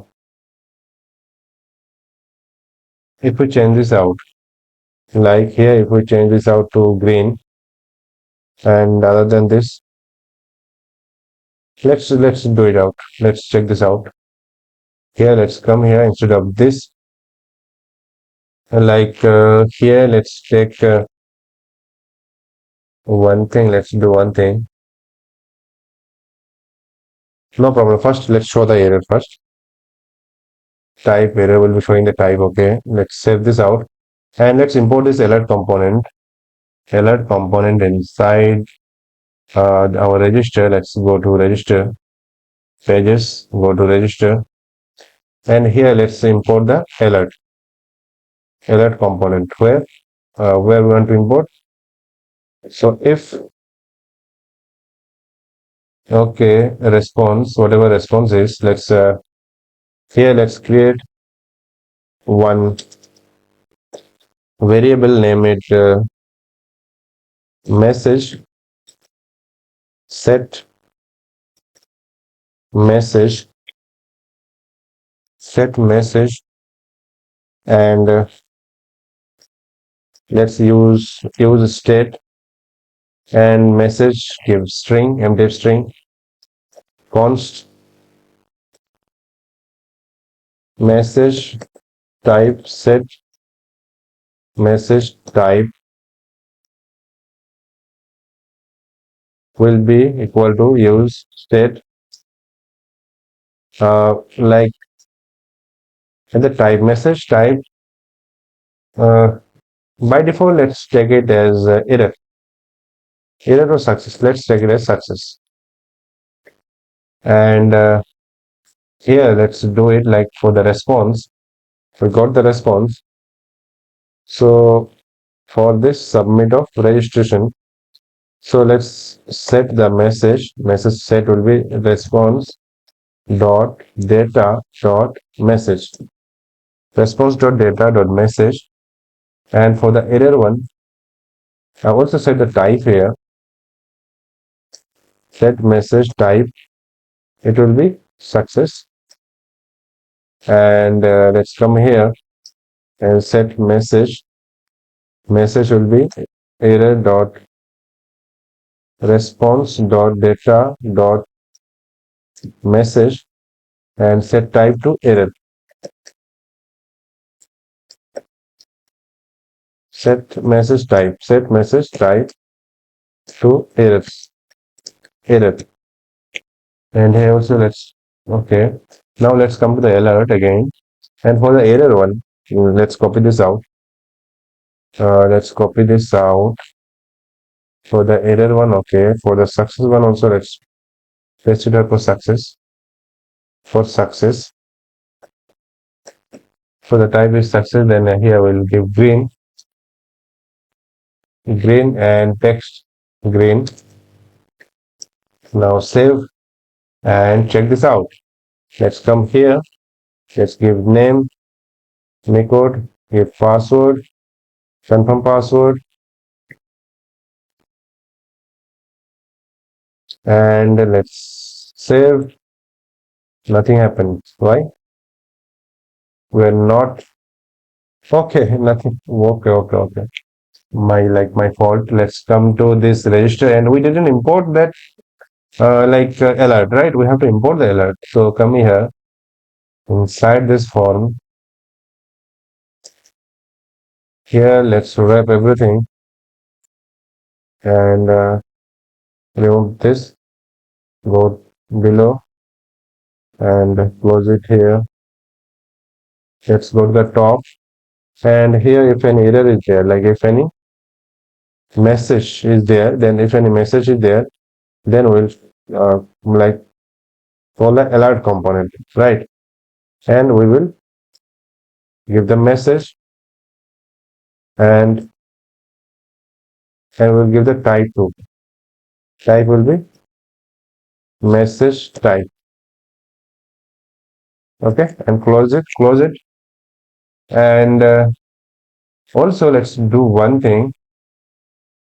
Also let's create one function for clearing this message. Otherwise this alert will be forever, staying forever. So here let's create one function, name it const handle message. We have to clear the message, right? So for this one, let's create one function, handle message clear, equal to, if we call this function, we will set message to nothing, empty string, and we'll set message type to success, and we'll pass this one, handle message clear. Do we need to pass it? Yes, we have to pass it. Let's pass it here, like handle message clear equal to handle message clear. Let's save this out, and again go to alert, and let's import it here, handle message clear, And let's take one button. Okay, let's take one button.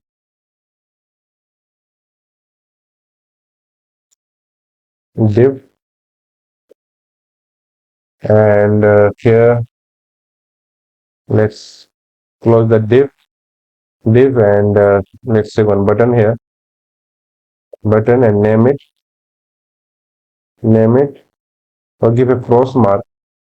Okay, and here let's call on click handle message clear, and here give it class name. Let's give flex row. Now save. Now let's save and check this out. Let's remove, refresh, and let's give me code, confirm password,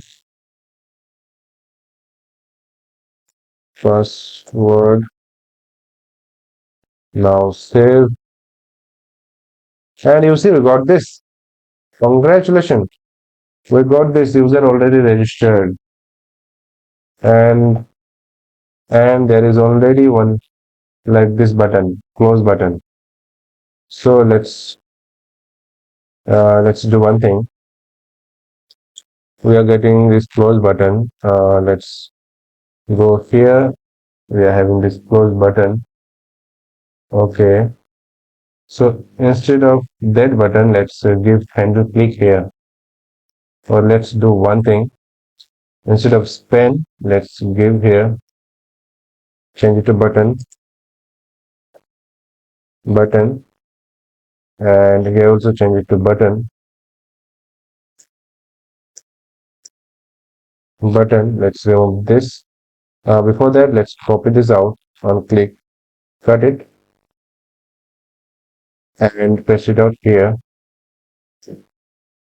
and also here. Now save and come here, and if we close it here, it will go. There is no problem. There is no like doubt that it won't go. It will go, but it should go little right side, right? So for this one, let's give some padding.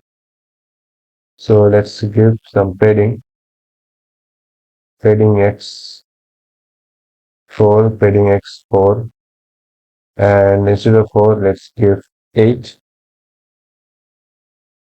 padding x8. Let's check this out. Okay, now it is looking better. We should give more. Padding x, if 10 is there or not, I can't say. Give 10. Okay, now it is looking better. Error, user already registered. And after the error, let's give some margin. But it's okay. Let's give margin right 3. Let's save. Okay, 3 is more, so let's give 2. Okay, it is better. So let's do the same for here.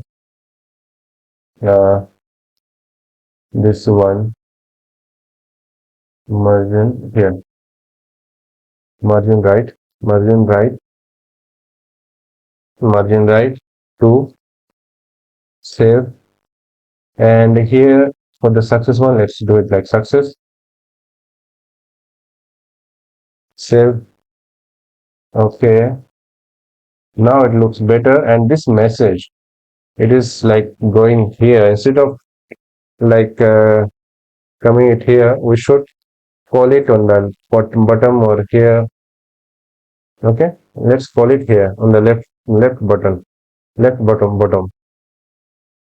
So here let's do one thing. Let's take it as div, close it everything as div, and here it will be div. And for the position, we have to let's style it. Let's style it like position. Let's take fixed.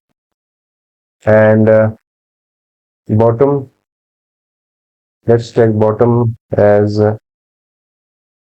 10 pixel, and left, let's take 10 pixel, save and check. We got this. Okay, now it is looking better. Now if we close, it should go. Close and it is going. So our error handling is also working fine. Save, user already registered. Close, it is going. And now let's register with a different email, and we should get success message. Miko 23.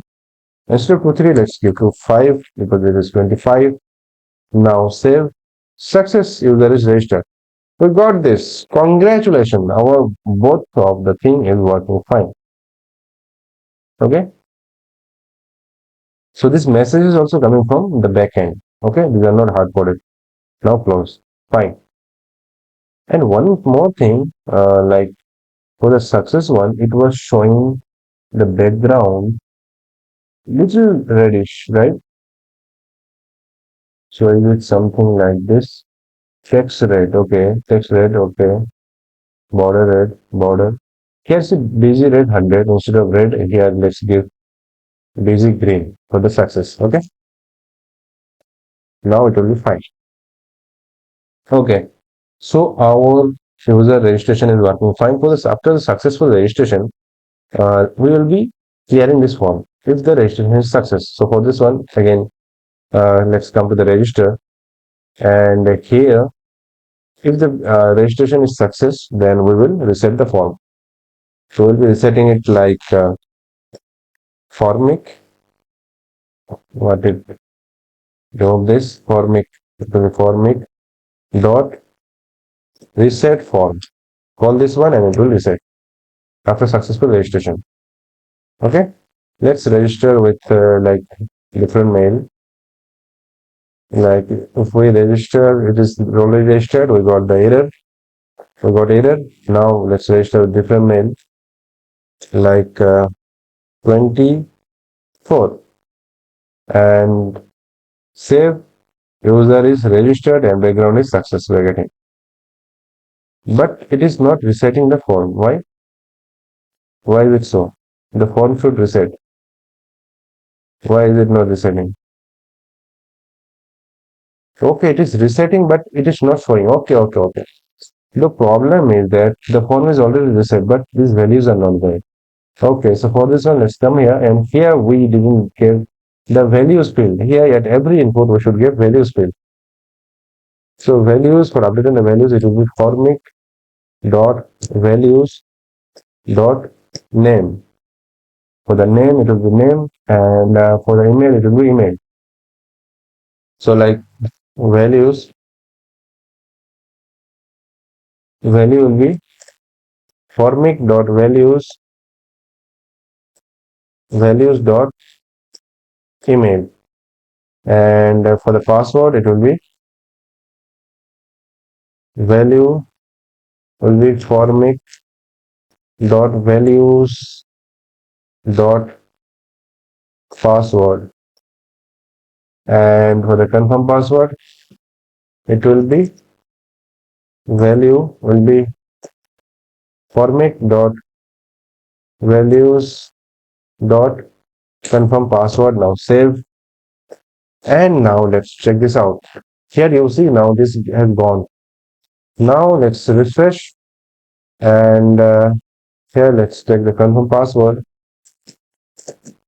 Go outside, you will see the error,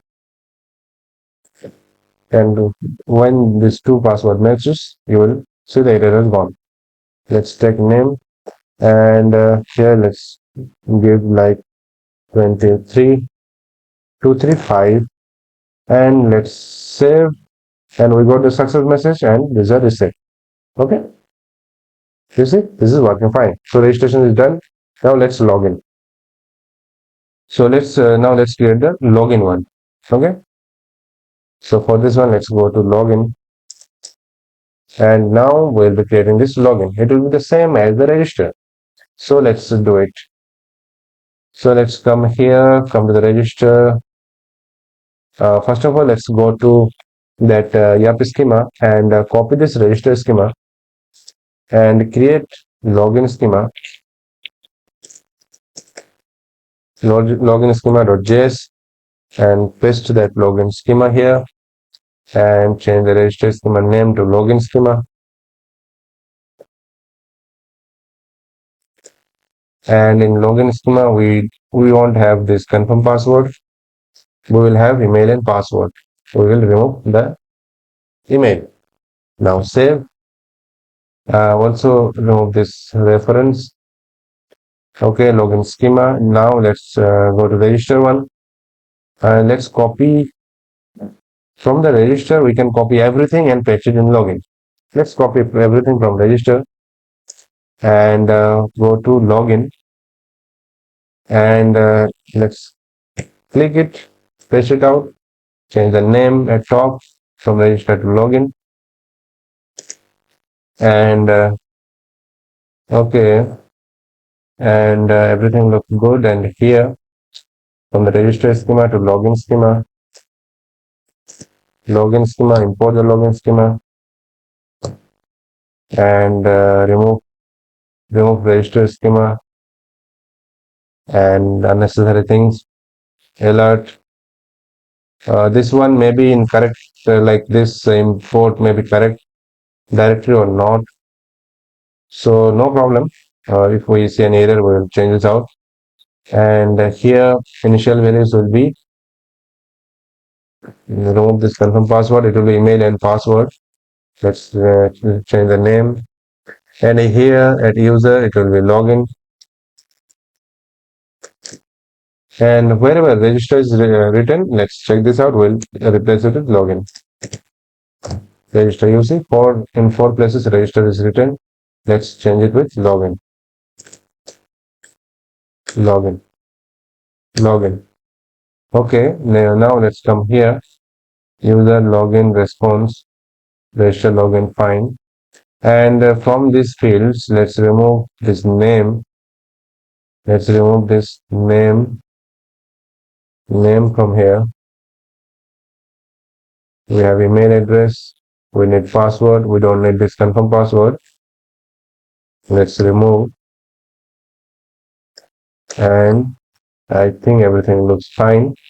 Let's save. Instead of save, change the name to login.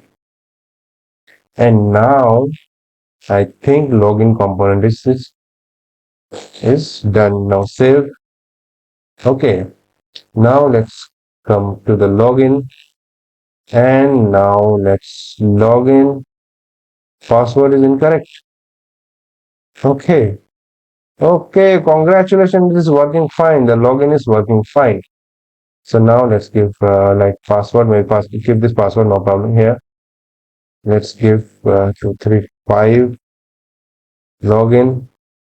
You see, we got this, but the message we are not getting. That means this is success.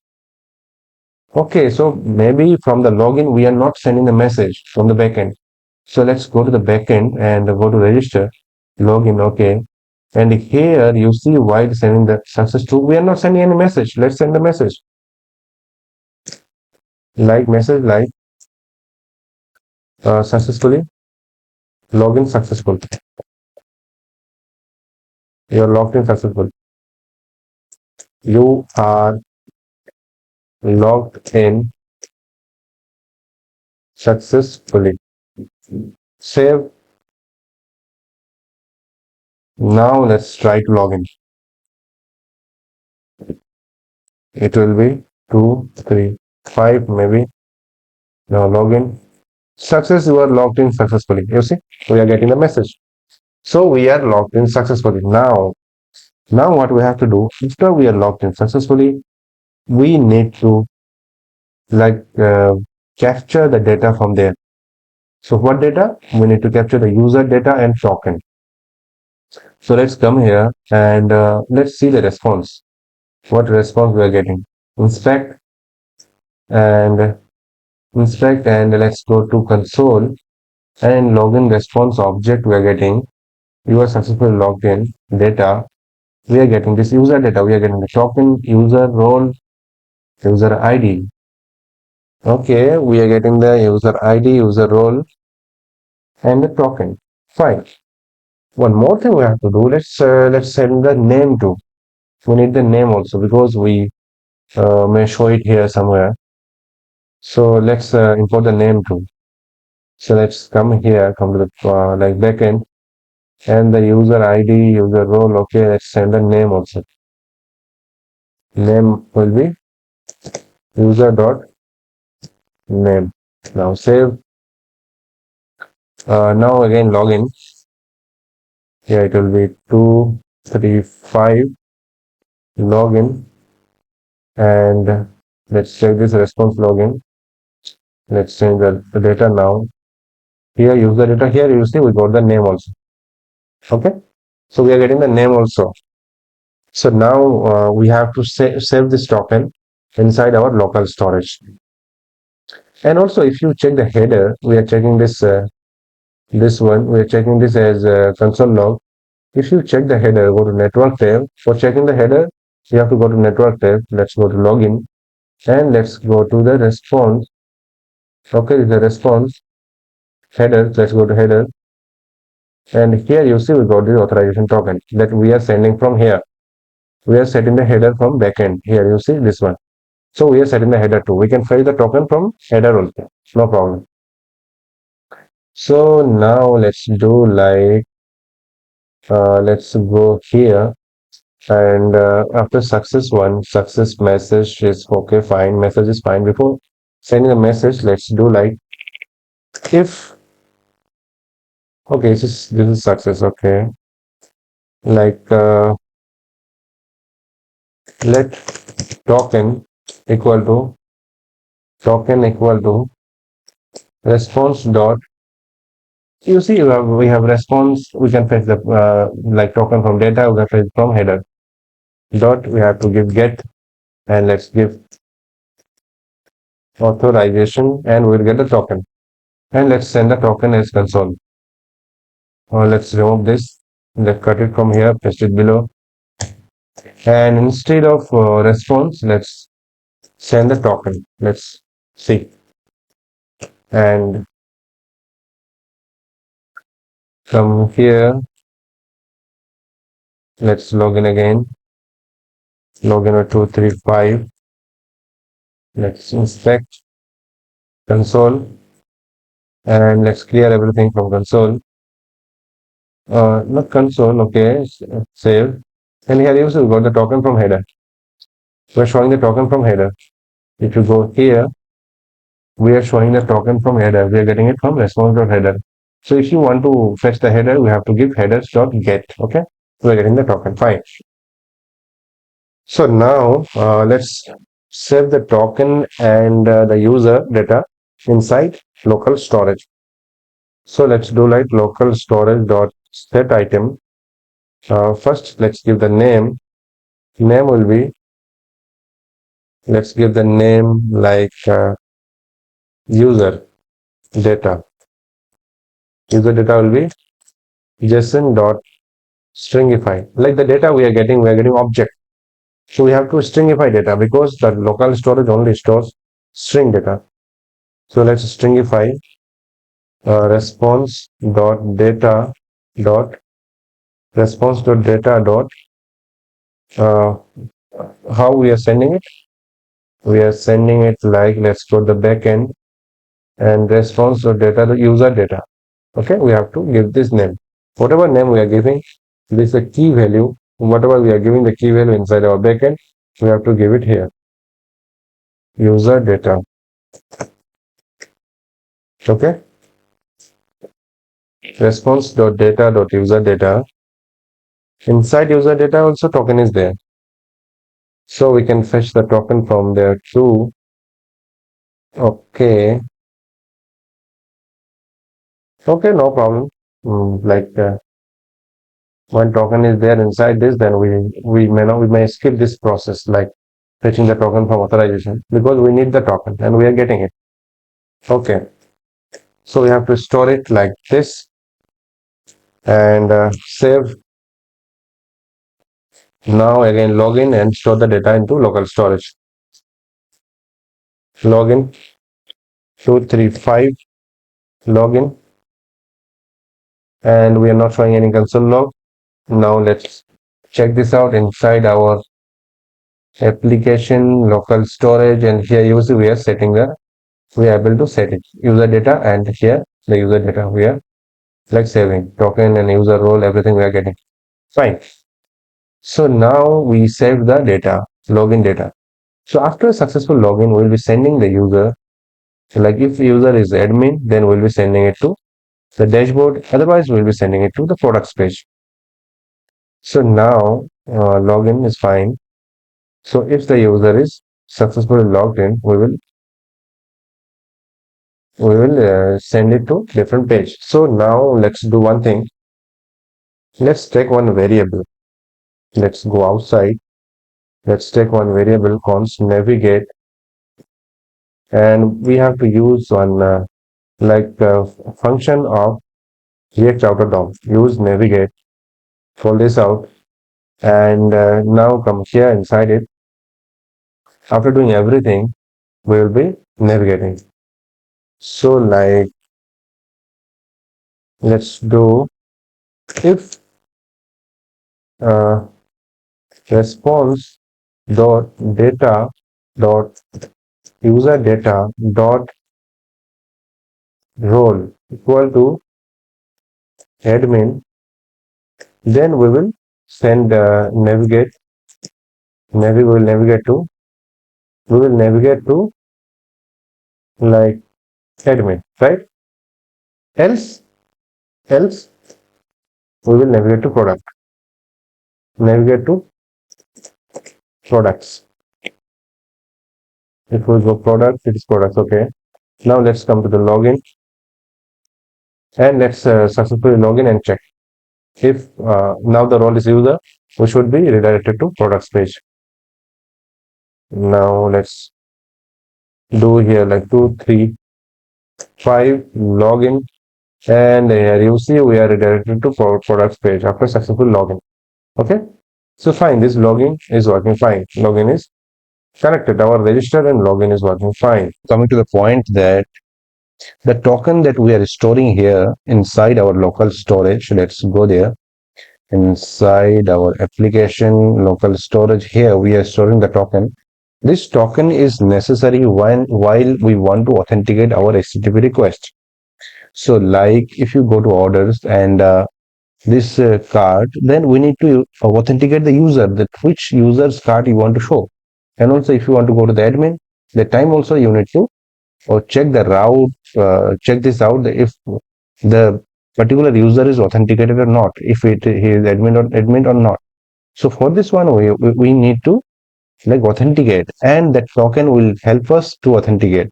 So for this one, what we'll do, we'll be like whenever we are having this token, we will send this token to the backend at every HTTP call if we have this token. So for this one, let's come here and let's come to app.js. Let's come to index.js, and here we'll be using this Axios interceptors. Interceptor, what interceptor will do? Interceptor will intercept every HTTP request to the backend. Okay. First of all, let's import Axios dot, here Axios has one function dot interceptors, right? And here what we'll do, we will request, because we will be requesting something, and we will set the header. Okay, we will not ask for response, we will set the header request. And here what we will do, we will set the request. Okay, we will set the header of the request. So first of all, we will like fetch the user data. Let user uh, first of all, let's do like if local storage dot get item and user data. In this name, if we get item, then what we'll do, let's do one thing. Let's create a variable const user data equal to user data string. string. Cut it out from here, paste it here. If this string is there, because this user data will be getting as string. If this user data is there, user data string is there, then what we'll do? If user data string is there, we will take one variable const token equal to JSON dot parse. Here we will like user data string dot we will get the token. Okay, by this one we will get the object, and inside it we'll get the token field is there. Now we will like request dot we will what we will do, we will like set the token, we will set the header for this request. Here one mistake I have done. Here it should be interceptor dot request dot use. We have to use this use. Okay, now request, okay, dot headers. Now we are getting the headers. Okay, dot authorization. Here we will set the authorization header. We will here we will send the token. So it will be like first send bearer, and then let's pass the token. Okay, so what we are doing, we are setting the headers. If user data is there, we are setting the header, and then we will return the request, right? So here we have like I forgot that here we have to use dot use. Okay, so now what it will do, at every HTTP request, if the user is having that authorization token, it will pass it to the header. Okay, so now what we'll do, uh, let's do one thing for checking this out. Like if the header is going to the like backend or not, let's do one thing. Here now, as of now, we are using this. Okay, come here. As of now, we have connected login and register, right? Login and register we have connected. Now let's do one thing. Let's connect this products. Okay, and we will check if we are sending the proper request or not. Or instead of products, let's do one thing. Products. Okay. Instead of products, let's do one thing. Let's let's come here. Let's go to backend first, and let's use that authenticate at login. Before calling this login, we'll be calling the authenticate. Okay, because we want to check it out as up. So here at login, let's call the authenticate. Let's import. We will not use it at final, we will not use it, but as of now we are using it to check this out, that if we are getting that header or not.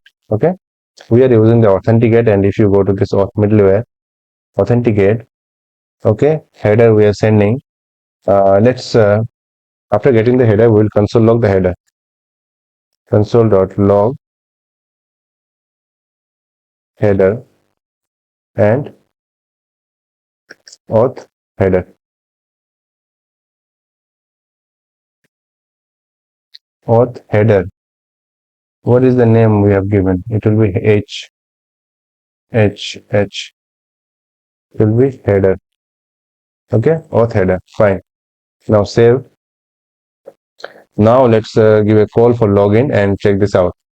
Let's go to login, and let's give login and check this out. If we let's log in and check this out, if we got this token or not. Password is incorrect. Okay, fine, that means we got the token. Let's go to backend. Here you see we got the header. This console log we are getting. So basically this header is this authorization header is coming here, so we are fetching the header. So this interceptor worked, right? This interceptor worked. The interceptor that we sent from our like here, it worked. it set the header, and we got this bearer and everything. If you go here, you check, we got this bearer and the token. Fine. And it's authenticated. This is authenticated true, and then it's sent to the next one. So let's remove this. So it is working, and let's remove this authenticate header from this login, because we don't need any authentication for login. After login, we'll authenticate. Okay, fine. So now let's come to products. Okay. So our authentication is almost done. Now one thing we have to do, let's go to backend. Let's go to dashboard, and here we'll be adding the products. But one thing that you can see that every time, like we are coming to dashboard, anyone can come to dashboard as of now. Okay, so we will restrict this moment.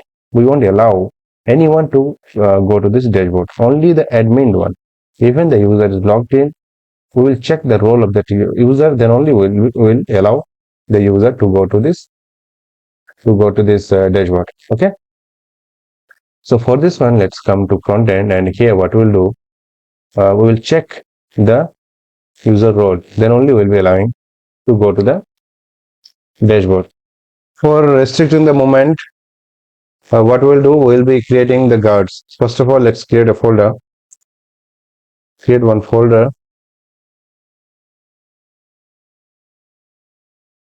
Guards. These guards will protect the route. So let's create private route.js export. It will be one React function. Export default React functional component. Function private route, and we will call children.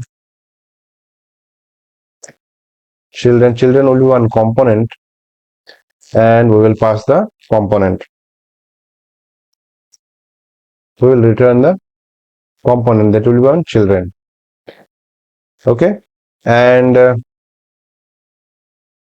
let's set this out here, and let's come to app.js, and here we'll be calling that private route. Like for this card and for this orders, this will be authenticated, right? The cards and the orders will be allowing only if the user is logged in. So here, at this element, let's call the private route that we have just created. Private route.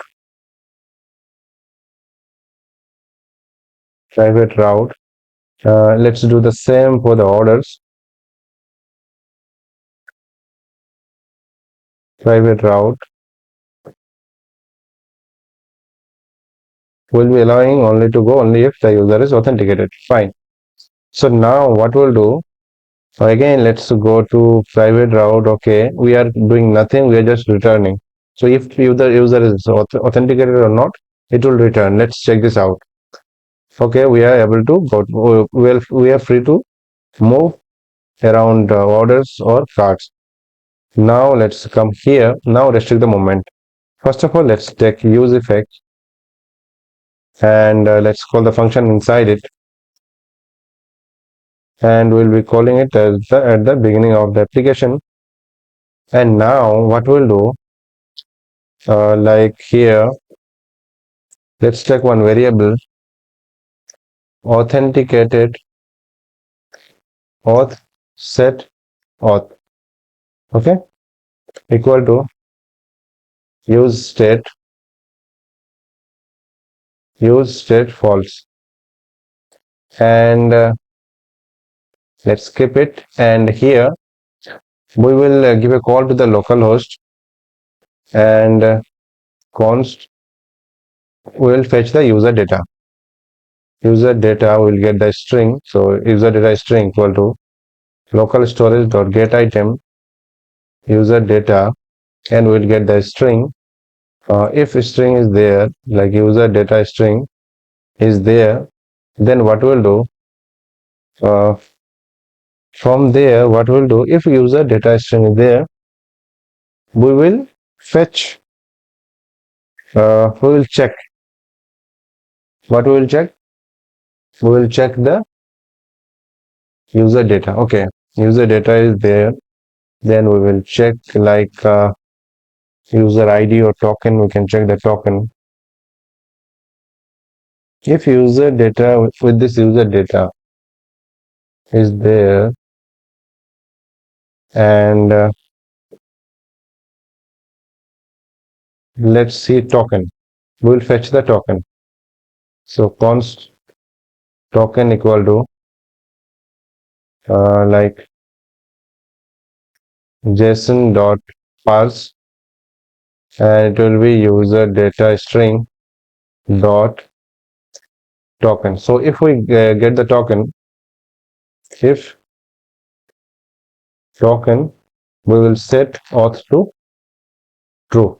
Okay. If token is there, we will set this auth to true, and we will return this children only if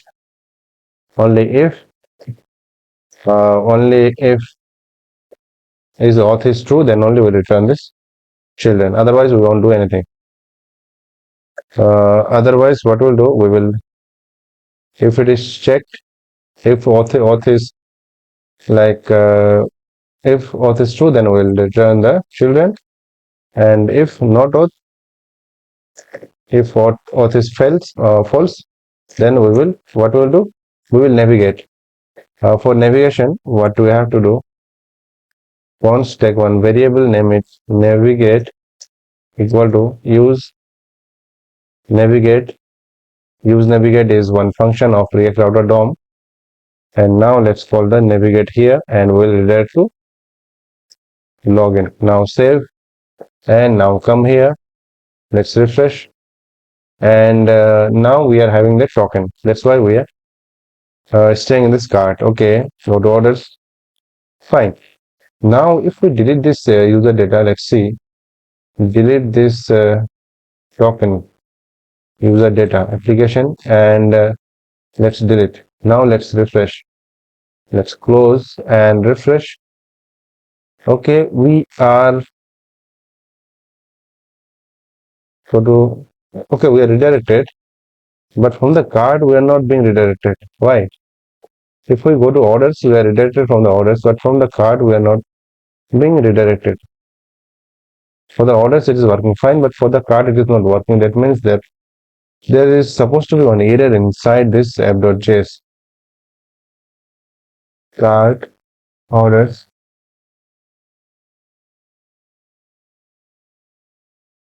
card orders card private route save. Let's go here, go to private route, and navigate. If not auth, if auth, then children, then not auth, then okay, card. Let's go here. Where is the issue?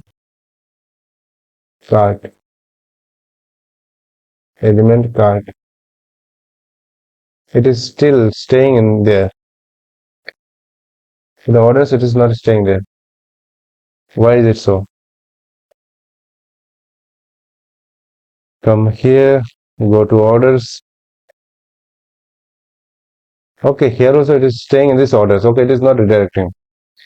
Okay, so for this one, let's go here, go to private route, and here if auth is there, then we are showing this, and if auth is not there, that means if,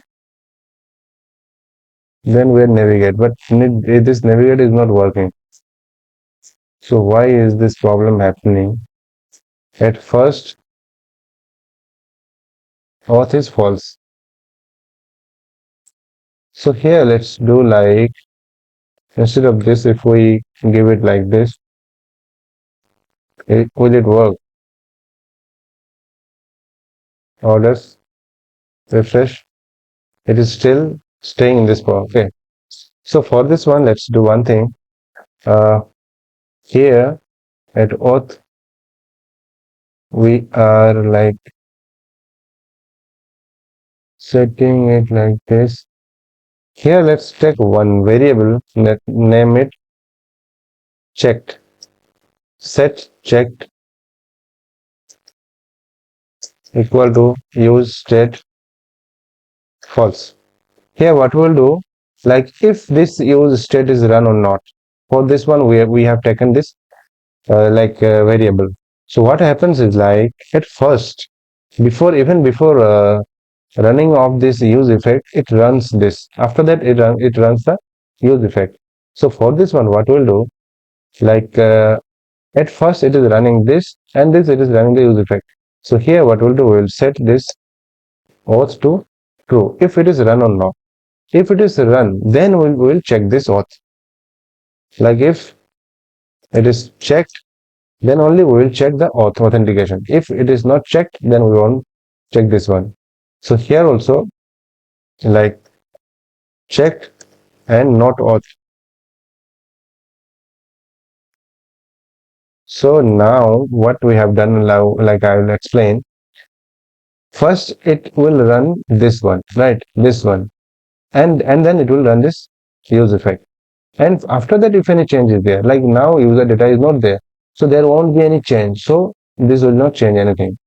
But after using this set auth, this check, set checked, okay, set not set auth, set checked here. Set check to true. What is happening? It will change this check. So after this check is changed, it will run this again auth. It will check the auth, and it will run this children. And again, it will run this checked and the auth, and then it will navigate if the auth is false. So now it will work. Now come here and now refresh, and it is redirecting to login. Even if you go to cart, it is not going to the cart. It is redirecting to login. So this authentication is working fine. Wonderful. So we have authenticated this like orders and this cart. Both of these components we have authenticated. We are not able to go there. Now let's do the same for the admin one. So let's create another guard for the admin one. So here let's create another guard like private route, private admin route.js, and paste it out here. And everything is fine. Everything is fine here. And here we will put one more check. Set auth is true, that is fine. And one more thing we will do, we will like admin, take one variable admin and set admin equal to use state false. At first, admin will be by default false. If token is there, when we will set this true, and if token.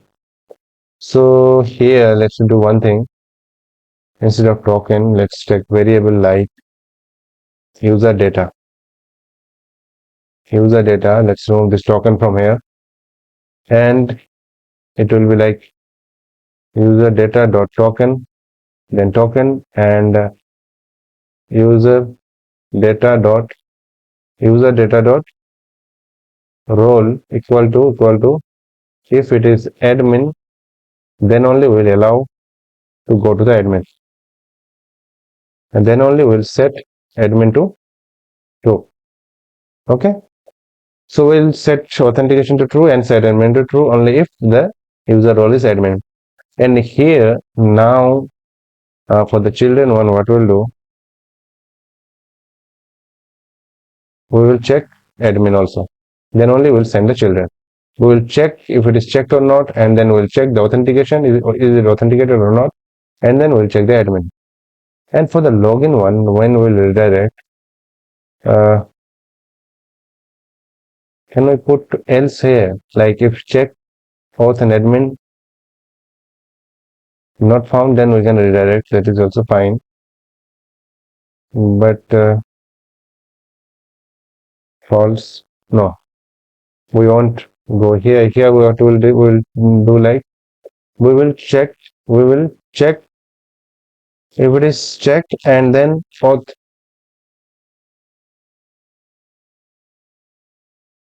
and then we will give a condition like if auth or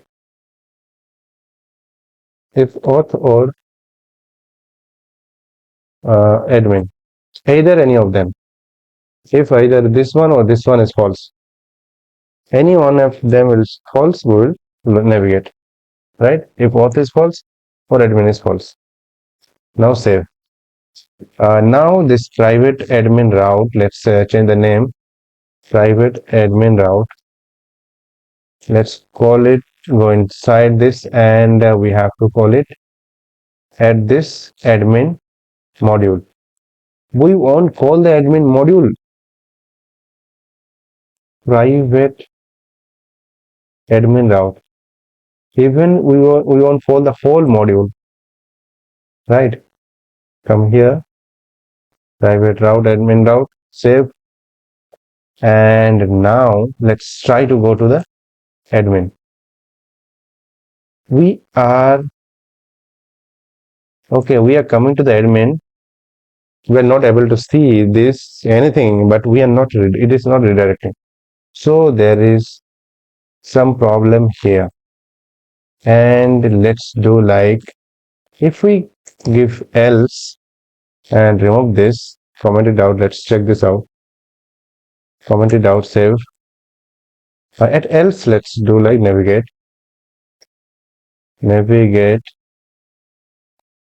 to login, save. Come here. Now go to dashboard, and it is not going to the dashboard. Fine. Now let's do one thing. Let's log in.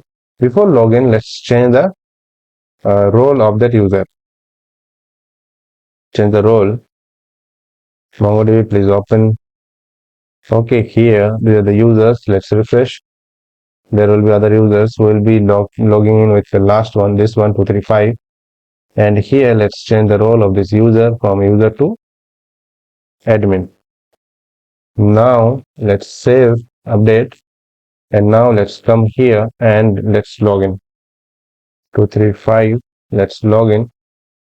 Okay, you see it is redirecting to the admin. It is not even staying here, it is redirecting also. Let's refresh. It is staying here. Go to products, users. Wonderful. Now our admin is authenticated. Anyone can't come to this admin, but if we are logged in, we are able to come to this. Come to the admin. Okay, fine. Now let's go to orders. We can go to orders. Go to cart. We can go to cart. Fine. Now let's do one thing. Like if we are logged in here, this orders and cart is showing. But if we are not logged in there, we should have that login and register button. At the same time, sign out is there. That is fine. But sign out, we didn't create the sign out as of now. So here we will update, like immediately after login, we will update this one, navigation and everything. For this one, we have to manage the state. So now we will going for state management. Okay. So our authentication is done. But while going to the state management, there is one part that comes inside authentication also. I'll explain it. Okay. So for the state management, we'll be using React Redux. So let's go to React Redux. Okay. So we'll be using React Redux. So let's go to get started and go to installation. Create, okay. Existing app, we have to install this. Copy this one. And here is the documentation. Okay. And let's check this out. You select dispatch. Okay. This is what for like getting started. Let's install it first, and I'll explain everything. I'll do it, and you will learn. Test it out and install. With this React Redux, we will use another library, that is Redux Toolkit. So let's search. Open one tab, and let's search Redux Toolkit. Okay, now let's come to this Redux Toolkit. Get started. And this Redux Toolkit is like it will help more with the Redux. So Redux is necessary, and we have to install the Redux, and also we have to go with this Redux Toolkit. Even if you directly want to go with React Redux, you can go with this, but with Redux Toolkit, it helps a lot. Okay, Redux Toolkits, user guide, quick start, go to quick start, and then okay, configure start.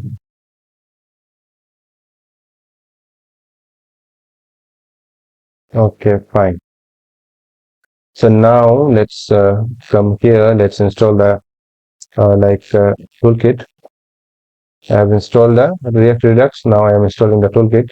Oh, sorry, I have installed in. Okay, I have installed it in. No, no, no, no, no, no, no. I did one mistake. I have installed it inside our backend. Okay, React Toolkit, Redux Toolkit. I have installed in backend. Let's uninstall both of this. npm uninstall React Redux and Redux Toolkit. Install this both of two, and let's come to the frontend one, and we have to install it here. Uh, Install the Redux Toolkit and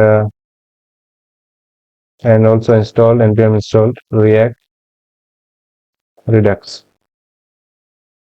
Okay, and now let's come into the documentation of this Redux toolkit. So with the Redux toolkit, it become very easy for us to start with this. So here go with the flow, what it is saying. So first of all, it is saying that we have to here we install it, and now it is saying to create a store. So here it has given documentation for TypeScript and JavaScript. We'll go with the JavaScript. Let's copy this one. Let's create one store. Let's come to this, open this front end, and let's create one store. Instead of creating store here, let's create one folder, name it state, and inside it let's create the store.js, and paste the code here. Configure store. Now save, and now come to the documentation again. Now it is saying that provide the Redux store to the React. We have to provide it to the React. So now let's come here, and let's come to index.js, and here we have to import the store, and we have to pass it at provider. So instead of React street mode, let's remove and call the provider. Provider will get from React Redux provider, and here we can pass the store. So there will be one key, that is store, and here we have to pass the store, and ensure that this store is imported from the file that this is our created file that is imported from our this store state folder, and store.js. From this store.js it is imported, so it is connected with our app. Now let's come here, quick start. Okay, we did this one, we did then this one, and then let's come into this create slice. We have to create a slice. So let's create slice, copy this one, and come here, and let's create a slice and name the slice. Go to state, and here name the slice as fourth slice.js, because this is for authentication. So paste it out here, and here we are having this initial state, and this is the here. Let's rename it to auth slice. Create slice, name it auth slice, auth initial state. Okay, reducers, these are reducers, and here auth slice,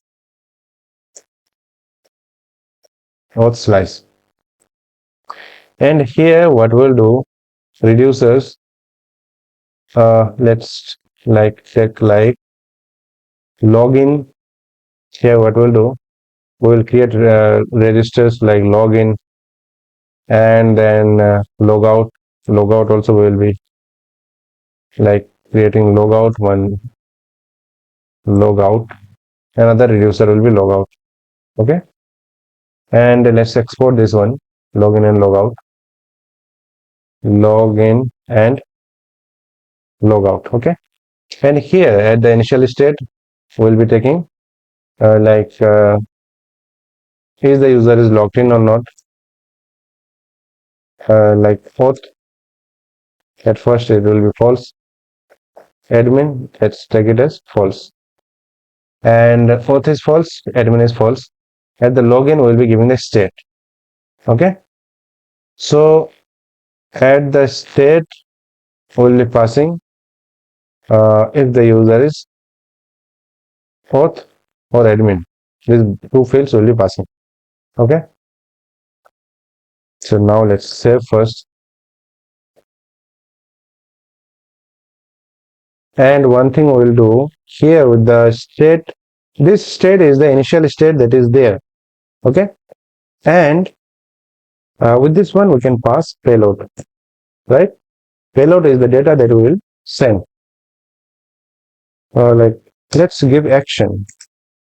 Action, okay, action, fine. With action.payload we'll get the data. Like if we search action.payload, then only we'll be getting the data. Okay, no problem. So now this is state.value, let's zoom this. So now what we'll do, state,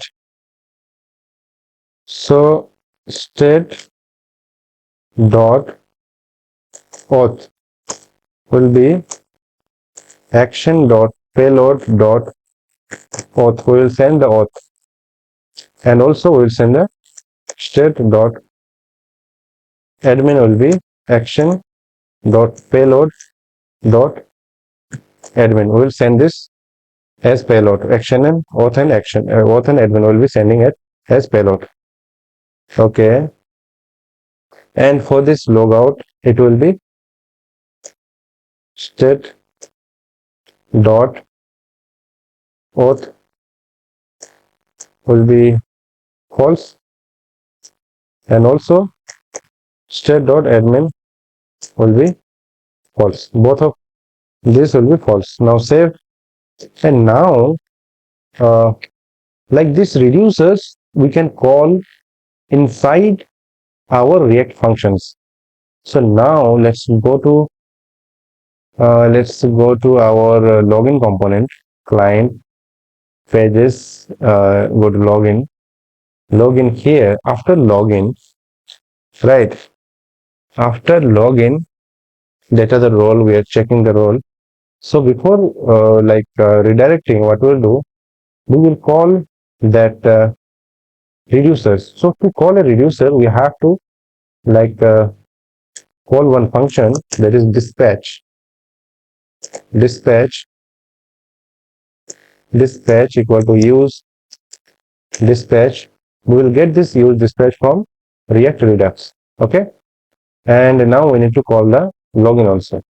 Now let's go here, and before navigating to the admin, we will call this dispatch.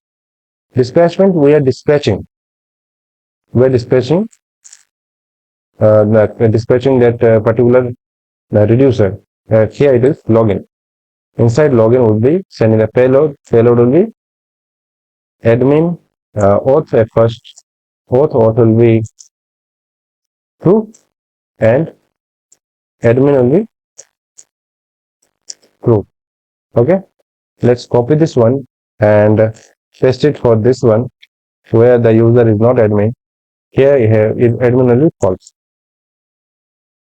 false, right? Now let's refresh. Now we can fetch the status, like we are updating here, but where we are fetching the data from this state management, we are not fetching anywhere. So now we'll be fetching it inside our components, client components. Go to Neva, and Neva.js here will be fetching it. So for this one, what we'll do, we have to select the data, right? You have to select the data. We have to select the data. For this one, let's check the documentation. Here we did like here reducers we have created. Reducers, everything fine. Okay, one thing we have to do, like inside this store, we have to call the reducer. So let's go there and go to like our state here, go to store, and we have to call the reducer. Here it is, like auth slice. Call this one. Auth slice. Do you need to call the slice or reducer?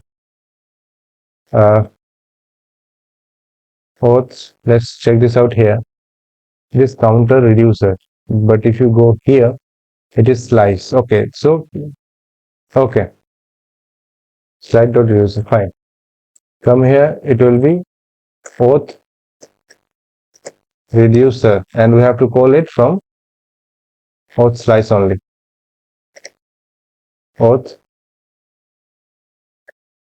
reducer, and we need not to give this because we are by default we are importing it from here by default, right? Now save, and let's go here. Let's go here. If we go here, it will call this. Okay.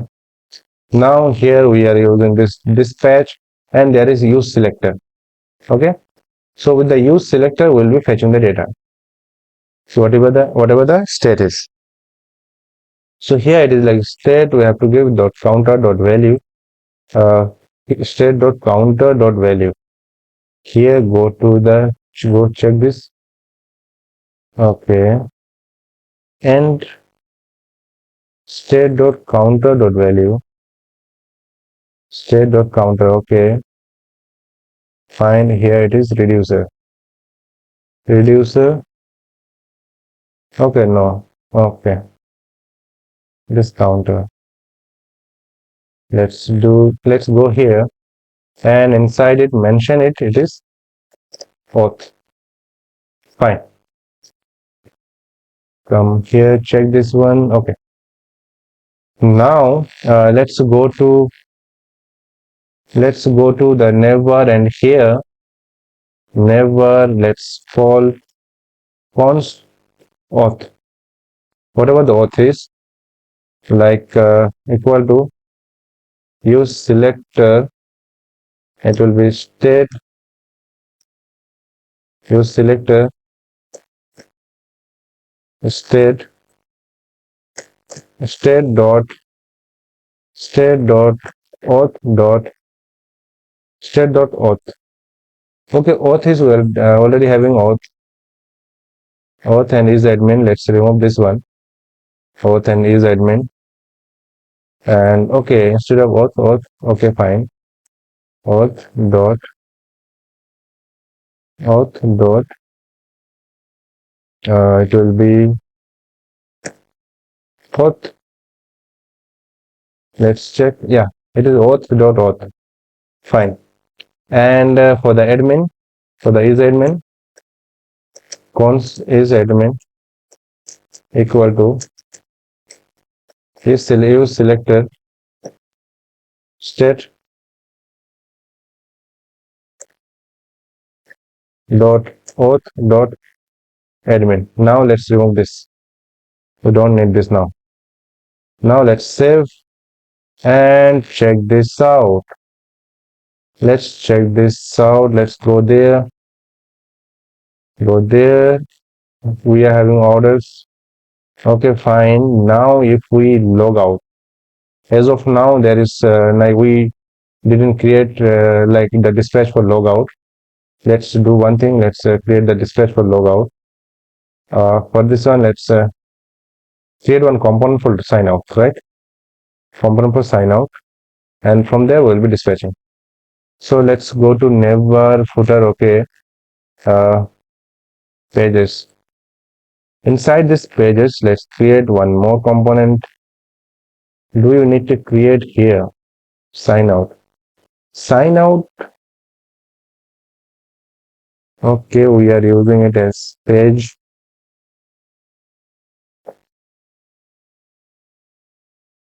Okay, create it as page, no problem.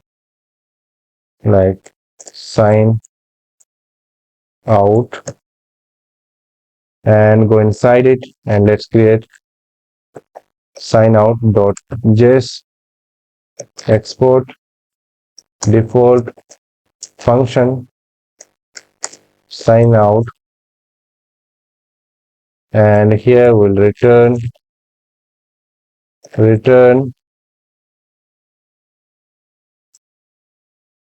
we'll just write sign out. Why are you getting this? Okay, this one we are using, you have to call it like this, and here let's type sign out. That's it. We won't show it, we'll navigate, so we need not worry. Const navigate, let's take one variable navigate equal to use navigate, and here what we'll do, we will, let's call use effect, and inside it call one function, and we'll call it at the beginning, and here we will like call the dispatch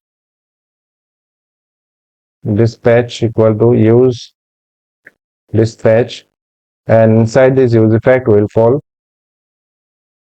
dispatch, and we'll dispatch logout.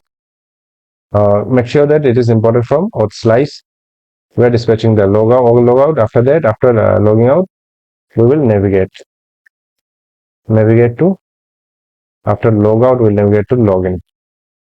Now save, and let's create the route for the sign out.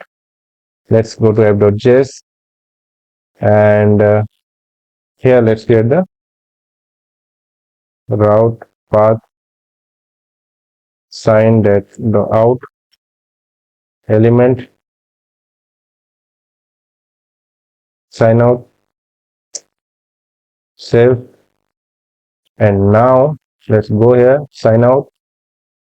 Are you going to sign out or not? Okay, it is redirecting, but again that problem came. Maybe let's go to sign out, and here let's take one variable. So why is it happening? Like it is not redirecting automatically.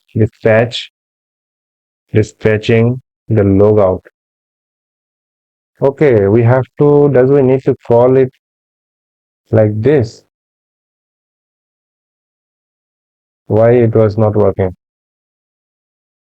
So, and here you see that it is changing after we sign out, it is changing.